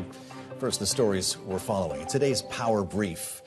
Today is the day Defense Secretary Pete Hegseth ordered the Navy to complete its review of Democratic Senator Mark Kelly after the retired Navy captain took part in a video urging service members to disobey illegal orders. He was joined by 5 other Democratic lawmakers. Now, Democratic members of the Senate Armed Services Committee, other than Kelly, penning a letter to the Navy Secretary expressing serious concerns about the investigation, saying the review is inappropriate, threatens the separation of powers, and amounts to a purely political exercise. Hegseth has said the review of Kelly's actions may include recall to active duty for court-martial proceedings. Hundreds of thousands of Australian teenagers woke up their social media accounts deactivated this morning as a nationwide teen social media ban went into effect, the ban mandating that companies like TikTok and Instagram keep users under 16 off of their services or face big fines up to $33 million US. Australia might be setting the precedent for other countries, eyeing similar laws, with policymakers in New Zealand, Denmark, and Italy already looking to rein in big tech's hold on younger demographics. Don't tell the kids. And Eileen Higgins has won Miami's mayoral election, becoming the first Democrat to lead the city in nearly 3 decades and the first woman to ever hold the job. Higgins led Trump-endorsed Republican candidate Emilio Gonzalez by more than 18 points. Quite a contrast from last year when Trump won the city by 11.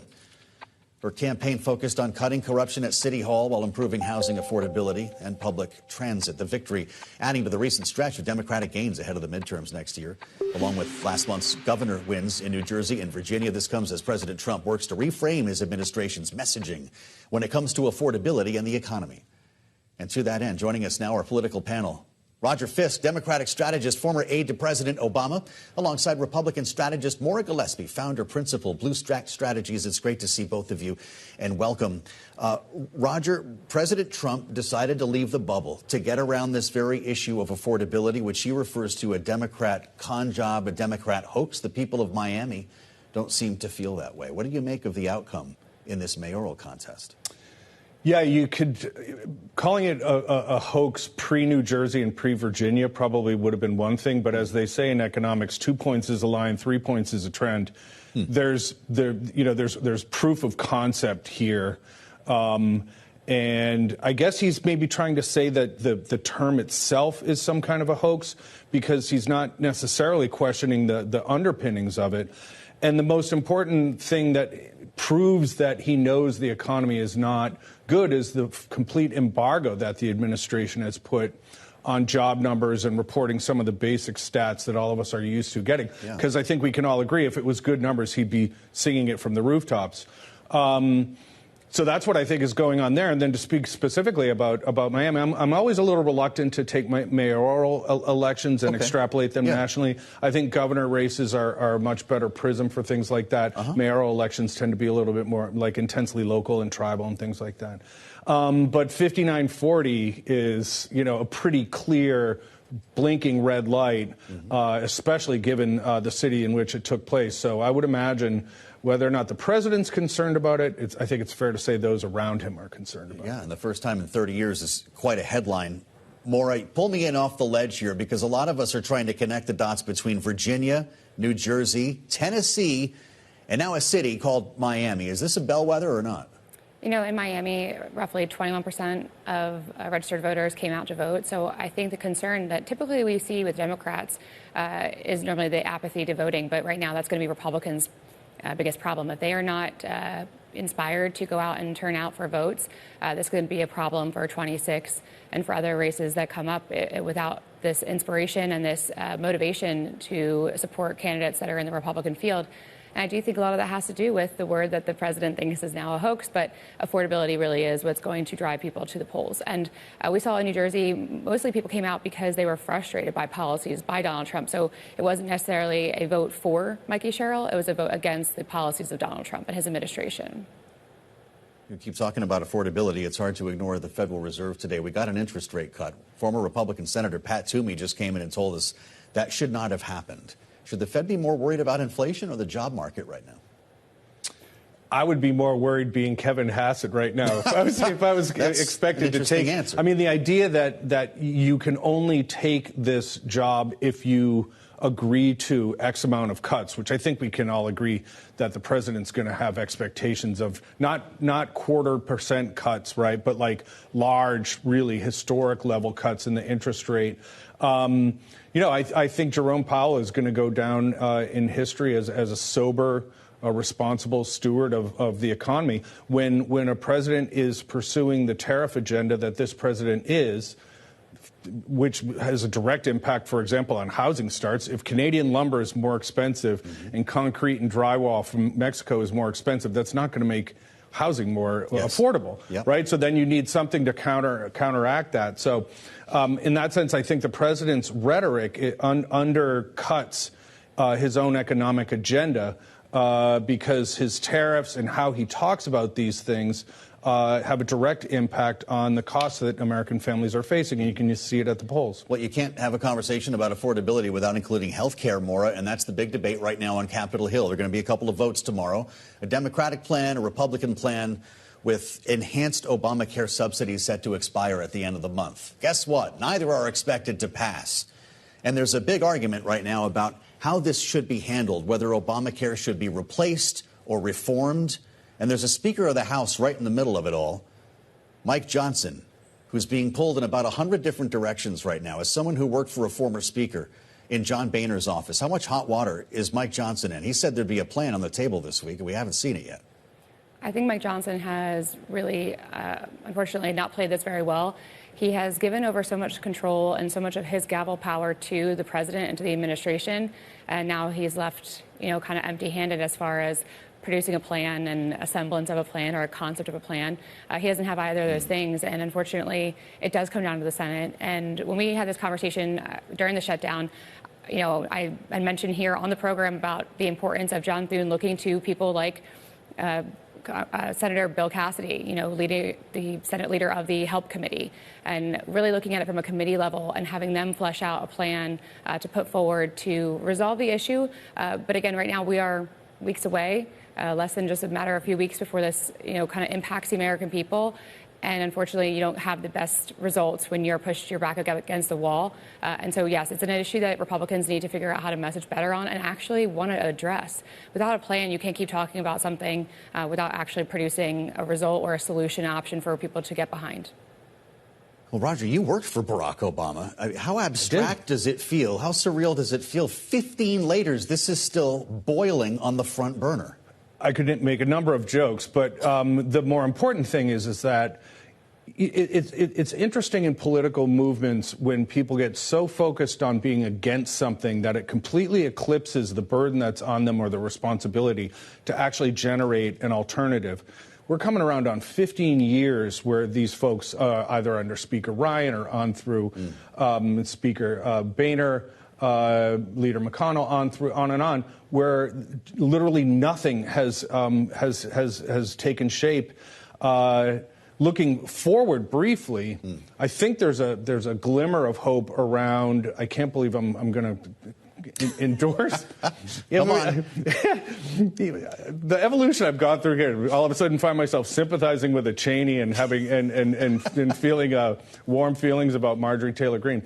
But now I'm going to say something about Senator Moreno and Senator Collins, which is like the idea of maintain the subsidies as is with some income adjustments for 2 years, which pushes it past the midterm, which you would imagine anyone in the House or Senate would I mean, kicking the can is the business That's what these we folks do are here. in, Yeah. right? So I think that there's something there, and the question is can Collins bring in a Shaheen? Can a Shaheen bring in a Hassan? Mm-hmm. Can a Marino bring in a Johnson? You know, can they piece together some kind of regionalism around this question? Sure.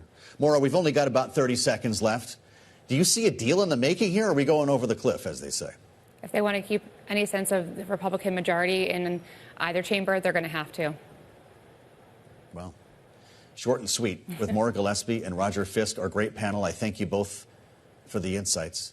Today on the early edition of Balance of Power, I spent some time with Gene Simmons. Yes, the legendary KISS frontman and now Kennedy Center honoree. Spent some time in Washington this week at the White House and as well on Capitol Hill to testify before the Senate about music royalties.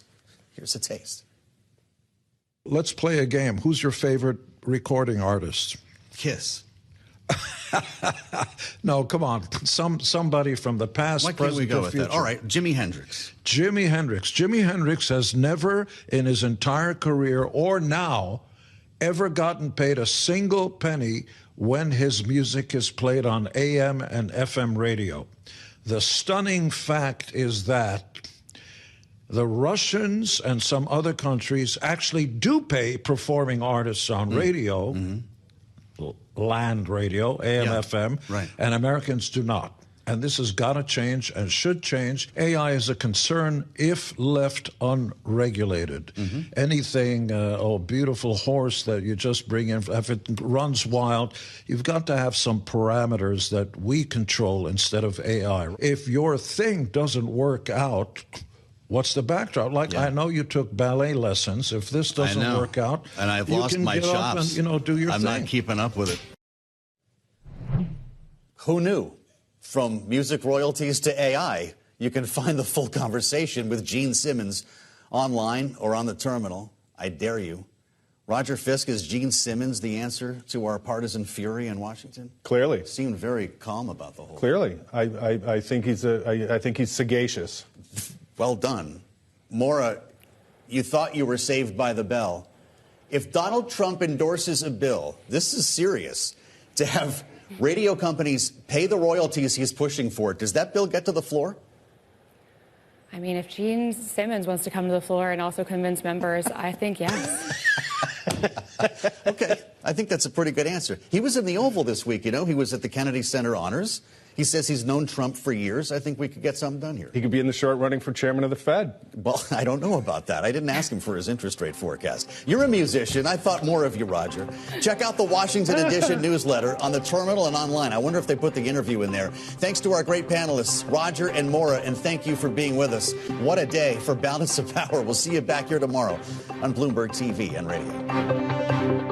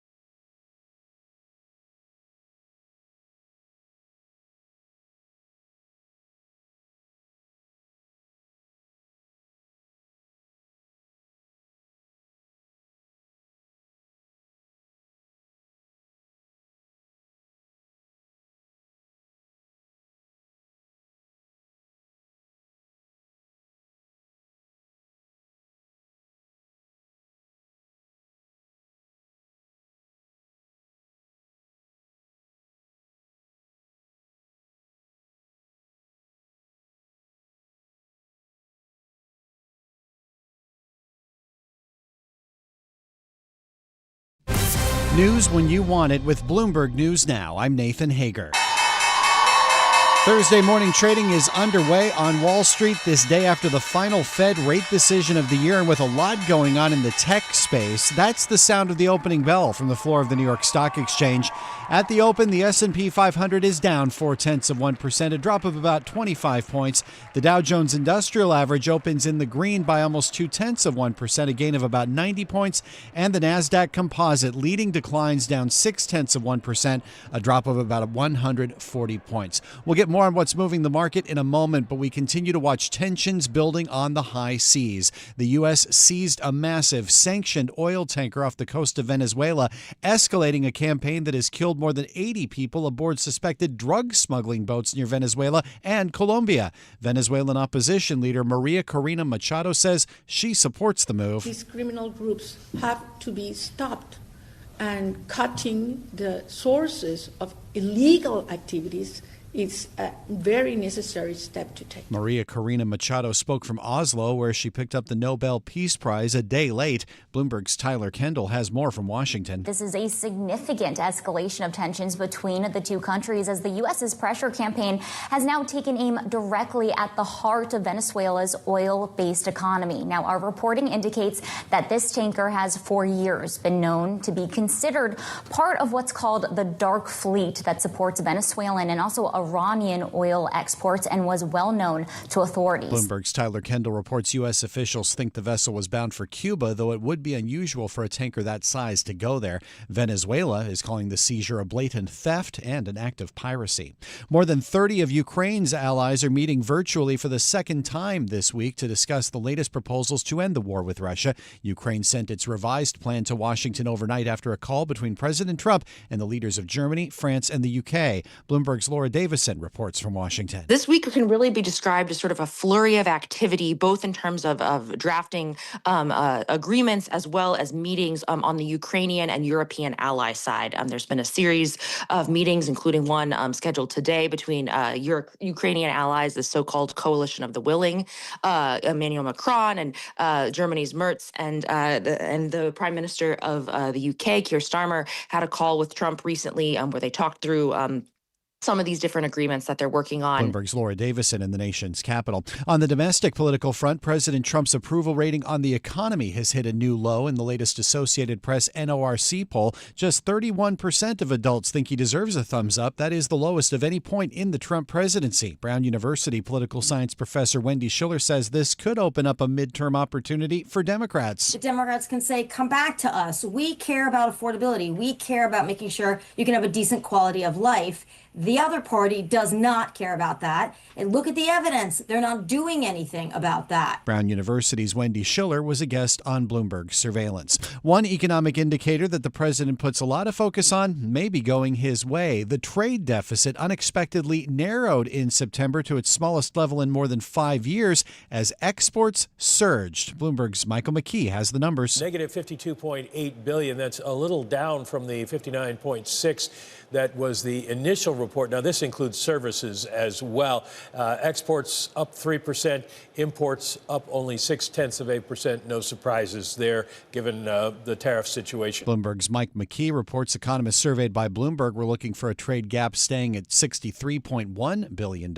Meanwhile, weekly jobless claims jumped back to the higher end of levels that have been seen this year after a big drop during the Thanksgiving holiday. 236,000 people filed for first-time benefits last week. The Fed cut interest rates for the third straight time yesterday to support what Chair Jay Powell called a gradually cooling labor market.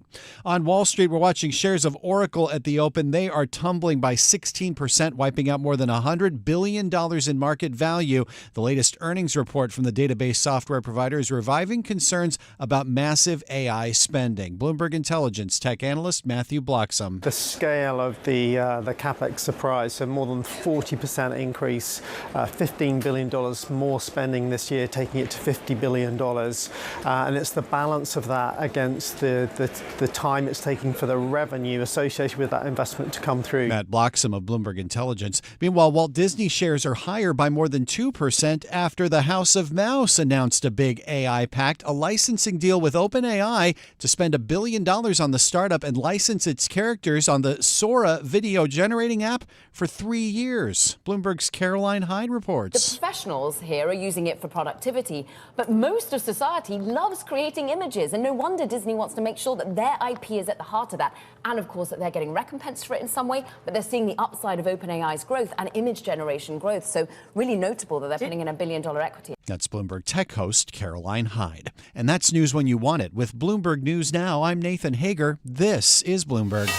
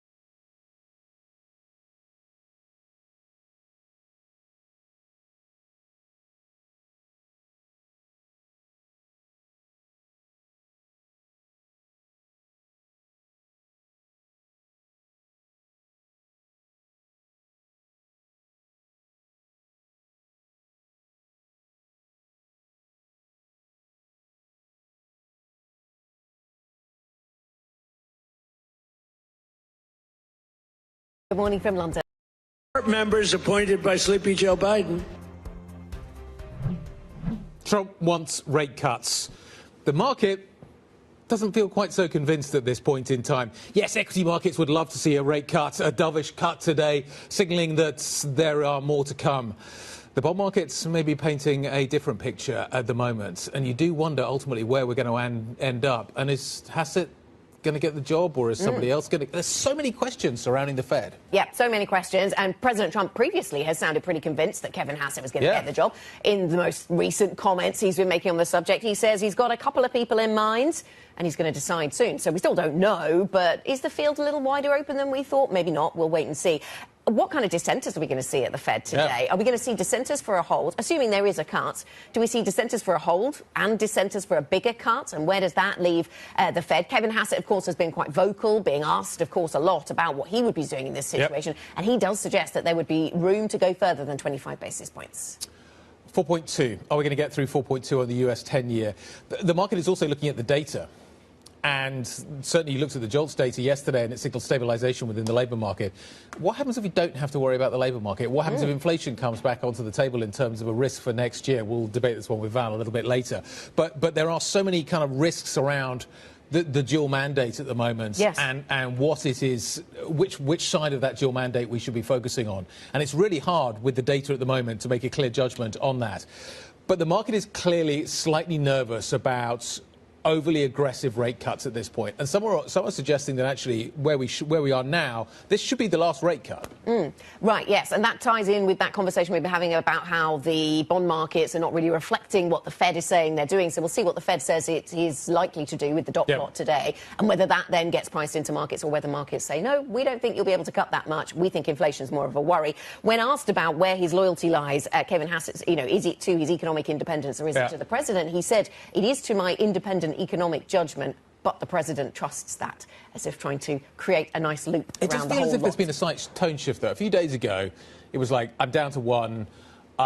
He's in the room. Hi, Kevin. How's it going? Like, nice to see you. So everybody's like, yes, it's Kevin Hassett. But the last couple of days, and I think it was the FT that broke the story yesterday, talking about the idea that actually he's still interviewing people. They're still interviewing and talking to people. Walsh is still on the list. Rick Reed is still on the list.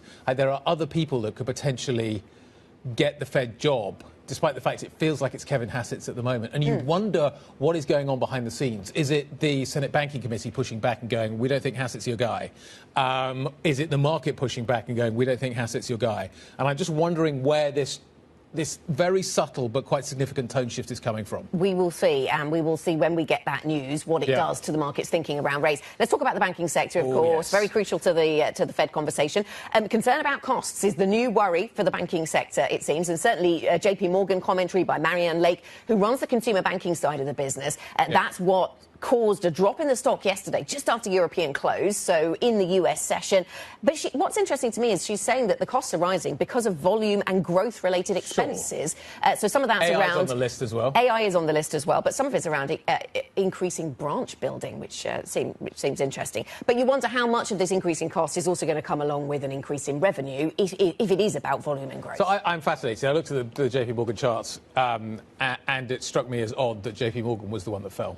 Now, I understand that the initial market reaction is JP Morgan has higher costs, therefore it's going to be able to deliver less money to shareholders. But the rest of them, this is JP Morgan. This is the gorilla in the room of global banking. And if it is spending more, that's bad news for everybody else. JP Morgan has got the balance sheet, the revenue lines, everything to be able to support this kind of spending. The rest of the banking sector, less so. So I think this is bad news for JP Morgan. It is terrible news for the rest of the global banking sector. Yeah, does it read across into the rest of the global banking sector? We'll certainly keep an eye on London banks. And speaking of London banks, one way to reduce your costs if you are a global business, if you are listed in London, or listed anywhere, in fact, is to remove co-management roles. And we have a great story. HSBC CEO El Hadary speaking to Francine, talking about how it's taken 15 months of transition, but he's now got rid of these co-head roles, which he really didn't like. I thought it was a nice reminder to me, though, that he was co-head of global banking himself previously. But anyway, co-presenters. Do we need to just? Would it be? I think we need another one. But yes, we do. We need three of us. We need more. It's a totally different story when it comes to presenters. So they've gone from a situation where 0% of their revenue fell under single accountability to now 60% under single accountability, and he sees that as a better thing for the business. Let's stick with the theme of bankers. Bankers are very excited. Going into next year. Deals. Because they think that there's going to be lots of deals. Lots of debt deals coming through. We've seen that certainly with the Warner Brothers, Paramount, Netflix saga that is going on currently. And there's an awful lot of debt coming down the pike as a result of that. So if you're in the origination business, fantastic.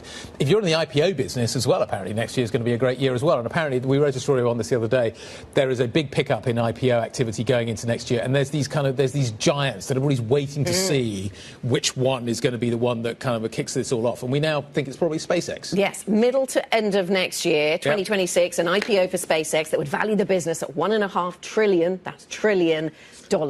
And you're right, there is a lot of excitement around this story in particular, but also what this signifies. I was drawn to some Goldman Sachs comments. The CFO yesterday saying that the 2026 deals roster is likely to be the second biggest year in history. There's a lot of PE deals finally coming to the table. But there's also...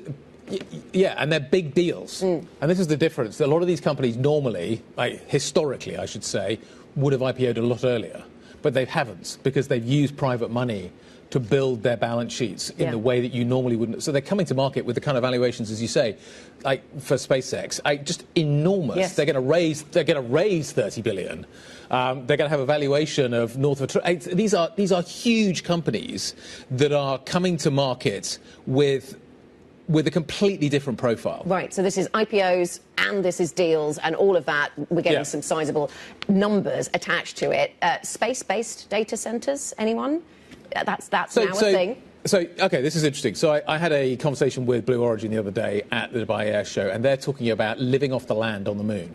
So what they're going to do is go to the moon, and they're going to, I think it involves some sort of electrolysis. They're going to use electrolysis and all the silicon that's on the moon, apparently, to make solar cells and then make chips and do all the other things. So SpaceX isn't the only one that's kind of potentially talking about this. So, yeah, they think they can live off the land, and one of the byproducts of that would be oxygen, et cetera, et cetera. Well, this is a slightly different take on SpaceX. What they're doing is, space-based data centres. Apparently, you don't need fresh water if you do it in space. So that because reduces, the cooling.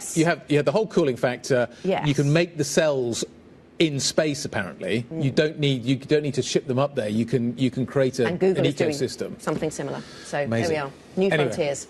Well, yeah. The moon. Apparently, landing on the moon, there's a problem. It's a very sort of uneven surface. Anyway, what have we got coming up today? Back to Earth. Florio Nielpo, a Lombard Odier macro head, is going to be joining us to talk about the Fed.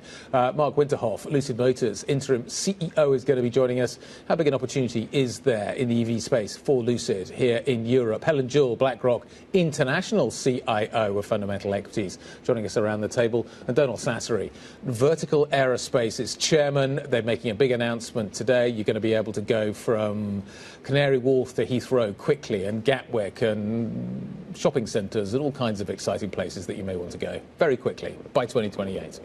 Let's tell you what else is on our agenda today. Then 10 a.m. UK time, Rachel Reeves will be testifying to the Treasury Select Committee. We heard a lot from the Bank of England yesterday. Today is the turn of the Treasury. 2:45 p.m. UK, we get a Bank of Canada rate decision. The global rates conversation has been one about rate hikes and hawkishness of late. Not so the Fed. We might get some hawkish commentary with the decision, but we are expecting a cut. Fed rate decision, that comes at 7 p.m. UK time, of course, followed by the press conference from Jerome Powell at 7:30 p.m. UK time. Absolutely. People are talking about buying gilt, so that's got to be a tailwind for Rachel Reeves going into that session a little bit later on today. What else do you need to know this, what is it, Wednesday morning? Wednesday already. In a win for the French government, the country's National Assembly has adopted a social security bill for next year. This is a welfare package. In the second reading in the lower house, 247 lawmakers voted for the legislation, which, remember, suspends President Macron's pension reform. 234 voted against. The win increases the chances that lawmakers in France will now pass a new budget by year end. Phew. The German Chancellor, Friedrich Merz, says he believes that the rules-based alliance of normative values, once binding the US and Europe, has now come to an end. Merz says the new US national security strategy published last week amounted to the beginning of a US strategic realignment. He described elements of Washington's new strategy as unacceptable to Europe and advised President Donald Trump to avoid going it alone. And Australia's ban on social media for under-16s takes effect today, with platforms facing hefty fines if they fail to block young users. TikTok, Instagram, Snapchat, YouTube and Reddit say they will comply despite voicing opposition to the rules. Policymakers in countries including Indonesia, Denmark and Brazil are weighing similar measures.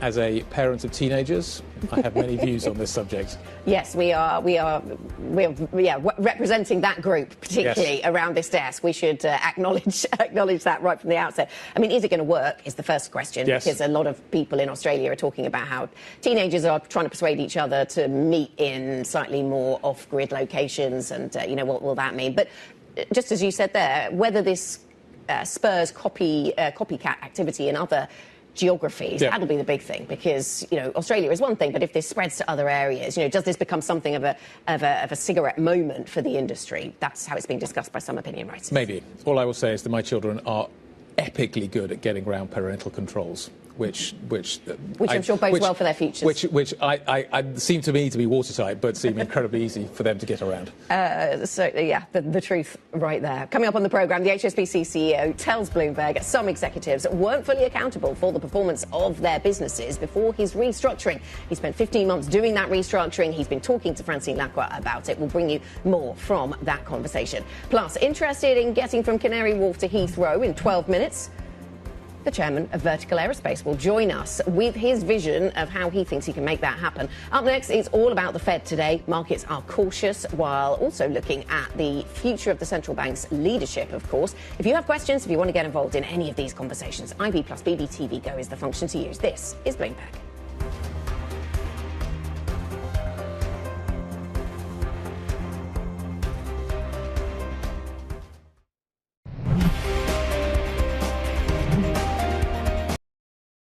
LGT's investment solutions allow you to look to the future with confidence.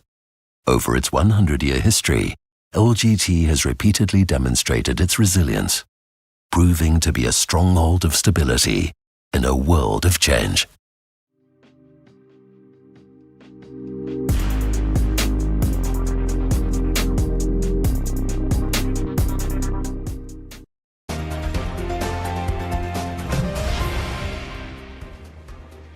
Welcome back. 16 minutes past 7 here in London. The futures picture for Europe looks a little weaker. I guess that makes sense given the fact that the US session yesterday lost quite a bit of ground after Europe closed up, so maybe there's just some catch-up to play there. But of interest, perhaps, is looking ahead. US futures are almost entirely flat this morning, and that might be because we have a Federal Reserve meeting to deal with. So the Federal Reserve officials are primed to deliver a third consecutive interest rate cut later today. Kevin Hassett, who is seen as the front-runner to replace Chair Jerome Powell, believes there's room for the central bank to cut more than 25 basis points. Jay Powell has done the right thing, which is he's taken the far left people of the board and he's coalesced them around, it looks like, a rate cut, which is the right move right now. I might like a bigger one, but I think that that's what the Fed chair has to do. Don't forget, you're managing a committee. And so getting rates down right now, it's a good thing. There's a lot more room to go. Managing a committee. Interesting line. Let's bring in Bloomberg's Valerie Teitel, who's been watching all things Fed for us. Of course, not just this morning, but every morning. Good morning, Val. Good morning, Anna. Yes, it all is going to be about Fed Chair Powell's ability to manage the committee, to bring together a consensus and avoid a huge string of dissents. We know that we're likely to see Stephen Myron dissent for a 50 basis point rate reduction. And then on the hawkish side, we've had over 4 officials express disagreement with cutting rates at the decision today. So we could be up for around 5 dissents. That would be the most essentially in modern Fed history, and a lot that could contend with Chair Powell's hold over the committee. We know that his position is up in May, but if he is losing the power to control the committee, perhaps that says a lot about where we're headed for monetary policy next year. But the market is pricing in a decent chance we are going to get that Fed cut. We're over 90% priced in the front end. The other thing to watch here is just how clear of a message that we will get from Powell, given we still have this data backlog. Not only the fractured Fed, but the fact that we do have a lot of data next week that the Fed is still waiting on, which can be key to their January decision. We're still waiting on November non-farm payrolls and CPI. We also have October retail sales that's going to be released next week, which is a good guide for how consumption, how GDP is shaping up for the fourth quarter. We do resume a normal data schedule, thank God, at the beginning of January. So their end of January decision, they will be totally catched up on the data. Maybe we'll have to wait till the end of January to hear a big shift from the Fed, whether it's in a hawkish or dovish direction. But the market is bracing for a more hawkish tone today. Take a look at the front end pricing for the Fed in 2026. We're now pricing in just 50 basis points of rate reductions. That's down from pricing in nearly 80 basis points of rate reductions just a few weeks ago. So there has been a hawkish shift in the market. Guy, I think this has a lot to do with the fact that Previously, Chair Powell has characterized the last two cuts as a risk management exercise. I think the market is worried that today he could say that risk management exercise is over and they're prepared to slow down their pace of rate reductions. Absolutely, and that's going to be interesting to see how the market deals with that. Valerie, thank you very much indeed. Let's carry on the conversation and talk more about what this all means for markets. Florian Ielpo, macro head over at Lombard Odier Investment Managers, joins us now. Florian, what do you expect? Well, first, I'm expecting the last macro pit stop of the year, and that will be a relief after such a heavy and intensive year for markets. Now, the key message for us is the cut matters much less than the message that will come with that meeting and that press conference. Meaning, as you've been mentioning it, the cut is widely expected. Risk management is probably not the right way to coin this series of three cuts. It's a rapid adjustment, and now we need a pause. And I think it's probably the outcome of this meeting. Now, what I will be very, very attentive to is essentially two things. The first thing is the revision of the dot plots for 2026. At the moment, we have one cut basically for the year ahead. The market is expecting two cuts after a strong revision. That's the first element we need to look at. That's where you will be able to gauge which of inflation and employment matters the most overall to the Fed. And then we'll have the avalanche of questions during the Q&A session regarding the forward guidance of the Fed. Will the Fed be able to put forward some guidance for us given the lack of data and the dissenting committee? I've got lots of questions about what you just said. I want to start right back at the beginning. Why do you think this is the last macro pit stop? Are you not worried that other central banks have an impact here? It feels increasingly like other central banks do. The BOJ could be one of them. Other central banks are turning more hawkish. Why do you think the Fed is the last most important factor that we need to watch out for this year?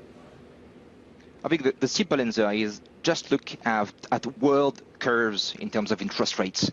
Over the past, 10 days, what we've seen is a revision of this Fed monetary policy path by 25 basis points, okay, especially for the long end of it. It's not the short end of it that has been revised, but the long end of it. That 25 basis points have been pushing up global yields across the planet by about 20 bips. You can take the Japanese curve, you can take the European curve, you take the US curve. The movement is globally the same. Let's not forget how systemic the Fed is. The Fed makes globally, has been making globally the fluctuation of the long end of the curve over the past 6 months or so already, and of course over a much long historical period than that. So the Fed is centric, much more centric than any other central banks. The Fed means the world, and it's an important thing to remember when we prepare our portfolio ahead of next year. Okay, so that's why you're focused particularly on today, of course, Florian. Good morning to you. What does it mean if the Fed is going to be in a different place from the other central banks, big central banks globally next year? I mean, maybe your position is more nuanced, but some are expecting to see cuts from the Fed, whereas many other central banks might either be on hold or possibly even hiking towards the end of the year. Yeah. It's a fair point.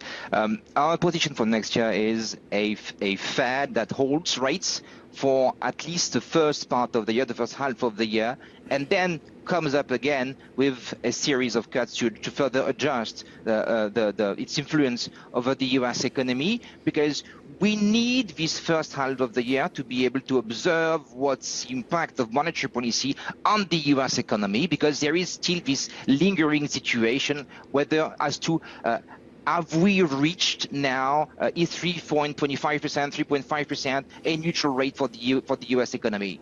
If that's the case, then probably that we should see the Fed monetary policy having a lower influence now on the U.S. economy. So we need an observation period, and after that, another series of cuts, depending on the outcome of that.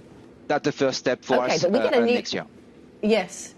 But we get a new Fed chair in the first half of next year, Florian, and there would seem to be some political pressure, make of that what you will, to cut rates. You don't think that results in lower rates in the first half?